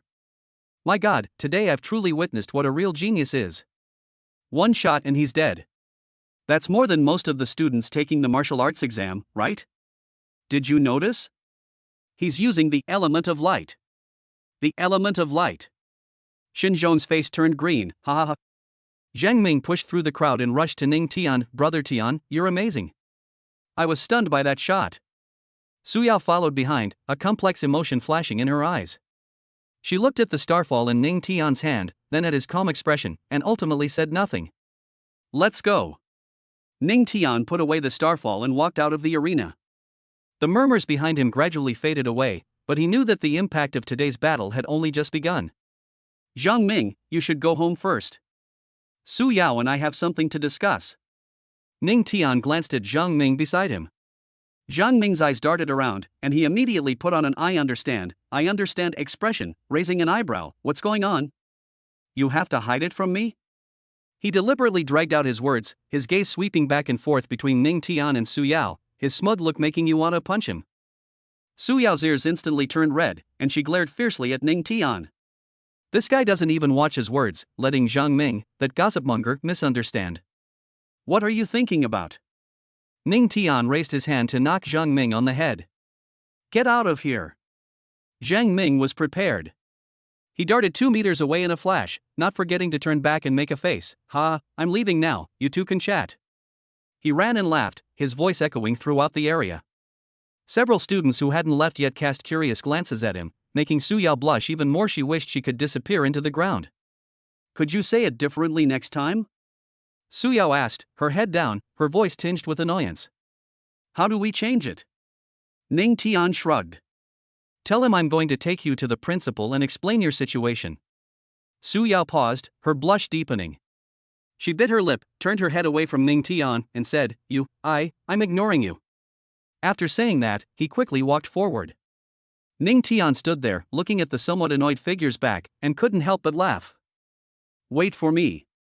He quickly caught up and reached Su Yao's side in just a few steps. Su Yao walked quickly, her footsteps echoing in the empty corridor. She kept her head down, but out of the corner of her eye, she saw Ning Tian catching up, so she quickened her pace. Are you angry? Ning Tian asked. No. Then why are you running? I didn't run away, Su Yao said in a muffled voice. I just walked faster. Ning Tian walked beside her without saying a word. Only the sound of their footsteps remained in the corridor. Knock knock knock. Enter. Ning Tian pushed open the door, and Su Yao followed closely behind him, her steps slightly hesitant. The principal was reviewing documents when he looked up and saw Ning Tian, a hint of joy flashing in his eyes. But when his gaze fell on Su Yao, that joy instantly froze, and his entire demeanor changed. The temperature in the office dropped sharply. Su Yao subconsciously took half a step back, her palms sweating. She could clearly feel the oppressive aura emanating from the principal. It was the pressure of a true powerhouse, even more terrifying than Lu Qingfeng's. Principal, don't be nervous. Ning Tian walked to the desk, his tone relaxed. Su Yao is mine now. The principal's pen paused in mid-air, his gaze sweeping back and forth between the two. He stared at Su Yao for a full 10 seconds before slowly speaking, completely suppressed? Ning Tian nodded. The principal waved to Ning Tian. Come here, let me check. Ning Tian understood the implication in those words, shrugged helplessly, and walked up to the principal. The next second, a gentle power surged into his body. The power was gentle, yet it possessed an irresistible domineering force, permeating his limbs and bones, as if countless eyes were examining his body. Ning Tian stood still, letting that power flow through his body. He could sense that the principal was checking his mental state to confirm whether he was being controlled by Su Yao. The office was so quiet that only the sound of the wind outside the window could be heard. Su Yao stood by the door, twisting the hem of her clothes between her fingers, barely daring to breathe. She knew what the principal was doing, and she knew what fate awaited her if any problems were discovered. Time passed second by second. Not under control? The principal withdrew his power, a hint of surprise flashing in his eyes. Really suppressed? Ning Tian stretched his shoulders and sighed. I've said it so many times, it's really suppressed. You brat. The principal stared at him for a few seconds, then finally breathed a sigh of relief. the stern look on his face fading considerably. "All right, sit down and let us talk." He pointed to the chair in front of his desk. Ning Tian pulled out a chair and sat down. Su Yao hesitated for a moment, then followed him over. "What do you want with me?" The principal picked up his pen again, his gaze sweeping back and forth between the documents and the two men. "You didn't come all this way just to have me give you a medical checkup, did you?" "Of course not." Ning Tian leaned back in his chair. "I wanted to ask about Su Yao's situation. What are their plans?" The atmosphere in the office became heavy again. The principal put down his pen and looked at Su Yao. Su Yao froze, instinctively lowering her head. "How do you plan to handle this?" The principal didn't answer directly, but instead asked Ning Tian. "Let her stay by my side," Ning Tian said. The principal tapped his fingers lightly on the table twice, without answering immediately. His gaze swept back and forth between Ning Tian and Su Yao, as if he were weighing something. "All right," the principal finally spoke, "but how do we explain this to the Su family?" Su Yao suddenly looked up, a hint of surprise flashing in her eyes. She hadn't expected the principal to agree so readily, and a strange, indescribable emotion welled up inside her. "I'll go explain," Su Yao said before Ning Tian could speak, her voice low but firm. "You're going?" The principal raised an eyebrow. "How do you explain that?" Su Yao opened her mouth, wanting to say something, but found herself at a loss for words. What could she say about the Su family? Should she say that she had been suppressed by Ning Tian and was now willingly staying by his side? Or should she say that she had fallen in love with Ning Tian and wanted to live with him? I can't bring myself to give any reason. Just as the atmosphere reached a stalemate, footsteps sounded at the door. "I'll go and talk to them." A deep male voice rang out. Su Yao and Ning Tian turned their heads at the same time and saw a middle-aged man in a black uniform push the door open and enter. He had a square face, thick eyebrows, and large eyes. His features exuded the authority of a superior, and he walked with a steady gait. His powerful aura made the air in the entire office seem to freeze. The uniform was embroidered with a gold badge, the symbol of the psionic administration. "Director Tang." The principal stood up almost instantly, his expression becoming respectful, even somewhat reserved. Ning Tian and Su Yao also stood up. Su Yao's heart skipped a beat. Tang Qingyun, the deputy director of the Psionic Management Bureau, was one of the most powerful people in Jiangchang. What was he doing here? "Sit down." Tang Qingyun waved his hand, indicating that everyone should not stand on ceremony. He walked to the center of the office, his gaze sweeping over Ning Tian and Su Yao before finally settling on the principal. "I'll handle Su Yao's matter." Tang Qingyun's voice wasn't loud, but no one dared to argue with him. "I'll personally talk to the Su family and won't make things difficult for you." The principal breathed a sigh of relief. "Then I'll have to trouble Director Tang." "No trouble at all." Tang Qingyun turned to Ning Tian, his eyes scrutinizing him more. "But you, kid, you've got some nerve." Ning Tian touched his nose. "Just lucky." "Just luck?" Tang Qingyun stared at him, a hint of amusement flashing in his eyes. Being able to completely suppress the little princess of the Succubus clan is not something that can be explained by luck alone. Ning Tian didn't reply. He knew that someone of Tang Qingyun's stature meant every word he spoke. The more he said, the more mistakes he would make. It was better to keep quiet. "All right, Wang Xiaofeng, I'm taking these two with me. The matter with the Su family needs to be discussed in person." After Tang Qingyun finished speaking, he turned to leave. The principal said, "Okay, director, take care." Ning Tian and Su Yao exchanged a glance and then stood up as well. Chapter 25: The Forged IOU, The Covered Truth. Tang Qingyun walked ahead, his pace neither fast nor slow. His leather shoes made a dull sound on the bluestone pavement, yet it made people dare not take a step ahead of him. Ning Tian and Su Yao followed behind, maintaining a just right distance. A night breeze blew by, and Su Yao subconsciously wrapped her coat tighter around herself. She quietly reached out and tugged at the hem of Ning Tian's shirt, her fingertips applying slight pressure. The force was tinged with unease, as if it had grasped the only piece of driftwood. Ning Tian turned his head and saw the unease in her eyes. In the moonlight, Su Yao's face was somewhat pale, and she was biting her lower lip, clearly trying to maintain her composure.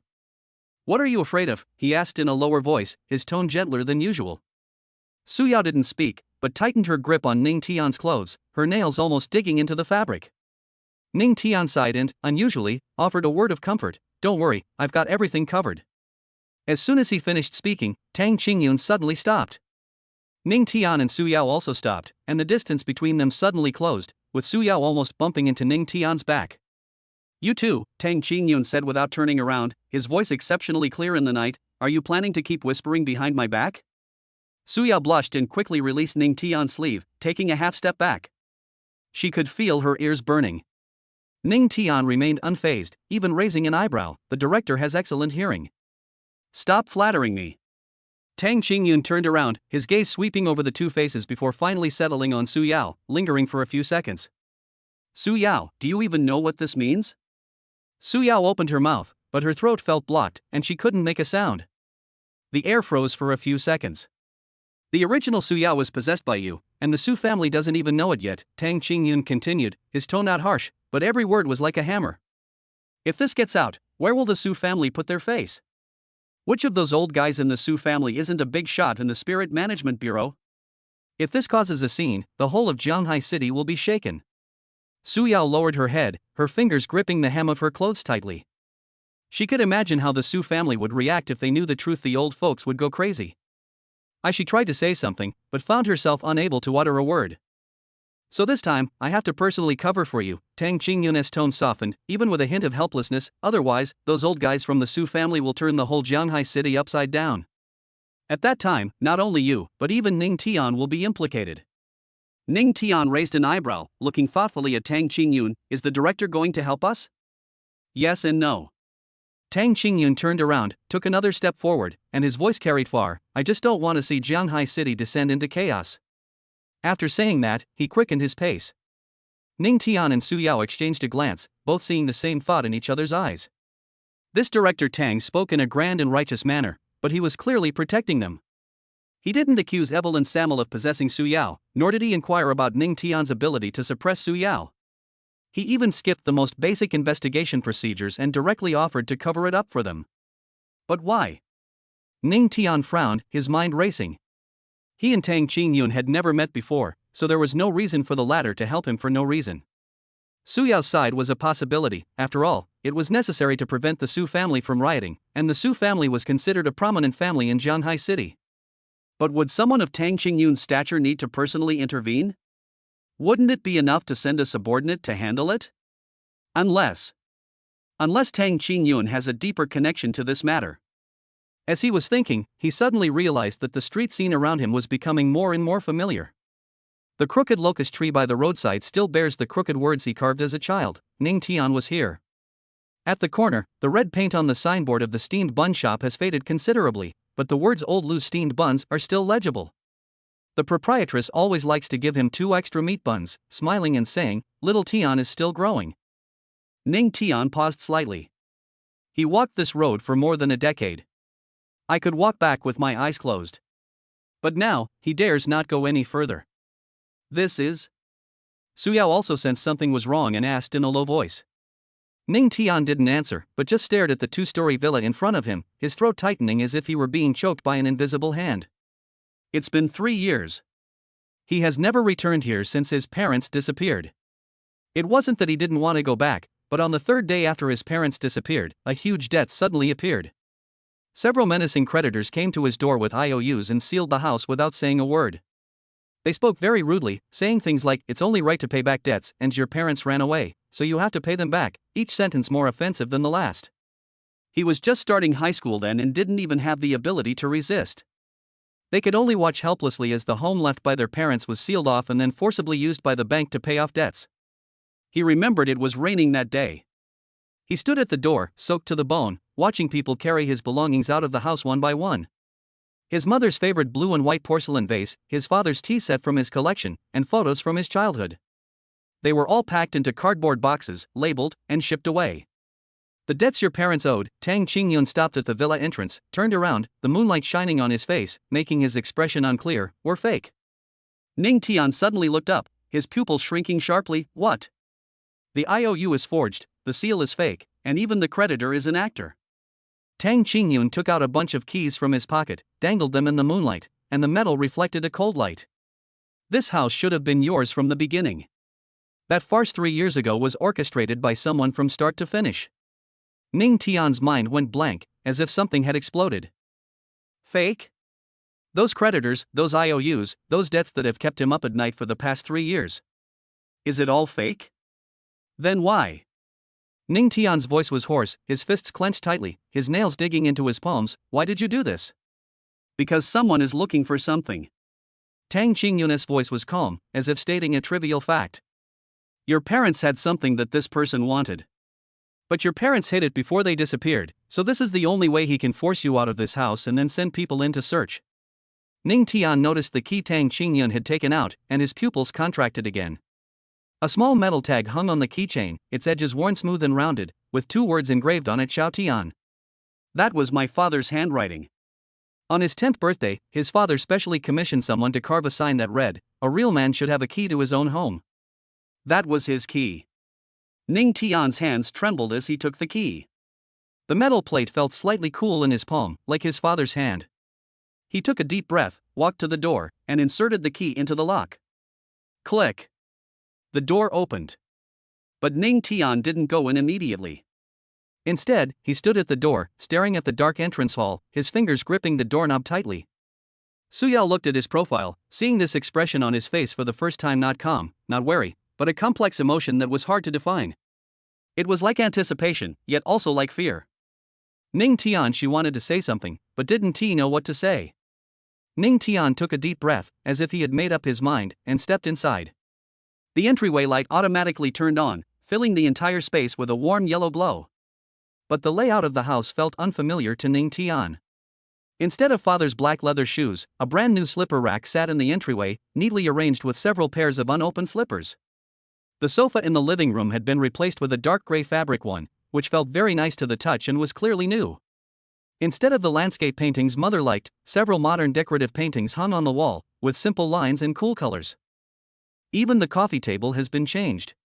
The original solid wood coffee table is gone, replaced by a modern glass-topped one. The smell in the air has changed too. It no longer smelled of cooking oil from my mother's cooking, nor did it have the sandalwood scent that my father liked. Only the faint smell of new furniture and a hint of disinfectant remained. Ning Tian stood in the center of the living room, his gaze slowly sweeping over every corner. The sofa's position has changed, the TV cabinet has been redesigned, and even the curtains have been changed from beige to dark blue. Is this still his home? Tang Qingyun stood at the door, not following him in. He leaned against the doorframe and lit a cigarette. The house is still there, but all your parents' belongings are gone. Those people searched very thoroughly back then.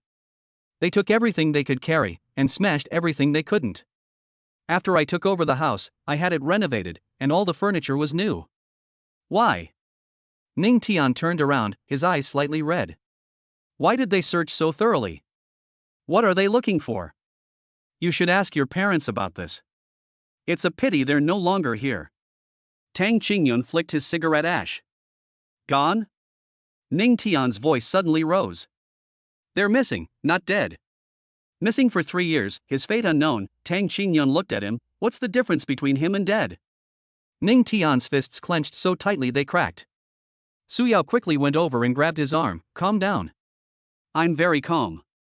Ning Tian shook off her hand and stared at Tang Qingyun. Director Tang, you know about my parents' disappearance, you know about my house, and you even have the keys. Is it necessary for the Spirit Management Bureau to investigate an ordinary missing person case so thoroughly? Tang Qingyun didn't answer immediately. Instead, he took a deep drag of his cigarette and slowly exhaled. The smoke diffused in the air, blurring his face. That is true, he suddenly laughed. This appearance is indeed not suitable for talking about these things. After saying that, he raised his hand and slid it across his face. Ning Tian's pupils suddenly contracted. Chapter 26: The Art of Disguise. Uncle Li is actually the god of slaughter, Tang Qingyun. Tang Qingyun's face began to change as if melting wax. Wrinkles appeared on his skin, fine lines extending from the corners of his eyes to his forehead. His black hair turned gray at a visible speed, and his once straight back became slightly hunched. His serious and cold face softened, and a few shallow smile lines appeared at the corners of his eyes. His entire demeanor changed from that of a law enforcer to that of a respected elder in the neighborhood. And now? A gentle smile appeared on that face, both unfamiliar and familiar. Do you still doubt me, Xiao Tian? That Xiao Tian, the tone and manner of the voice were exactly the same as in my memory. Ning Tian's hand trembled, and the key fell to the ground with a crisp sound. Uncle Li. Uncle Li? The person in front of him was Li Mingyuan, a friend of his parents. Memories flooded back like a tide. When he was a child, Uncle Li would always come to visit during holidays, and he would always bring him a box of his favorite chocolates. He remembered that Uncle Li was always smiling, spoke slowly and deliberately, and liked to stroke his beard while thinking when playing chess with his father. In the last month before his parents' accident, Uncle Li came to visit once. That day, he came home from school and saw Uncle Li's car parked at the door. After entering, he found 3 adults in the study, with the door tightly closed. Curious, he peered through the door and eavesdropped, only catching snippets of words: awakening, danger, must leave, protect Xiaotian. He was too young to understand what those words meant. After that, Uncle Li also disappeared. He went to Uncle Li's house, but the neighbors said that Uncle Li had moved away and had not left an address. You? Ning Tian's voice trembled slightly. Didn't you also disappear? Where have you been for the past 3 years? What about my parents? Have they come back? The smile on Li Mingyuan's face faded, like a watercolor painting that had been erased. He walked into the living room, sat down on the sofa, and moved slowly, as if he had suddenly aged 10 years. I left because of the disappearance of your parents. Li Mingyuan's voice lowered. The higher-up's reaction to this matter at the time was very abnormal. Ning Tian gripped the key tightly with his fingers, the metal plates digging painfully into his palm, but he didn't care. What's the meaning? The day after your parents disappeared, the higher-ups issued a gag order directly to the headquarters of the Bureau of Spirits. Li Mingyuan raised his head, his eyes showing a weariness that Ning Tian had never seen before. All related files were classified as top secret, and all personnel involved in the investigation were transferred from their original positions. As your parents' direct superior, I was explicitly ordered not to handle this case. Not only that, my authority was reduced, and my subordinates were dispersed to various departments. Ning Tian stared intently at him. So you just left? It wasn't he leaving, it was being forced to leave. Li Mingyuan raised his head, his eyes bloodshot, clearly having not had a proper rest in a long time. On the 3rd day after your parents disappeared, my office was ransacked. All the filing cabinets were pried open, the computer hard drives were removed, and even the backs of the decorative paintings on the wall were checked. On the 4th day, my house was also burgled, and everything that was stolen was related to your parents' photos, call logs, and even receipts for meals we had together. He paused, then lowered his voice even further. On the 5th night, I was attacked and seriously injured. Su Yao gasped and instinctively took a step back. When the former director of the Spirit Management Bureau found out, he came to me that night and said that the situation was out of control and that I should leave Jianghai City immediately. The next day, the Spirit Management Bureau announced my death to the public, that I had died tragically from my injuries after being attacked. Then the former director forged my current identity and let me live again under the name Tang Qingyun. Ning Tian was terrified. He always thought his parents' disappearance was just a regular case, never imagining it would involve such a deep mystery. So what have you been doing for the past 3 years? Ning Tian's voice was filled with suppressed anger. Hiding to save your life? Hide? Li Mingyuan suddenly laughed, a laugh tinged with sarcasm and bitterness. If I had hidden, I wouldn't be sitting here right now. He didn't continue speaking immediately, but instead pulled a black notebook from his pocket and threw it forcefully onto the coffee table. The notebook was old, the cover was badly worn, and the corners were curled up, showing that it had been read countless times. There were several dark brown spots on the cover, which looked like bloodstains. Investigating your parents' disappearance and revenge. Li Mingyuan pointed to the notebook. I spent a year eliminating those who tried to assassinate me. During that time, the underworld gave me a title God of Slaughter. For the remaining 2 years, I investigated the truth of what happened back then, until you awakened your superpowers, and then I returned to Jianghai City. Ning Tian walked over and picked up the notebook. He turned to the first page. Each page records a name, the handwriting neat but showing heavy pressure, leaving deep marks on the paper. Each name is followed by the detailed date, location, and manner of death. Some names were crossed out with a red pen, the strokes were so forceful they almost tore the paper.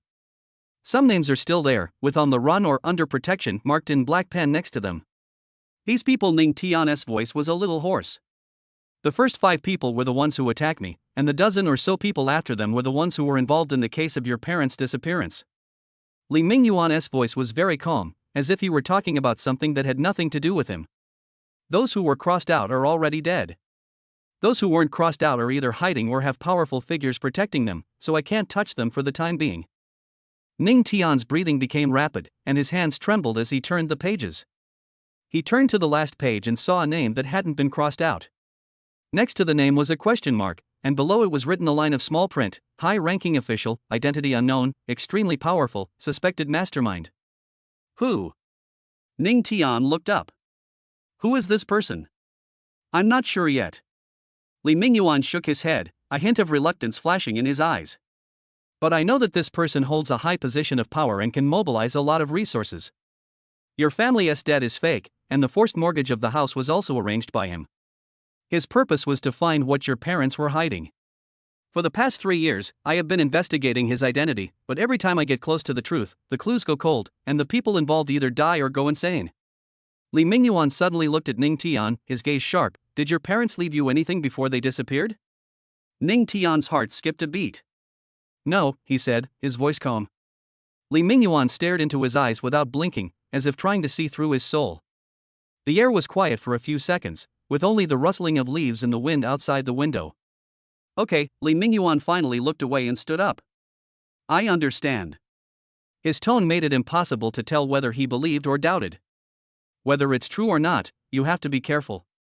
Li Mingyuan walked to the window, looking at the dark night outside. I'll be staying here for a while to protect you. Remember, never go out alone, and don't trust any strangers. If that person could make your parents disappear, they can make you. Before he finished speaking, he suddenly turned his head to look out the window, and his entire demeanor changed instantly. Before Ning Tian could react, Li Mingyuan's face began to change. His wrinkles disappeared as if iron smooth, his gray hair turned black again, his hunched back straightened, and his entire demeanor instantly transformed from a gentle elder to a cold and stern law enforcer. Who? Tang Qingyun's voice came from Li Mingyuan's mouth, carrying a sharp killing intent. The next second, he burst through the window. The sound of shattering glass was particularly jarring in the night, and the shards gleamed coldly in the moonlight, like countless flying knives. Ning Tian rushed to the window, and a cold wind rushed in, making him squint. He only saw a dark shadow flash across the opposite rooftop, moving at an astonishing speed, almost a blur. Tang Qingyun gave chase, the two figures leaping between buildings, each landing accompanied by the sound of shattering tiles. In the blink of an eye, the two disappeared from sight. What's wrong? Su Yao also ran to the window, shivering from the cold wind. Someone is eavesdropping. Ning Tian pressed his hand against the window frame, shards of glass piercing his palm, blood trickling down between his fingers, but he felt nothing. Only one thought occupied my mind. Just now, when Li Mingyuan asked him if his parents had left anything behind, he lied. What if that person heard it? What if that person knows he's lying? What if that person deduces that he has a jade pendant? Ning Tian turned and walked out, his steps hurried. Where are you going? Su Yao grabbed his arm. I need to confirm something. Ning Tian shook off her hand with great force, causing Su Yao to stumble. Calm down. Su Yao stood in the doorway, spreading her arms to block him. There might be people watching outside. Going out now is just suicide. I have to go. Ning Tian tried to bypass her. Where are you going? What are you going to do? Are you going to cause trouble? Su Yao grabbed his clothes. Ning Tian stopped in his tracks, took a deep breath, and tried to calm himself down. She's right. Going out now is definitely too risky. Seeing Ning Tian standing silently at the door, his fists clenched so tightly that the veins were bulging and blood was still dripping from his palms, Su Yao went over and patted him on the shoulder. I have a suggestion for you. Su Yao looked into his eyes and said very seriously, what you should do most right now is to believe that Director Tang can catch that person. Since he is called the god of killing, it means that he has the ability. Ning Tian didn't speak, he just stared at the darkness outside the door. The wind outside the window grew stronger, making the curtains flutter loudly. A few minutes later, a soft thud was heard outside the window, very faint, but exceptionally clear in the quiet night. Tang Qingyun climbed in through the window, his face pale. His clothes were dusty, and there was a shallow scratch on his forehead that was still bleeding. They ran away? Ning Tian asked, his voice tense. Tang Qingyun patted the dust off his clothes, his tone unusually annoyed. The other party was very professional, setting up several escape routes in advance. When I chased him to the third intersection, he detonated a smoke bomb, and when the smoke cleared, he was gone. There was a note left on the ground, "See you next time." Ning Tian's heart sank to the bottom. Just then, a voice came from outside the window, carrying a mocking tone. "Oldly, why has your ability declined instead of improved in the past 3 years? If it weren't for me, this guy would have run away." Chapter 27 Soul Link, The Succubus's Loyalty. "Who are you?" Li Mingyuan stared at the man in black robes standing outside the window, his tone wary. The man in black robes carried an unconscious figure in one hand and casually tossed him onto the living room floor. The figure hit the ground with a dull thud. He strode in through the window, his movements so swift and agile they seemed unlike anything a normal person would do. The man in the black robe raised his hand and removed his hood, revealing a sharply defined face. He was in his early 30s, with an indescribable sharpness in his eyes, though a hint of weariness lingered in them. Ning Tian's pupils contracted. "After 3 years, you don't even recognize me, oldly?" His voice was deep and slightly mocking. Li Mingyuan froze for a second, his pupils suddenly dilating. "Zhao Yi. Aren't you already dead?" As soon as he finished speaking, Ning Tian rushed forward, ignoring the blood still dripping from his palm, and grabbed Zhao Yi's arm. "Uncle Zhao Yi." Ning Tian's voice trembled. "My parents said you died at the hands of the alien race, how?" Zhao Yi glanced down at him, then raised his hand and patted him on the head. "I didn't die," he said calmly. "Your father had a premonition that something bad would happen, so he faked my death beforehand. He had me hide in the shadows to protect you after something happened to them." Ning Tian released his grip, took half a step back, and his eyes were a little red. "So, you've been here all these past 3 years?" "Yes." Zhao Yi nodded. "If elderly Han Ti failed to catch the eavesdropper, I wouldn't have shown up." Li Mingyuan awkwardly touched his nose. Su Yao stood in the corner, her face calm, but her heart was in turmoil. Her fingers curled slightly, hidden inside her sleeves. Fortunately, Ning Tian suppressed her at that time. If she had revealed her alien identity first that night and attacked Ning Tian, with these two people present. Su Yao dared not think any further, lowered her eyes, and her fingernails dug into her palms. Ning Tian's father had actually prepared a backup plan, secretly arranging bodyguards. Zhao Yi had been hiding in the shadows for the past 3 years. Su Yao took a deep breath, and when she looked up, her face had returned to normal. "Ning Tian, your parents are so good to you." She walked over, her tone tinged with envy. "They even arranged things like this in advance." Ning Tian wiped his eyes, his voice still choked with emotion. "My parents, they knew something bad was going to happen?" Zhao Yi nodded and looked down at the unconscious person on the ground. He crouched down and reached into the other man's pockets to check. "Oldly, have you been living too comfortably these past 3 years? You let this kind of scum get away." Li Mingyuan's face darkened. "Stop talking nonsense. I've already reached the Tongtian realm. I didn't even notice you were hiding in the shadows. Your realm is no lower than mine. That's why I said you've regressed. I've already reached the heavenly stepping realm, while you're still only at the heavenly connecting realm." Zhao Yi stood up and dusted himself off. Su Yao stood frozen in place. "In the heavenly realm, after 300 years of spiritual energy revival, are there already people with heavenly realm cultivation? It can only be said that they are worthy of being the race of the first emperor." Her hands, hanging by her sides, trembled slightly. Zhao Yi stood there, his expression calm, as if the heavenly realm was just an ordinary realm. There was no hint of boasting in his tone, rather, it was as if he were stating something insignificant. Li Mingyuan's face was grim. He opened his mouth, but in the end, he said nothing. Ning Tian was stunned for a while before he came to his senses, treading heaven realm. "Uncle Zhao Yi, how did you do that?" Zhao Yi looked down at the unconscious person on the ground. "Your father left me something back then, giving me the opportunity to break through." He didn't say anything more, and Ning Tian wisely didn't press the matter further. Su Yao took a deep breath and forced herself to calm down. Zhao Yi noticed Su Yao's unusual behavior and glanced at her. Su Yao's heart tightened, and she clenched her fingers into her palm again. This person's eyes are so sharp, it's like they can see right through people. She didn't dare linger, and whispered, "I'll go find medicine for Ning Tian." Then she turned and walked towards the kitchen. Zhao Yi ignored Su Yao and squatted down to check the man's identity. He flipped up the collar, revealing a strange tattoo, half a skull and half a mask. His expression changed. "Members of the Shadow Society." Ning Tian's heart tightened. What kind of organization is that? An underground force that specializes in the intelligence business. Li Mingyuan stood up and walked to the man's side. Someone has paid money to buy your information. Ning Tian's face darkened. The Shadow Society? I've never heard of this organization before? Of course you haven't heard of it. Li Mingyuan shook his head. This organization operates with extreme secrecy, only dealing in high-end intelligence. Ordinary people don't even have the qualifications to make contact with it.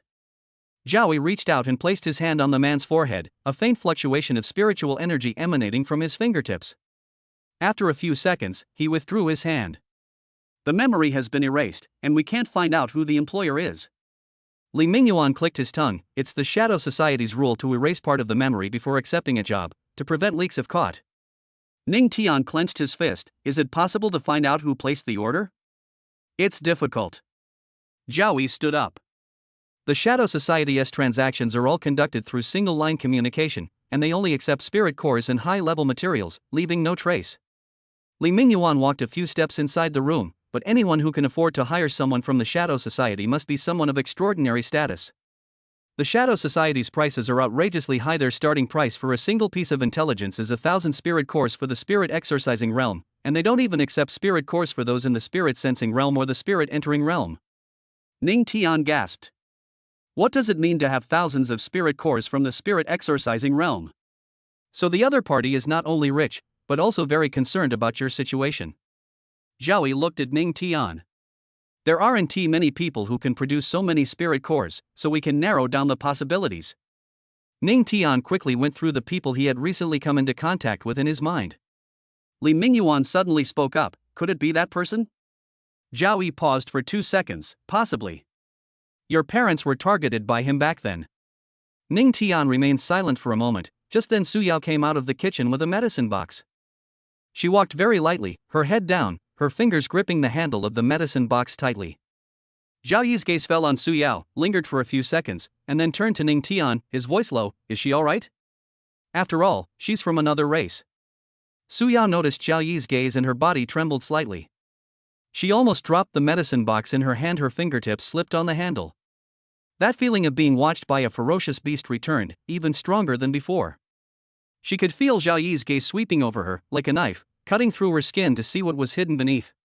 Her breathing became rapid, and her heart pounded in her ears. Ning Tian glanced at Su Yao, who was walking over, and nodded. No, she can be considered one of us now. Su Yao raised her head and looked at Ning Tian. For a moment, her eyes reddened, but she quickly lowered her eyelids to hide the moisture. Her throat moved, as if she wanted to say something, but in the end she only whispered, I'll treat your wound. Su Yao's loyalty plus 5%. Congratulations, host. Your companion Su Yao's loyalty has increased to 100%. Special ability reward, Succubus's loyalty.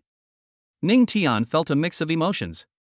He knew that Su Yao hadn't had an easy time lately as a succubus. She had to be constantly on her guard on human territory. But he didn't expect that a simple word of protection could instantly max out her loyalty. What has this woman been through to be so concerned about this level of recognition? The system interface unfolded before his eyes. The succubus's loyalty special effect allows the user to establish a soul link with their companion Su Yao, sharing some of her abilities and providing spiritual support in times of crisis. When Su Yao suffers a fatal injury, the host can expend all of their own power to shield her once. Note, this ability only works on succubi with 100% loyalty.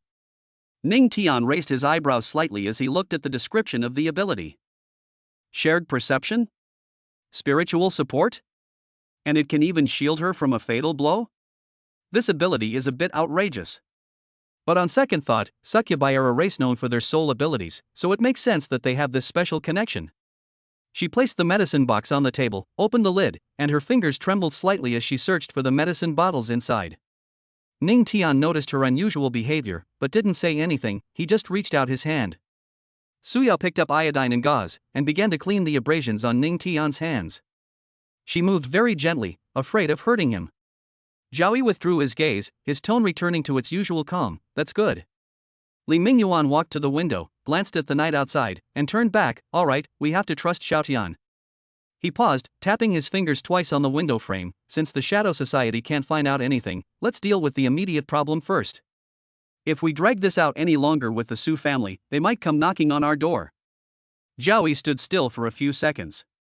His gaze swept over Ning Tian and Su Yao, finally settling on the unconscious man in black. Very well. I'll investigate the Shadow Society matter discreetly first. You can handle the Su family's issues yourselves. As soon as he finished speaking, he and the other person transformed into a black shadow and disappeared from the house. There wasn't even a ripple in the air. Li Mingyuan shook his head and turned to look at Ning Tian. That's just how your Uncle Zhao is, he comes and goes without a trace, you'll get used to it. Ning Tian said regretfully, we just met and he left. We didn't even have time to catch up. I have so many questions for Uncle Zhao. Su Yao wrapped the last layer of gauze around his neck and gently tied a knot. She looked up, her eyes still red from earlier, but her voice was much calmer. We'll meet again. Ning Tian thought about it and felt it made sense. Li Mingyuan walked over and patted Ning Tian on the shoulder twice. All right, don't think too much about it. Since your Uncle Zhao said he would investigate secretly, he will definitely find out the results. He glanced at the night outside the window, then turned and said, it's getting late today, let's go to the Su family tomorrow. Ning Tian and Su Yao nodded in agreement. At that moment, Ning Tian thought of something, and with a flick of his wrist, he took out the wooden box containing the stone from his ring. By the way, Uncle Li, what is the stone you asked the principal to give me for? The wooden box gleamed faintly under the light, and looked quite old. Li Mingyuan paused for a moment, his gaze falling on the wooden box, his expression complex. Chapter 28 Strange Stone Phenomenon, Double Illusion. He was silent for a few seconds, then lowered his voice. I don't know either, it was given to me by your parents. The wooden box in Ning Tian's hand felt slightly heavier. They told me to give it to you after you awaken. Li Mingyuan tapped his fingers twice on the table. When your parents gave this to me, they looked very solemn. I asked them what it was, and they only said that you would understand when the time came. Ning Tian opened the wooden box, and the dusty stone lay quietly inside, looking completely unremarkable. He tried to probe with his spiritual power, and the moment his fingertips touched the surface of the stone, the chill returned. This time it was more intense than the previous 2 times. A chill shot from his fingertips straight to his head, causing Ning Tian to shudder and nearly drop the wooden box. His vision went black, and countless fragmented images flashed through his mind. A blood-red sky. A collapsed city. A blurry figure stood on the ruins. The person turned around, his gaze piercing through time and space, meeting his eyes. Xiao Tian. Su Yao's voice brought him back to reality. Ning Tian suddenly opened his eyes, his forehead beaded with cold sweat. He realized that his hand was still in the position of touching the stone, and his entire arm was slightly numb. What's wrong? Li Mingyuan walked over and looked at his face. Is there something wrong with this stone? Ning Tian withdrew his hand and flexed his stiff fingers. I saw some images while I was investigating just now. What scene? It's blurry, like a remnant of some battlefield. Ning Tian stared at the dusty stone. And someone turned around to look at me. Li Mingyuan's expression turned serious. He took the wooden box and examined the stone carefully, his brows furrowing even deeper. When your parents gave it to me, I tried to examine it with my spiritual power, but there was no reaction. And now? Li Mingyuan lightly touched the stone with his finger, and spiritual energy flowed into it. A few seconds later, he shook his head, still no response. Looks like this thing only works on you. Su Yao stood to the side, looking at Ning Tian's pale face, and hesitated for a moment. Should I give it a try? Ning Tian looked up, his gaze lingering on her face for a moment. He recalled the icy chill he had felt earlier, and the strange images in his mind, and instinctively wanted to refuse. But Su Yao had already reached out her hand, waiting for him to hand her the wooden box. Be careful. Ning Tian handed over the wooden box, his fingers tightening slightly as they met. Let go immediately if anything seems wrong. Su Yao nodded and took the wooden box. She took a deep breath and touched the dusty stone with her fingers. The expected icy cold did not occur. Instead, a faint warmth emanated from her fingertips, like the gentle, comforting sunshine of early spring on her skin.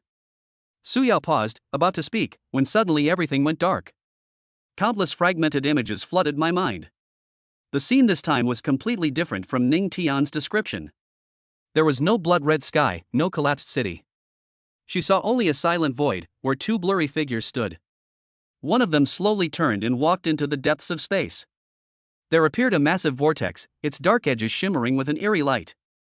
The other person stood still, reaching out as if to grab something, but could only watch helplessly as the former's figure receded further and further away, eventually disappearing into the vortex.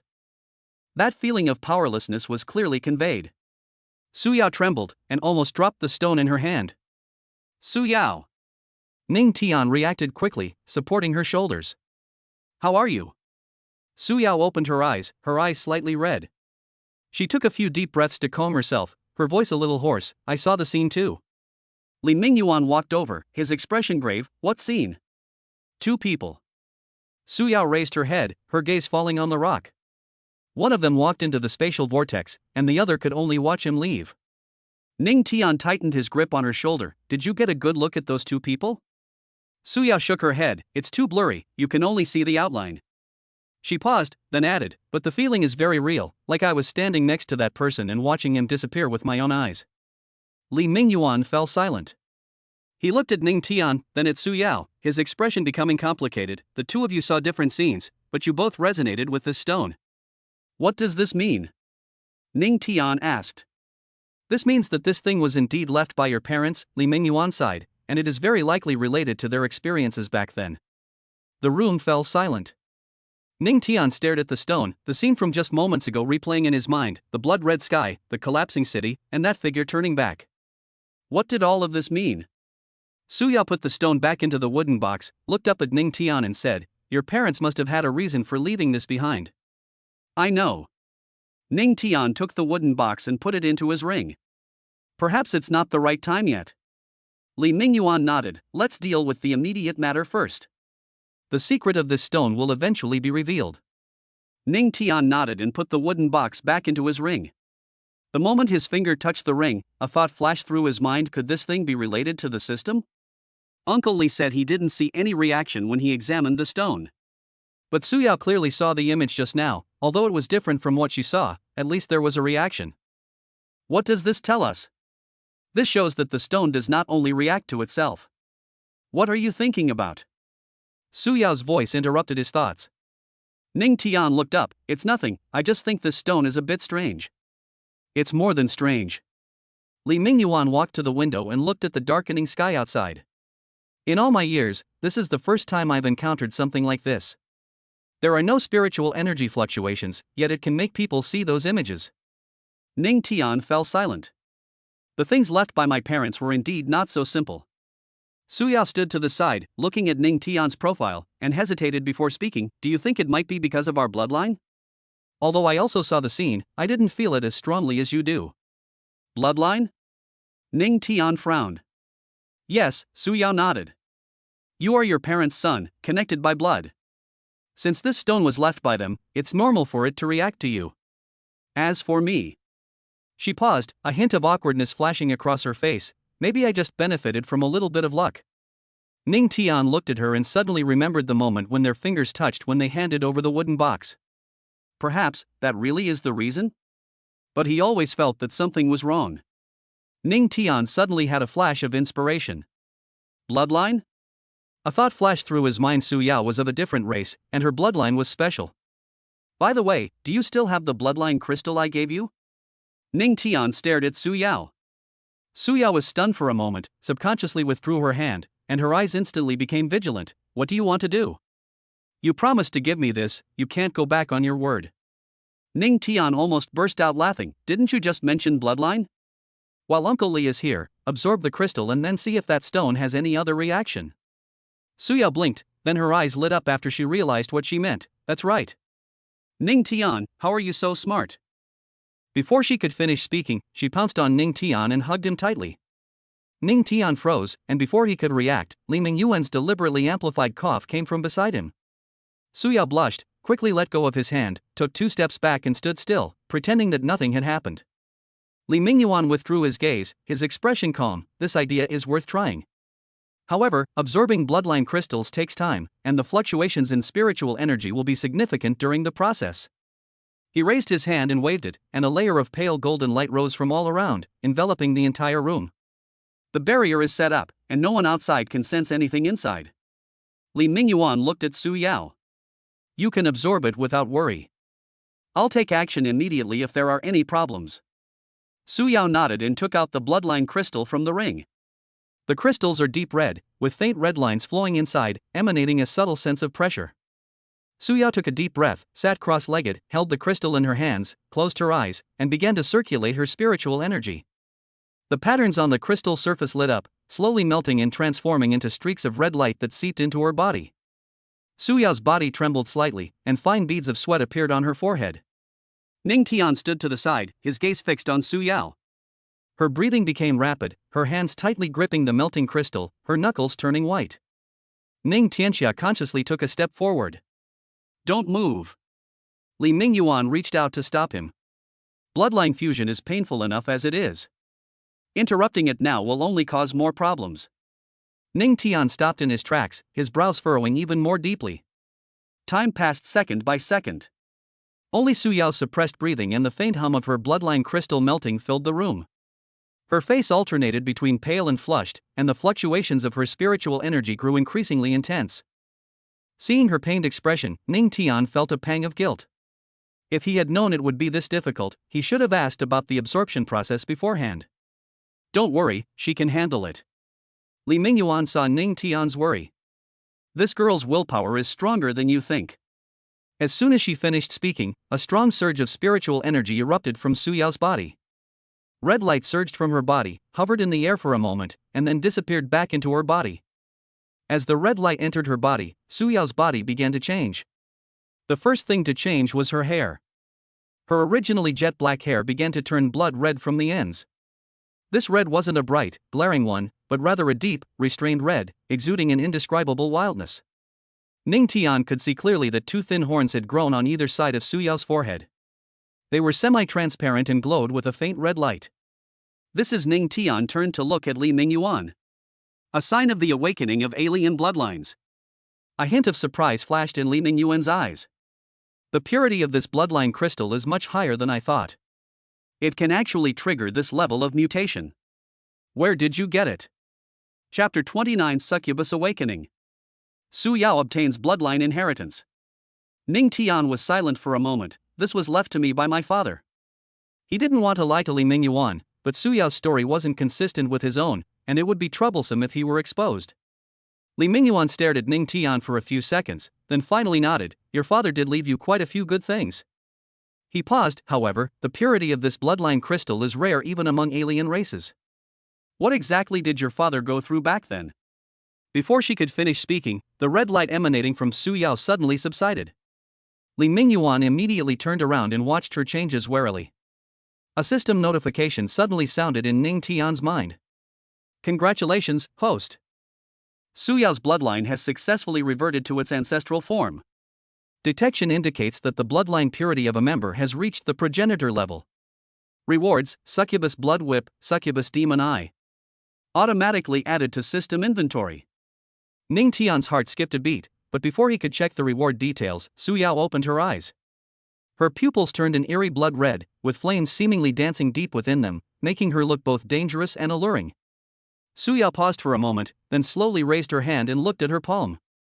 An unprecedented power surged within her body, and she could even clearly sense the flow of every strand of spiritual energy in the air. I broke through?" Su Yao murmured to herself, then suddenly looked up at Ning Tian, her eyes shining brightly. "Ning Tian. I really broke through. And I feel like I've become so much stronger." She stood up and was about to pounce, but she forgot that the spiritual energy in her body was not yet fully stable. The surge in power made it difficult for her to control her body precisely. He stumbled and fell straight forward. "Careful!"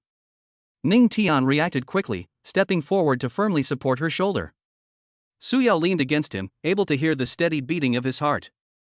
Li Mingyuan couldn't bear to watch any longer and coughed. "All right, now that you've successfully absorbed the spiritual energy, quickly stabilize it. Once your body is stable, try that stone again and see if there are any new changes."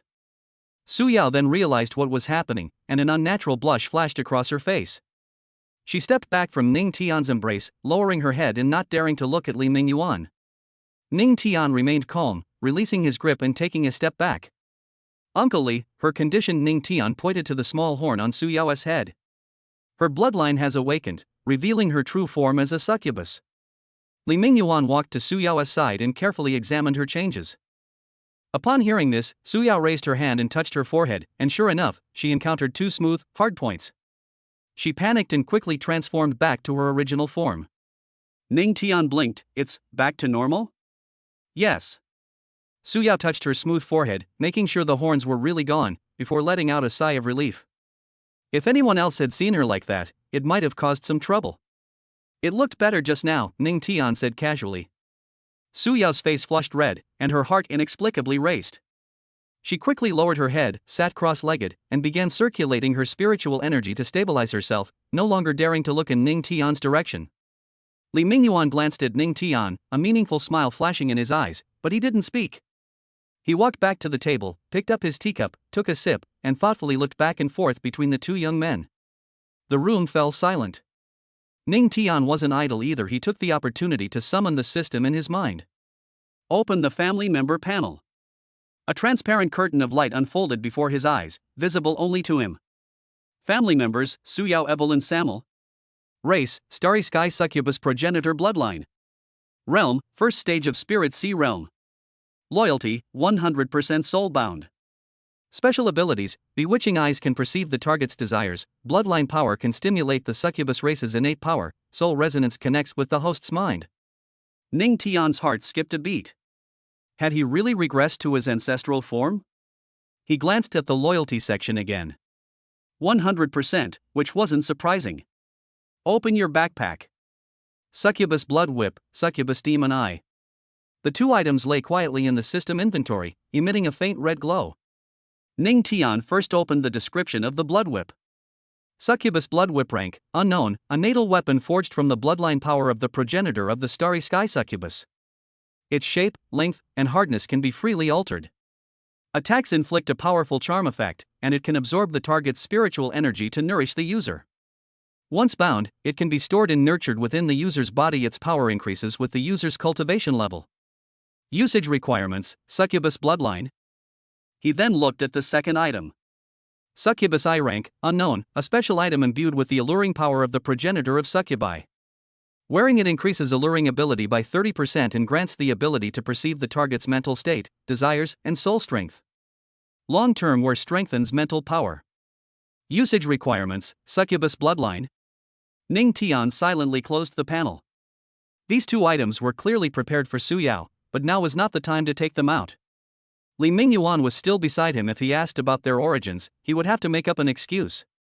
He raised his head and looked at Su Yao, who was sitting cross-legged on the ground. She had fully recovered, her breathing was even and deep, and the flush on her face was slowly fading. The violent fluctuations of spiritual energy from before had stabilized, and her aura had become deep and restrained.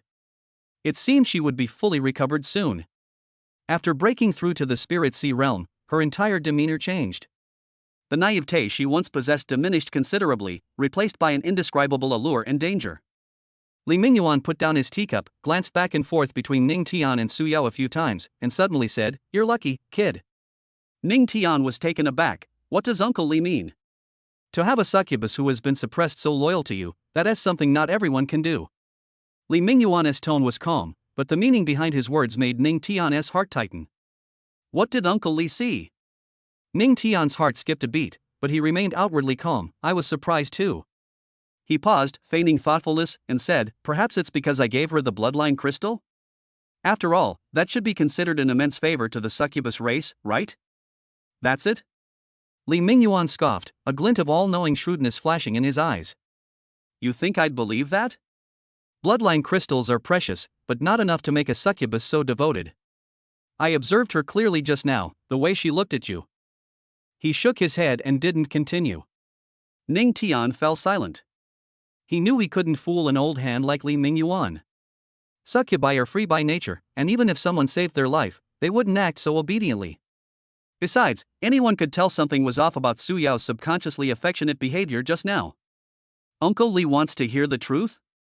Ning Tian simply stopped pretending, since Li Mingyuan wouldn't harm him anyway. "Tell me about it." Li Mingyuan leaned back in his chair, adopting an attentive listening posture. "I don't know either." Ning Tian spread his hands, his tone sincere. "From the day she was suppressed, until I told her that her identity was exposed and that it would be safer for her to stay by my side, she has been following me. I also find it strange." He paused, then frowned and said, "Perhaps it's to save her life? After all, her current situation is indeed very dangerous. Li Mingyuan stared at him for a long while, his eyes filled with complex emotions. Finally, he sighed and looked away. Forget it, I can't be bothered if you have secrets. Everyone has their own destiny, and it's not good for an old man like me to interfere too much. But there's one thing you need to remember. His tone turned serious, his eyes sharp as knives. The friendliness of the succubus race is not to be trusted. No matter how loyal they seem now, you still need to be wary. This race's innate abilities are too unique, their charm is impossible to guard against. Once it gets out of control, you can't afford the consequences.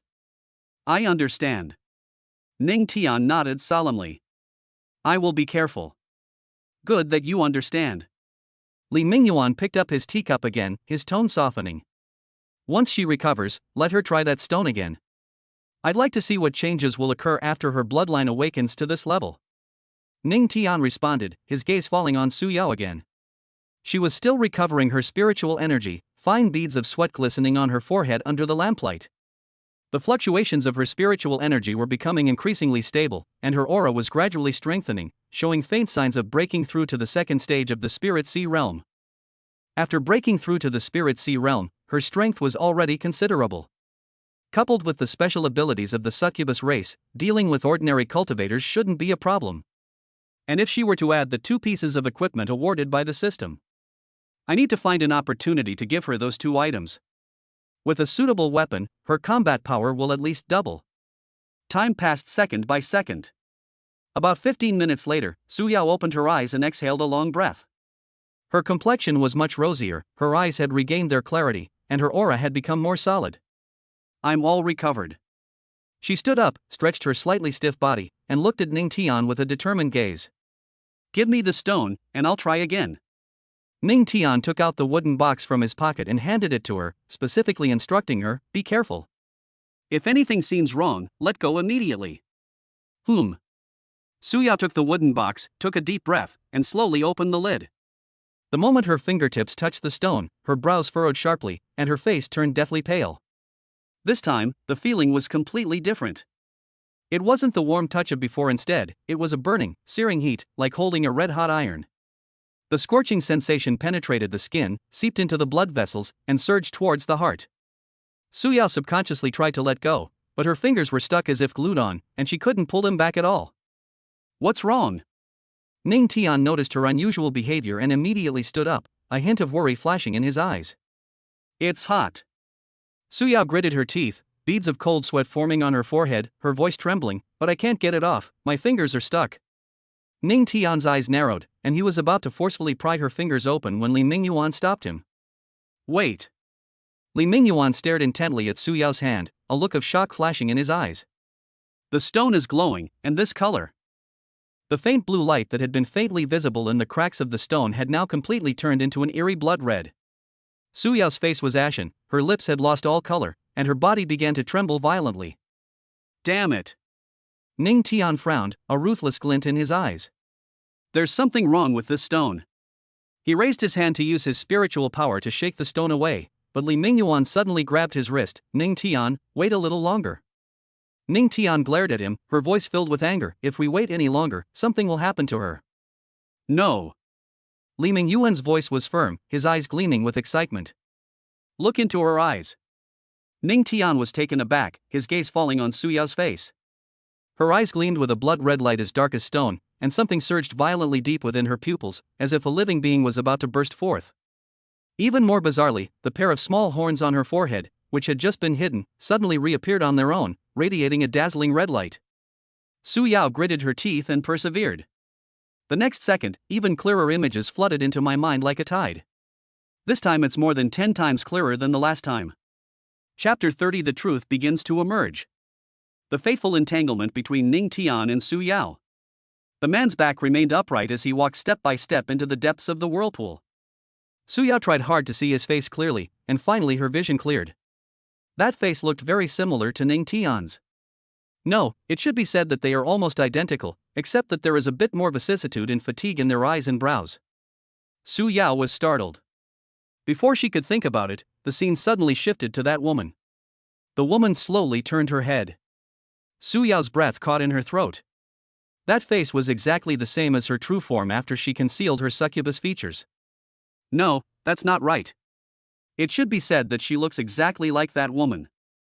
The same eyebrows, the same features, even the position of the small mole at the corner of her mouth was exactly the same. The only difference was that the woman's eyes were deeper, revealing an indescribable sadness. Su Yao's mind went blank. How is that possible? She's clearly a succubus, so how could she look exactly like this woman? And that man looks so much like Ning Tian. Tears streamed down the woman's cheeks, her lips trembled slightly, and her voice was choked with sobs. Child, now is not the time for you to know. She raised her hand and slowly pushed forward. Let's go back. Don't want. The moment the words were spoken, the image shattered. Su Yao suddenly opened her eyes. No. Her fingers loosened, and the wooden box, along with the stone, fell to the ground. She was panting heavily, cold sweat beading on her forehead. How is it? Li Mingyuan asked immediately. Su Yao did not answer immediately, but turned to look at Ning Tian with a complicated expression. Ning Tian felt uneasy under her gaze. What did you see? I saw. Su Yao hesitated for a moment. A man who looks a lot like you, and a woman. The woman was crying, and she said it's not the time for me to know yet, and then she pushed me out. Ning Tian was stunned. A man who looks a lot like him? Countless thoughts flashed through his mind, finally settling on one possibility. Could it be his cheapskate father? Li Mingyuan narrowed his eyes. What else did that woman say? That's all. Su Yao shook her head. The image disappeared very quickly. Su Yao concealed the fact that the woman looked remarkably like her. Su Yao nodded, her expression natural. The image only lasts for a few breaths, so it's very blurry. She lied.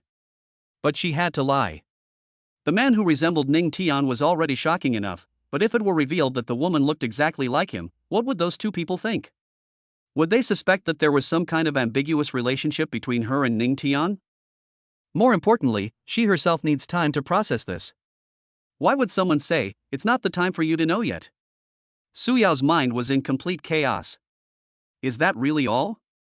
Ning Tian stared at her. Otherwise what? Su Yao raised her head and asked back, what else do you want to hear? That man stripped naked and danced? Ning Tian was momentarily speechless. Li Mingyuan laughed out loud. Su Yao is right, it's already quite good that you can see these. He squatted down and picked up the stone. This thing is indeed strange. The fact that it allows you to see images means that it has some kind of connection with you. What connection? Su Yao asked. I don't know. Li Mingyuan put the stone back in the wooden box. But it at least proves one thing: your identity is not simple. Su Yao's heart skipped a beat. Ning Tian suddenly spoke up. Are you sure you saw that man who looks like me clearly? I'm sure. Su Yao nodded. Although I only saw your back and profile, you really do look like me. Ning Tian fell silent. Silence fell over the room. Ning Tian stared at the stone in the wooden box, his heart filled with mixed emotions. What exactly is this thing? Why would it let Su Yao see these scenes?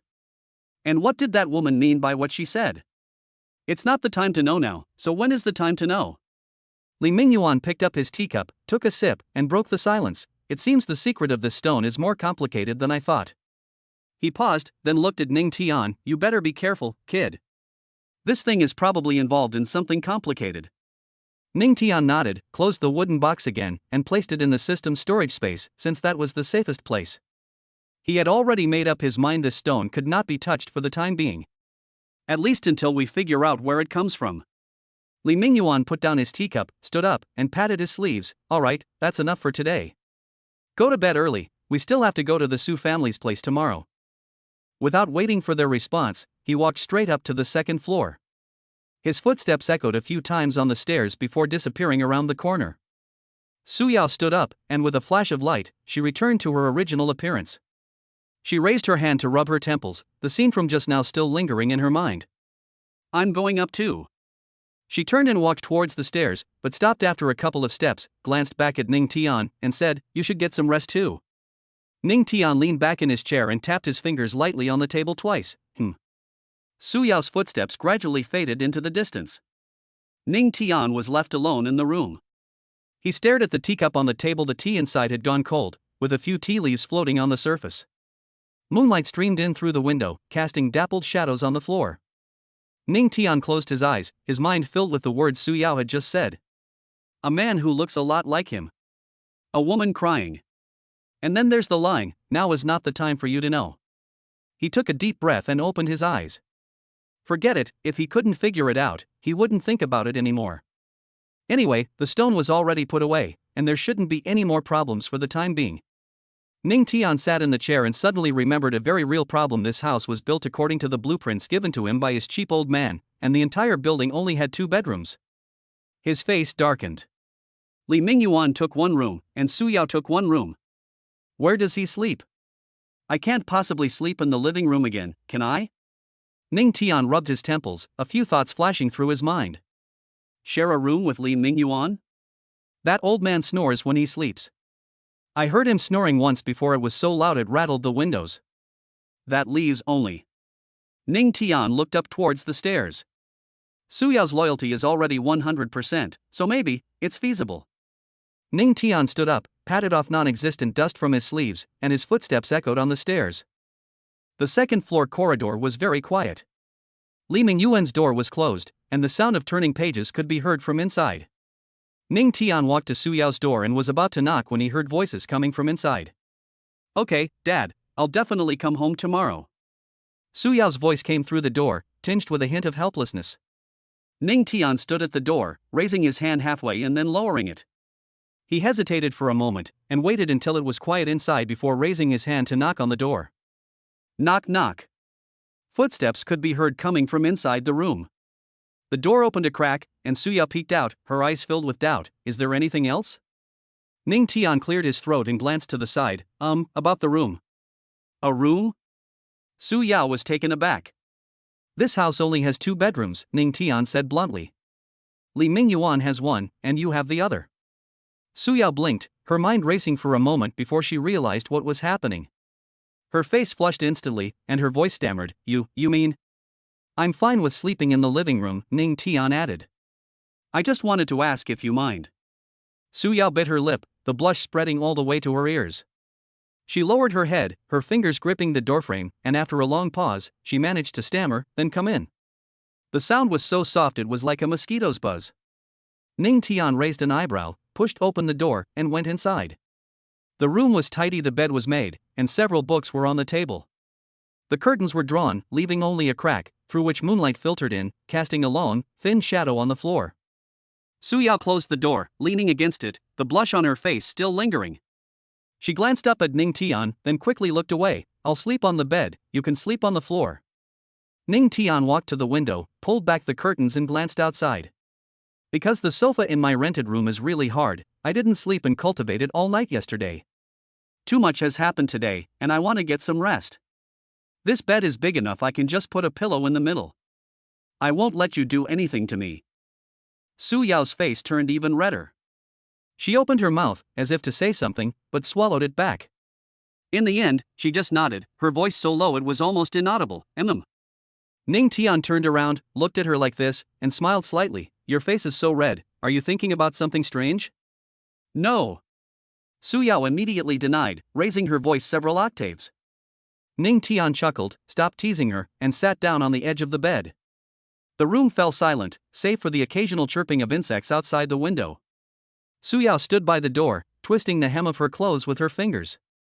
She hesitated for a long time before walking over and sitting down on the other side of the bed. Her back was to Ning Tian, and her shoulders were tense. Relax.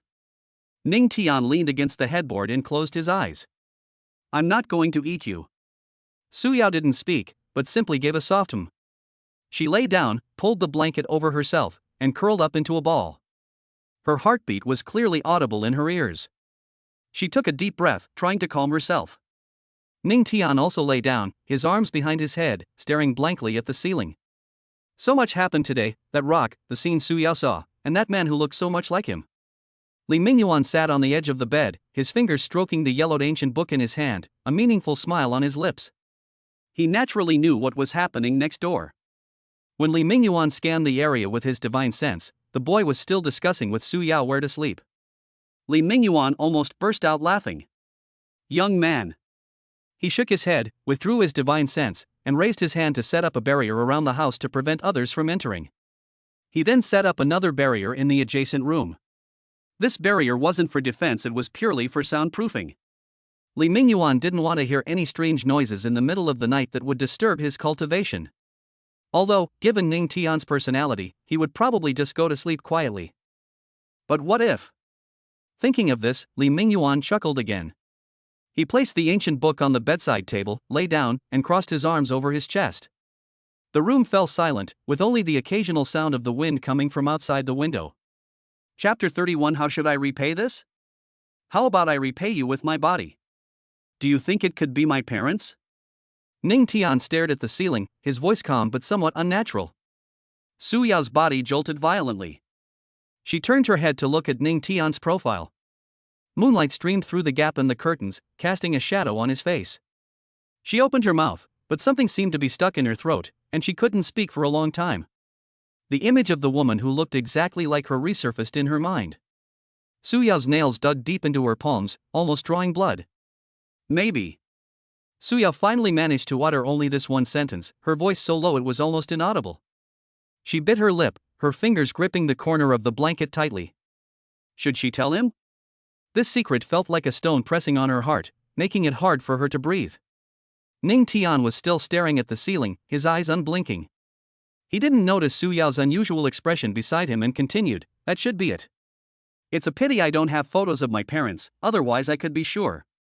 His voice carried a hint of melancholy, which made Su Yao's heart feel as if it were being gripped tightly by something. Su Yao clenched her fists even tighter, wrinkling the corner of the blanket. Her knuckles turned white from the force. Should I say it? Should I say it now? Just as she hesitated, Ning Tian suddenly sat up, breaking the heavy atmosphere in the room. He looked at Su Yao, his eyes brightening again. "By the way, my father left me some equipment. See if you can use it?" "I can't." Su Yao was stunned for a moment, still not recovered from her previous dilemma. Ning Tian took the succubus blood whip and succubus demon eye out of the system and put them into his storage ring, then took them out of the storage ring again. A blood-red whip appeared on the bed, its blade coiled with eerie patterns that gleamed with a sinister luster in the moonlight. Each pattern seemed alive, pulsating slightly with the rhythm of breathing. The other was a strangely shaped mask, its eyes inlaid with two dark red gems, emanating a faint demonic aura that formed tiny vortexes in the air. "I don't know what kind of equipment this is." Ning Tian placed the two items on the bed, his tone as casual as if he were talking about the weather. "Try it out. If you can't use it either, then it can just stay in your storage ring collecting dust." Su Yao sat up, her gaze falling on the two pieces of equipment. The pupils suddenly contracted. The blood whip is made of a special material. It feels warm and soft to the touch, almost like something alive.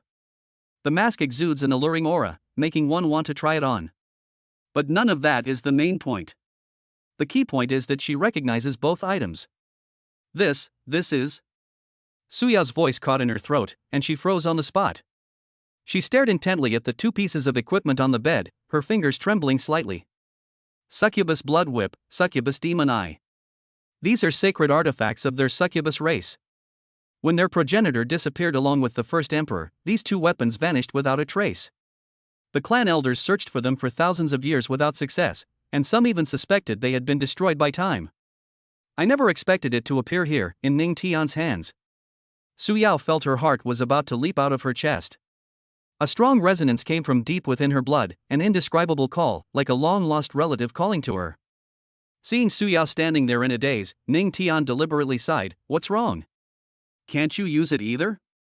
He reached out to take back the two pieces of equipment, his tone tinged with regret. "Looks like they'll just gather dust in my ring. I don't know where my dad got these things from back then, and I can't use them anyway. Sigh, what a waste of such good equipment." "No." Su Yao suddenly came to her senses and grabbed Ning Tian's hand. Her palms were sweaty, and the force she used made Ning Tian pause for a moment. Su Yao took a deep breath, trying to make her voice sound normal, but she still couldn't hide the trembling. "I was just wondering, who exactly are your parents, that they could get such rare equipment?" Her eyes shone brightly in the moonlight, and her gaze fixed on the two pieces of equipment held shock, excitement, and some other complex emotions that she herself could not quite describe. Ning Tian stopped moving and turned to look at her. Su Yao's expression was very strange at the moment. Her loss of composure was completely unlike her usual calm self. It should have been found in some ruins along with that bloodline crystal. Ning Tian leaned back against the headboard, his tone casual, but his eyes were observing Su Yao's reaction. The things my dad left behind seem to suit you quite well. Blood crystallization. Su Yao's heart skipped a beat.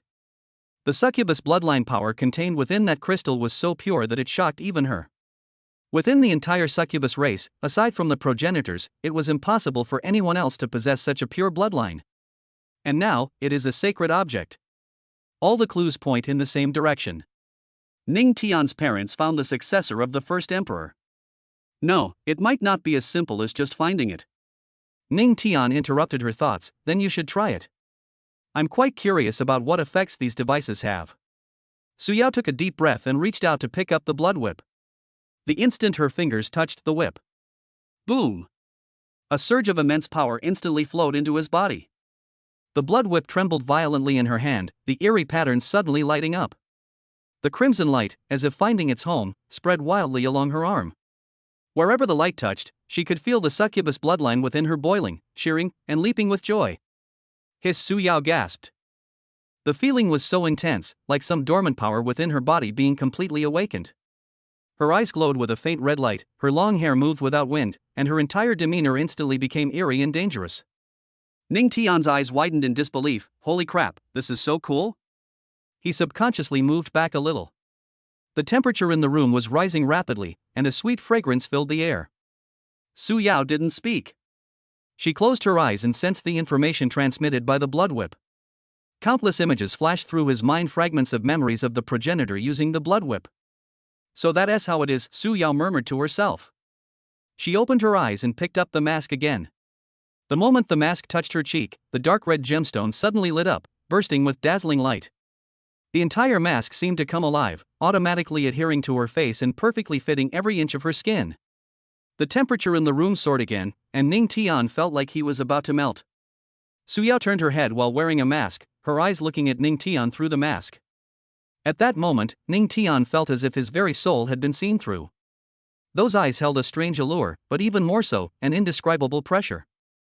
Ning Tian instinctively took a step back, his back against the headboard. The look in your eyes. His voice trembled slightly. Not from fear, but from an instinctive sense of awe. What? Su Yao slowly removed her mask, a languid smile playing on her lips, her voice carrying a hint of alluring languor. Did I scare you? The moment the mask was removed, the oppressive aura vanished, but Su Yao's demeanor was completely different. Her eyes were more confident and sharper, befitting a true succubus princess. No. Ning Tian coughed, trying to appear calm. I just think this equipment suits you quite well. I know. Su Yao put the mask and blood whip into her storage ring quickly, her fingers trembling slightly.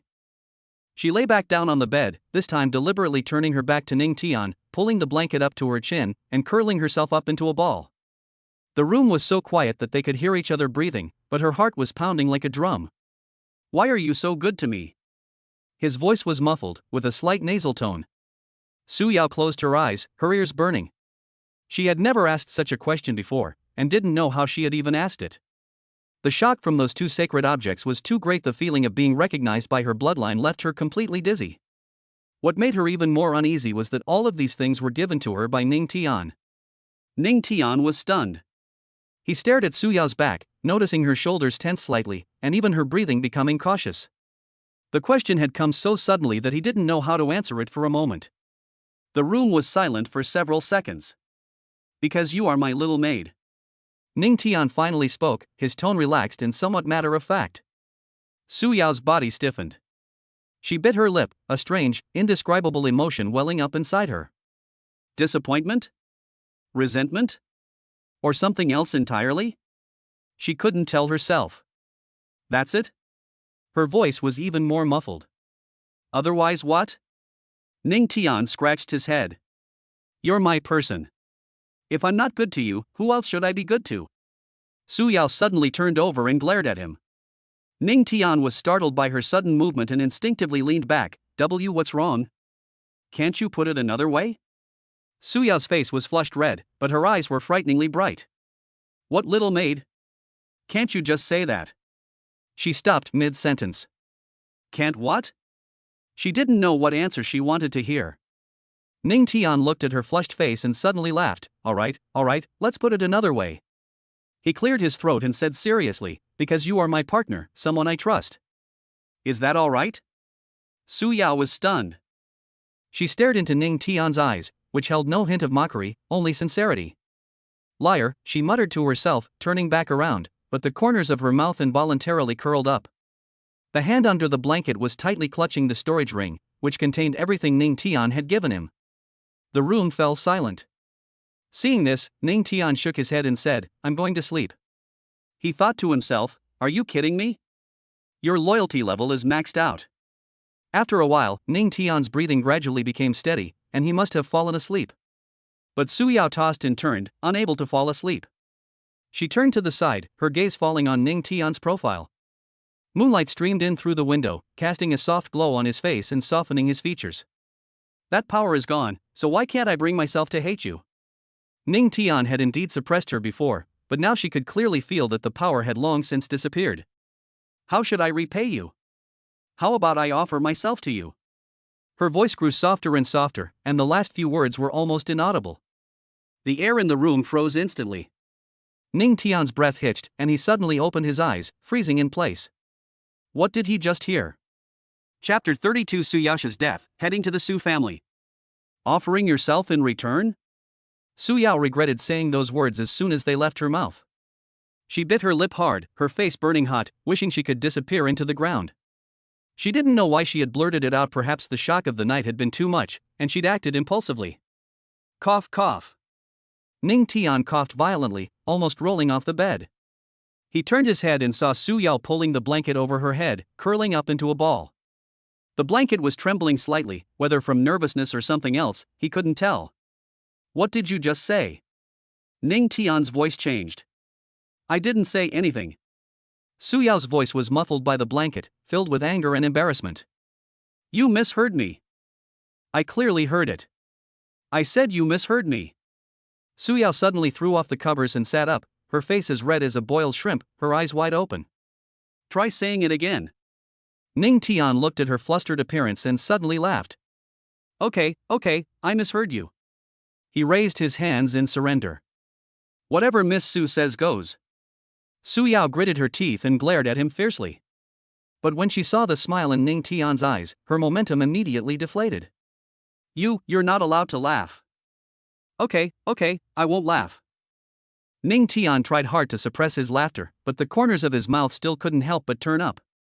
Su Yao was so angry she wanted to hit someone, but she couldn't bring herself to actually do it. She lay back down, this time pulling the blanket even tighter, leaving only her eyes showing.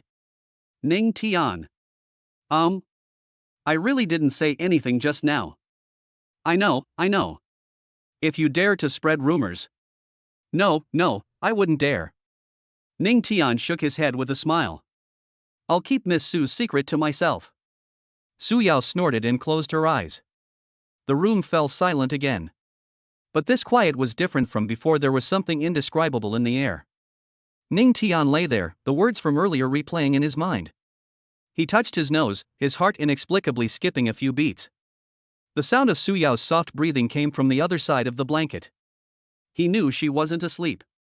Hey, Ning Tian suddenly said. What? Su Yao asked softly. What you're talking about? Ning Tian paused, is actually not impossible. The blanket suddenly trembled. What did you say? I said. Ning Tian turned over, his back to her, his voice tinged with laughter. Let us talk about it later. Su Yao stood there, stunned, her heart pounding. She stared intently at Ning Tian's back, her face burning with an alarming heat. Bastard! She muttered under her breath, but the corners of her mouth curled up even higher. From that point on, the two of them tacitly fell silent. At 10 a.m. the next day, Su Yao slowly opened her eyes. What catches the eye is a white collar. She was stunned for a moment before realizing that she was lying on top of Ning Tian, her face pressed against his chest, and one leg draped over his waist.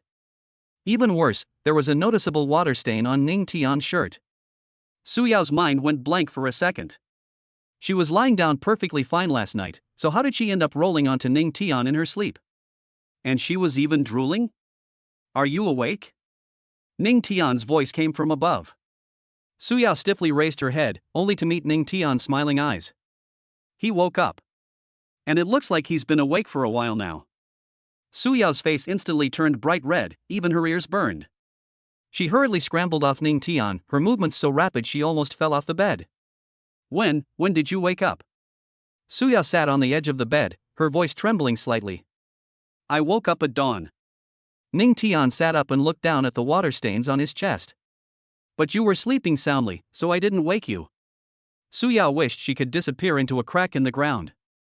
She, a dignified succubus princess, was still thinking to herself last night that Ning Tian had no feelings for her, but this morning she ended up being used as a body pillow by him and even drooling all over her chest.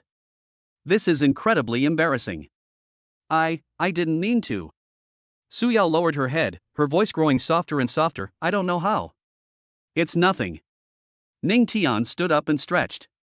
It's normal to turn over in your sleep. That's a load of rubbish. Suyao roared inwardly. She was clearly lying on the other side of the bed last night, with some distance between them. How could she have rolled over onto Ning Tian? Unless. Suyao suddenly remembered that succubi instinctively seek out warmth in their sleep.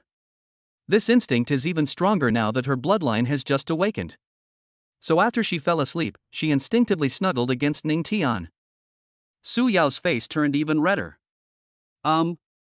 She stammered, did I do anything strange last night? Ning Tian thought for a moment, you're talking in your sleep. Suyao's heart tightened, what did I say? Ning Tian walked to the window, opened it, and the cool morning breeze blew in. I couldn't hear very well. His back was to Suyao, his voice faint. It sounded like something about don't run away. Suyao breathed a sigh of relief. And have two more. What? Suyao almost jumped out of bed. I didn't say that. You're lying. Ning Tian turned around, his eyes full of laughter. You mean giving birth to two little chicken legs, right? Suyao was stunned. And what did she say about them being deliciously roasted and being able to eat 10 in one go? Ning Tian leaned against the window. Looks like Miss Su was hungry last night. Suyao's face went from flushed red to ashen. That bastard. He's deliberately scaring her. Ning Tian. She grabbed a pillow and threw it at him. Ning Tian caught it easily, laughing even more heartily. What? Did I say something wrong? You did this on purpose. Suyao was so angry that she jumped up and down, but she secretly breathed a sigh of relief. Fortunately, she didn't say anything more embarrassing. Ning Tian sat down again and patted his legs. Come on, let's start massaging your legs. My little maid. Suyao rolled her eyes at him. Don't even think about it. You ungrateful wretch, Suyao? Ning Tian narrowed his eyes. And all that good stuff I gave you back? Looks like I need to teach you a lesson. No sooner had he finished speaking than Ning Tian suddenly pounced on him. Before Suyao could react, he pinned her to the bed. The next second, a tingling, itchy sensation spread across her waist. Ha ha ha. Stop tickling me. Suyao laughed until tears streamed down her face, desperately trying to break free. Ning Tian, you bastard. Now you know you were wrong? Ning Tian's hands didn't stop, continuing to grope her waist. You didn't do what you promised me, and you still have the nerve to complain? I was wrong. Suyao laughed so hard she could barely breathe. Fine, I'll hit you. Stop it now. Ning Tian then stopped and sat back down on the bed. Suyao lay panting on the bed, her cheeks flushed from the struggle. She glared at Ning Tian, got off the bed, and knelt down beside him. You just wait, Suyao said through gritted teeth. Waiting for what? Ning Tian looked at her with a smile. Suyao didn't say anything, but reached out and pinched his calf hard. His Ning Tian gasped, Are you a crab? Serves you right. Suyao snorted, and then began to seriously massage his legs. Her technique was actually quite professional. She controlled the pressure perfectly. Ning Tian leaned comfortably against the headboard and closed his eyes. Ning Tian opened his eyes and looked at Suyao, who was squatting on the ground, earnestly massaging her legs. She had her head down, her long hair hanging over her shoulders, and the lines of her profile looked particularly soft in the morning light. Suyao, Ning Tian suddenly spoke. The drool you drooled last night is still wet on my clothes. Suyao's hand paused, and her face instantly flushed red. She raised her head and glared fiercely at Ning Tian. You still dare to talk? Ning Tian laughed. Just as Su Yao was getting into the swing of things, footsteps suddenly came from downstairs. Her hand paused, and before she could react, the door was pushed open. Li Mingyuan stood at the door, holding a teacup in his hand. His gaze swept around the room and finally landed on Su Yao, who was squatting on the ground massaging Ning Tian's legs. The air froze instantly.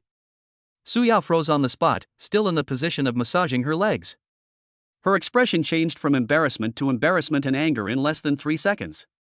Ning Tian remained calm and even nodded to Li Mingyuan, saying, "Good morning, Uncle Li." Li Mingyuan took a sip of tea, his eyes darting back and forth between the two men, a suppressed smile playing on his lips. "Good morning. I was wondering why it was so noisy, turns out you're exercising." "Uncle Li, you've misunderstood." Su Yao stood up abruptly, her face flushed crimson. "I'm just returning a favor." "Repay a favor?" Li Mingyuan raised an eyebrow. Su Yao opened her mouth, but found that the more she explained, the less clear it became. Ning Tian then spoke up leisurely. "Su Yao was a restless sleeper last night, hugging me like a pillow all night, and even drooling all over my chest. But this morning, she had a change of heart and offered to make it up to me." Ning Tian. Su Yao was furious and embarrassed, and raised her hand to cover his mouth.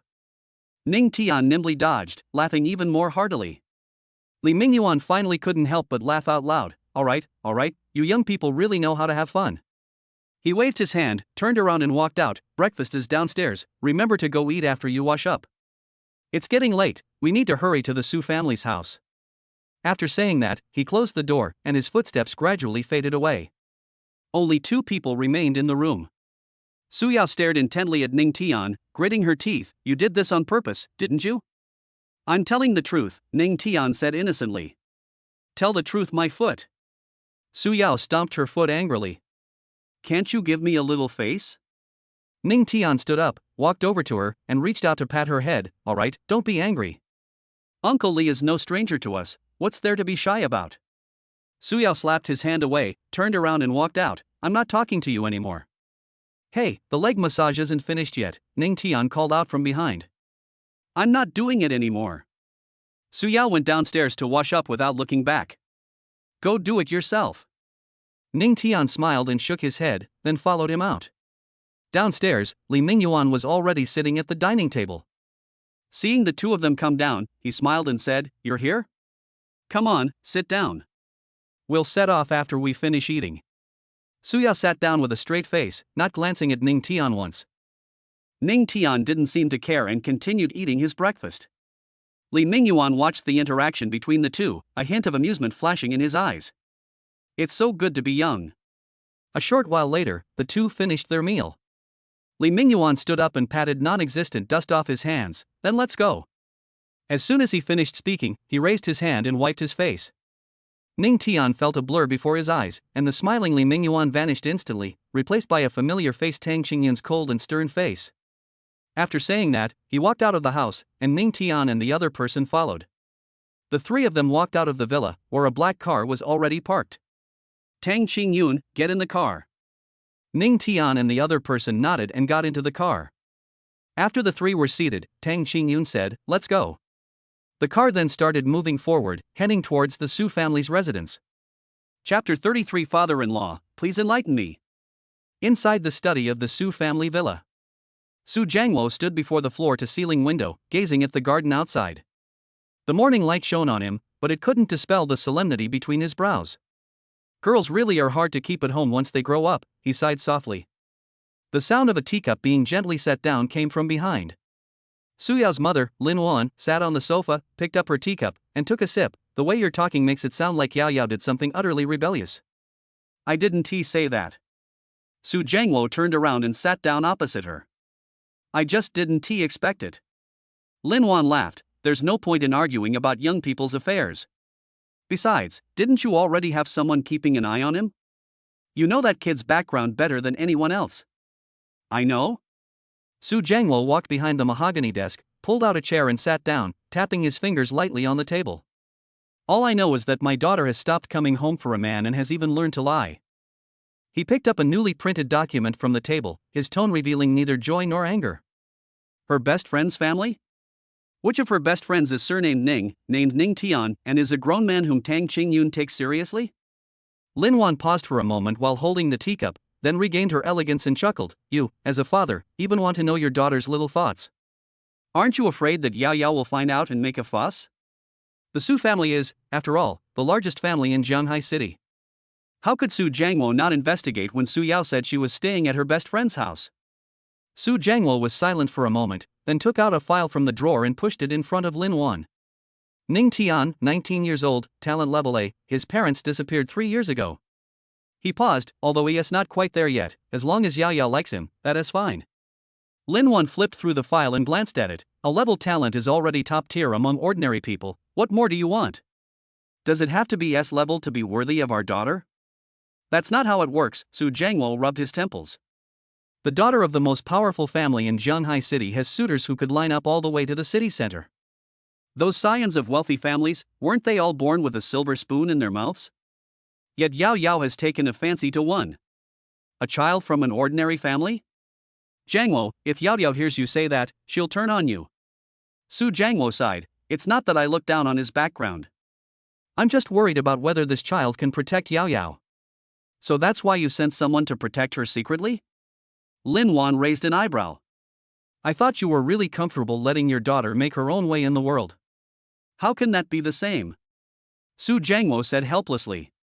Yao Yao has been too well protected by us since she was little. She can't handle those monsters and demons outside at all. What if something happens to her?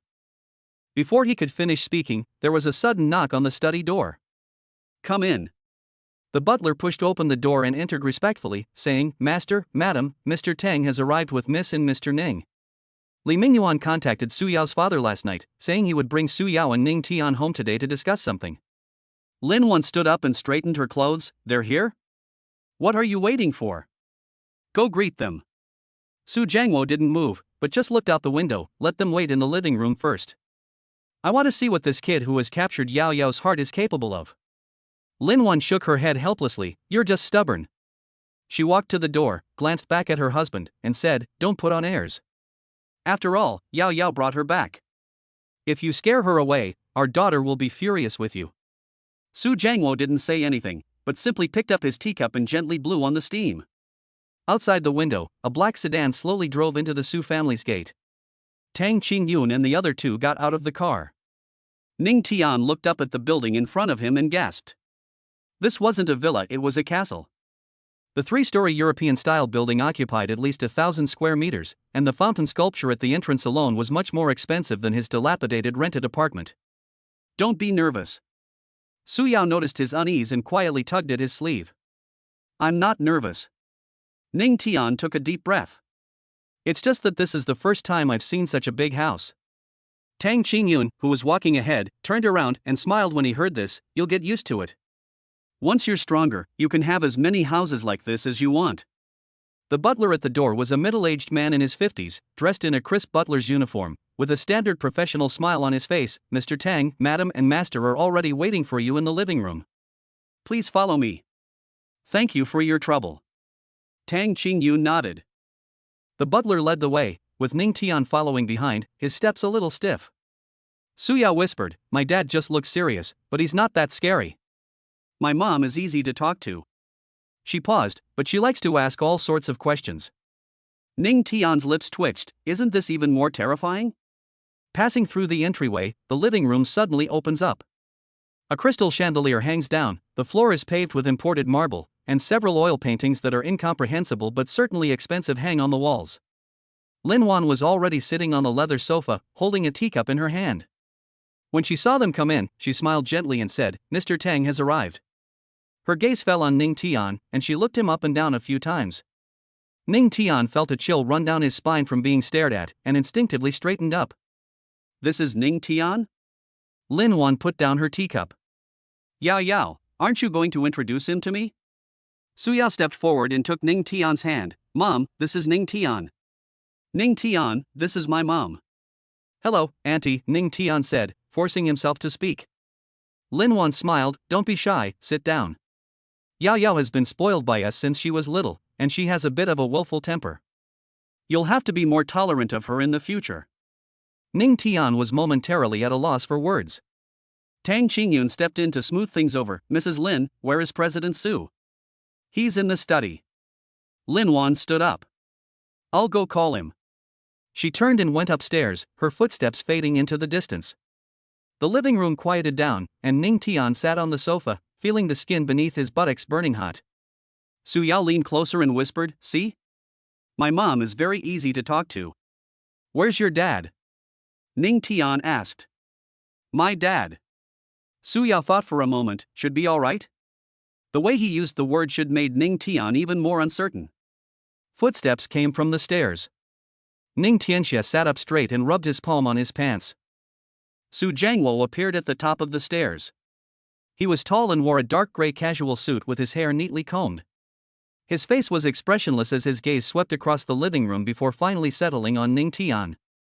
That gaze was incredibly intimidating.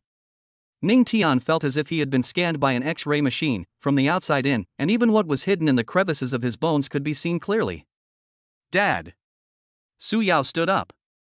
Su Jiangwo nodded, walked to the head seat and sat down, his movements unhurried. He picked up his teacup, took a sip, and then said, "Mr. Tang, thank you for your hard work." "Mr. Su, you're too kind," Tang Qingyun said with a smile. "It's what I should do." Su Jiangwo then looked at Ning Tian. "You are Ning Tian?" "Yes," Ning Tian answered, forcing a smile. After glancing at Ning Tian a few times, Su Jiangwo looked away. He picked up his teacup, took a sip, and turned his gaze to Tang Qingyun. "Mr. Tang, you've come all the way from Kyoto, specifically for this child?" As soon as the words were spoken, the atmosphere in the living room immediately became tense. Ning Tian's heart skipped a beat. This old fox, he went straight to the point without any preamble. Su Jiangwo put down his teacup and said calmly, "As far as I know, an SSS-level talent appeared at Yaoyao's school on the day of the awakening. But that person disappeared without a trace afterward, and there has been no official information released." He tapped his fingers lightly on the armrest twice, his eyes sharply fixed on Ning Tian. "But I've investigated, and Ning Tian's official registration is that of an A-level elementalist." "Mr. Tang," Su Jiangwo's gaze returned to Tang Qingyun, "did you help him conceal his true talent?" Ning Tian's heart skipped a beat. That old fox got straight to the point right away. Su Yao subconsciously looked at Ning Tian, a hint of nervousness flashing in her eyes. Tang Qingyun remained calm and even smiled, saying, "President Su is indeed well informed. I came from Kyoto, and it was indeed for him." Tang Qingyun nodded. However, President Su guessed one thing wrong. Ning Tian's true talent is not SSS level, but a level elementalist. He paused, giving Su Jiangwo time to react. However, Tang Qingyun's tone became serious. "His elemental master is different from others." It was precisely because of the special nature of his awakening that that phenomenon was triggered. Su Jiangwo narrowed his eyes. "What's so special about it?" Before Tang Qingyun could speak, a system notification suddenly sounded in Ning Tian's mind. System notification: host's capabilities have been questioned. Triggering task: I'll prove it to you. Task description: make Su Jiangwo see clearly that your value far exceeds his imagination. Task reward: system shop opens, 300 points. Task deadline: 30 minutes. Failure penalty: Su Yao's loyalty decreases by 50%. Ning Tian's expression changed slightly. This punishment is too harsh. He took a deep breath, about to speak, when Su Jiangwo stood up. "Mr. Tang, why don't we move to the martial arts hall?" These words were spoken very politely, but their tone implied that they brooked no refusal. Lin Wan frowned. "Old Su, the children just arrived, and you." Ning Tian was holding a grudge because of Su Jiangwo's neglect, and then the system issued a new task. "So, I decided to go all the way and just call on the old man to piss him off." "It's all right, mother-in-law." Ning Tian interrupted Lin Wan and stood up from the sofa. He called out so naturally that Lin Wan was taken aback for a moment, then a smile appeared on her face.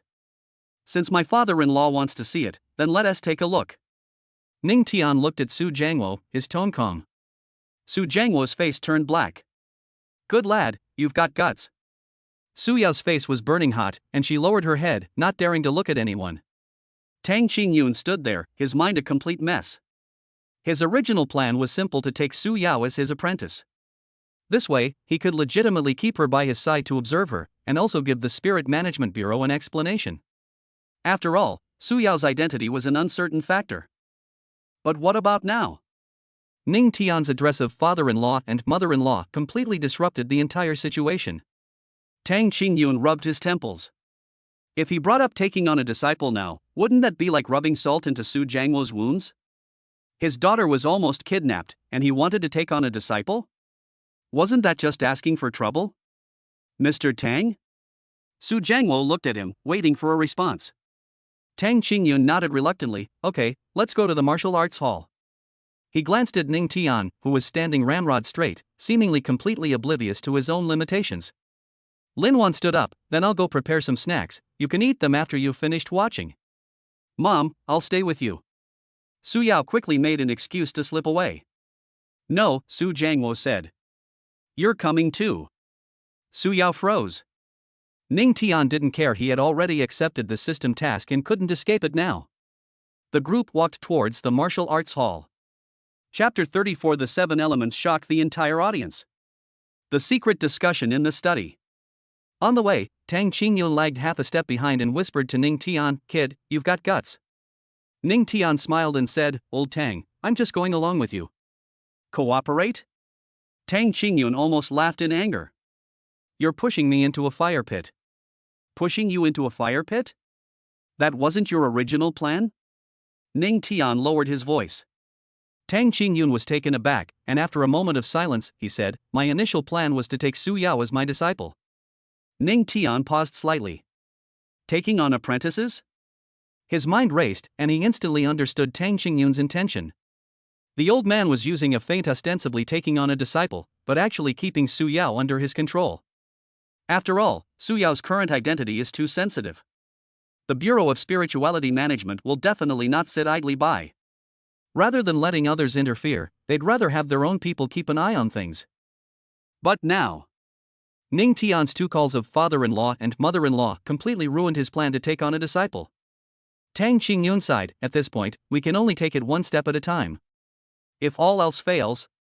He didn't continue, but Ning Tian had already understood the implied meaning.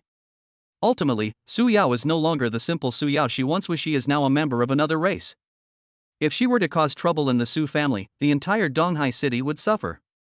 In the end, they will probably have no choice but to take them away by force. Ning Tian said, "Don't worry, I'm here."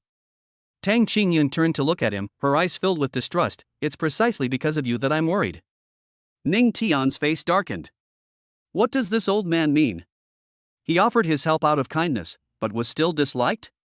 Ahead, Su Jiangwo glanced back and said in a nonchalant tone, "What are you two whispering about?" Ning Tian immediately looked up. "It's nothing, father-in-law, just asking about the rules of the martial arts hall." Su Jiangwo's face darkened even more. Su Yao walked beside him, her face still flushed. She stole a glance at Ning Tian, then quickly looked away. Ning Tian, on the other hand, was quite at ease and even had the leisure to observe his surroundings. The Su family's martial arts training hall is a separate building in the backyard of the villa, occupying a considerable area. Judging from his posture, Su Jiangwo must have practiced here quite a bit. This place is at least 200 square meters, with the ground covered with special protective materials and various testing instruments installed on the walls. Su Jiangwo walked to the center of the venue, turned around and looked at Ning Tian. "I have heard a lot of rumors about elemental messengers, but the one who can make Mr. Tang come all the way from Kyoto must be no ordinary person." He tapped his smartwatch on his wrist, and the display on the wall lit up. "This is a real-time energy detection system developed by our company, with 3 times the accuracy of those on the market," Su Jiangwo said calmly. "Ning Tian, unleash your power." Ning Tian stood in the center of the field, his fingers trembling slightly. This old fox, he wants to show his true skills right from the start. System notification, task countdown begins, 29 minutes remaining. Well, the system is starting to urge us now. Ning Tian closed his eyes and took a deep breath. Ning Tian flipped his hand, and the water condensed out of thin air. The blue water ball spun in his palm, making a gurgling sound. The monitoring instruments on the wall began to display data. Su Jiangwo glanced at the screen, his face expressionless. "Continue." Ning Tian raised his other hand, and orange-red flames rose up. The 2 elements appeared simultaneously in his left and right hands, and the temperature suddenly increased. The air in the martial arts hall began to distort. Su Yao stood to the side, her fingers unconsciously clenching the hem of her clothes. Su Jiangwo remained unresponsive, only looking at Tang Qingyun. "Mr. Tang, is this the person you specially came all the way from Kyoto to protect?" Tang Qingyun stood to the side, picked up his teacup, took a sip, and pretended to be profound without saying a word, but was actually panicking inside. Ning Tian's eyelids twitched. Well, this father-in-law is really not easy to fool. He withdrew the elements of water and fire, and the ground beneath his feet suddenly trembled. Earth elements surged from the ground, coalescing into a thick earthen wall in front of him. The readings on the testing instrument climbed again. Su Jiangwo finally reacted, but only raised an eyebrow slightly. That's it? Ning Tian took a deep breath. Okay, you're going to play it big, huh? He spread his arms, and a gust of wind surged in from all directions. The air in the martial arts hall began to howl, and several fixed pieces of equipment began to shake. Immediately afterwards, lightning danced at his fingertips. Crackling sound. An electric arc exploded, and the lights in the entire training hall flickered. Su Jiangwo's expression finally changed. He straightened up and stared at Ning Tian for several seconds. Wind and lightning elements. Su Jiangwo looked at Tang Qingyun, shaking his head in disappointment. This is indeed rare, but not enough. Before he could finish speaking, a soft light suddenly shone from Ning Tian's body. Light element. Su Jiangwo suddenly straightened up, almost dropping the teacup in his hand. He stared intently at Ning Tian, his chest heaving violently. The sixth type. These three words were practically squeezed out from between his teeth. The testing equipment in the training hall was flashing wildly, the values jumping so fast they were almost invisible. The graphs on the screens had completely exceeded their limits, emitting a piercing alarm. Golden light emanated from Ning Tian's body, illuminating the entire martial arts hall. It was a warm, reassuring light. Su Jiangwo turned to look at Tang Qingyun, hoping to find some answers on the face of this important figure from Kyoto. As a result, Tang Qingyun was also stunned, his teacup stopped in mid-air, and a few drops of tea spilled out. Su Jiangwo's heart skipped a beat. Mr. Tang doesn't know either? No, since Tang Qingyun came all the way from Kyoto, how could he not know Ning Tian's background? Unless even he was kept in the dark. Just as Su Jiangwo was about to speak, Tang Qingyun suddenly coughed. He put down his teacup, his tone returning to calm. I just didn't expect his light element to be so strong. Su Jiangwo squinted. That was a beautifully said statement, but he didn't miss the hint of panic in his tone. Tang Qingyun continued, Don't worry, President Su, keep reading. Su Jiangwo didn't reply, but turned back to stare at Ning Tian. The alarms in the training hall were still ringing, and the readings on the monitoring instruments had already exceeded the maximum limit. Ning Tian stood in the center of the arena, surrounded by 6 elements: water, fire, earthen walls, gale, lightning, and light, each operating steadily. Su Jiangwo clenched his fist. Could it be that? But that's not all. Ning Tian clenched his fist, and the light instantly vanished. In its place, a deep darkness spread from his palm. Dark element. Snap. Porcelain shards were scattered everywhere, and tea was splashed all over the floor. He ignored all of that, staring intently at the darkness in Ning Tian's palm. It was a pure black, not a shadow, not a lack of light, but a real dark element. The 7th type. These 3 words were almost shouted out. Su Jiangwo's breathing became rapid, and veins bulged on his forehead. He had seen countless geniuses, but an elementalist with 7 elements, this wasn't a genius at all, this was a monster. The testing equipment in the training hall had completely malfunctioned, and the data on the screens was a jumbled mess. A piercing alarm blared incessantly, and several precision instruments began to emit blue smoke. The light in the martial arts hall was swallowed up, and the entire space was plunged into darkness. The testing equipment was alarming rapidly, with the readings exceeding the normal range. Su Jiangwo stood there, speechless for a long time. Ning Tian withdrew all elements, and the martial arts hall returned to normal. Father-in-law, is that enough? Ning Tian wiped the sweat from his forehead. Su Jiangwo remained silent for a long time before finally taking a deep breath. The elemental messengers of the 7 elements not only have high-level elements like wind and thunder, but also the rare elements of light and darkness. Congratulations, host, on completing the mission. System shop open, 300 points already added. The host can view this themselves. He looked at Tang Qingyun. Mr. Tang, I need to reconsider this matter. Before Tang Qingyun could recover from the shock, he heard Su Jiangwo's voice. Of course, Mr. Su. He put down his empty teacup and gave a slight smile. Ning Tian secretly rejoiced at the expressions of the 2 big shots. After pretending to be an ordinary person for so long, he could finally reveal his true colors. Although he had exposed a lot, judging from the effect, it was worth it. The group returned to the living room, where Lin Wan was already sitting with some snacks. How is it, Lao Su? Is Ning Tian's talent alright? Lin Wan took a bite of pastry and said in a relaxed tone, actually, we don't need to have such high expectations. An A grade is pretty good too. I think this kid is quite down to earth. Su Jiangluo stood in the center of the living room without saying a word. His face was gloomy, his hands were behind his back, and his chest was still rising and falling slightly. Lin Wan sensed something was wrong and put down the pastries in her hand. Old Su? What's wrong? Wanner, Yao Yao, come with me. Su Jiangluo said this and turned to walk towards the study. Lin Wan was stunned for a moment, then got up and followed. Old Su, what's wrong? Su Jiangluo didn't even turn his head. Don't ask, come in and we'll talk. Su Yao followed. Before leaving, she glanced back at Ning Tian, her eyes filled with joy. Su Jiangluo walked to the door of the study, paused for a moment, and turned to look at Tang Qingyun and Ning Tian. Please wait a moment, we need to discuss this. Ning Tian nodded. President Su, take your time to discuss it, there's no rush. Tang Qingyun picked up the teacup on the table, her smile returning to its usual composure. It's nothing. The study door closed. Only Ning Tian and Tang Qingyun remained in the living room. The atmosphere was somewhat awkward. Ning Tian sat on the sofa, picked up a piece of pastry, and took a bite. It tasted good, much better than what you can buy outside.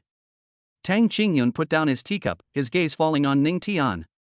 He remained silent for a few seconds before saying, You didn't tell me before that you have 7 elements. You didn't, he asked. Ning Tian took another bite of the pastry. I thought you were just an ordinary elementalist, but even ordinary elementalists don't react when they awaken. Tang Qingyun's tone was calm, but his eyes held a hint of inquiry. Now I know. Tang Qingyun laughed. You've been hiding your true colors well, kid. Ning Tian shrugged and didn't reply. A hushed argument could be heard coming from the study. The exact words were unclear, but the atmosphere was definitely not right. Occasionally, you could hear a few words, 7 kinds, too dangerous, no way. Ning Tian was making plans in his mind. Was Su Jiangluo's reaction an overreaction of shock? Or did he feel that the 7 elements were too dangerous and therefore didn't want his daughter to be with him? This is troublesome. However, since the system task has been completed, there shouldn't be any major problems. A golden shop icon appears on the screen. Clicking it reveals a wide variety of items. Chapter 35 Private Talk in the Study, The True Meaning of the 7 Elements.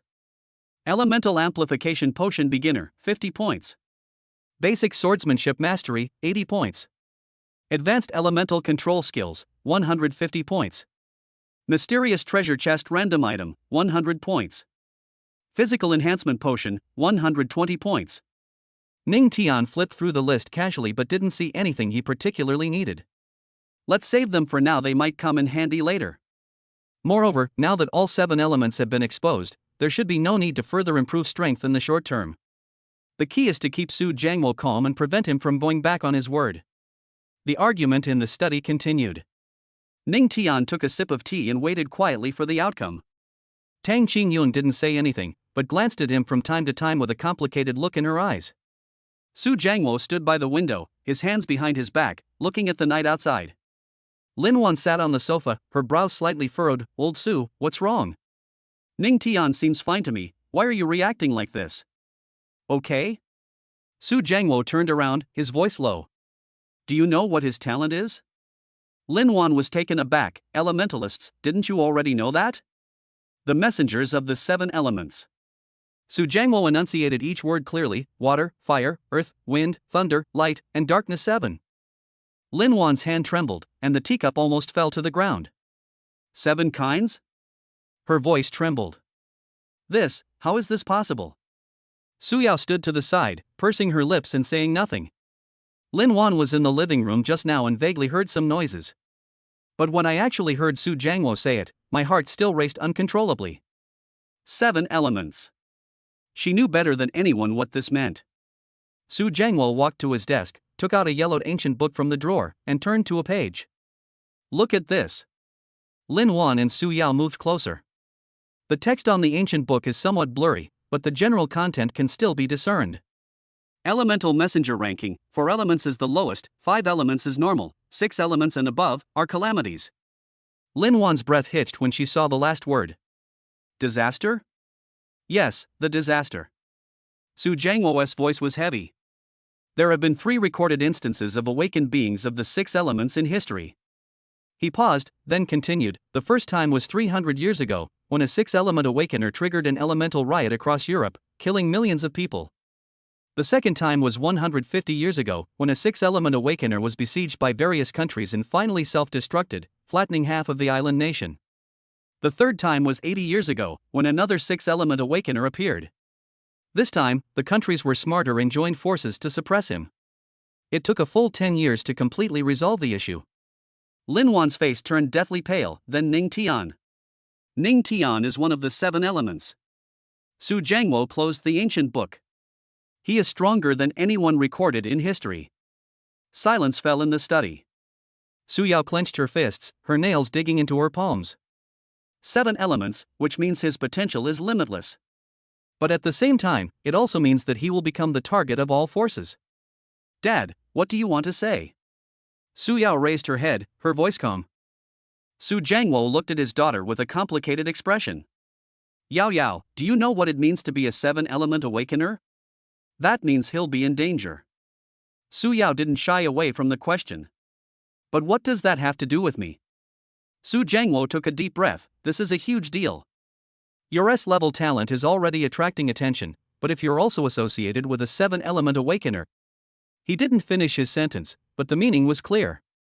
Lin Wan also realized what was happening, and her expression turned serious. Old Su, you mean? What I mean is, this matter must be carefully considered, Su Jiangwo said firmly. It's not that I don't like Ning Tian, but the impact of this matter is too great. Su Yao bit her lip, her eyes reddening slightly. She knew her father was right. But for some reason, I just felt really uncomfortable. Dad, what do you think I should do? She asked softly. Su Jiangwo remained silent for a long time before finally sighing, I don't know. He walked up to his daughter and reached out to touch her head. Yao, you are my and your mother's only daughter. No matter what you become, you will always be our daughter. But that's precisely why I can't watch you jump into the fire. Su Yao raised her head, tears welling up in her eyes.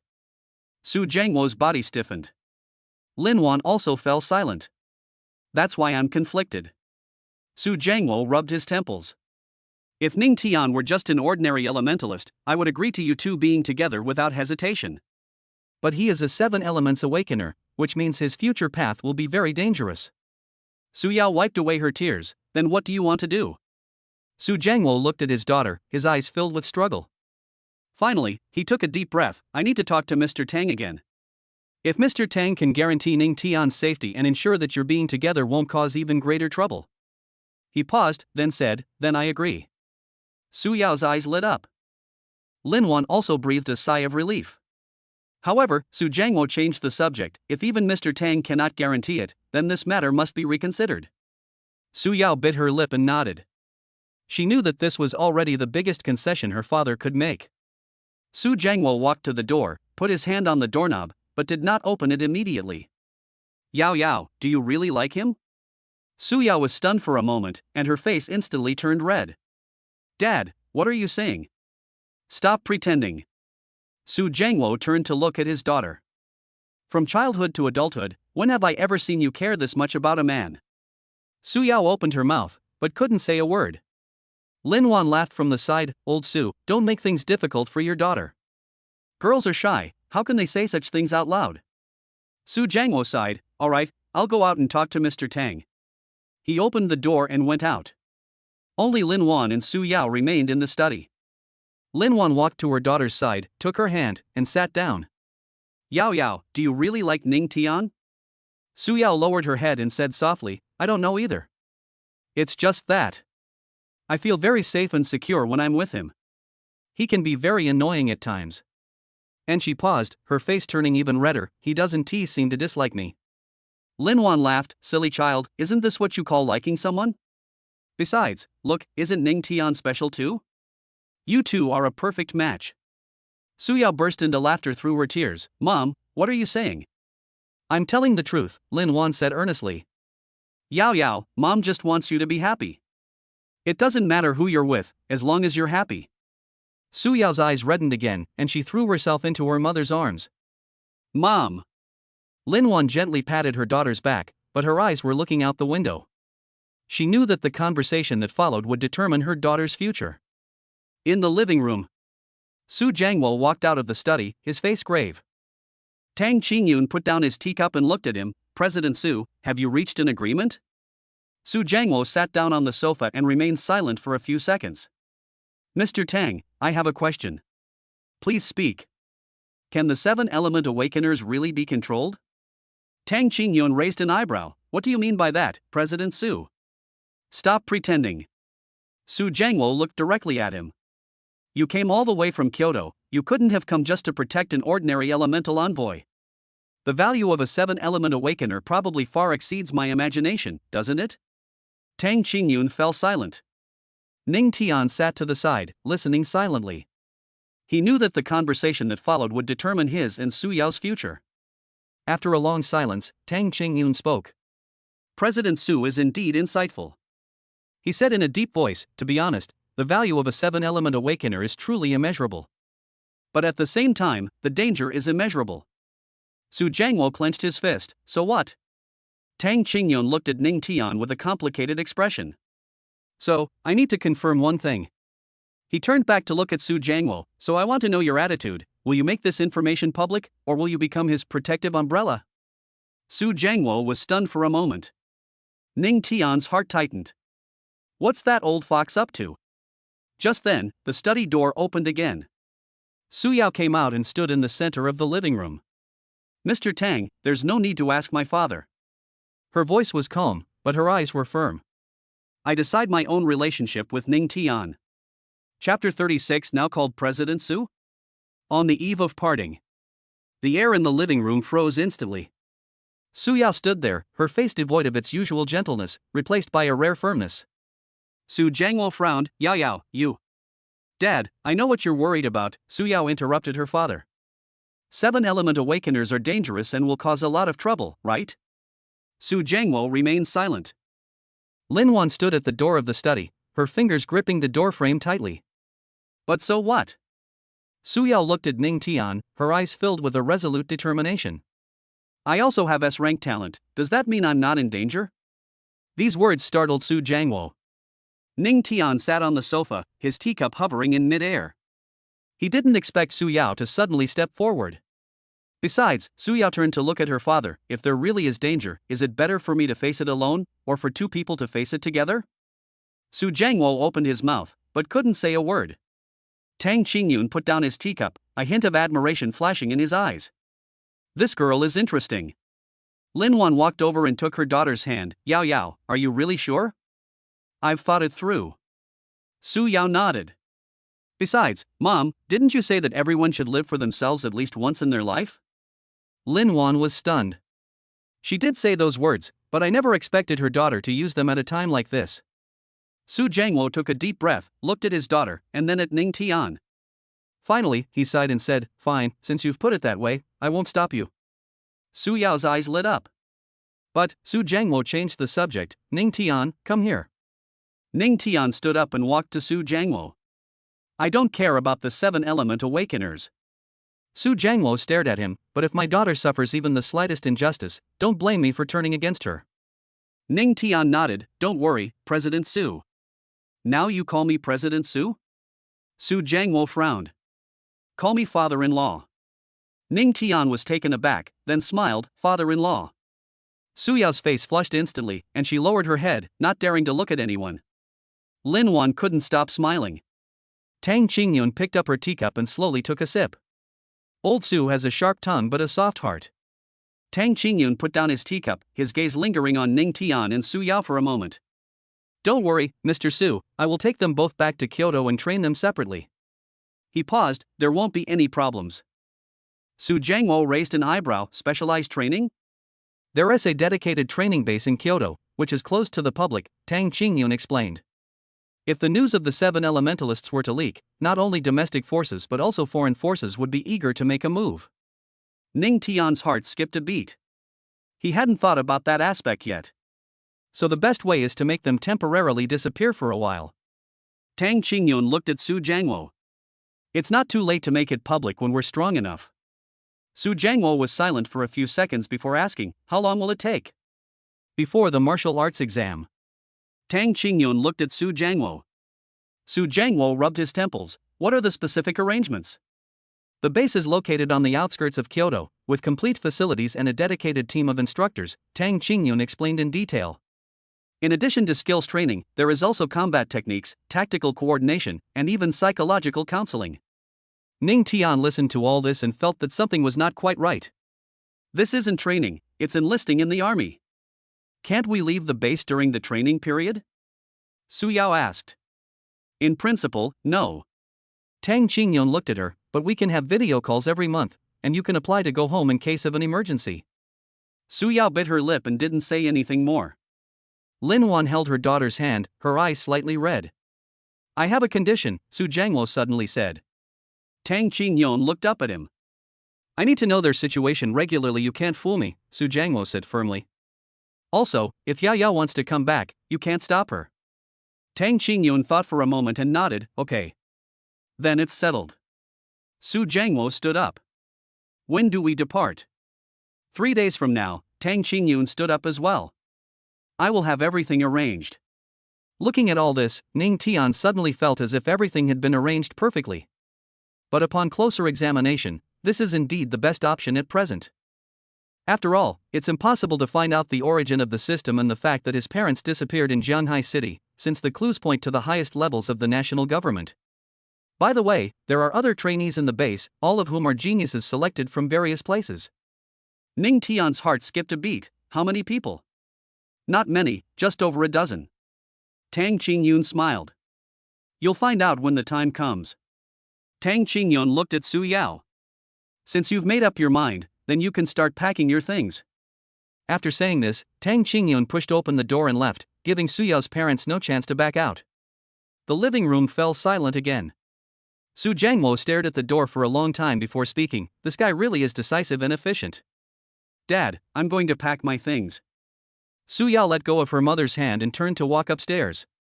Wait, Lin Wan called out to her, Mom will stay with you. Ning Tian stood there, somewhat embarrassed. Su Jiangwo's gaze fell on him, sending a chill down his spine.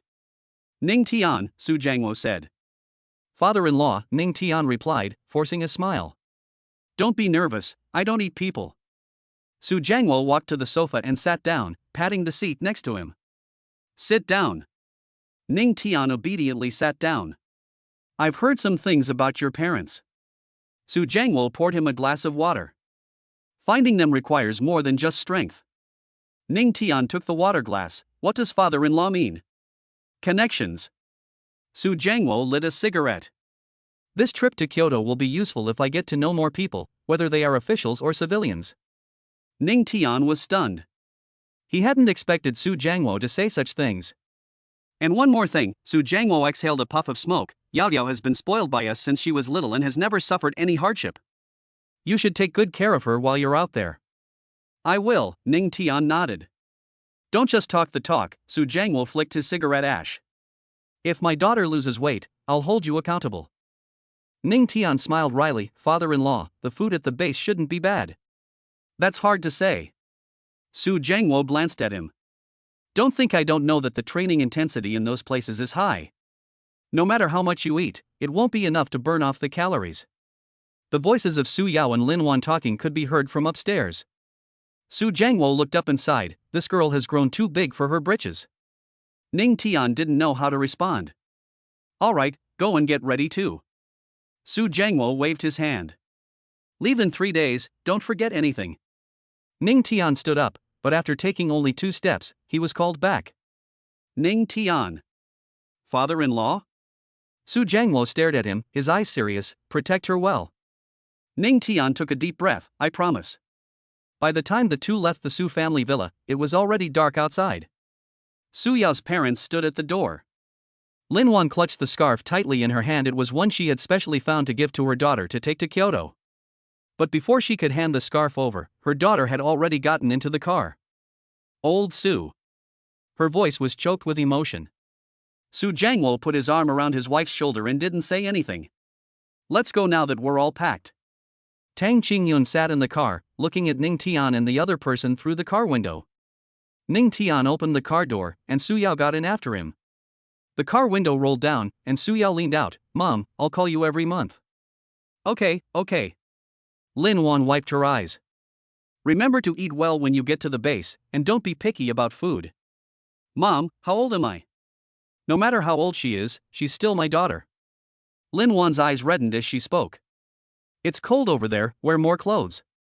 Su Jiangwo coughed and said, "All right, stop being so long-winded." Sitting in the car, listening to this conversation, Ning Tian felt a lump in his throat. He remembered the day his parents disappeared. It was also an evening like this, and his mother was at the door telling him to go to school. "Ning Tian," Su Jiangwo suddenly called out to him. "Father-in-law, I'm entrusting my daughter to you." Su Jiangwo's tone was calm, but there was a hint of threat in his eyes. "If she loses even a single hair, you won't have an easy time either." Ning Tian said seriously, "I understand." "You don't understand anything." Su Jiangwo sneered. "If you dare to bully her, I'll break your legs." "Dad!" Su Yao shouted from inside the car, "What are you saying?" "I'm stating the facts," Su Jiangwo said confidently. Lin Wan patted her husband's arm. "Can you please stop scaring the child? I call this a reminder." The car started and slowly drove away from the villa area. Looking in the rearview mirror, Ning Tian saw that Su Yao's parents were still standing there. Lin Wan waved, and Su Jiangwo stood with his hands behind his back. Their figures grew smaller and smaller in the night. The car slowly drove out of the Su family villa, the light and shadow of the streetlights flashing across the car window. The car was quiet, with only the low rumble of the engine. Ning Tian leaned back in his seat, his mind a jumbled mess. So much had happened since this afternoon, he hadn't fully processed it all yet. Chapter 37. The succubus's background revealed. Ning Tian, I'll beat up anyone who dares to bully her. There was silence inside the car for a long while. Ning Tian turned his head to look at Su Yao, hesitated for a moment, and then said, "I've been wanting to ask you this." Su Yao was looking out the window. "You're a succubus." Ning Tian carefully chose his words. "Why are you so close to Uncle Su and the others?" Su Yao paused for a moment. She didn't answer immediately, but instead looked down at her hands. "Do you know what a succubus race is like?" she suddenly asked. Ning Tian shook his head. "There are only interests in a tribe." Su Yao's voice was very soft. "Whoever is stronger has the right to speak. Whoever can bring more resources can survive." Ning Tian didn't respond, waiting for her to continue. "From as far back as I can remember, my people have been teaching me how to use others." Su Yao looked up at the streetlights flashing past the car window. "How to disguise myself, how to deceive, how to make humans work for me." "And you?" "I hate that feeling," Su Yao interrupted him. "Every day is filled with scheming, and everyone wears a mask. You never know who is genuinely good to you and who just wants to extract value from you." Ning Tian recalled the first time he met Su Yao, and how cold and aloof she was. "Later, I left my tribe and came to Jiangcheng, where I disguised myself as Su Yao," Su Yao said. "They treat you very well?" "It's not just good." Su Yao turned to look at Ning Tian, her eyes filled with complex emotions. "She worries about whether I'm eating enough, she stays by my bedside when I'm sick, and she gets teary-eyed because of something I say." Ning Tian suddenly understood something. These things don't exist in the succubus race. Su Yao's voice was even softer. "No one there cares if you're cold or hungry. If you're sick, they only think you're a burden. So you consider the Su family your real home?" "Yes." Su Yao nodded. "I felt warmth from them. That kind of pure care that doesn't need to be reciprocated or exchanged." The car fell silent again. Ning Tian recalled Lin Wan's tearful words of advice and Su Jiangwo's fierce expression, which was actually full of reluctance. "No wonder Uncle Su was so worried about you," he said. "He's just stubborn." Su Yao rarely smiled. "Last time I hurt my hand, he said it was nothing, but then he put away all the sharp things in the house." Ning Tian laughed as well. "My father-in-law is indeed all bark and no bite." "Don't make him angry in the future," Su Yao warned. "He really might break your legs." "I know." Tang Qingyun, who was in the front row, suddenly spoke up. "We've arrived." The car was parked downstairs at Ning Tian's house. The three got out of the car, with Tang Qingyun walking in front and Ning Tian and Su Yao following behind. Ning Tian opened the door, and Tang Qingyun walked straight in and sat down on the sofa as if he knew the place well. You'll still be going to class tomorrow. Tang Qingyun crossed his legs, took out a cigarette case from his pocket, pulled one out and put it in his mouth. I'll handle things in Kyoto. Ning Tian poured Su Yao a glass of water, and then poured one for himself as well. Tang Qingyun lit a cigarette and took a deep drag. Is there anything else we need to prepare? Su Yao took the water glass and sat down next to Ning Tian. I'll take care of the identification documents and student records. Tang Qingyun flicked his cigarette ash. You just need to be mentally prepared. Ning Tian frowned. What kind of mental preparation?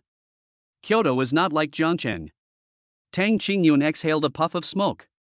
Every student there has a background. They are either from aristocratic families or have extraordinary talents.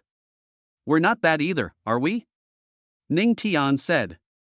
You are indeed not bad. Tang Qingyun looked at him, but Su Yao's identity is sensitive, and there are many experts in the capital, so you should be prepared to deal with trouble. Su Yao tightened her grip on the cup. Ning Tian noticed her movement and reached out to hold her hand. I'm here. Tang Qingyun raised an eyebrow but remained silent. Oh, right, Ning Tian remembered something. What did the school say? I've already spoken to your principal, Tang Qingyun said. You're graduating early this semester, and your records will be transferred directly to Kyoto. That's simple? I'm the deputy director of the Spirit Management Bureau, Tang Qingyun said with a smile. Su Yao put down her water glass. So we still have to go to school tomorrow? Of course I'll go, Tang Qingyun said. We still need to go through the proper procedures, otherwise people will get suspicious. Just treat it as a normal class. I'll arrange everything. Ning Tian nodded. Okay, I understand. Tang Qingyun stubbed out his cigarette and stood up. It's getting late. I'll be going now. Contact me anytime if you need anything. It's so late, how about? No need, Tang Qingyun waved his hand. I have other things to take care of. He walked to the door, then suddenly turned back. Ning Tian. The situation in Kyoto is very complicated. Tang Qingyun's expression was unusually serious. You better watch your step and don't act impulsively. I will be careful. Tang Qingyun looked at him for a few seconds, then turned and left. The door closed, leaving only Ning Tian and Su Yao in the room. Su Yao leaned back on the sofa, staring at the ceiling, nervous. I'm fine. Ning Tian sat down next to her. How about you? A little. Su Yao turned to look at him. I'm wondering if there are many people in Kyoto who dislike me. So what? Ning Tian said, they hate you, so I'll beat them up. Su Yao chuckled, can you beat me? Even if we can't win, we have to fight. The room was quiet for a while. Ning Tian. Thank you. Ning Tian turned his head to look at her profile. Why are you talking about this? That's what I wanted to say, Su Yao said, closing her eyes with a smile on her lips. With you here, I feel like I'm not afraid of anything anymore. The two smiled at each other, and Ning Tian followed Su Yao up the stairs. The bedroom door opened, and Su Yao stood in the doorway without moving. Uncle Lee has already left. Her voice was soft. Why don't you go rest in that room? Ning Tian turned around and saw that her ears were red. It's precisely because Uncle Lee is gone that I need to protect you so closely. Ning Tian walked up to her. Right, wife? Su Yao looked up and glared at him. Who's your wife? Isn't that right? Ning Tian tilted his head. Uncle Su told me to take good care of you. That is taking care of you, not making you. Su Yao stopped mid-sentence. What did you mean by isn't it I'm supposed to? Ning Tian asked knowingly. Su Yao bit her lip and remained silent, then turned to walk into the bedroom. Ning Tian grabbed her hand and said, don't be angry, I was just joking. Who's angry? Su Yao struggled but couldn't break free. Let go. I won't loosen my grip. Ning Tian tightened his grip even more. Whatever you want. Su Yao went into the bedroom, and Ning Tian followed her in, closing the door behind him.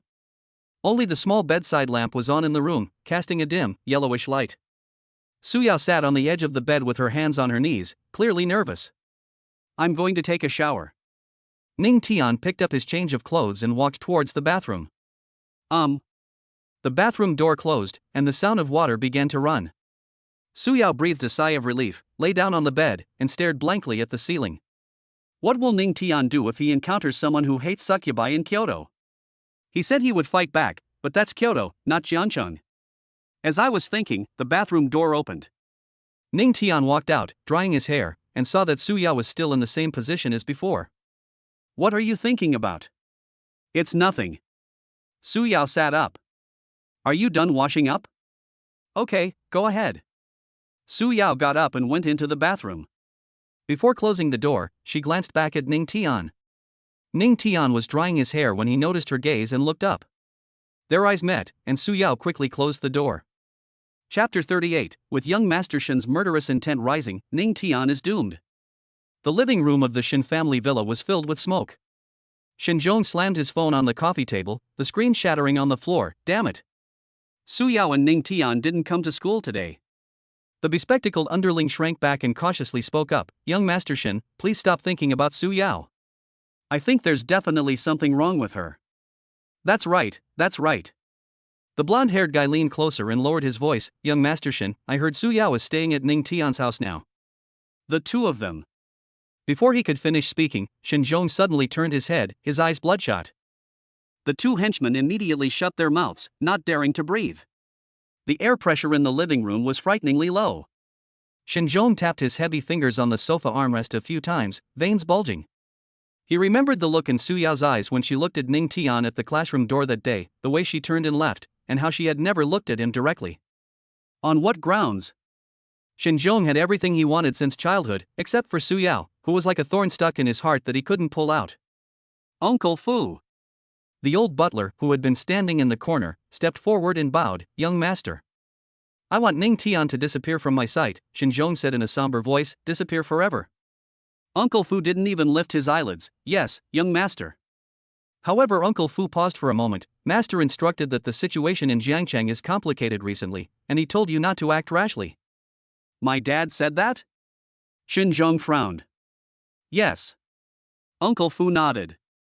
Master said that there are people in Kyoto keeping an eye on Jiangcheng, and he wants you to be more discreet. Shen Zhong gritted his teeth and remained silent for a long time.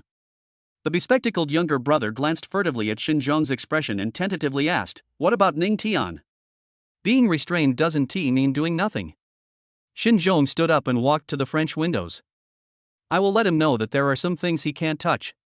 The night outside the window was dark, while the city of Jiangcheng in the distance was brightly lit. The heavy shadows were cast on the floor, stretched long by the light. The next day, Su Yao slowly opened her eyes and subconsciously reached out to touch the side. The sheets are cold. She paused, propped herself up, and looked at the empty space beside her. There was a faint dent in the pillow. Suddenly, a void appeared in my heart. Su Yao buried her face in the pillow and took a deep breath. The scent of Ning Tian lingered on the pillow, making her curl her toes in embarrassment. Ning Tian held her while she slept last night, his arm around her waist, and she didn't sleep well at all. Now that he's gone, she feels strange. That's really strange. Woke up? The door was suddenly pushed open, and Ning Tian stood in the doorway holding a glass of water, his hair still a little wet. Su Yao suddenly lifted her head from under the pillow, her cheeks flushed. Why didn't you knock? It's my door, why are you knocking? Ning Tian walked in and placed a water glass on the bedside table. Get up and have some water, then go downstairs for dinner. You have to go to school today. Su Yao took the water glass and sipped it slowly, her eyes secretly glancing at Ning Tian. He was wearing a black t-shirt, and his exposed arms had smooth lines, making him look like he had just taken a shower. Have you seen enough? Ning Tian suddenly turned his head. Who's looking at you? Su Yao almost choked on the water and coughed a few times. Ning Tian reached out and patted her on the back. Drink slowly, no one's going to take it from you. Su Yao put down the cup, lifted the blanket, and prepared to get out of bed. As soon as her feet touched the ground, her legs went weak. Ning Tian quickly caught her and asked, what's wrong? It's nothing, my leg just went numb. Su Yao's ears turned bright red. You go out first, I'll change my clothes. Ning Tian glanced at her, then turned and walked out. Come down in 10 minutes, or breakfast will get cold and won't taste good. The door closed, and Su Yao covered her face as she sat back on the bed. My legs aren't numb, it's just that he hugged me too tightly last night, and my back is still a little sore. She quickly changed her clothes, tidied her hair in front of the mirror, and made sure the blush on her face had faded before going downstairs. On the table were steaming millet porridge, fried eggs, and several side dishes. You did this? Su Yao asked, somewhat surprised. Otherwise what? Uncle Li has already left. Ning Tian sat down. Sit down, don't stand. Suya pulled out a chair, sat down, and tasted the porridge. Surprisingly, it tasted quite good. Is it good? Ning Tian asked. It's alright. Suyao said it was alright, but she drank 2 bowls in a row. Ning Tian watched her eat, and the corners of his mouth turned up slightly. After breakfast, the two prepared to go out. As Suyao was changing her shoes, she suddenly remembered Xinzhong's incident from last night. Ning Tian, will we run into trouble at school today? What are you afraid of? Ning Tian stuffed the keys into his pocket. If Xinzhong dares to make a move, I'll make him go back lying down. But at his home. Who cares who lives there? Ning Tian opened the door. Let's go, time for school. Suyao bit her lip and followed him out the door. The two barely spoke a word to each other along the way, but they walked very close. Ning Tian's arm would occasionally brush against Suyao, but she didn't dodge and just silently followed him. The streets were still a bit chilly in the early morning, and Suyao hunched her neck. Ning Tian glanced at her, then reached out and took off his coat. Put this on. No need, I'm not cold, Suyao retorted stubbornly. Put these on. Ning Tian draped the coat over her shoulders. If you catch a cold, I'll have to take care of you. Suyao pursed her lips and didn't refuse again. His body heat still lingered on her clothes, which warmed her heart. The two walked to the school gate. A black sedan was parked on the side of the road. The car window rolled down, revealing the face of the young man wearing glasses. He saw Ning Tian and Suyao, paused for a moment, then quickly took out his phone and sent a message before getting out of the car. As soon as the two stepped into the classroom, Zhang Ming jumped up from his seat and rushed to Ning Tian in a few quick steps. Brother Tian. Zhang Ming's eyes widened. Why didn't you come to class yesterday? I knocked on your door for ages, but I didn't see a soul there. As he spoke, his voice grew louder and louder, drawing the attention of everyone in the classroom. I sent you more than a dozen messages and made 5 or 6 phone calls, but they all went unanswered. Zhang Ming reached out to put his hand on Ning Tian's shoulder. I thought something had happened to you. Ning Tian stepped aside and walked towards his seat, saying, I have to go out. What's going on? Why so mysterious? Zhang Ming followed behind, suddenly noticing the coat Suyao was wearing. His eyes lit up. Wait, isn't that your coat, Brother Tian? Suyao paused, instinctively wanting to take off her coat. So what if it is? Ning Tian glanced back at Zhang Ming. Zhang Ming gasped, lowering his voice as he leaned closer. You two weren't together yesterday, were you? No wonder you didn't reply to my messages, so that's why. Before he could finish speaking, Ning Tian glanced at him. Zhang Ming immediately shut up, but he couldn't hide that I understand expression on his face. He gave Ning Tian a thumbs up and silently mouthed awesome. Go back to your seat. Ning Tian threw his backpack on the table. All right. Zhang Ming chuckled. I won't bother you two anymore. He turned to leave, then turned back as if remembering something. By the way, Brother Tian, yesterday afternoon Xinzhong asked me where you were, and he looked really upset. I said I didn't know. Ning Tian paused for a moment. What else did he say? He didn't say anything, just asked where I was, and then left. Zhang Ming scratched his head. But his eyes were pretty scary, like he was going to eat me alive. I understand. Ning Tian sat down, his tone so flat that it revealed no emotion. Seeing that the atmosphere was a bit off, Zhang Ming wisely returned to his seat. Suyao took off her coat, carefully folded it, and placed it on Ning Tian's desk. Here you go. Leave it for now. Ning Tian opened his textbook. Wear it when it gets cold at noon. Suyao bit her lip, said nothing more, and returned to her seat. As soon as she sat down, several girls gathered around, their eyes darting back and forth between her and Ning Tian. Suyao, what's your relationship with Ning Tian? Chapter 39. We're going to beat you up. The Shin family father and son slunk away. Suyao raised her head, her expression calm. Classmate relationship. Would your classmate give you their jacket? Another girl covered her mouth and laughed. We're not blind. That's right, you two didn't come to class yesterday, but you came together today. Ning Tian was so nice to you. The short-haired girl leaned closer. Are you two together?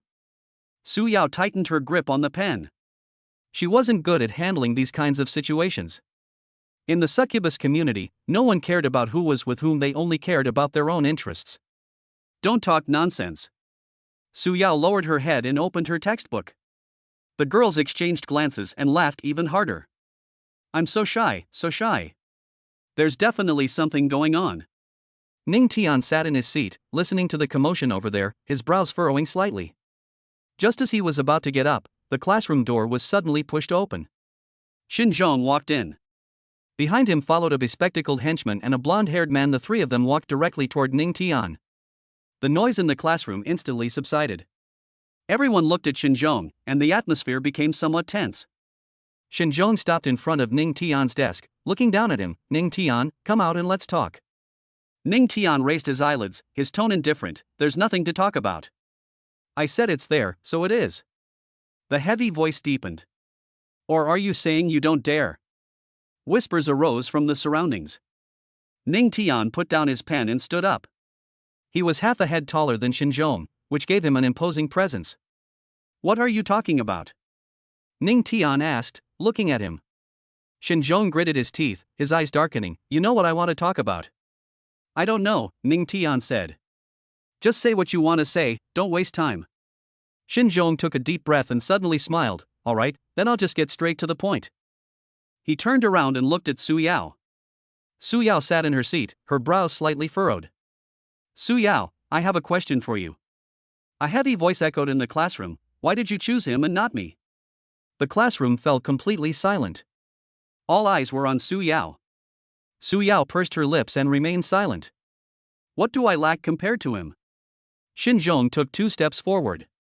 My family background is better than his, I'm not bad looking, and I've been good enough to you. Why won't you even look at me? Heavy. Ning Tian's voice rang out, carrying a warning tone. Shut up. Xinzhong whirled around. I'm talking to her, it's none of your business. Ning Tian's eyes turned cold. Su Yao stood up, her voice calm. Xinzhong, I've said it many times, I'm not interested in you. Why? Xinzhong's emotions were starting to spiral out of control. Tell me why. Is it because of him? Because of Ning Tian? Yes. Su Yao looked directly at him. Because of him. A collective gasp filled the classroom. Xinzhong's face instantly turned ashen. Yu's fist clenched, veins bulging. Young Master Shen, calm down. The bespectacled underling quickly grabbed him. Xinzhong shook off his hand, staring intently at Su Yao. What's so great about him? He's just a kid from an ordinary family, what makes him so special? Because he's good to me. Su Yao's voice wasn't loud, but it was firm. Because he's there for me when I need him, and because he won't force me to answer questions I don't want to answer like you did. His heavy breathing became rapid. He looked at Su Yao, then suddenly laughed, a mocking laugh. Being good to you? Su Yao, do you know why he's good to you? Su Yao frowned. Because you're beautiful. Xinzhong said, enunciating each word clearly, he's only after your body. Once he's tired of you, do you think he'll still treat you this well? Heavy. Ning Tian's voice was as cold as ice. He strode up to Xinzhong, grabbed him by the collar, and lifted him up. What did you say? Ning Tian's eyes flashed with murderous intent. Say it again. Xinzhong was hoisted into the air, his face flushed red, but he still retorted sharply, did I say something wrong? Aren't you just? Before he could finish speaking, Ning Tian punched him in the face. Xinzhong was sent flying, crashing into 2 tables before falling to the ground. The classroom erupted in chaos. They've started fighting again. Xinzhong is finished now. The bespectacled henchman and the blonde-haired man froze for a second, then rushed over to help Xinzhong. Xinzhong covered his face and stood up, blood trickling from the corner of his mouth. He looked up, his eyes flashing with madness. You dare hit me? That's exactly what I'm doing. Ning Tian cracked his knuckles. You have a foul mouth, so I'll beat you until you learn your lesson. Xinzhong wiped the blood from the corner of his mouth and suddenly smiled. Good, very good. He took his phone out of his pocket and dialed a number. Uncle Fu, I got beaten up at school. Xinzhong stared at Ning Tian. Yes, it's Ning Tian. After saying something on the other end of the phone, Xinzhong hung up, a smug smile on his face. Ning Tian, you're finished. Xinzhong said, my dad'll be here soon, you just wait. Ning Tian, expressionless, whatever. Su Yao walked to Ning Tian's side and whispered, should we go first? No need. Ning Tian looked at her. I told you, I'm here. Su Yao bit her lip, a warm feeling welling up in her heart. Jiang Ming jumped up from his seat and whispered, "Brother Tian, Xinzhong's dad is not someone to mess with. Should we retreat first? Why withdraw?" Ning Tian said, "It's not my fault." But. There's no but. Ning Tian interrupted him, "What's meant to happen will happen." 10 minutes later, the classroom door was pushed open again. A middle-aged man in a black suit walked in, followed by several bodyguards. The middle-aged man was Xinzhong's father, Xinrui. He glanced around the classroom, his gaze landing on the scars on Xinzhong's face, and his expression instantly darkened. "Who hit him?" Xinrui's voice was low. Xinzhong pointed at Ning Tian, "Him." Xinrui looked at Ning Tian, his eyes icy. "Kid, you've got some nerve." Ning Tian stood still, his expression calm. "He deserved it." "Should he be beaten?" Xinrui sneered, "Do you even know who he is?" "I know," Ning Tian said, "the eldest young master of the Xin family." "You knew that, yet you still dared to make a move?" Xinrui took 2 steps forward. "Looks like you don't want to stay in Jiangcheng anymore." Ning Tian remained silent.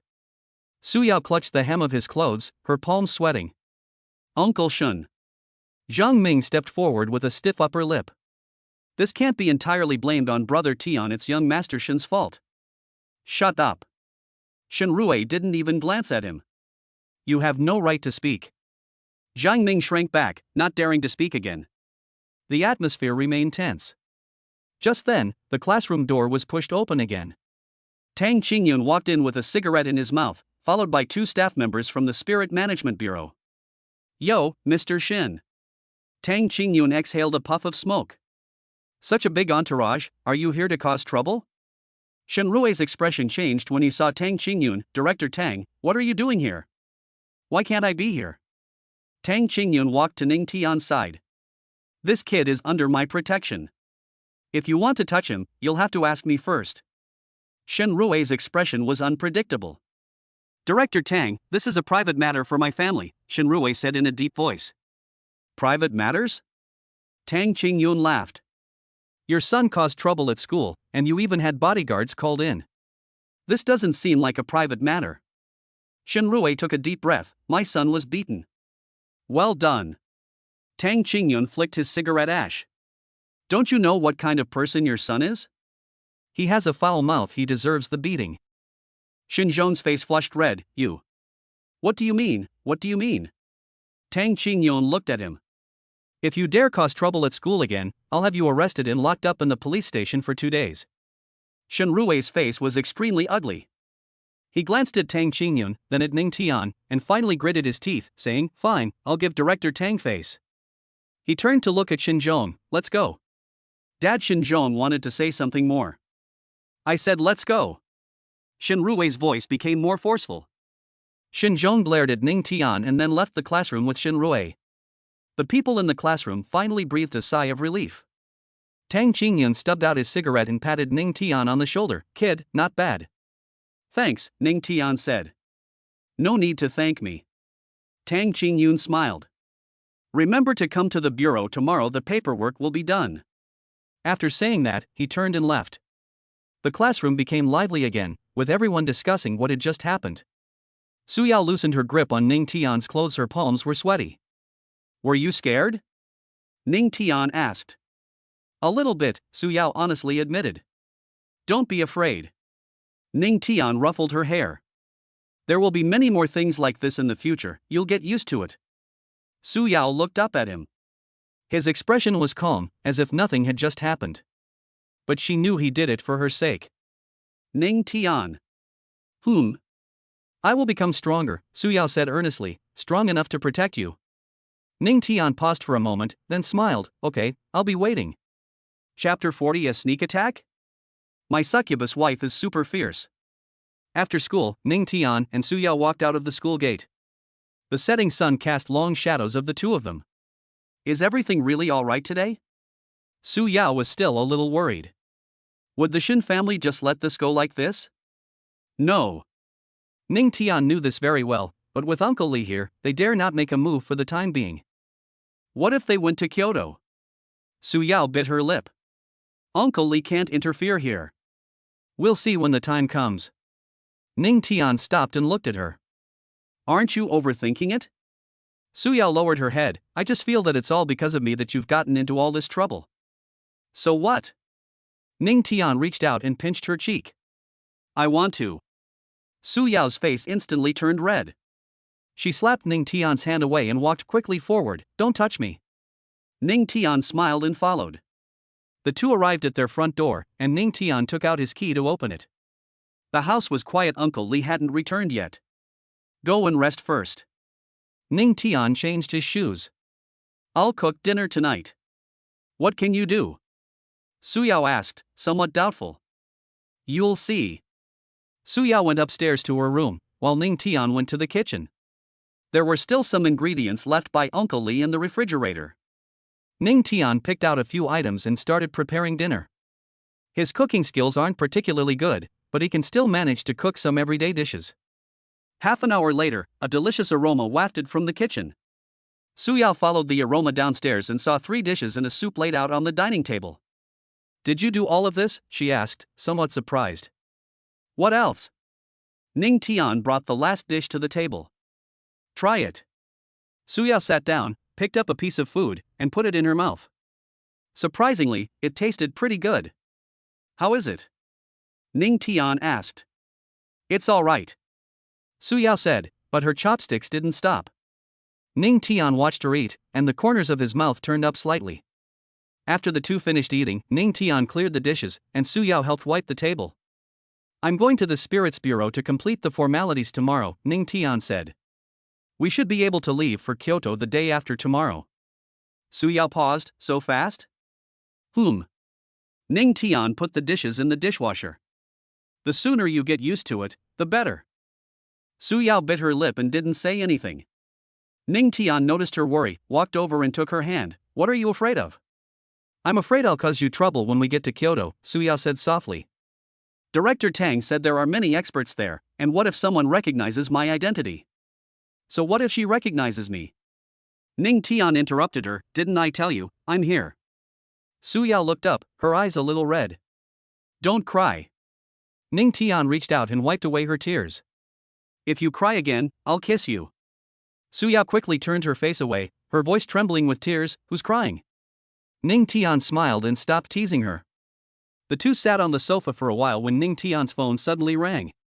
It was Tang Qingyun calling. Hello. Ning Tian answered the phone. Come to the bureau at 9 o'clock tomorrow morning. Tang Qingyun's voice came through. The paperwork is all ready. You can leave as soon as it's done. I understand. And also, Tang Qingyun paused, I'll keep an eye on the Shin family. Ning Tian frowned slightly. What happened? Shen Rui went to see a few people today, Tang Qingyun said. Although I've managed to keep him in check, I can't guarantee what he might do. I understand. After hanging up the phone, Ning Tian looked at Su Yao. She was staring at the TV, but clearly not paying attention. We'll pack our things after we finish the formalities tomorrow, Ning Tian said. We'll leave early the day after tomorrow. Su Yao nodded, okay. As night deepened, the two returned to their room to rest. Su Yao lay in bed, tossing and turning, unable to fall asleep. My mind was filled with the events of the day and the anxiety of going to Kyoto. Suddenly she sat up and looked out the window. Moonlight streamed through the curtains, bathing the room in a silvery glow. Su Yao held her breath, her spiritual energy flowing naturally within her body. Since breaking through to the Spirit Sea realm, her perception range had expanded several times over. At this moment, the aura hidden in the night was slowly moving outside the courtyard. More than one person. Su Yao got out of bed and walked barefoot to the window. Instead of opening the curtains, she closed her eyes and used her spiritual power to survey the situation outside the courtyard. 3 auras. One of them is very strong, at least at the mid-stage of the spirit exorcism realm. The other 2 are slightly weaker, but both are still in the early stages of the spirit exorcism realm. Su Yao bit her lip and turned to look at Ning Tian. Ning Tian was sitting cross-legged on the bed.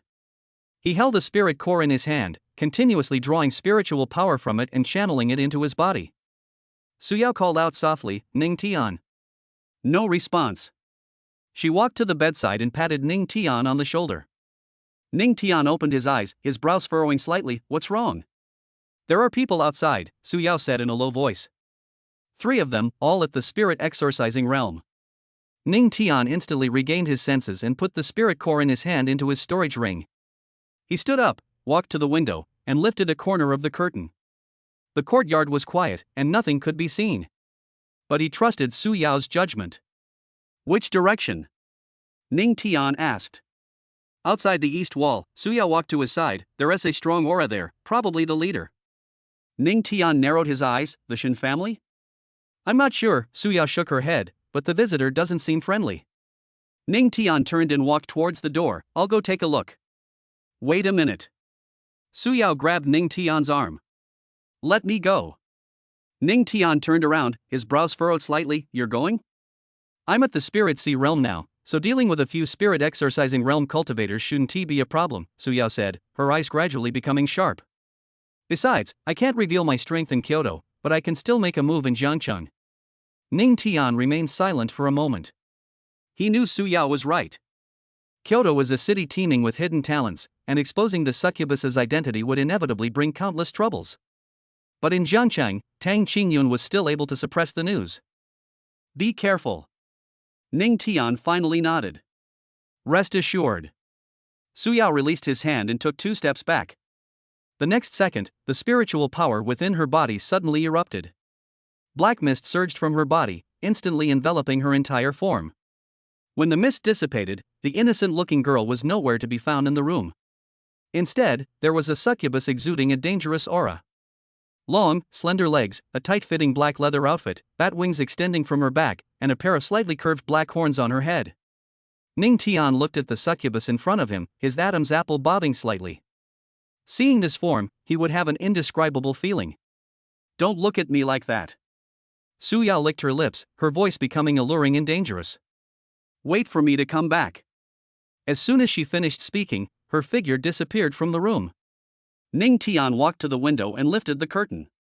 The courtyard remained quiet, but he knew a battle was about to begin. Outside the eastern wall, 3 dark figures were hidden under the shade of the trees, staring in the direction of the villa. Are you sure this is the place? One of them asked in a low voice. That's right, it's the address the young master gave us. The leaderess' voice was hoarse. Hurry up, don't disturb the neighbors. What's there to be afraid of? They're just 2 students who have just awakened. Enough with the nonsense. Young Master Shen has instructed us to simply bring the person back. Just as the 3 were about to climb over the wall, they suddenly sensed a powerful aura descending upon them. The leader's expression changed drastically. Damn it, we've been discovered. A dark shadow fell from the sky and crashed heavily to the ground. Dust flew everywhere. Su Yao stood in front of the 3 people, her bat wings slowly unfolding behind her, her scarlet eyes staring at them. What are you doing at my doorstep in the middle of the night instead of sleeping? Her voice was soft, yet it sent chills down the spines of the 3 of them. The leader gritted his teeth. Succubi? Ning Tian is also raising alien races. Make your move. Before the words were finished, 2 cultivators at the early stage of the spirit exorcism realm attacked simultaneously. The spiritual energy transformed into chains, which coiled around Su Yao. Su Yao stood still. Just as the chains were about to touch her, black mist erupted from her body.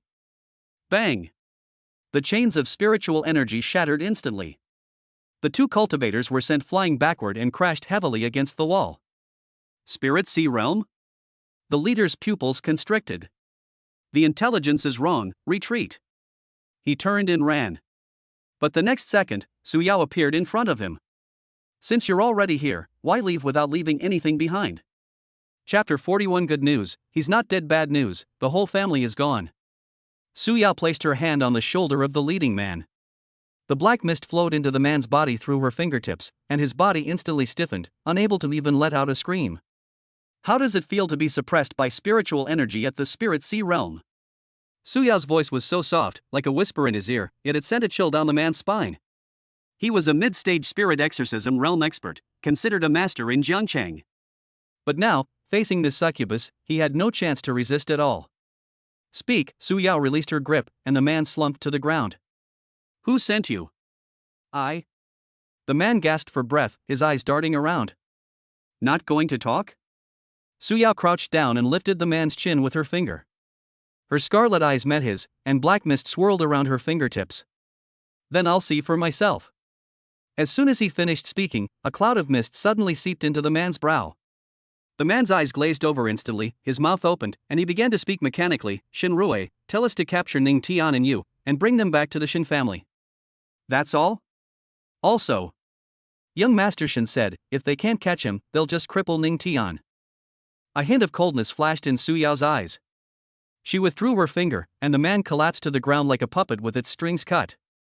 The other two cultivators, both at the early stage of the spirit exorcising realm, huddled in the corner, watching this scene without daring to utter a sound. You too, Su Yao turned her head, is there anything else you'd like to add? No. Nothing. The two shook their heads frantically. We were just doing our jobs for money, we really don't know anything else. Su Yao stood up, her bat wings slowly folding behind her. Bring them in. She turned and walked toward the villa, with 3 monks dragged behind her by chains formed from black mist. Ning Tian stood in the living room, watching Su Yao drag 3 people in. Is the trial over? Su Yao nodded, the mist dissipated, and she returned to her girlish appearance. They were sent by Shinrue. Their goal is to capture us and take us back. If they can't capture us, they'll cripple you. Ning Tian frowned slightly. He walked up to the leader and squatted down. What other plans does Shinrue have? The man raised his head, his eyes still unfocused. Patriarch Shin has already contacted people in Kyoto, saying that after you go to Kyoto, someone will deal with you. Ning Tian's face darkened. In Kyoto? I don't know exactly who it is. Patriarch Shin only said, someone owes him a favor. Ning Tian stood up and looked at Su Yao. It seems Shinrue has quite a few connections. What should we do then? Su Yao bit her lip. Should we tell Director Tang? No need. Ning Tian shook his head. We'll deal with whatever comes our way. He turned to the 3 cultivators and said, I've sealed your spiritual power. Stay put and I'll have Tang Qingyun deal with you first thing tomorrow morning. After saying that, he raised his hand and placed it on the 3 of them, and his spiritual energy flowed into their bodies. The 3 of them turned pale instantly, and their spiritual power was completely sealed. Can't move, right?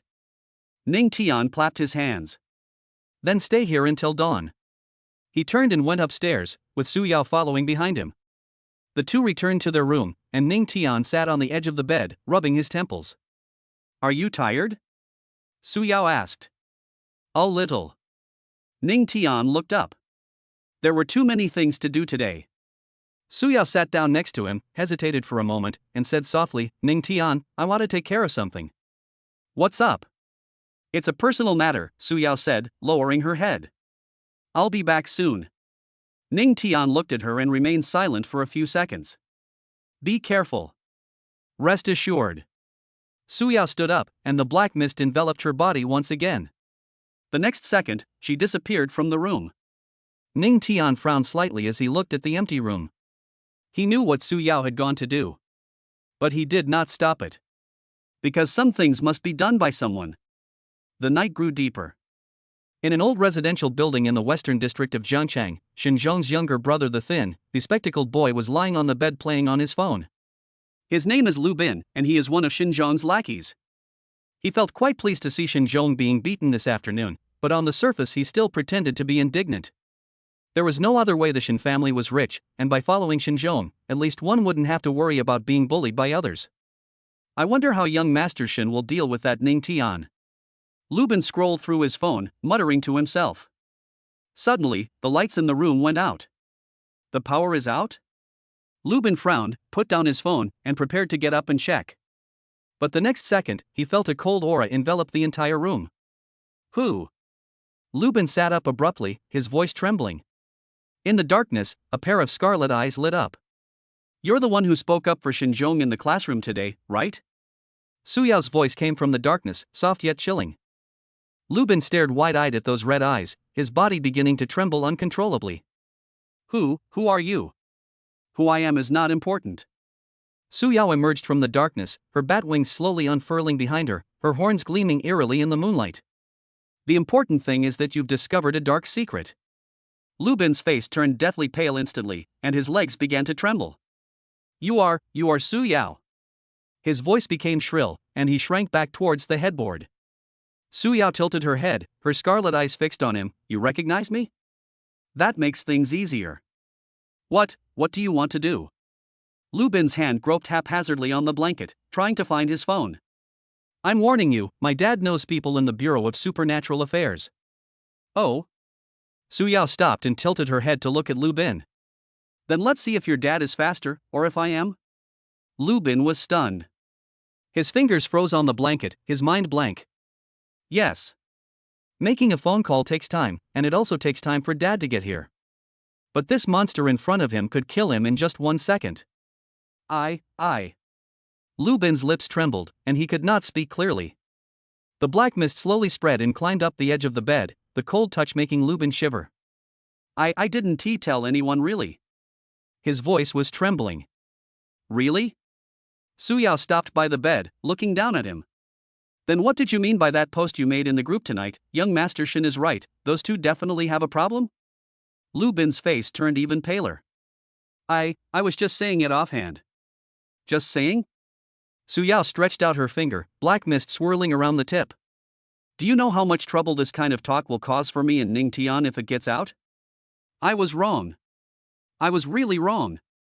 Lu Bin knelt directly on the bed. I'll retract the message right now, and I swear I'll never say anything reckless again. Su Yao stared at him for a few seconds, then withdrew her finger. It's too late to take it back, someone in the group has already taken a screenshot. Lu Bin's face was completely drained of color. Then what do you want? It's very simple. Su Yao's voice softened. The dead don't reveal secrets. Su Yao's voice was eerily calm. Lu Bin's body stiffened.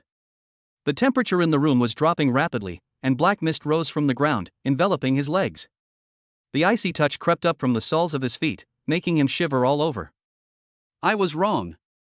I was really wrong. Lu Bin's voice trembled with tears as he shrank towards the headboard. Please let me go. I'll never do it again. His hands groped aimlessly on the blanket, trying to grab something, but he couldn't grasp anything. Tears welled up in his eyes, and snot streamed down his face. Su Yao let go of his hand and turned to walk towards the door. Lu Bin breathed a sigh of relief, thinking he had escaped a disaster.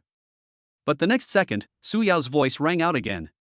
Unfortunately, there will be no later. Black mist instantly filled the entire room. Lu Bin's screams came to an abrupt halt. In the living room, Lu Bin's parents were watching television. Why isn't Lu Bin asleep yet? Lu's father frowned. He has school tomorrow. Go and call him, Lu's mother said. Mr. Lu stood up and had just reached the top of the stairs when he suddenly felt a chill creep up from behind. He turned around abruptly and saw a black figure standing in the center of the living room. What are you? Lu's father's voice was filled with terror.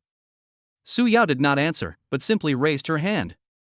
The black mist, like a sharp blade, pierced through Lu's father's chest in an instant. Before Lu's mother could even scream, her throat was sealed by the mist. A few seconds later, the living room returned to silence. Su Yao stood between the three corpses, her scarlet eyes showing no emotion. She raised her hand, and the black mist erased all traces. Then, she turned and left the building. Chapter 42 Director Tang reveals that the Kyoto training camp is full of mortal enemies. At 3 o'clock in the morning, Su Yao returned to the villa. She pushed open the door and saw Ning Tian sitting on the sofa, holding a glass of water in his hand. You're back? Ning Tian looked up. Su Yao nodded, the black mist dissipated, and she returned to her girlish appearance. She walked over and sat down next to Ning Tian, keeping her head down and not saying a word. Ning Tian looked at her and remained silent for a few seconds. Is it all done? Is it clean? It's very clean. Su Yao looked up, her eyes calm. It won't leave any trace. Ning Tian nodded and didn't ask any more questions. He knew what Su Yao had done. Although he didn't stop it, he still felt somewhat conflicted. Ning Tian, Su Yao suddenly spoke, don't you think I'm cruel? Ning Tian was stunned for a moment. Why do you ask that? Because Su Yao bit her lip, I just killed 3 people, 2 of whom were innocent. Innocent? Ning Tian shook his head. Their son helped Xinzhong bully others, but they never cared. Is that what you call innocent? But after all, they haven't directly harmed us. But they let it go, Ning Tian interrupted her. Besides, do you think the Shin family would show us any mercy if they caught us today? Su Yao fell silent. That's just how the world is. Ning Tian stood up and walked to the window. It's either you die or I die. Since we've chosen this path, we shouldn't be soft-hearted. He turned around and looked at Su Yao. You did a great job. Su Yao raised her head, her eyes slightly red. Really? Really? Ning Tian walked back and ruffled her hair. But remember to tell me in advance next time, so I don't worry. Su Yao nodded, her voice trembling with tears. I understand. The two sat on the sofa for a while when Ning Tian suddenly remembered something. By the way, before we go to the Department of Spirits tomorrow, let's have Uncle Li come over first. Why? Hand these three over to him. Ning Tian pointed to the three cultivators in the corner of the living room whose spiritual power was sealed. And while you're at it, ask about the situation in Kyoto. Good. The sky gradually brightened. Ning Tian and Su Yao went back to their room to rest, but neither of them could fall asleep. My mind was filled with thoughts of my upcoming trip to Kyoto. At 7 o'clock in the morning, Ning Tian got up and washed up. Su Yao also came out of the room. The two had a simple breakfast and then woke up the three cultivators. Ning Tian took out his phone and dialed Director Tang's number from the Spirit Management Bureau. The phone rang 3 times before Director Tang's somewhat tired voice came from the other end. Hello? Director Tang, it's me, Ning Tian. Ning Tian? Director Tang's voice instantly became much more alert. Why are you calling so early? What happened? Ning Tian glanced at the three cultivators in the corner of the living room whose spiritual power was sealed. They had already woken up, but their bodies were stiff and they could not move. They could only stare at Ning Tian with their eyes. There's a small problem that I need you to handle, Ning Tian said calmly. I'd also like to chat with you about things in Kyoto. There was a 2-second silence on the other end of the phone. Okay, give me half an hour, I'll be right there. The three cultivators in the corner looked even more terrified upon hearing this. One of the younger cultivators struggled desperately, trying to speak, but his sealed spiritual power prevented him from even making a sound. Ning Tian glanced at them but ignored them. 20 minutes later, the sound of a car stopping could be heard outside the villa. Immediately afterwards, the doorbell rang. Ning Tian got up to open the door. Director Tang stood at the door, looking even more exhausted than he had sounded on the phone. Behind him were 2 staff members from the Spirit Management Bureau, both at the Spirit Exorcism realm. Come in. Director Tang walked into the living room, his gaze sweeping over the 3 sealed people, and his brows furrowed. The Shen family? Yes. Ning Tian nodded. I spared the lives of those who came looking for trouble last night. Director Tang walked up to the 3 men, squatted down to examine them carefully, and then stood up and turned to Ning Tian. What are you planning to do? It's up to you, Ning Tian said. Do whatever you need to do, I don't care. Director Tang was silent for a moment, then waved to the 2 staff members behind him. Take them away and dispose of them. 2 staff members stepped forward, bound the 3 people with specially made spiritual chains, and dragged them out. After everyone had left, Director Tang sat down on the sofa and dropped his pretense. In Kyoto. Director Tang rubbed his temples, his eyes bloodshot. The situation is a bit complicated. Ning Tian poured a glass of water and handed it to him, then sat down opposite him. Go ahead and speak, I'm listening. Li took the water glass, took a sip, and then continued, I don't know how those people found out about you. You might be targeted if you join the training camp. Targeting? Ning Tian frowned slightly. Who are they? Several prominent families in Kyoto. Director Tang put down his water glass and tapped his fingers on the armrest. Ning Tian's eyes turned cold. What are they trying to do? Because of your parents, Director Tang sighed, the news that you were going to the Kyoto training camp got around there, and those families are all asking if your parents left you anything. Upon hearing this, Su Yao clenched her fists. Uncle Ning and Aunt Ning have already. Are they still not going to let it go? That's how the cultivation world is. Director Tang shook his head. Your parents were too prominent in Kyoto back then, and they offended a lot of people. Now that they're gone, those people naturally want to get their revenge on you. Ning Tian sneered, make amends? Do they deserve it? Whether you're qualified or not is one thing, but whether they take action is another. Director Tang looked at Ning Tian. I've received information that some people in the training camp are already preparing to target you. They won't do anything openly, but there will definitely be plenty of underhanded tactics. Which families? Ning Tian asked directly. The Ji family, the Xiao family, and the Yun family. Director Tang's tone became very heavy when he said these three names. These three families have considerable influence in Kyoto, especially the Ji family. They have people in the Spirit Management Bureau. Su Yao, sitting next to him, turned pale upon hearing this. What about inside the training camp? Ning Tian asked. Are there many of them? Quite a few. Director Tang took out a document from his pocket and placed it on the coffee table. This is information I got through someone. Among the new recruits who entered the training camp this year, at least 10 are children of these three families. Ning Tian picked up the document and flipped through it. It was filled with names and background information. Ji Yunfei, a direct descendant of the Ji family, is at the second level of the spirit realm and possesses SS-level talent. Xiao Han, the eldest son of the Xiao family, is at the peak of the spirit sensing realm and possesses an S-level talent. Yun Xinggu, a genius of the Yun family, is at the 5th level of the spirit realm and has an SSS-level talent.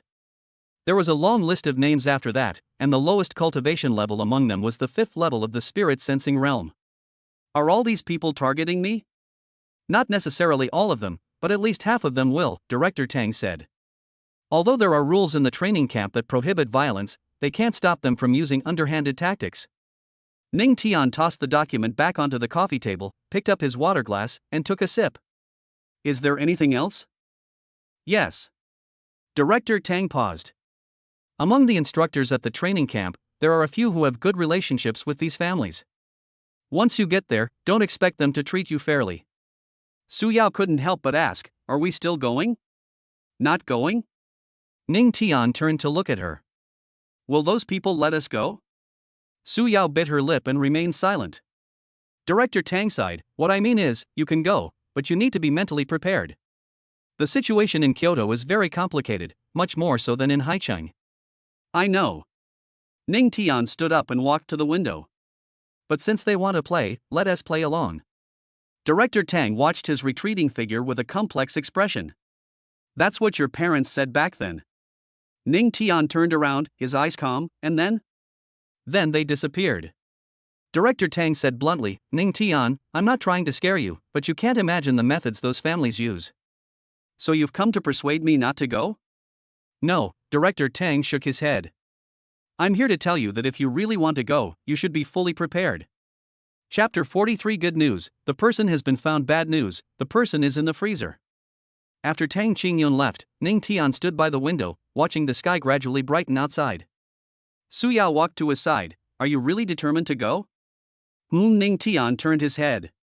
Hiding isn't the solution. We have to face what we have to face. But. No buts. Ning Tian interrupted her. I will find out the reason why my parents disappeared sooner or later. Since those people are going to come forward, it saves me the trouble of searching for them one by one. Su Yao bit her lip and finally nodded. After quickly tidying up, the two took a taxi to the Department of Neighborhood Affairs. In the car, Ning Tian closed his eyes to rest, while Su Yao looked at the street scene outside the window. Ning Tian, Su Yao suddenly spoke. What do you think will happen to us in the future? Ning Tian opened his eyes and looked at her. Why are you suddenly asking this? I'm just a little worried. Su Yao lowered her head. It feels like the road ahead is getting more and more dangerous. Ning Tian reached out and took her hand. Don't worry, I'm here. Su Yao's face flushed slightly, but she did not pull her hand away. 20 minutes later, the taxi stopped in front of the Lingnan authority. The two got out of the car and had just reached the door when they saw Tang Qingyun standing in the lobby waiting for them. You're here? Tang Qingyun nodded when he saw them. Come with me, the formalities are all ready. The three of them entered the elevator and went straight to the 3rd floor. In Tang Qingyun's office, there was a stack of documents on the table. You need to sign all of these. Tang Qingyun pointed to the documents. After you sign them, your identities will be entered into the Spirit Management Bureau system. You can just report to the authorities when you arrive in Kyoto. Ning Tian picked up the documents and flipped through them. They were all standard agreements and confidentiality clauses. He picked up the pen and quickly signed it. Su Yao also signed her own copy. All right. Tang Qingyun put away the documents. A car will pick you up at 8 o'clock tomorrow morning to go to the airport.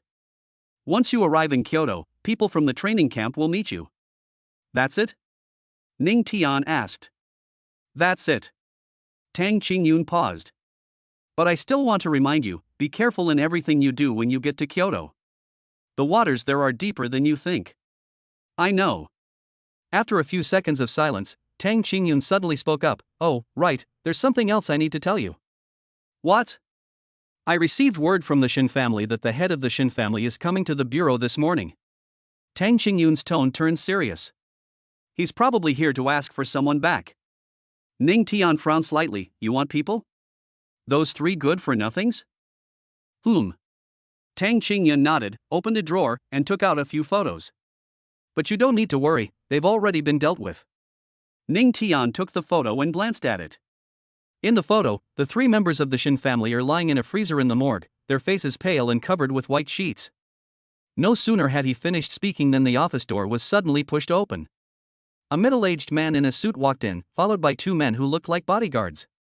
Director Tang, it's been a long time. The middle-aged man wore a formulaic smile.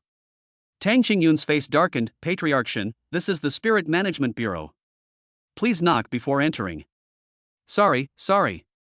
Patriarch Shin waved his hand, his gaze sweeping over Ning Tian and Su Yao. Ning Tian raised his eyelids, glanced at him, and said nothing. The head of the Shin family didn't care and turned to Tang Qingyun. Director Tang, I came today to pick up some of my men. They acted impulsively last night, so please be lenient, Director Tang. A moment of impulse? Tang Qingyun sneered. Breaking into a private residence in the middle of the night with the intention of kidnapping someone, is that what you call a moment of impulse? Tang Qingyun threw the photo in front of Shinrui. See for yourself, he was killed during the transport. Tang Qingyun didn't continue the conversation. Instead, he picked up the photos from the table and casually tossed them in front of Shinrui. The photos were scattered on the ground. Shinrui looked down and his face instantly turned ashen. In the photo, three corpses lie on a metal table in the morgue, covered with white sheets, their pale faces exposed. They are the three men he sent. They were killed during the transport, Tang Qingyun said calmly. You're too late. Shinrui suddenly looked up, a flash of anger in his eyes. Director Tang, what do you mean by this? The person is in your Spirit Management Bureau's hands, and after something happens, you just want to brush me off with he was killed? Trying to get rid of you? Tang Qingyun sneered. Is Patriarch Shin mistaken? Your men broke into a private residence in the middle of the night with the intention of kidnapping someone, which is a serious crime. I'm taking them in for interrogation. This is normal procedure. But they died at your hands. It wasn't in our possession, Tang Qingyun interrupted him. The escort vehicle was attacked on the highway, and 3 people died on the spot. The surveillance footage and the on-site investigation report are here. Do you want to see them? Shinrui's expression changed repeatedly. The 2 bodyguards behind him exchanged a glance, their hands unconsciously going to their waists. Ning Tian stood aside, watching the scene unfold. He noticed that Shinrui's eyes flickered when he heard the word attack. That expression doesn't look right. Either Shinrui knew something, or he simply didn't expect anyone to make a move. Who were the attackers? Shinrui asked in a low voice. I don't know. Tang Qingyun shrugged. The other party's methods were clean and efficient, leaving no trace. We are investigating. Shinrui stared at Tang Qingyun with a gloomy look in his eyes. The atmosphere suddenly became tense. Su Yao subconsciously moved closer to Ning Tian. Just then, Tang Qingyun spoke up. Patriarch Shin, if there's nothing else, please leave. The Spirit Management Bureau is not a place for you to run wild. Shinrui took a deep breath and looked away. He bent down to pick up the photo from the ground, glanced at it, then tore it into pieces and threw it on the ground. Director Tang, I will investigate this matter thoroughly. Shinrui turned and walked out. If someone really did harm my people, I will make them pay the price. After saying that, he left the office with 2 bodyguards. The door slammed shut. Tang Qingyun looked at the doorway, and only after confirming that Shinrui had walked far away did he turn his gaze away. He walked back to his desk, opened a drawer, and took out a pack of cigarettes. You 2 can go home now if you don't have anything else to do today. Tang Qingyun lit a cigarette and took a deep drag. I'll have people keep watch around your house tonight so they can spot anything unusual immediately. Ning Tian nodded and turned to leave. Wait a minute. Tang Qingyun called out to him, you kid, remember this, don't cause any trouble when you get to Kyoto. The Shin family has influence there too, although not as deeply rooted as they are in Jianghai City, they're not to be trifled with. I know. Good to know. Tang Qingyun flicked his cigarette ash. Also, the training camp is a mixed bag, you'll find all sorts of people. With your temper, try to be more patient and don't resort to violence so easily. Ning Tian glanced at him. Do I look like I enjoy taking action? Don't you know your own limitations? Tang Qingyun rolled his eyes. Su Yao was trying not to laugh. Ning Tian didn't reply, opened the door and walked out. Tang Qingyun watched his retreating figure and shook her head. After the two men walked away, he pressed the intercom button on the table. Come in. The office door was pushed open again, and this time a young man wearing glasses entered, carrying a stack of file folders. Director Tang, here are the documents you requested. The young man placed the file folder on the table. Tang Qingyun stubbed out his cigarette and opened the top file. The file contains several photos of people wearing the uniforms of the Department of Spirituality. Confirmed? Confirmed. The young man pushed up his glasses. These three individuals have each had contact with members of the Shin family more than a dozen times in the past 6 months. There are also unexplained transfer records in their accounts. Tang Qingyun stared at the photo for a few seconds, then closed the file. Notify the investigation team to take action tonight. Yes. The young man turned to leave, but Tang Qingyun suddenly spoke up again. By the way, have someone keep a close eye on Shin Rue. The fact that he came to ask for people so quickly today means he's in a hurry. When you're in a hurry, you're more likely to slip up. Clear. After everyone left, Tang Qingyun lit another cigarette.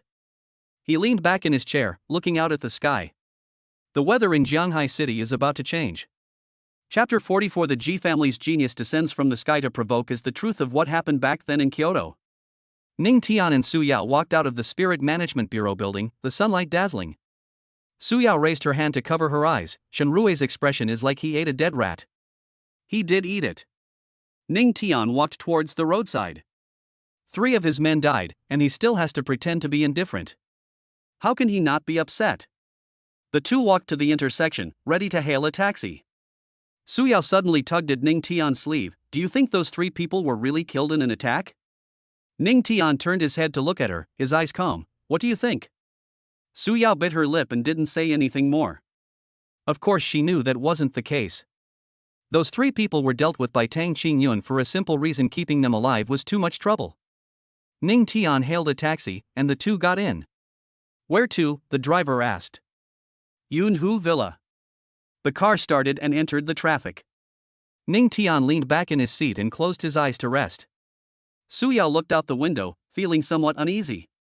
The Shin family's affair is not over yet, and 3 major families in the capital are also keeping an eye on things. She secretly glanced at Ning Tian. His face was expressionless, and she couldn't tell what he was thinking. Ning Tian. Aren't you worried? Ning Tian opened his eyes and turned his head. What are you worried about?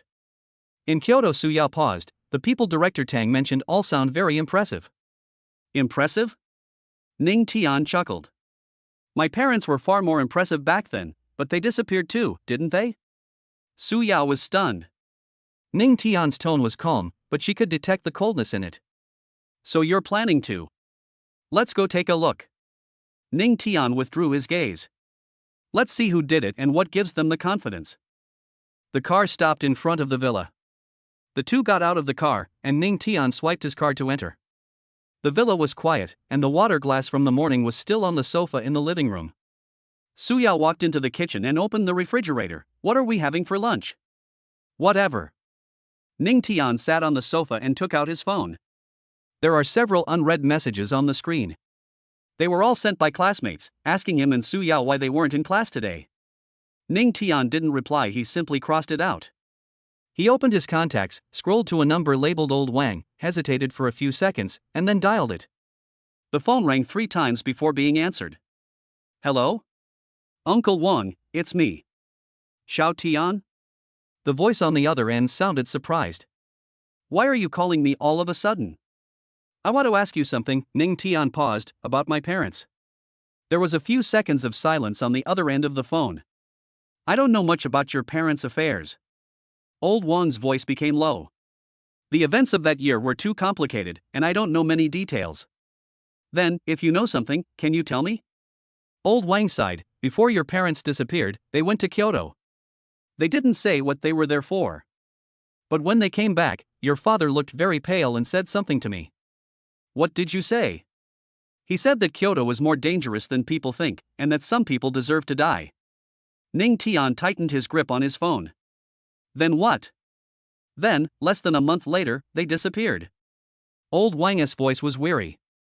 I investigated, but I couldn't find any clues. The Supernatural Affairs Bureau also got involved, but in the end, nothing came of it. Ning Tian closed his eyes and took a deep breath. Uncle Wang, thank you. Xiao Tian, are you going to Kyoto? Old Wang suddenly asked. Then be careful. Old Wang's tone became serious. Kyoto is not Jianhai City. Many things are not as simple as you think. I know. After hanging up the phone, Ning Tian tossed it onto the sofa. Suyao came out of the kitchen carrying 2 bowls of noodles. Whose call was that? My dad's old friend, Ning Tian said, taking the noodles. He asked me a few questions. Suyao sat down next to him and picked up her chopsticks. Did you get any answers? Not much, Ning Tian said, taking a bite of noodles. But at least it confirmed one thing. What? My parents' disappearance is related to Kyoto. Suyao's chopsticks stopped in mid-air. So you still want to go? Precisely because it's relevant, we must go. Ning Tian raised his head, his eyes cold. Debts must be repaid. After the two finished eating, Ning Tian cleaned up the dishes. Suyao sat on the sofa, hugging a cushion, staring blankly at the TV. Ning Tian walked to the window and looked at the sky outside. The clouds were thick, and the sky was somewhat overcast. It's going to rain. No sooner had the words left his mouth than a muffled clap of thunder sounded outside the window. Suyao was startled and hugged her pillow tightly. Ning Tian turned around and looked at her, afraid of thunder? A little, Suyao said softly. Ning Tian walked back to the sofa and sat down next to her. It's okay, I'm here. Suyao's face flushed slightly, and she lowered her head without saying a word. The rain started falling outside the window, and the raindrops pattered against the glass. Ning Tian leaned back on the sofa and closed his eyes. My mind is a mess. Kyoto, 3 major families, parents missing. These things are like a tangled mess, all intertwined. But he knew that once he went to Kyoto, many things would gradually come to light. Ning Tian, Suyao suddenly spoke. Do you think we can win? Ning Tian opened his eyes and looked at the ceiling. Have no idea. Suyao was stunned. How will we know if we don't try? Ning Tian turned to look at her. And even if we lose, we'll make them pay the price. Suyao looked into his eyes and nodded. The rain was getting heavier and the thunder was getting louder. Ning Tian's phone suddenly vibrated. He picked it up and glanced at it. It was a message from Tang Qingyun. Someone will be keeping watch around your house tonight, so don't wander off. Ning Tian replied received and put down his phone. Director Tang? Suyao asked. Okay, let's not wander off. So we'll just stay put? Otherwise what? Ning Tian looked at her. You still want to go shopping? Suyao pursed her lips and didn't say anything. Ning Tian ignored Suyao, took out all his spiritual cores, and began cultivating.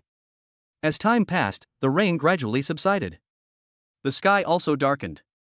The 5th level of the spirit sensing realm is still too slow. I don't know when the Eye of Truth will recover and stop absorbing my spiritual power. Ning Tian finished his cultivation and went to the kitchen to cook dinner, with Suyao following behind to help. The two of them worked for half an hour and then set out 4 dishes and a soup on the table. During the meal, Suyao suddenly asked, Ning Tian, do you think Shinrui will send someone else? No. Ning Tian picked up a piece of food. He's too busy taking care of himself right now. Why? Tang Qingyun is investigating people within the Spirit Management Bureau. Ning Tian put down his chopsticks. Shinrui definitely has informants in the bureau. Now that those people can't be protected, he has no time to care about us. Suyao nodded thoughtfully. After dinner, the two sat in the living room watching TV. The rain outside has stopped, and the air still smells damp. Ning Tian's phone rang again.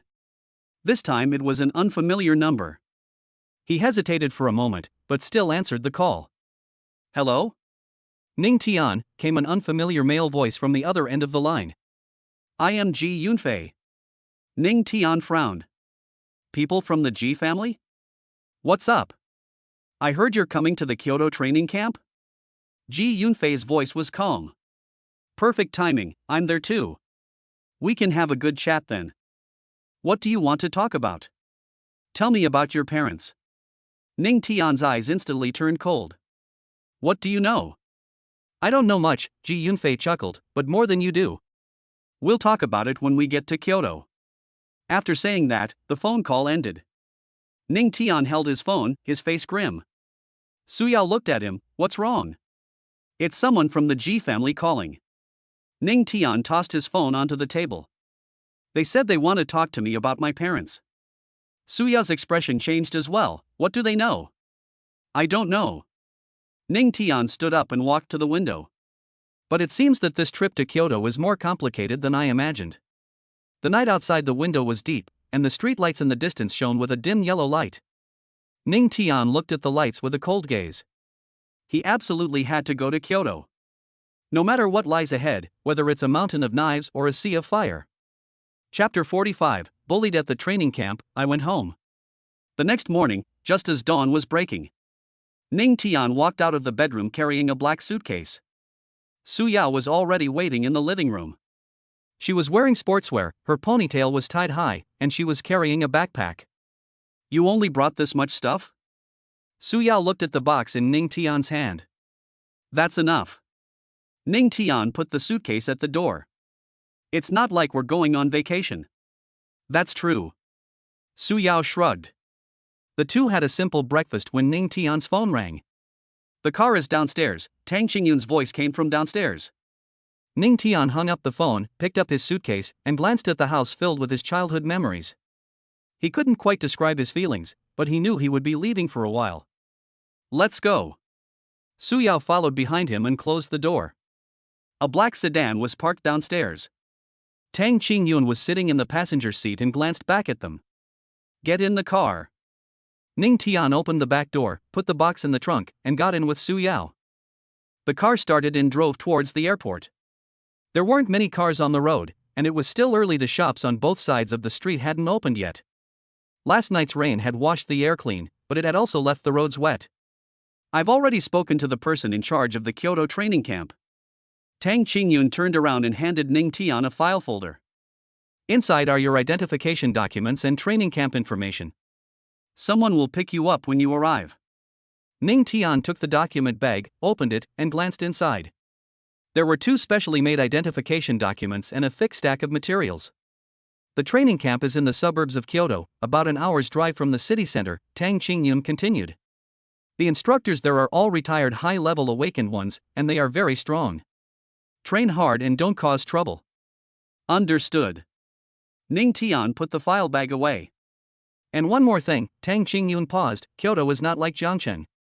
The people from the 3 major families are all there. You should keep a low profile and not be too ostentatious. We're not going there to cause trouble, Su Yao muttered. Whether or not you cause trouble is not up to you to decide. Tang Qingyun looked at her. Some people just don't like you and will pick a fight with you. The carriage fell silent. Half an hour later, the car drove into the airport. Tang Qingyun helped them complete the check-in process and escorted them all the way to the security checkpoint. Call me if anything happens when you get to Kyoto, Tang Qingyun patted Ning Tian on the shoulder. Don't push yourself. Ning Tian nodded. After passing through security, the two entered the departure hall. The lobby was quite crowded. Ning Tian found a corner to sit down and closed his eyes to rest. Su Yao was scrolling through her phone next to him. Ning Tian, Su Yao suddenly spoke. Why do you think Ji Yunfei would contact you first? Ning Tian opened his eyes and looked at the floor-to-ceiling window in front of him. I don't know. His voice was calm. But whatever his plans are, we'll find out when we get there. Su Yao didn't say anything more. The boarding announcement came on, and the two got up and walked toward the boarding gate. Ning Tian looked back at the city, his eyes deep and thoughtful. Jiangcheng, he will come back. But before that, there were too many things waiting for him to face in Kyoto. The plane accelerated on the runway, and Ning Tian leaned back in his seat with his eyes closed. Su Yao sat next to him, holding her boarding pass in her hand, looking somewhat nervous. First time on a plane? Ning Tian opened his eyes and glanced at her. Su Yao nodded. I'm a little scared. What are you afraid of? Falling down? Don't talk nonsense. Su Yao glared at him. Ning Tian didn't say anything more and turned to look out the window. The plane soared into the clouds, the sunlight blinding. The cabin was quiet, with most passengers resting with their eyes closed. Ning Tian scanned the area but found nothing unusual. But something just didn't feel right to him. Ning Tian, Su Yao whispered, don't you think? Don't speak. Ning Tian interrupted her, his eyes turning cold. He sensed it. A faint but palpable killing intent emanated from the back of the cabin. Ning Tian slowly turned his head. 3 men sat in the back row, wearing ordinary jackets and looking unremarkable. But their eyes looked wrong. It's too cold. Ning Tian reached for his waist, where a dagger was hidden. Be careful, he said to Su Yao in a low voice. Su Yao's expression changed, yes. Before he could finish speaking, a scream suddenly came from the cabin. A flight attendant lay on the ground with a silver needle stuck in her neck. The 3 men stood up at the same time, and the spiritual energy emanating from their bodies instantly erupted. 7th level of the star condensation realm. Ning Tian's pupils shrank. The 3 of them charged at them simultaneously. Ning Tian shoved Su Yao aside, drew his dagger, and faced her head on. A flash of light, and the man at the front had a gash cut on his wrist. But he didn't care at all, and used his other hand to grab Ning Tian's face.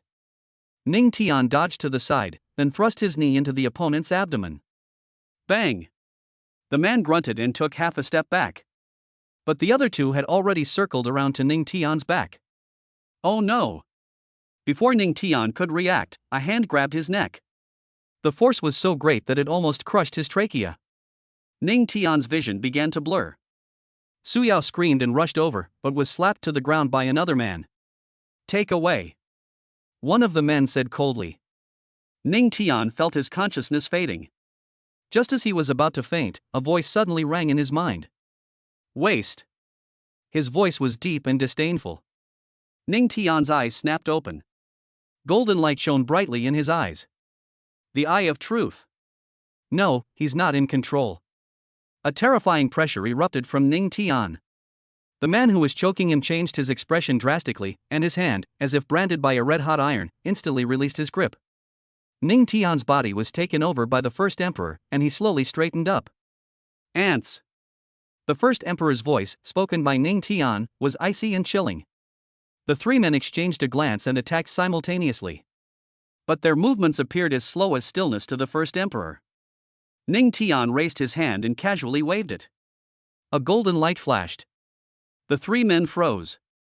The next second, they both fell to the ground, each with a bloody hole in their chest. The cabin was deathly silent. All the passengers were stunned by what they saw. The first emperor glanced around, his eyes cold. Remember, his name is Ning Tian. After he finished speaking, the golden light disappeared. Ning Tian's body went limp, and he almost collapsed. Su Yao quickly helped him up. Ning Tian. Are you all right? Ning Tian shook his head and looked at the 3 corpses on the ground. The Shadow Society. The actions taken in Kyoto were faster than he had anticipated. The plane landed at Kyoto Airport, where police and officials from the Superintendent of Religious Affairs were already waiting. Ning Tian and Su Yao were taken to a separate room. A middle-aged man in a uniform sat across the table with a serious expression. Your name is Ning Tian? Can you explain what happened on the plane? Ning Tian looked up at him. I was attacked, and then I fought back. Is there a problem? The middle-aged man frowned. 3 7th-level star condensation realm cultivators, killed in one move by you? Is there a problem? Ning Tian repeated. The middle-aged man stared at him for a few seconds, then sighed. All right, you can go now. The training camp has already sent someone to pick you up. Ning Tian stood up and pulled Su Yao out of the room. At the doorway, a young man was leaning against the wall, waiting. He was wearing the uniform of the Department of Spirituality and had a long knife at his waist. Ning Tian? The young man looked at him. My name is Zhao Yu. I'm in charge of taking you to the training camp. Let's go. Ning Tian didn't say much and followed him outside. After driving for half an hour, we arrived at a mountain forest on the outskirts of Kyoto. The training camp is located in the mountains and occupies a large area. Zhao Yu parked the car at the entrance. We're here. Ning got off the car and looked at the cluster of buildings in front of him. The training camp's main gate was a black iron gate with the words Spiritual Training Camp engraved on it. 2 guards stood at the entrance and nodded when they saw Zhao Yu. "Let's go in." Zhao Yu led them inside. The training camp was very large, and everywhere there were young people wearing the same training uniform. They all looked at Ning Tian with curiosity in their eyes. "A newcomer? I heard they came from Jianghai City." "Jianghai City? A small place like that can produce geniuses?" The whispers reached Ning Tian's ears. He ignored him and continued walking inside with Zhao Yu. Upon reaching a training field, Zhao Yu stopped and said, "You guys wait here first, I'll go find the person in charge." Ning Tian nodded. After Zhao Yu left, Su Yao whispered, "The people here all seem very capable." "Not bad." Ning Tian glanced around and found that most people's spiritual energy fluctuations were around the 5th level of the spirit sensing realm. There aren't many who are better than him. "Hey, isn't this Ning Tian?" A voice came from behind. Ning Tian turned around. A young man in a white training uniform walked over with a half smile on his face. "Ji Yunfei. I heard you killed 3 members of the Shadow Society on the plane?" Ji Yunfei walked up to him, looking him up and down. "Not bad, you're pretty good at fighting." Ning Tian remained silent. However, Ji Yunfei suddenly laughed. "Here, it's not up to you to make all the decisions." As soon as he finished speaking, he punched Ning Tian in the face. Ning Tian dodged to the side and slapped Ji Yunfei in the chest with his palm. Ji Yunfei's expression changed, and he hurriedly retreated. But he was still a step too slow. He was hit in the chest and flew backward, crashing into the iron netting of the training field. Everyone around was stunned. Ji Yunfei clutched his chest, stood up, his face grim. "You dare hit me?" "You struck first," Ning Tian said calmly. Ji Yunfei gritted his teeth, about to make another move, when a voice rang out. "Stop!" A middle-aged man in an instructor's uniform walked over, his face grim. "Ji Yunfei, what are you doing?" Ji Yunfei pointed at Ning Tian. "Instructor, he attacked first." The instructor glanced at Ning Tian, his brows furrowing. "Your name is Ning Tian? You just arrived and you're already hitting people?" The instructor's tone was very rude. "Don't you know this is a training camp, not a place for you to run wild?" Ning Tian's eyes turned cold. "He attacked first." "I don't care who struck first," the instructor sneered. "Here, fighting is against the rules. You apologize to Ji Yunfei right now." Ning Tian looked at him and remained silent for a few seconds. Then he turned around and pulled Su Yao outside. "Where are you going?" the instructor shouted. "Go home," Ning Tian said without turning his head. Chapter 46. When strength is sufficient, rules become meaningless. An uproar erupted on the training field. No one expected that Ning Tian would actually leave. The instructor's face turned ashen. "Stop." Ning Tian ignored him and continued walking out. Ji Yunfei clutched his chest and sneered, "Instructor, people like this who are so unruly don't deserve to stay in the training camp." The instructor took a deep breath, turned to the person next to him, and said, "Go, stop him." Several young men in training uniforms rushed over and blocked Ning Tian's way. "You can't leave," one of them said. "No one can leave the training camp without the instructor's permission." Ning Tian stopped and looked at them. "Get out of the way." "No." Ning Tian's eyes turned cold.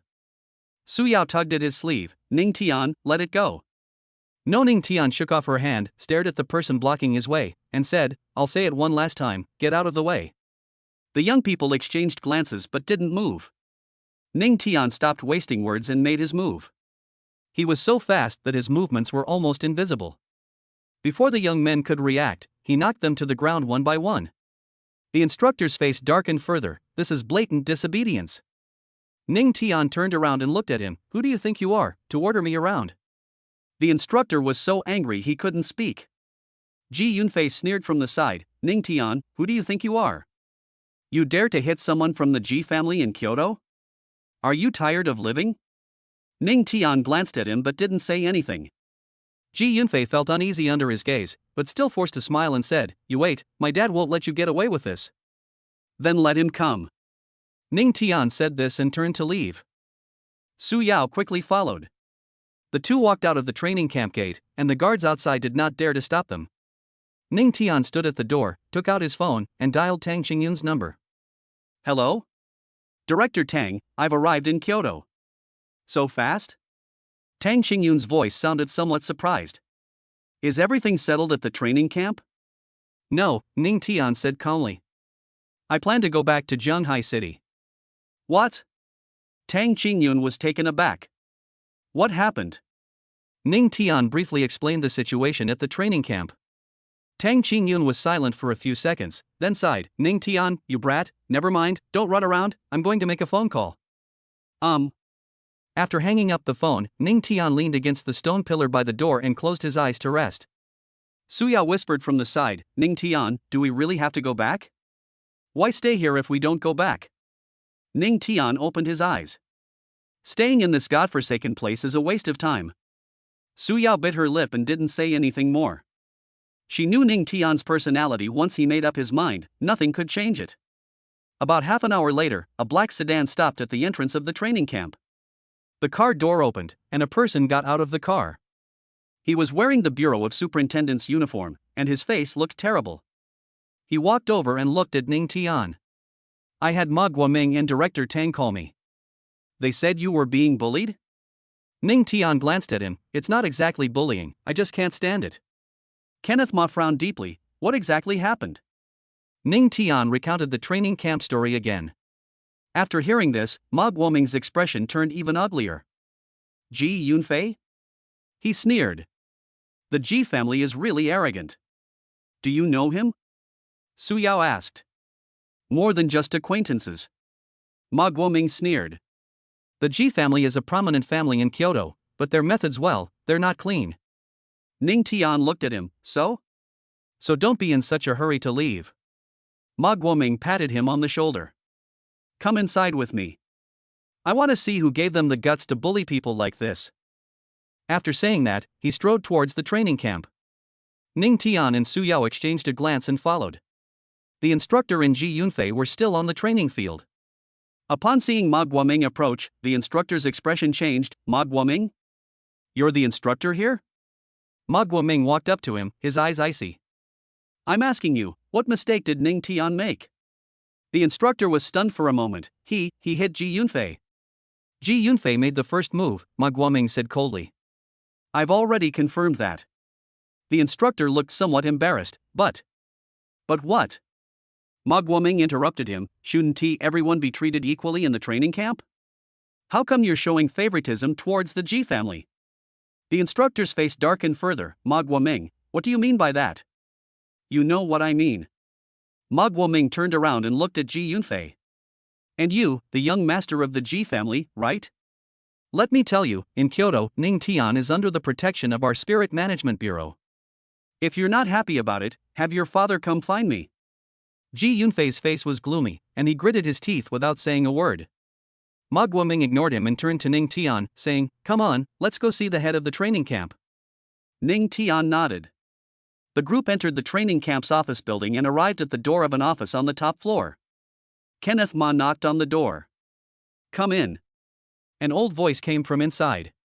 Kenneth Ma pushed open the door and went inside. The office is large, and there is a desk by the window. An elderly man with gray hair was sitting in a chair, reading documents. Seeing Ma Guoming enter, the old man looked up, his eyes showing a hint of surprise. Guoming? What brings you here? Mr. Chen. Ma Guoming walked over, his tone becoming much more respectful. I'm here for something. The old man put down the documents and looked at him. What is it? Kenneth Ma recounted the events at the training camp. The old man frowned deeply after hearing this. Ji Yunfei is bullying the newcomer?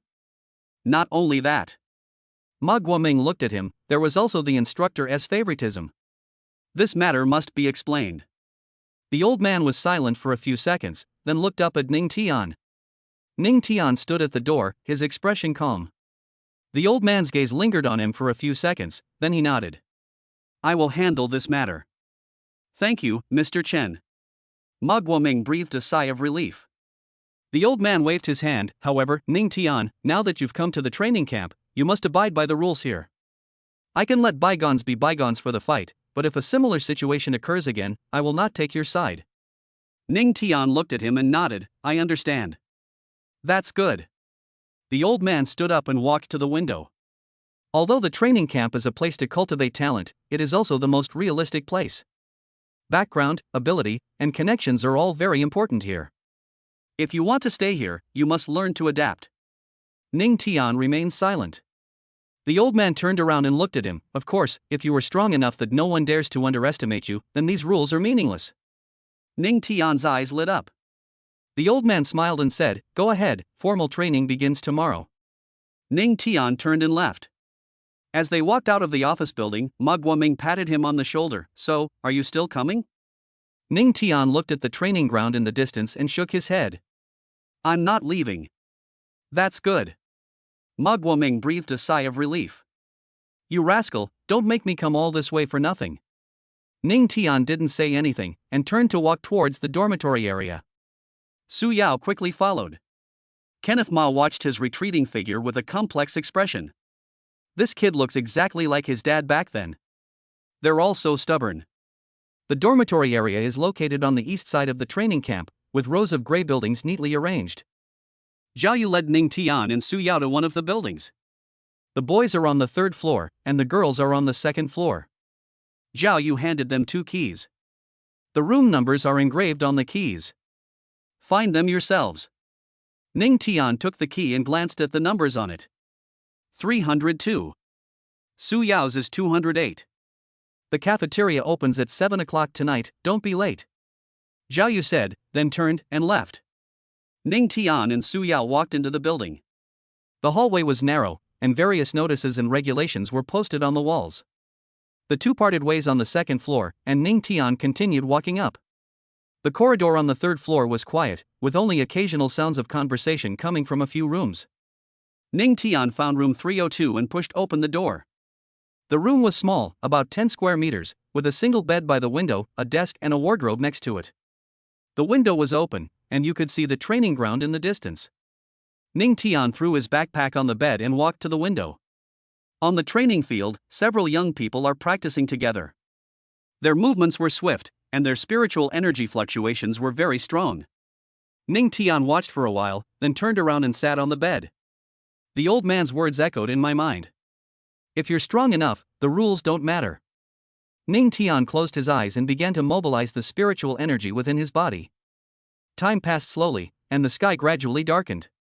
Ning Tian opened his eyes and glanced at the time. 6:50.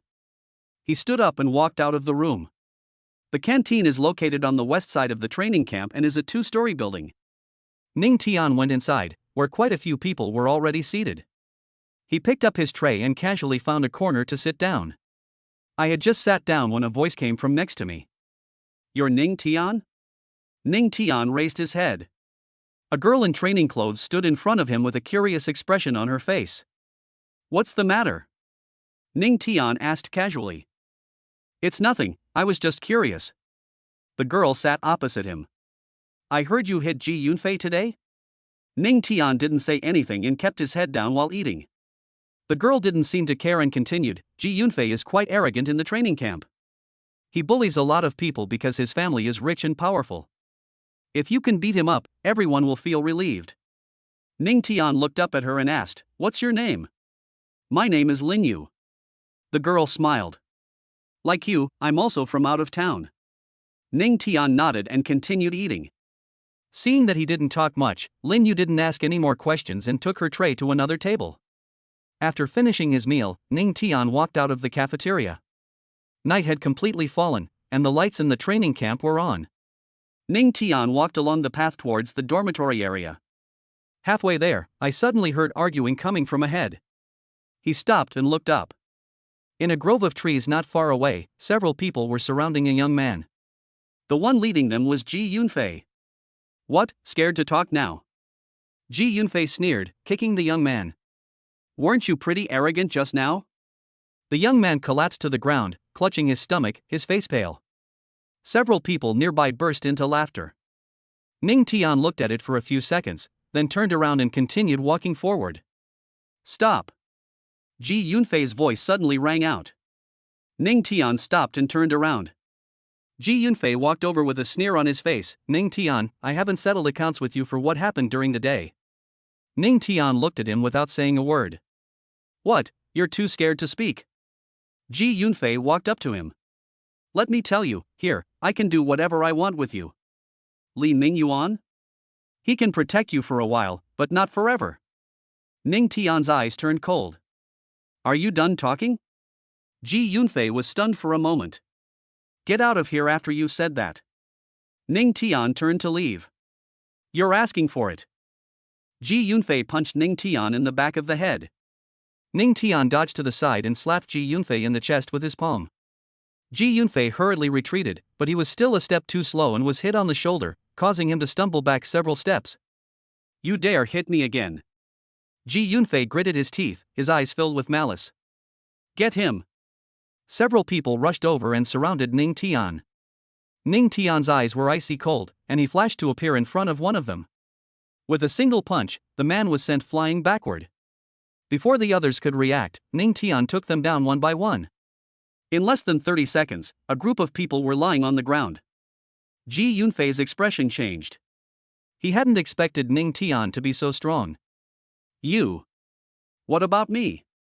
Ning Tian walked up to him, his eyes icy cold. If you provoke me again, next time it won't be as simple as just patting your shoulder. After saying that, he turned and left. Ji Yunfei stood there, his fists clenched, his eyes dark and gloomy. Ning Tian walked back to his dormitory and pushed open the door. In the room, Su Yao was sitting on the bed, staring blankly out the window. What are you doing here? Ning Tian was taken aback. I'm a little scared, Su Yao said softly. The people here don't seem very friendly. Ning Tian walked to the window and looked at the night outside. You'll get used to it. Su Yao watched his retreating figure and bit her lip. Ning Tian, do you think we can really stay here? Ning Tian remained silent. He simply stared at the distant lights, his eyes cold. Chapter 47. If there's a next time, I won't show any mercy. The next morning, the training camp's broadcast rang out promptly at 6 o'clock. Ning Tian opened his eyes. Su Yao was no longer in the room. Outside, dawn was just breaking, and the training ground was already packed with people. He got up, washed up, changed into his training clothes, and walked out of the dormitory building. In the center of the training field, Zhao Yu stood at the front of the team holding the roster, his expression serious. Formal training begins today. Everyone will be grouped according to their assigned numbers. Zhao Yu glanced at everyone.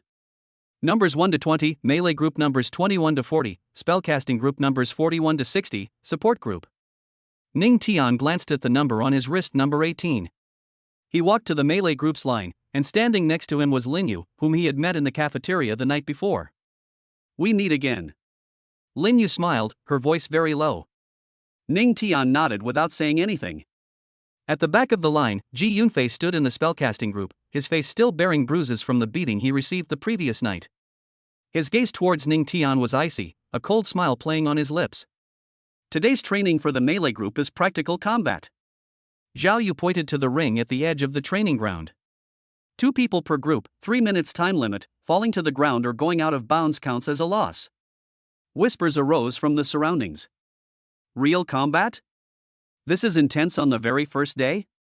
I heard that in the past, everyone practiced the basics first. It must be Ji Yunfei's doing. He got beaten up by Ning Tian yesterday, and he's trying to get revenge. Ning Tian looked up towards the direction of the spellcasting group. Ji Yunfei was whispering something to a middle-aged man in an instructor's uniform next to him. That man was the instructor who had shown favoritism towards Ji Yunfei yesterday. Number 18, Ning Tian, Zhao Yu read out his name. His opponent is number 15, by phone. A tall, muscular young man stepped out of the line and onto the ring. He had a black snake tattooed on his arm and a defiant look in his eyes. I heard you're pretty good at fighting. By phone cracked his neck, the bones making a popping sound. I hope you won't disappoint me. Ning Tian walked onto the stage and stood opposite him. Zhao Yu raised his hand, start. By phone rushed over instantly and threw a punch at Ning Tian's face. The punch was fierce, accompanied by the sound of air being cut. Ning Tian dodged to the side and slapped Bai Feng's waist with his backhand. Bai Feng reacted quickly, pressing down with his elbow to block while simultaneously pushing up with his knee. Ning Tian took a half step back to avoid the knee strike, then pushed off with his foot and lunged forward, punching Bai Feng in the chest. Bai Feng crossed his arms in front of his chest and took the punch head-on. Bang! A dull thud sounded, and Bai Feng staggered back 2 steps, his arms trembling slightly. Not bad strength. He swung his arm, his eyes turning serious. But that's not enough. He took a deep breath, and the spiritual energy within his body began to surge. A faint black aura emanated from his body and coiled around his arms. Ning Tian is in trouble now. On the arena, Bai Feng's speed and power both increased significantly. He charged at Ning Tian again, his fists wreathed in black spiritual energy. Ning Tian's eyes narrowed, but he did not back down. He also mobilized the spiritual power within his body, and a pale golden light appeared on his fist. The two exchanged a punch. Boom! The collision of spiritual energies generated a shockwave that stirred up the surrounding sand and dust. Bai Feng took 3 steps back, his expression changing slightly. Ning Tian stood still, motionless. Ning Tian didn't answer, but pushed off with his feet and instantly appeared in front of Bai Feng. She pressed a palm against his chest. Before Bai Feng could react, he was sent flying backward and crashed off the stage. Bai Feng, number 15, out of bounds. Ning Tian, number 18, wins. Zhao Yu announced the results. The audience was completely silent. Everyone stared at Ning Tian, their eyes filled with shock. Who is this newcomer? Ji Yunfei was beaten by him yesterday, and it wasn't unjust. Ning Tian stepped off the stage and returned to the queue. Lin Yu looked at him with a complicated expression. You've been hiding it well. Ning Tian remained silent. Facing the opposing magic group, Ji Yunfei's face was so gloomy it was almost dripping with water. He turned and walked out of the training field. The instructor watched his retreating figure, his brows furrowed. Ning Tian ate lunch in the cafeteria at noon. Suyao sat opposite him with her tray in hand and whispered, I heard that Ji Yunfei took the day off today. Mum. Ning Tian took a bite of the steamed bun. He didn't go to find someone, did he? Suyao asked worriedly. Ning Tian looked up at her. What are you afraid of? Suyao bit her lip. I just feel that the Ji family has such a lot of influence in Kyoto. What if they? So what? Ning Tian put down his chopsticks, his eyes calm. If they dare to make a move, I'll play with them. Looking into his eyes, Suyao suddenly didn't know what to say. Ning Tian picked up his plate and stood up. Eat your breakfast and go back to rest. You have training this afternoon. Suyao nodded. Ning Tian walked out of the cafeteria and had just reached the entrance when he saw a black minivan parked at the entrance of the training camp. The car door opened, and a middle-aged man in a suit stepped out. He had a dignified air about him, and 2 men who looked like bodyguards followed behind him. Ji Yunfei stepped out of the car with a smug smile on his face. Dad, it's him. Ji Yunfei pointed at Ning Tian. The middle-aged man looked at Ning Tian with icy eyes. You are Ning Tian? Ning Tian looked at him without saying a word. My name is Ji Tianhua, Ji Yunfei's father. The middle-aged man walked over, looking down at him. My son said you hit him twice? Ning Tian nodded, yes. What's the reason? Ji Tianhua's tone carried a hint of pressure. He made the first move, Ning Tian said calmly. Make the first move? Ji Tianhua sneered. When has my son ever needed to take the initiative since he was a child? You, an outsider, don't even deserve to be told to make the first move. A crowd gathered around, all watching the spectacle. Ning Tian's eyes turned cold. So, kneel down and apologize to my son. Ji Tianhua pointed to the ground. Then get out of the training camp, and we'll call it even. A collective gasp of astonishment rippled through the air. The Ji family is trying to force us to leave. Ning Tian is finished. He has offended the Ji family and can no longer survive in the capital. Ning Tian stood still, looking at Ji Tianhua. What if I don't? Ji Tianhua's eyes turned cold. Then I'll show you what happens when you offend the Ji family in Kyoto. He waved his hand, and 2 bodyguards behind him walked towards Ning Tian. Just then, an old voice rang out. Ji Tianhua, are you trying to cause trouble at the training camp? Old Chen walked out of the office building with a gloomy face. Ji Tianhua turned around, saw Old Chen, and his expression changed slightly. Old Chen, I'm just teaching a brat who doesn't know his place a lesson.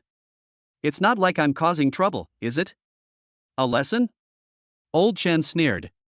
Your son bullied newcomers in the training camp and got beaten up. That's what you deserve. Now you're bringing people here to settle scores. That's breaking the rules. Ji Tianhua's expression turned somewhat unpleasant. Old Chen, are you trying to protect him? It's not about protecting him, Old Chen said, walking up to Ning Tian. It's about protecting the rules of the training camp. Ji Tianhua was silent for a few seconds, then suddenly laughed. Alright, since Elder Chen says so, then I'll give you face.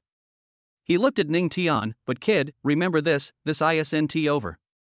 After saying that, he turned and got into the car. Before leaving, Ji Yunfei turned back and glanced at Ning Tian with a venomous look in his eyes. The car drove away from the training camp. The surrounding crowd dispersed. Old Chen looked at Ning Tian and said, "Come with me." Ning Tian followed Old Chen into the office building and into his office. Old Chen sat in his chair, looked at Ning Tian, and remained silent for a few seconds. Do you know how powerful the Ji family is in Kyoto? Ning Tian shook his head. The Ji family is considered a second-rate family in the Kyoto spiritual cultivation circle, but their methods are very ruthless. Old Chen sighed. You've offended them, and the days ahead won't be easy. Ning Tian's expression remained calm. I'm not afraid. Old Chen looked at him with a complicated expression. You're just as stubborn as your dad. Ning Tian was taken aback. You know my dad? Old Chen smiled but didn't answer. He just waved his hand and said, go ahead and train hard this afternoon. Ning Tian walked out of the office, a few doubts lingering in his mind. Does Mr. Chen know his father? So who exactly is his father? The afternoon training session proceeded as scheduled. Ning Tian stood in the queue and felt that the way people looked at him had changed. Some were in awe, some felt sympathy, and others whispered among themselves. Having offended the Ji family, he probably won't stay in the training camp for long. Although Old Chen is protecting him, he can't keep an eye on him all the time. I heard that someone from the Ji family works at the Bureau of Spirit Management, so they have a very strong background. Ning Tian ignored the noise and focused on listening to the instructor's explanation. This afternoon's training focused on spiritual energy control. The strength of spiritual power is important, but control is even more important. The instructor took out a candle and placed it on the ground. Light it with spiritual power, but don't let the flame exceed 3 centimeters. A gasp of surprise rang out from the crowd. This is way too difficult. To control spiritual power to this extent, one must be at least at the 4th level of the spirit apprentice realm. The instructor glanced at everyone and said, try it, it's okay if you can't do it. This is advanced training content. Everyone took turns trying it. Most people can't even light a candle, and the few who can light one have flames shooting up really high. When it was Ning Tian's turn, he walked to the candle and squatted down. He reached out his hand, and a wisp of pale golden spiritual energy flowed from his fingertips, slowly approaching the candle wick. Flames lit up. It stayed steadily at around 3 centimeters. The surroundings were completely silent. The instructor stared at the flame, his eyes filled with shock. Perfect control, he looked at Ning Tian. Have you trained before? Ning Tian shook his head, the first time. The instructor was silent for a few seconds, then nodded, good, keep it up. Ning Tian stood up and returned to the queue. Lin Yu leaned closer and whispered, are you a monster? Ning Tian glanced at her but didn't say anything. After training, Ning Tian returned to his dormitory. As soon as I opened the door, I saw a black envelope on the table. He walked over and picked up the envelope. The sign read, 10 p.m. tonight, behind the training ground, come alone. No signature. Ning Tian gripped the envelope, his eyes darkening slightly. People from the Ji family? He glanced at the time, 7:30 p.m. 2.5 hours left. Ning Tian sat on the bed, closed his eyes, and regulated his breathing. Time passed little by little. At 9:50, Ning Tian opened his eyes, got up and walked out of the dormitory. The night was dark, and there were only a few scattered lights in the training camp. Ning Tian walked along the path to the training ground, and then went around to the back of the mountain. The back hill is a forest, and few people come here during the day. Ning Tian walked into the woods, his feet rustling as he stepped on the fallen leaves. After walking for about 5 minutes, an open space appeared ahead. In the center of the open space stood a person. Under the moonlight, the man's face was clearly visible. Ji Yunfei. You actually dared to come, Ji Yunfei sneered. I thought you'd chicken out. Ning Tian stopped and looked at him. Are you alone? Of course not. Ji Yunfei snapped his fingers. 7 or 8 people emerged from the surrounding woods and surrounded Ning Tian. These people were all dressed in black training uniforms, with cold eyes. Ning Tian glanced at them and said indifferently, you really think highly of me by calling so many people. You think highly of me? Ji Yunfei walked over, a sinister smile on his face. I'm going to show you what happens when you offend me. He waved his hand, cripple him. The people around them immediately sprang into action. 8 people charged toward Ning Tian at the same time. Ning Tian's eyes turned cold, and his spiritual power erupted instantly. A pale golden light emanated from him, illuminating the entire open space. Ji Yunfei's expression changed. Ning Tian didn't say anything, but slapped the nearest person with his palm.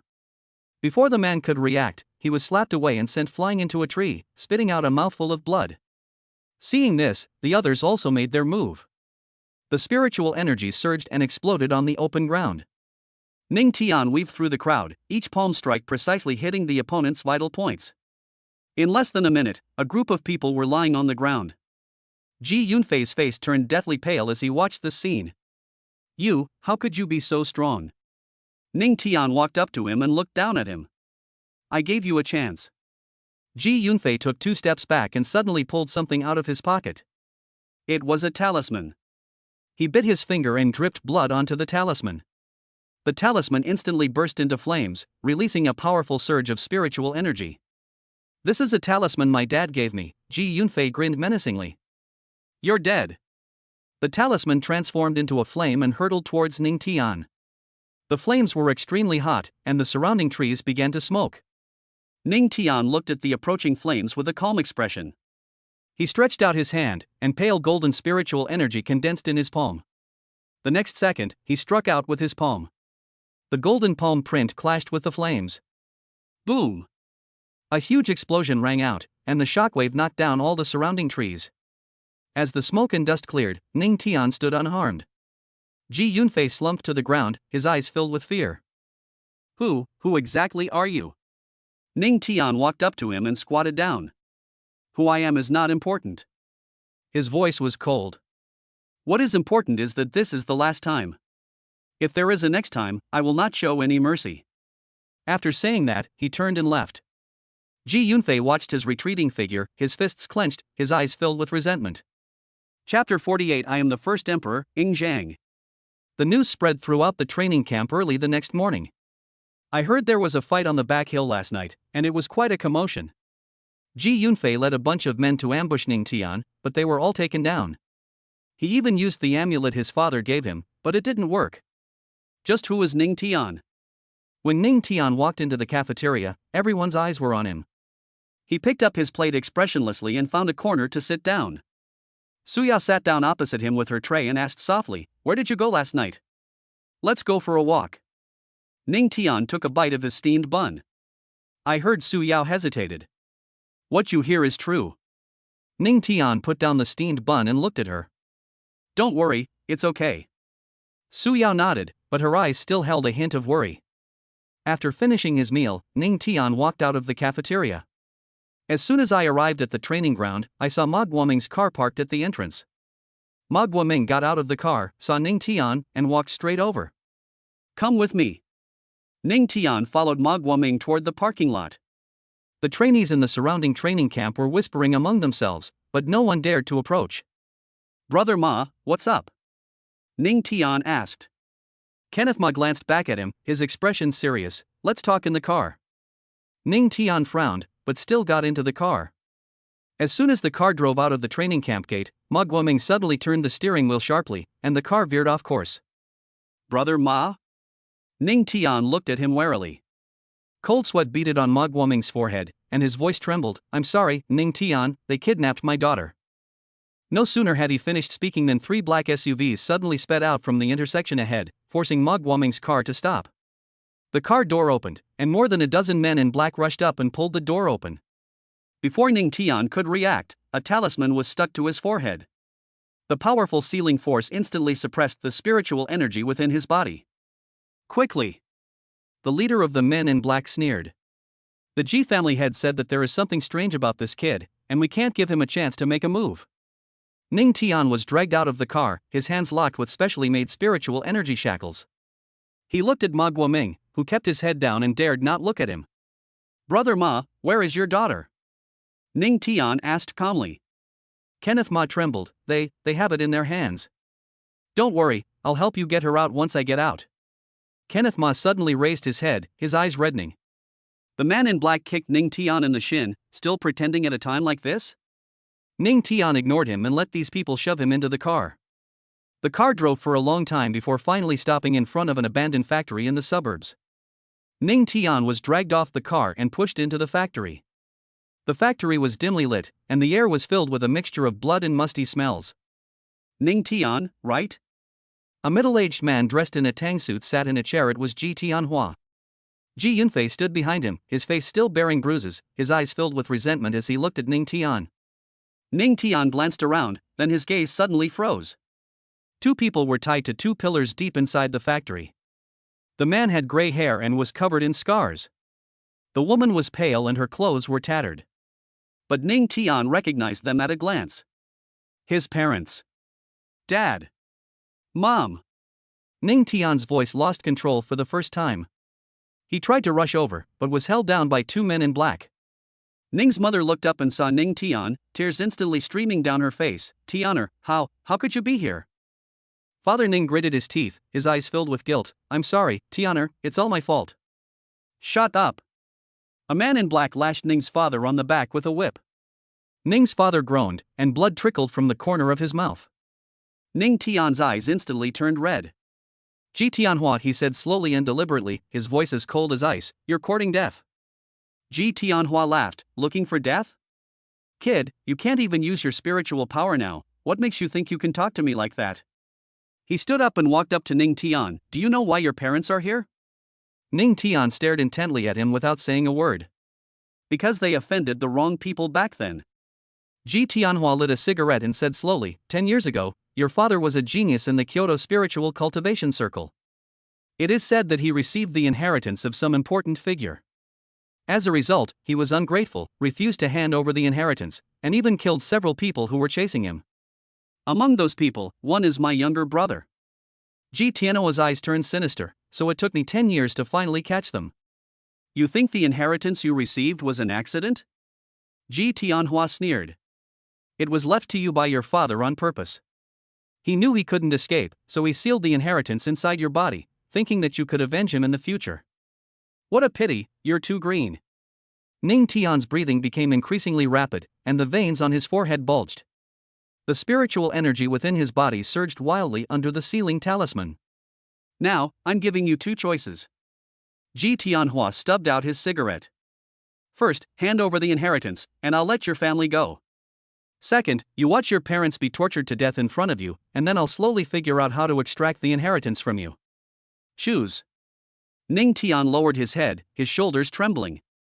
Ji Yunfei, thinking he was scared, laughed smugly. Why didn't you just say this earlier? Why did you have to pretend to be a tough guy? Before he could finish speaking, he suddenly froze. Because Ning Tian was smiling. What are you laughing at? Ji Tianhua frowned. Ning Tian raised his head, his eyes now a pale gold. I'm laughing. His voice turned deep, carrying an indescribable majesty. You ants, you even dare to touch my air. Boom!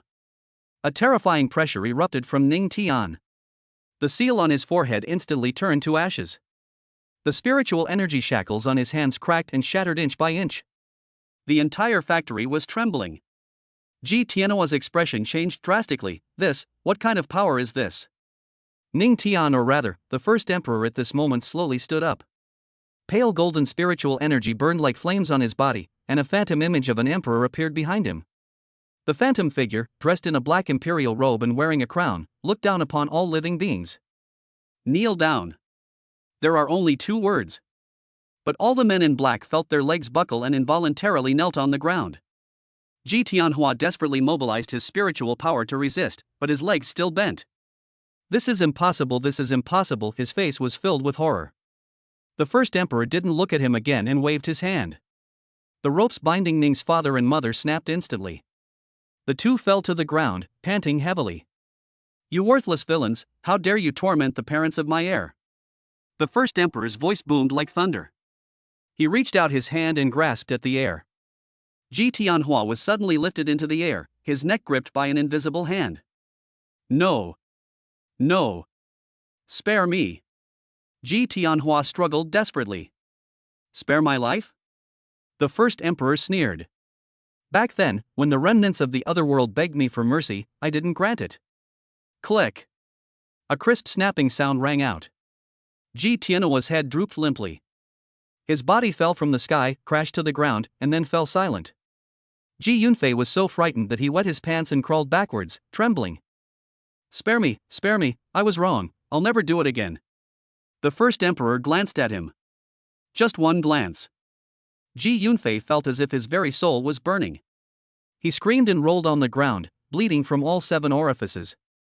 10 seconds later, he also stopped breathing. The remaining men in black all knelt on the ground, trembling. Die.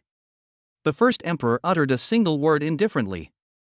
All the men in black collapsed to the ground simultaneously, their lives extinguished. The entire factory fell into a deathly silence. The first emperor's figure slowly solidified behind Ning Tian. The emperor's illusory figure was no longer blurry, his black imperial robes fluttered in the wind, and the pearls and jade hanging from his crown banners clattered with a crisp sound. He looked down at Ning's parents, who were kneeling on the ground panting, his eyes filled with complex emotions. You've raised a good son. Ning's father struggled to lift his head, looking at the illusory figure, his voice hoarse. You are. I am the first emperor, Ing Zhang. Chapter 49, the finale. The phantom spoke, its voice as majestic as the heavens. 10 years ago, what you received was not the inheritance, but a wisp of obsession that I left behind in the mortal world. Ning's father was startled. Back then, you stumbled upon my slumbering place in the ancient tomb at Mount Lead. Seeing your pure heart and the fact that you were being hunted by villains, I bestowed this wisp of obsession upon you to protect you. The first emperor paused, but in the end, you still couldn't escape this calamity. Therefore, I let my obsession flow, waiting for the right opportunity. Until your son, Ning Tian. The illusory figure turned around and looked at Ning Tian's body. At this moment, Ning Tian's consciousness was still suppressed deep within, and the control of his body was completely in the hands of the first emperor. This child's talent is 100 times greater than yours. Moreover, his destiny is capable of bearing my mission. Ning's mother asked in a trembling voice, what mission? The first emperor did not answer, but simply looked up at the broken skylight of the factory. The stars are bright in the night sky. This world is about to descend into chaos, he said softly. When I unified the starry sky, it was not for power, but to seal away a scourge. But the seal will eventually loosen. I sense that power is awakening. He withdrew his gaze and looked at Ning's father. Those who hunted you down 10 years ago were not backed by ordinary forces, but by the descendants of the remnants of that time. They know that my legacy exists in the world, so they are desperately trying to find it. The purpose is to break the seal and let that power see the light of day again. Ning's father turned pale. What kind of power is that? You don't need to know, the first emperor said calmly. You only need to know that once that power awakens, this world will be plunged into chaos and destruction. What I need to do is to reinforce the seal before I fully awaken. He raised his hand, and pale golden spiritual energy surged from his palm, transforming into 2 beams of light that entered Ning's father and mother's bodies respectively. The injuries on both of them healed at a speed visible to the naked eye. I have healed your injuries. Now, take Ning Tian and leave the capital. Return to Jianghai City and live a peaceful life. Ning's mother asked anxiously, what about that day? He will go with you, the first emperor said, but I will borrow his body for a period of time to fulfill my mission. Once the seal is reinforced, I will leave, and he will return to normal. He will be safe during this time. Ning's father gritted his teeth and stood up. Can you guarantee that? The first emperor looked at him, his eyes deep. Are you questioning me? Meeting that gaze, Ning's father said, word by word, he is my son. Silence. A few seconds later, the first emperor smiled. You've become bolder than you were 10 years ago. He nodded. I swear in my imperial name that Ning Tian will be safe. As he finished speaking, his figure began to fade. I'm leaving now. You can walk the rest of the way on your own. Remember, once you leave Kyoto, don't come back. The waters here are too deep. The phantom image completely vanished. Ning Tian swayed, and the golden light in his eyes faded. He opened his eyes and regained consciousness. Dad? Mom? He rushed over to his parents as soon as he saw them. Are you all right? Ning's mother hugged him, tears streaming down her face. It's all right, it's all right.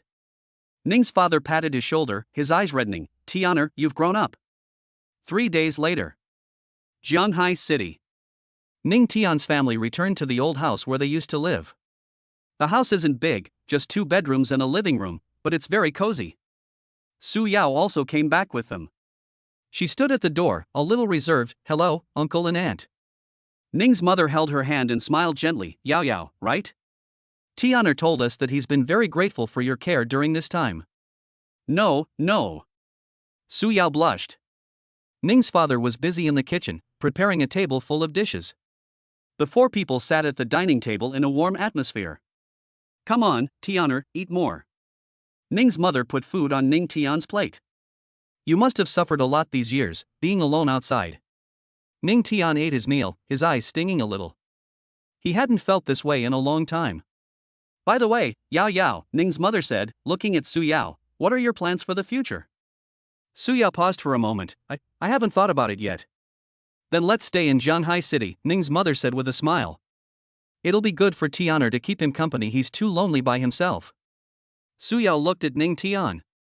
Ning Tian nodded, stay. Su Yao's face turned even redder. After finishing their meal, Ning Tian and Su Yao cleaned up the dishes together. The two stood side by side in the kitchen. Ning Tian, Su Yao suddenly spoke. You know what? There's something I've always wanted to ask you. What's up? Su Yao raised her head and looked into his eyes. Do you have some secret? Ning Tian paused for a moment. I'm not trying to pry into your secrets, Su Yao quickly said. I just want to say that no matter what secrets you have, I will stand by your side. Ning Tian looked at her, remained silent for a few seconds, and then suddenly smiled. Thanks. Su Yao smiled too. It's late at night. Ning Tian lay on the bed, staring at the ceiling. The voice of the first emperor echoed in my mind. Kid, cherish this time. By the time I return after completing my mission, the world may have already changed. Ning Tian closed his eyes. I know. So until then, I will protect them. Life in Jianghai City was as calm as a stagnant pool.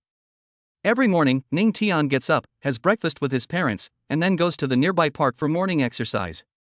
Su Yao found a job at a coffee shop in the city and would occasionally bring Ning Tian some snacks. Everything looks wonderful. But Ning Tian knew that this calm wouldn't last long.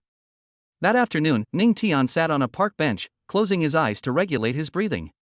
The spiritual energy within his body was slowly circulating.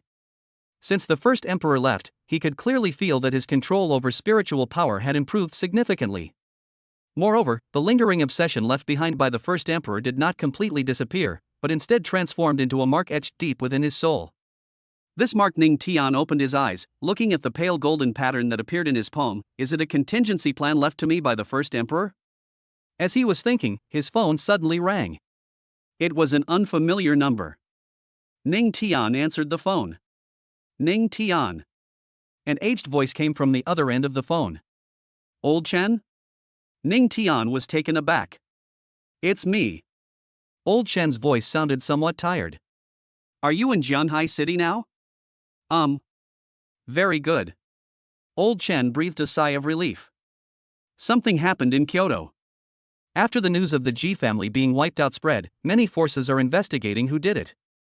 But don't worry, I've already erased all the clues. Ning Tian was silent for a few seconds. Thank you. No need to thank me. Old Chen sighed. Your father saved my life back then, this is what I should do. By the way, there's something I need to tell you. What's up? The people your parents offended back then are backed by a force called the Six Harmonies Society. Old Chen's voice turned serious. This organization is very mysterious. Its members are all descendants of remnants from that era. They've been operating in the shadows, and their goal is... It's about breaking the first emperor's seal, isn't it? Ning Tian interrupted him. Old Chen was stunned. How did you know? I know more than you think, Ning Tian said calmly. There was a few seconds of silence on the other end of the phone. It seems your father has told you everything. Old Chen smiled wryly. That's good, saves me the trouble of explaining. Then you should also know whether Liuhe will let you go. Although the Ji family was wiped out, they were only an outer member of the Six Harmonies Society. The true core has not yet shown itself. Ning Tian's eyes turned cold. If they dare to come, I'll make sure they never leave. Don't be impulsive, Old Chen sighed. Your current strength is not enough. There are experts at the Spirit Master level in the Six Harmonies Society, and there are even legendary Spirit Venerables in charge.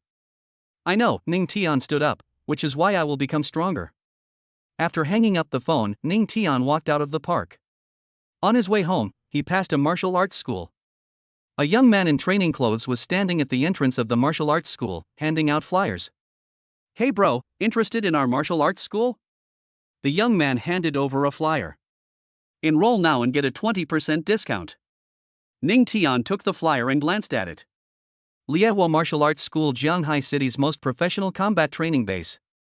We have professional coaches and spiritual guidance courses, the young man continued, trying to sell. You look like you have a good foundation, why don't you come in and give it a try? Ning Tian thought for a moment and nodded, okay. The young man's eyes lit up, great. Follow me. The martial arts gym was spacious, and dozens of students were training. Some people were hitting the sandbag, some were sparring, and others were sitting cross-legged in a corner, regulating their spiritual energy. Master, the young man called out, a newcomer has arrived. A middle-aged man with a burly build and a short beard walked out of the office. He glanced at Ning Tian, his eyes lighting up slightly. Interesting. The gym owner walked over and circled Ning Tian. You've trained before? I've practiced a little, Ning Tian said calmly. Stand on a stake and let me see. Ning Tian didn't waste any words. He spread his feet apart, lowered his waist, and assumed a standard stance. The curator walked around him a few times, his eyes growing brighter and brighter. Good. He patted Ning Tian on the shoulder. Your foundation in stance training is more solid than even my instructors. Who taught you that? Self-taught, Ning Tian said. The master of the martial arts school was taken aback for a moment, then burst into laughter. Interesting. Kid, I see you have extraordinary talent. You're a good prospect for martial arts. How about this, you don't need to pay tuition, just come and become my coach. The surrounding students were stunned. Master, he just arrived and he's already a coach? Yeah, this is way too hasty. The curator glared at them, if I say he can do it, then he can. He looked at Ning Tian, so, are you in or not? Ning Tian thought for a moment and nodded, okay. Anyway, I'm just idling around now, so it's not a bad idea to practice here. Great, the gym owner decided. Starting tomorrow, you will be an instructor at our Blazing Fire martial arts gym. In the days that followed, Ning Tian's life became more fulfilling. Every morning he teaches students at the martial arts school, goes home to visit his parents in the afternoon, and takes a walk with Su Yao in the evening. Occasionally, he would go alone to the mountains outside the city to cultivate his spiritual power. The mark within his body would occasionally send a warm current through him, helping him to temper his meridians. Half a month later, Ning Tian's cultivation level broke through to the 9th level of the Spirit Apprentice. He was only one step away from becoming a spiritual master. That evening, Ning Tian and Su Yao were walking along the riverbank. The moonlight shone on the river, making it sparkle. Ning Tian. Su Yao suddenly stopped in her tracks. Do you think we'll continue like this forever? Ning Tian looked at her and remained silent for a few seconds. Yes, it will. Su Yao smiled, her eyes curving into crescents, then you can't lie to me. Won't. The two continued walking forward. On the distant river, a cruise ship slowly passed by, with laughter and cheerful voices coming from the ship. Everything is wonderful. But Ning Tian knew that the calmest moment was often before the storm. Really? The next morning, as soon as Ning Tian entered the martial arts school, he saw the schoolmaster standing at the door with a solemn expression. What's wrong? Ning Tian asked. The curator handed him a newspaper. Front page headline. The spiritual community in Kyoto is in an uproar. The Six Harmonies Society has publicly declared war and offered a bounty for the capture of a mysterious young man. Below is a blurry photo. The person in the photo is Ning Tian. A new book will be released tomorrow, and this book will be finished.